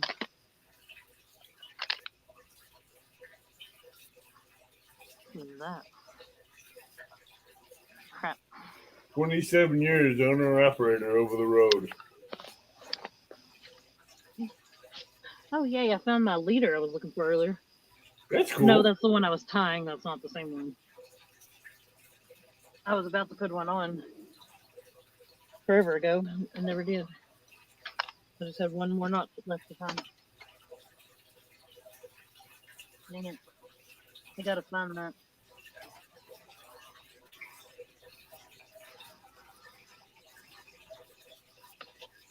I should have held it in my hand.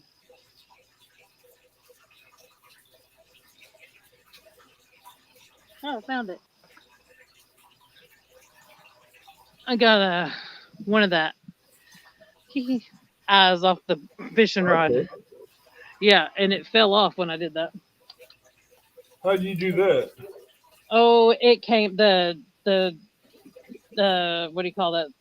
Thread came untied off of it. Oh, okay. Yeah, and so I had it just kind of ghetto on there.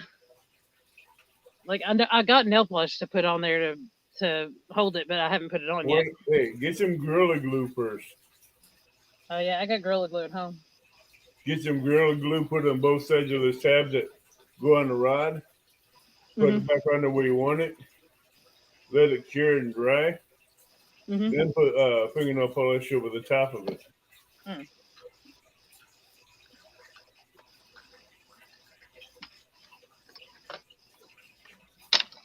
Mm.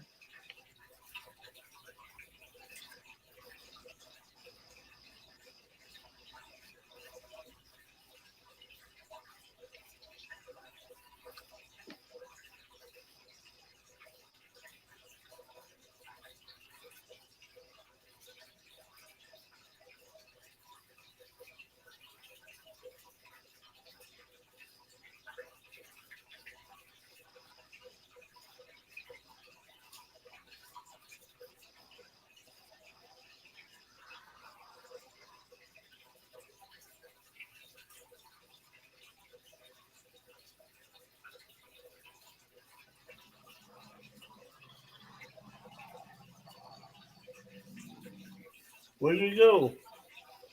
Hmm? Oh, there you are. I'm tying that leader onto my. That leader that I dropped on the ground. I'm tying it onto my rod because I'd set up my everything above the swivel. Like I had everything around the swivel done. I just didn't have the leader tied on, Okay. and I had it in my lap earlier and had to get up for something, and then it fell on the ground. So instead of losing this leader, I went on and tied it on this rod I never did cast out.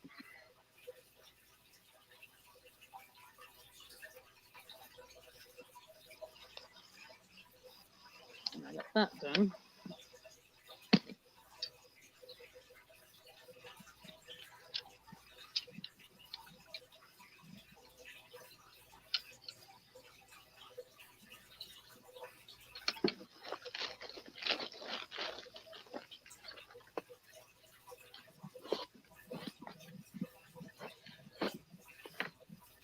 You quit talking, and everybody in chat quits talking. Well, Oh, another now guy. that I got that important part done,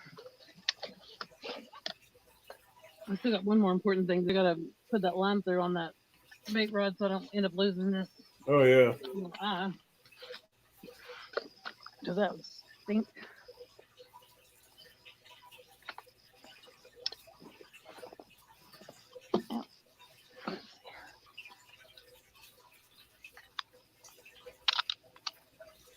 It's about time to change the line on this rod anyway. That's going to be a thing that I definitely do before the tournament is. Yeah. I mean, my cat rods are all good. They've all got new line, but my bait rods are not. I've got the line to put on them. I just don't have it on it yet.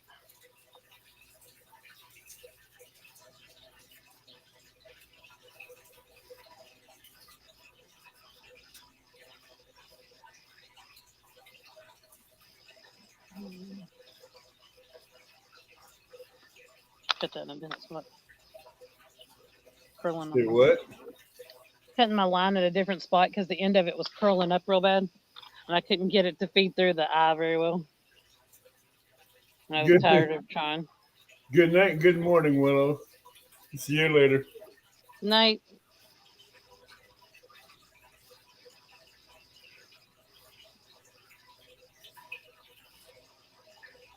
Believe it or not, we've been live for 8.5 hours. I've seen that. Wow. Yeah, my phone is just charging away.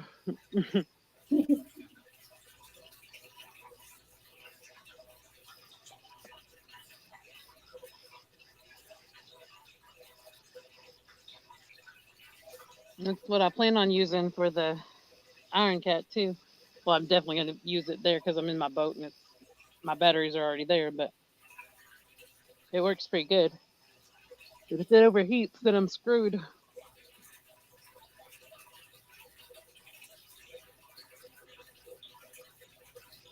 I'm starting to get some thin clouds, like they're little wispy nothing clouds, but now I definitely have to start watching the sky.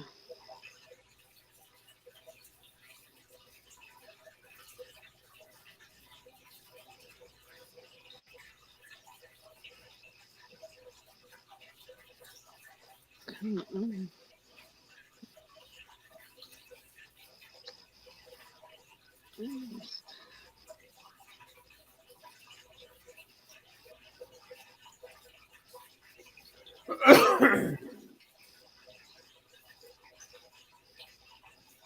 All right. Oops, I turned the thing on. Yeah, hog leg trucks may move America, but a lot of people on the highway don't care.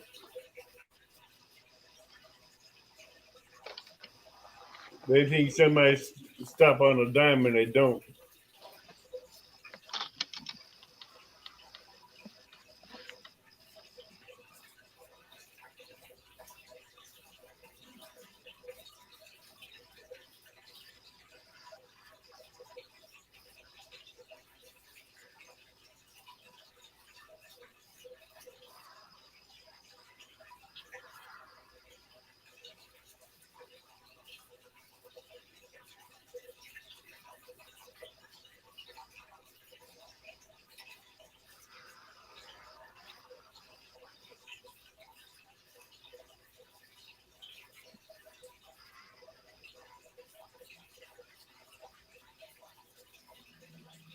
I know I'm boring right now while I'm setting this bait rod. Well, not boring.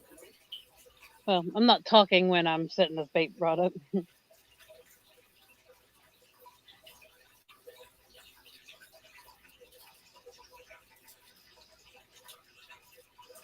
Oh, rip off?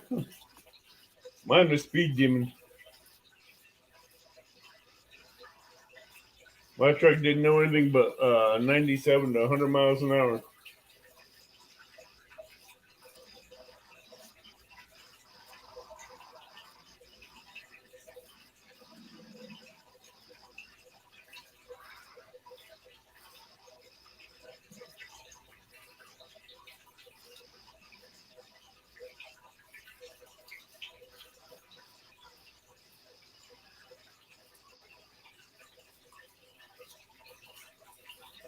It'll soon be time that the bluegills actually bite. Yeah, right when the sun starts coming up. Yep. But I got to go try out that place on the lake later, so Yeah. if I have to choose between the two, I'm going to do that because Hell, at least there you can catch bluegills fresh and drop them in there.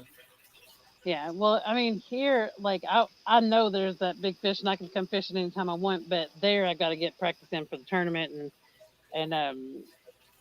But yeah, at the lake, there's oh my gosh, there's so much bait fish, and like I can do it with cast net, or I can do it with the rod and reel. Like it's just all the time.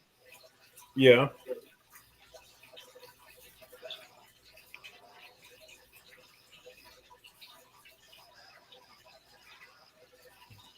But the biggest fish that I've caught out of this pond have definitely been when I had a live bluegill on there.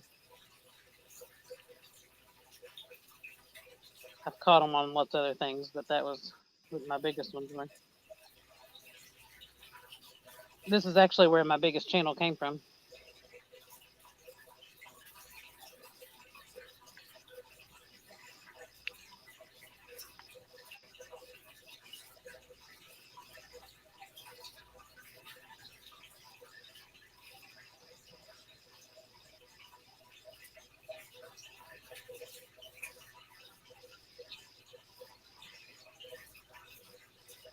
The heck, I hear a frog. It's the first one I've heard tonight. Now there's something jumping in the water up in front of me. Things are starting to get active in the pond. Oh, yeah. Makes me wonder too about the. I'm gonna turn this light down, if not off, but at least down, so I can see what the. Uh, we're getting clouds, but nothing too thick yet.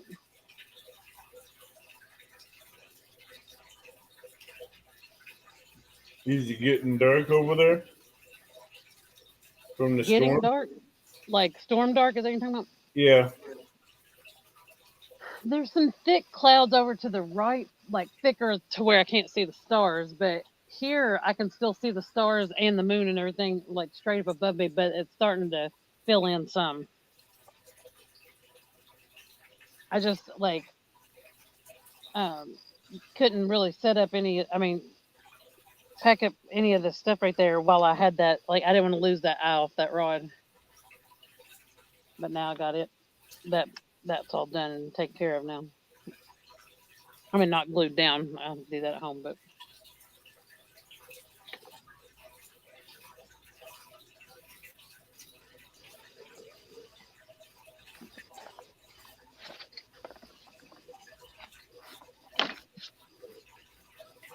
that was the one.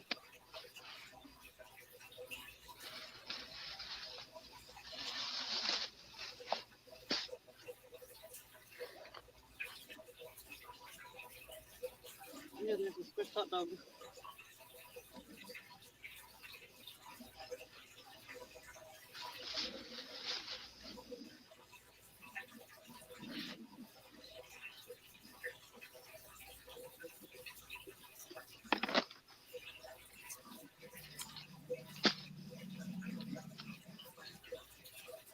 Packing up? I've been packing up like all along, like so that it's ready to just move over to the truck, but it's not You know, I keep hearing plastic bags. Oh yeah, that's what my bait is in a Walmart bag. Like, so every time you've heard it, it's me like opening it up and shoving some different kind of bait in it. Yeah, now the clouds are starting to get thicker, and Yeah, the moon is kind of not covered anymore. that's gonna be a thunderstorm coming in. Yeah, I'm gonna take a load or two here to the truck. Still leave those rods out, but I could reel that one in to see if I knocked that bait off. And if I did, I've got a squished hot dog on the ground.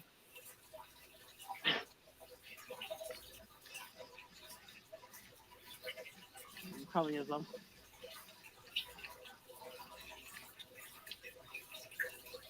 Yep.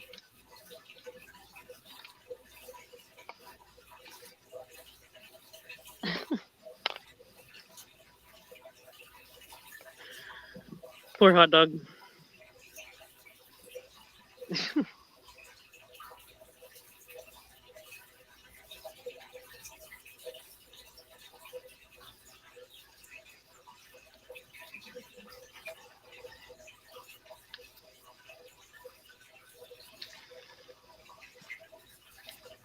Oh, there's lightning. So yeah, I'll leave that out while I start putting this crap in the truck. I never did find that other leader that I lost earlier. That sucks. What was that?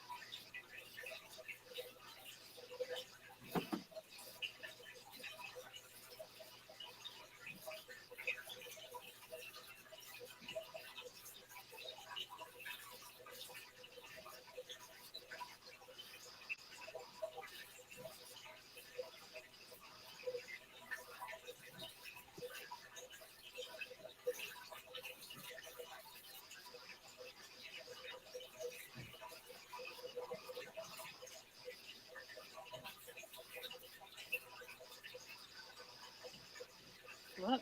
Skunk?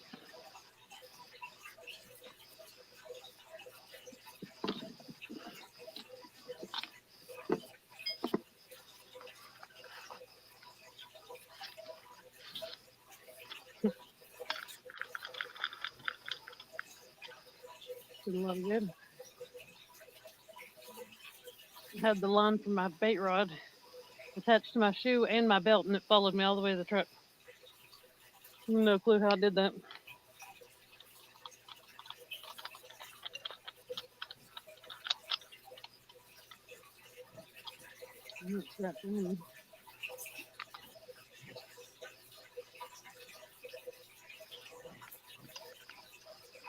The good thing is it's all stars on top of me again. That might not be as lucky the next time.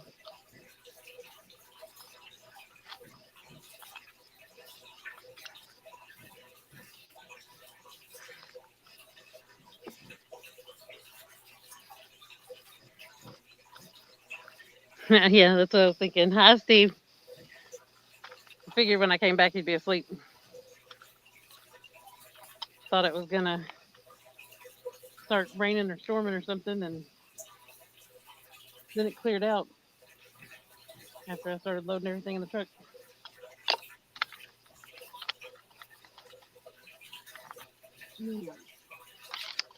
Caused a huge mess with this one.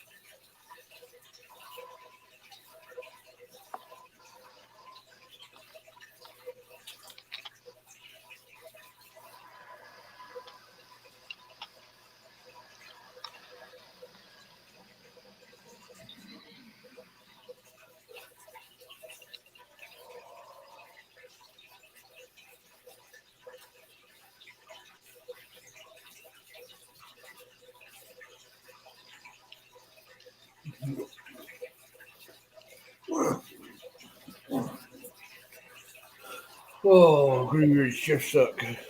You could go to bed if you want. Like I don't. I'm good to pack up. I'm fixing to go to bed here in a little bit anyway. Yeah. You know, I'm trying to stay up all night so I can sleep all day. Stay up all night. So what? I can sleep all day because I have to go to work tomorrow night. Oh, I see. And if I'd have slept all night last night, I would hardly sleep at all today. So Yeah, I know how that is. I've done the night shift plenty of times.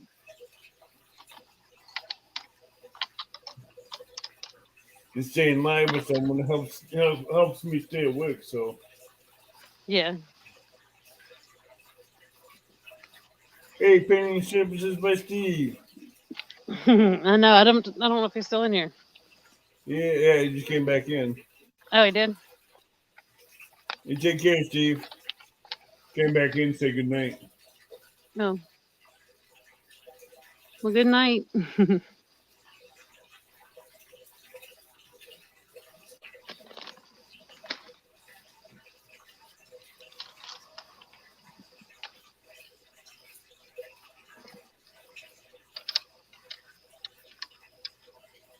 I think if I lost that glow stick, oh, it's over there.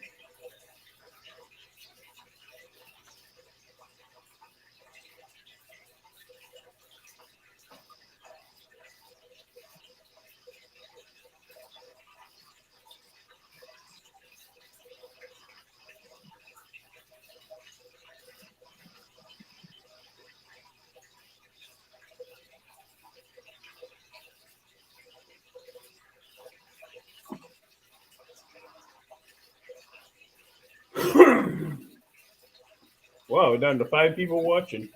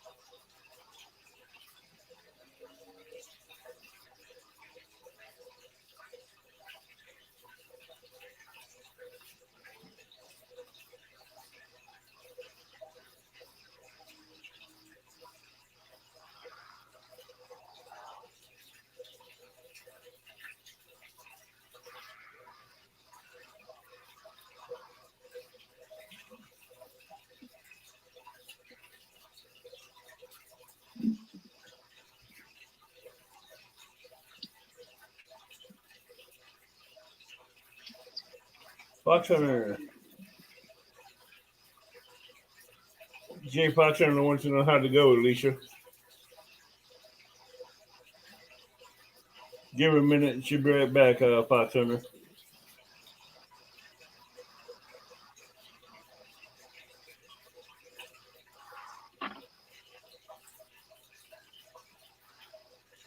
All right, take care of your takedown.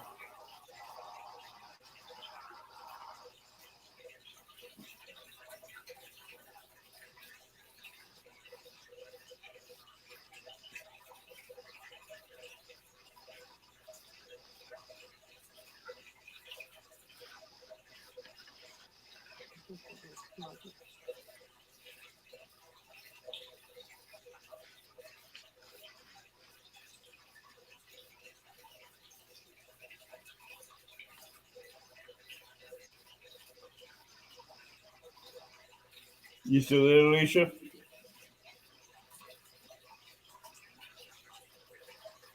Nope, she's up at the truck.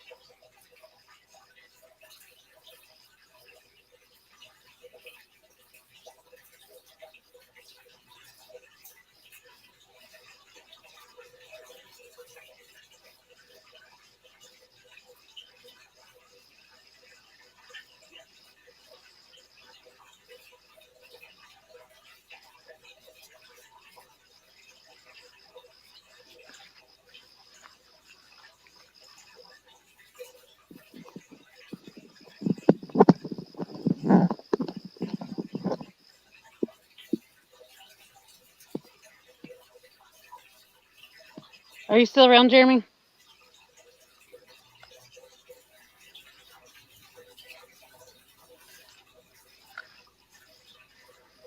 Or is anybody still around? Yeah, there's still people here. I just hadn't seen anybody say anything since I asked, but No, I know it takes a minute. everyone was saying bye and hi, and Yeah. Well, Jeremy came in, Carpin, and was asking if I was fishing, and then I wasn't sure if he left before I answered. It looks like he did. Oh, he's here. Hi. Yeah, I've been fishing. I was wrapping up because it started getting cloudy and there's some lightning, but not. I can't tell if it's heat lightning or storm lightning, but didn't want to get caught in it if it's starting to get bad out here. But it's really wispy clouds that are not really hanging out. They're going around, but I don't know. I was trying. The reason why I was gone so long just now, I'm trying to find that. I lost a leader that has a double hook rig set up on it, and I don't want like my cousin's kids to accidentally find it with the hook to the foot or something like that. And also sometimes they've had the cattle out here. I don't think they're gonna have them out here anymore, but I don't want there to be an issue with like I don't know a cow laying on it or something. I don't know. But the funny thing about high vis line is not very high vis line and long tall grass because it just matches. I guess I do have a black light thing that hooks into the USB. I can't find my black light flashlight. That's what I've been looking for. that'd be good to find that. Yeah, because that would be perfect. But I have these black light bars that I got at Walmart, but they have to hook into the USB thing. I wonder if my battery pack still has enough power because that would work perfect instead of having to hook it to this battery. That would be not very convenient at all. Yeah, it's an adventure here, Jeremy. I lost that leader as soon as I got here, though. Like, I have no clue. I had it in my hand, and I had the rod I was going to put it on, and then I set some stuff down to go get the next load of stuff, and then I realized, oh crap, I had that leader in my hand. That was the last I seen of that thing.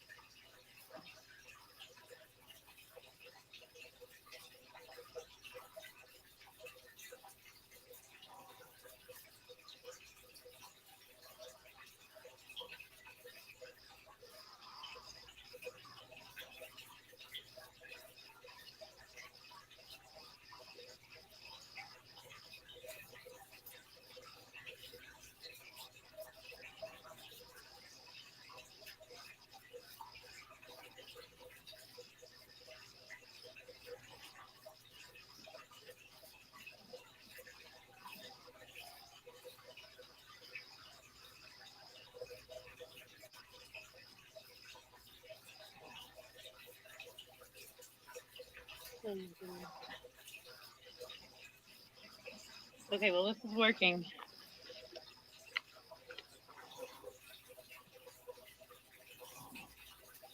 Yeah, in the dark. That's right. So here's my plan. We'll see how well this works, but it's kind of working. I just find it. Oh no, that was a piece of line I cut off. But usually I don't leave anything like that, so good thing I did this. I'm about to show you all what I'm doing. Oh, I just realized other people fish here. I knew it wasn't me. Okay, so here's my plan. And since I saw how good that was working with the fishing line, I'm very, very hopeful that this is actually going to work. But my little black light bars that I got at Walmart attached to my power bank here. And then I found it. Is that it? Please tell me that's it. Oh my God, that's it. I knew it would work. So, yes, that's so smart. Here's the black lights. Here's that double hook leader. It sure was glowing right there in the grass. Oh wait, I didn't have the lights toward it so you could see it better. But anyway, doesn't matter. I got it. No kids, no animals gonna be hurt because of this. Because I found it. I think Avid fell asleep on me. But I'm so happy.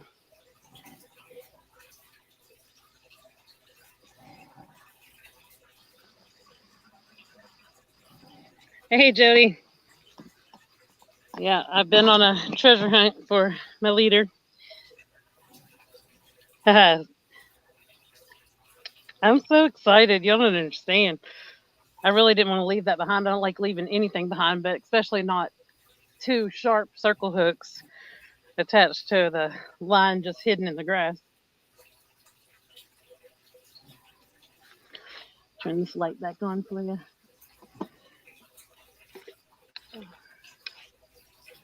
Well, that makes me so happy.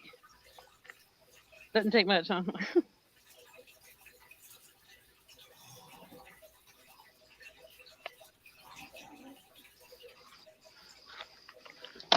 Okay. I'm going to put the leader in the car so that doesn't happen again. And then I'll be right back quicker this time because I'm not looking for something.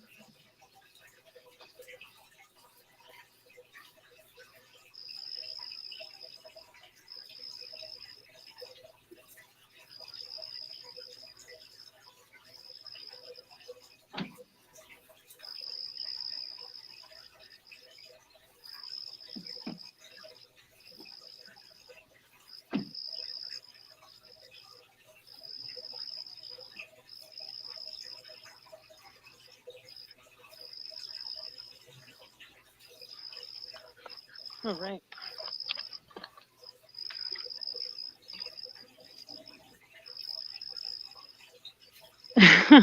Yes, been fishing all this time. I'm addicted. But it was really fun because I got to talk to Epic and learn a ton. And that kept me awake. And now I'm going to go get my boat here soon as long as the weather holds off. and then I'm gonna go check out a place for the tournament, or at That's least even get some better. pictures of it. But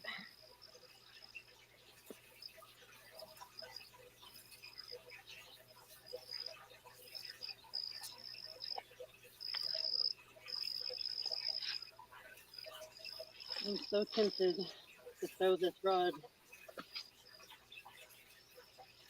considering these night crawlers are not gonna make it. Oh,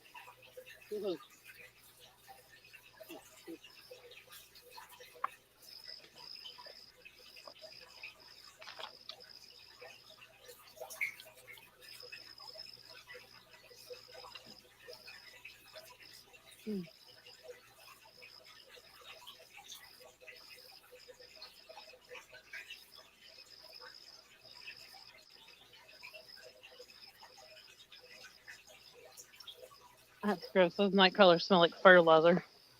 Yeah. That's so gross.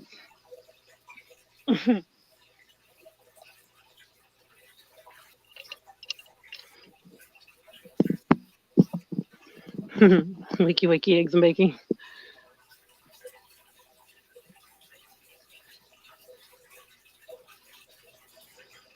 Oh, that's awesome. I would love to be somewhere like that. It I would would. love to fish near a pier. I mean, to live near a pier so I could go fish in the ocean off the pier all the time.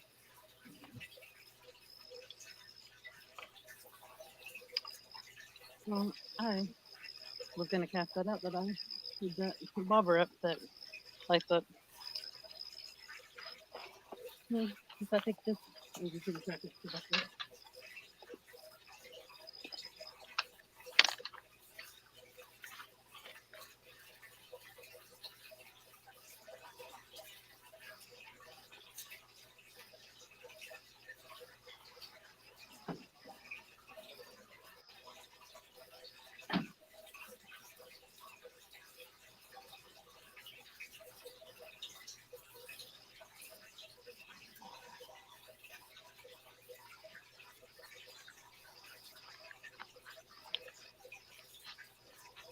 Okay.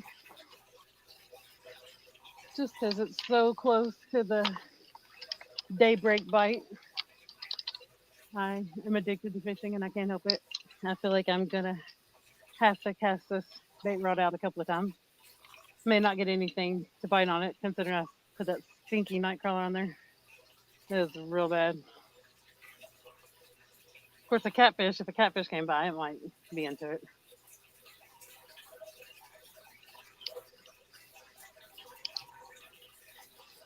Some of the sunfish might be a little too good for it.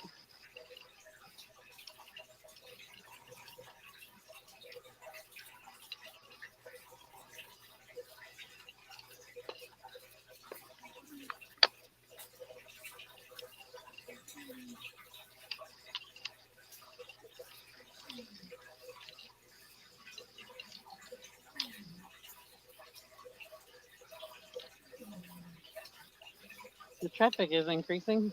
There hasn't really been much all night, but now that people are getting up and going to work, there's a steady little amount starting.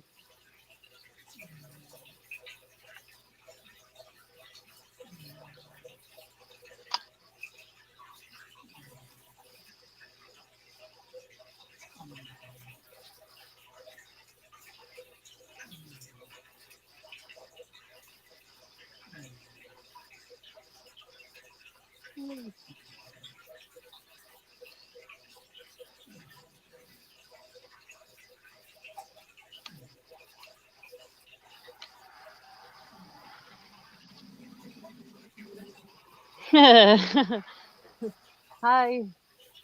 Yes, I'm still out here. It started lightning, so I decided I needed to pack up and go. And then now it's not doing anything. There's some wispy little clouds floating through, but never did do anything. I think it was heat lightning. But considering it started spreading around more of the sky, clouds started coming in, I thought it'd be smart to pack up. I'm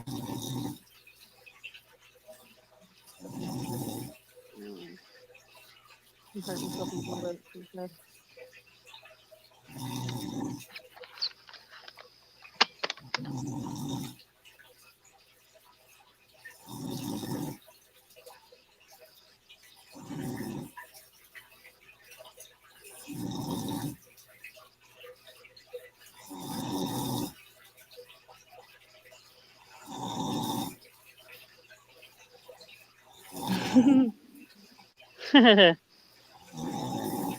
There goes the snoring.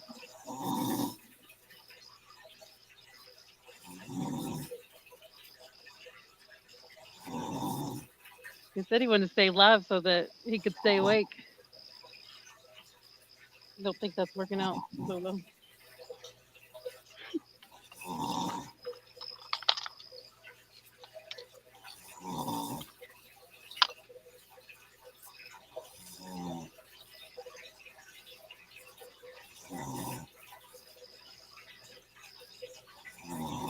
But since I put this worm on the reel, I guess I'll cast out a couple times. Give those catfish a couple more minutes to come over here and bite.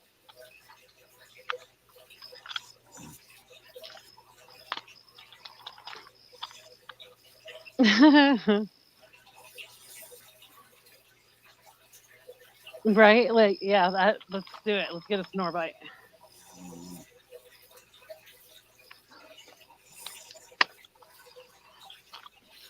The sun's trying to come up behind me. Definitely not bright enough where I could show it to you, though. Based on how it was the other day during the tournament, I know it's not going to show up.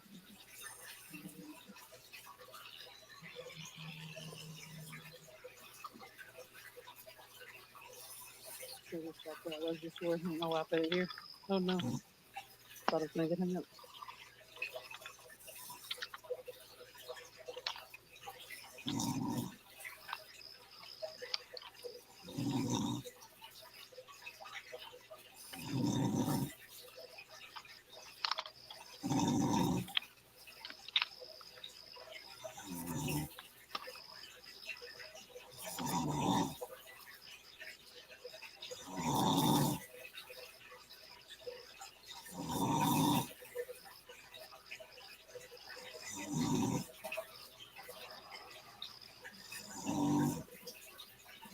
Cat napping. Yeah.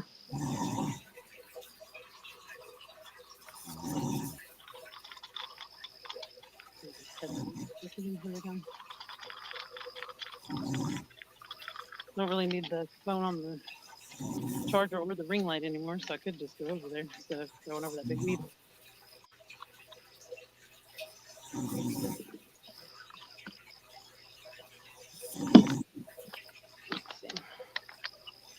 Hopefully it doesn't lose service though. Maybe I won't move you fully. Oh no, I will. I'll just watch the service. I don't know. That's my battery.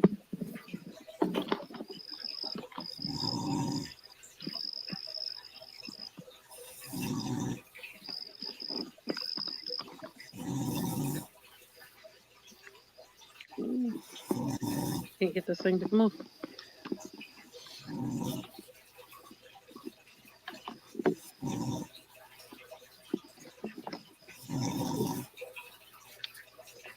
There we go.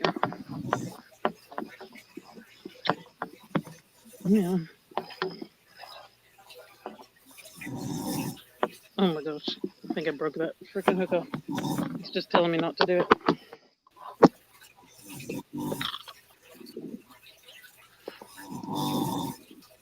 Oh man. Somebody sleepy.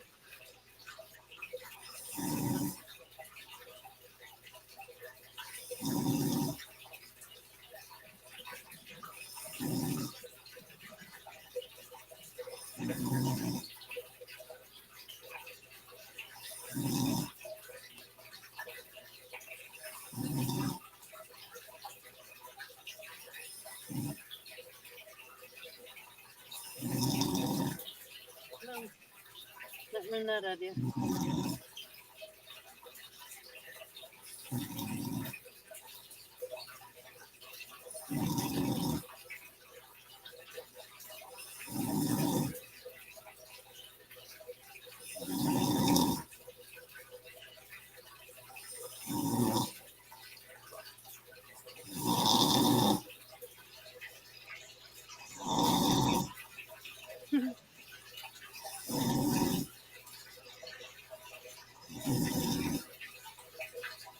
Let's see if that broke off. I think it did though.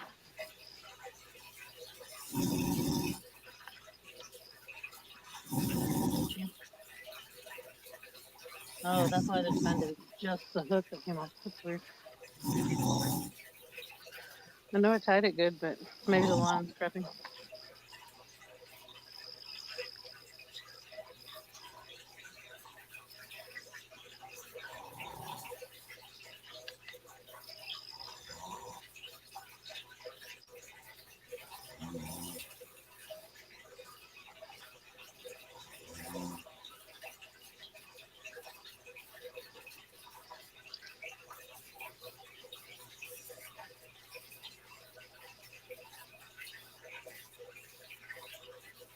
Hmm.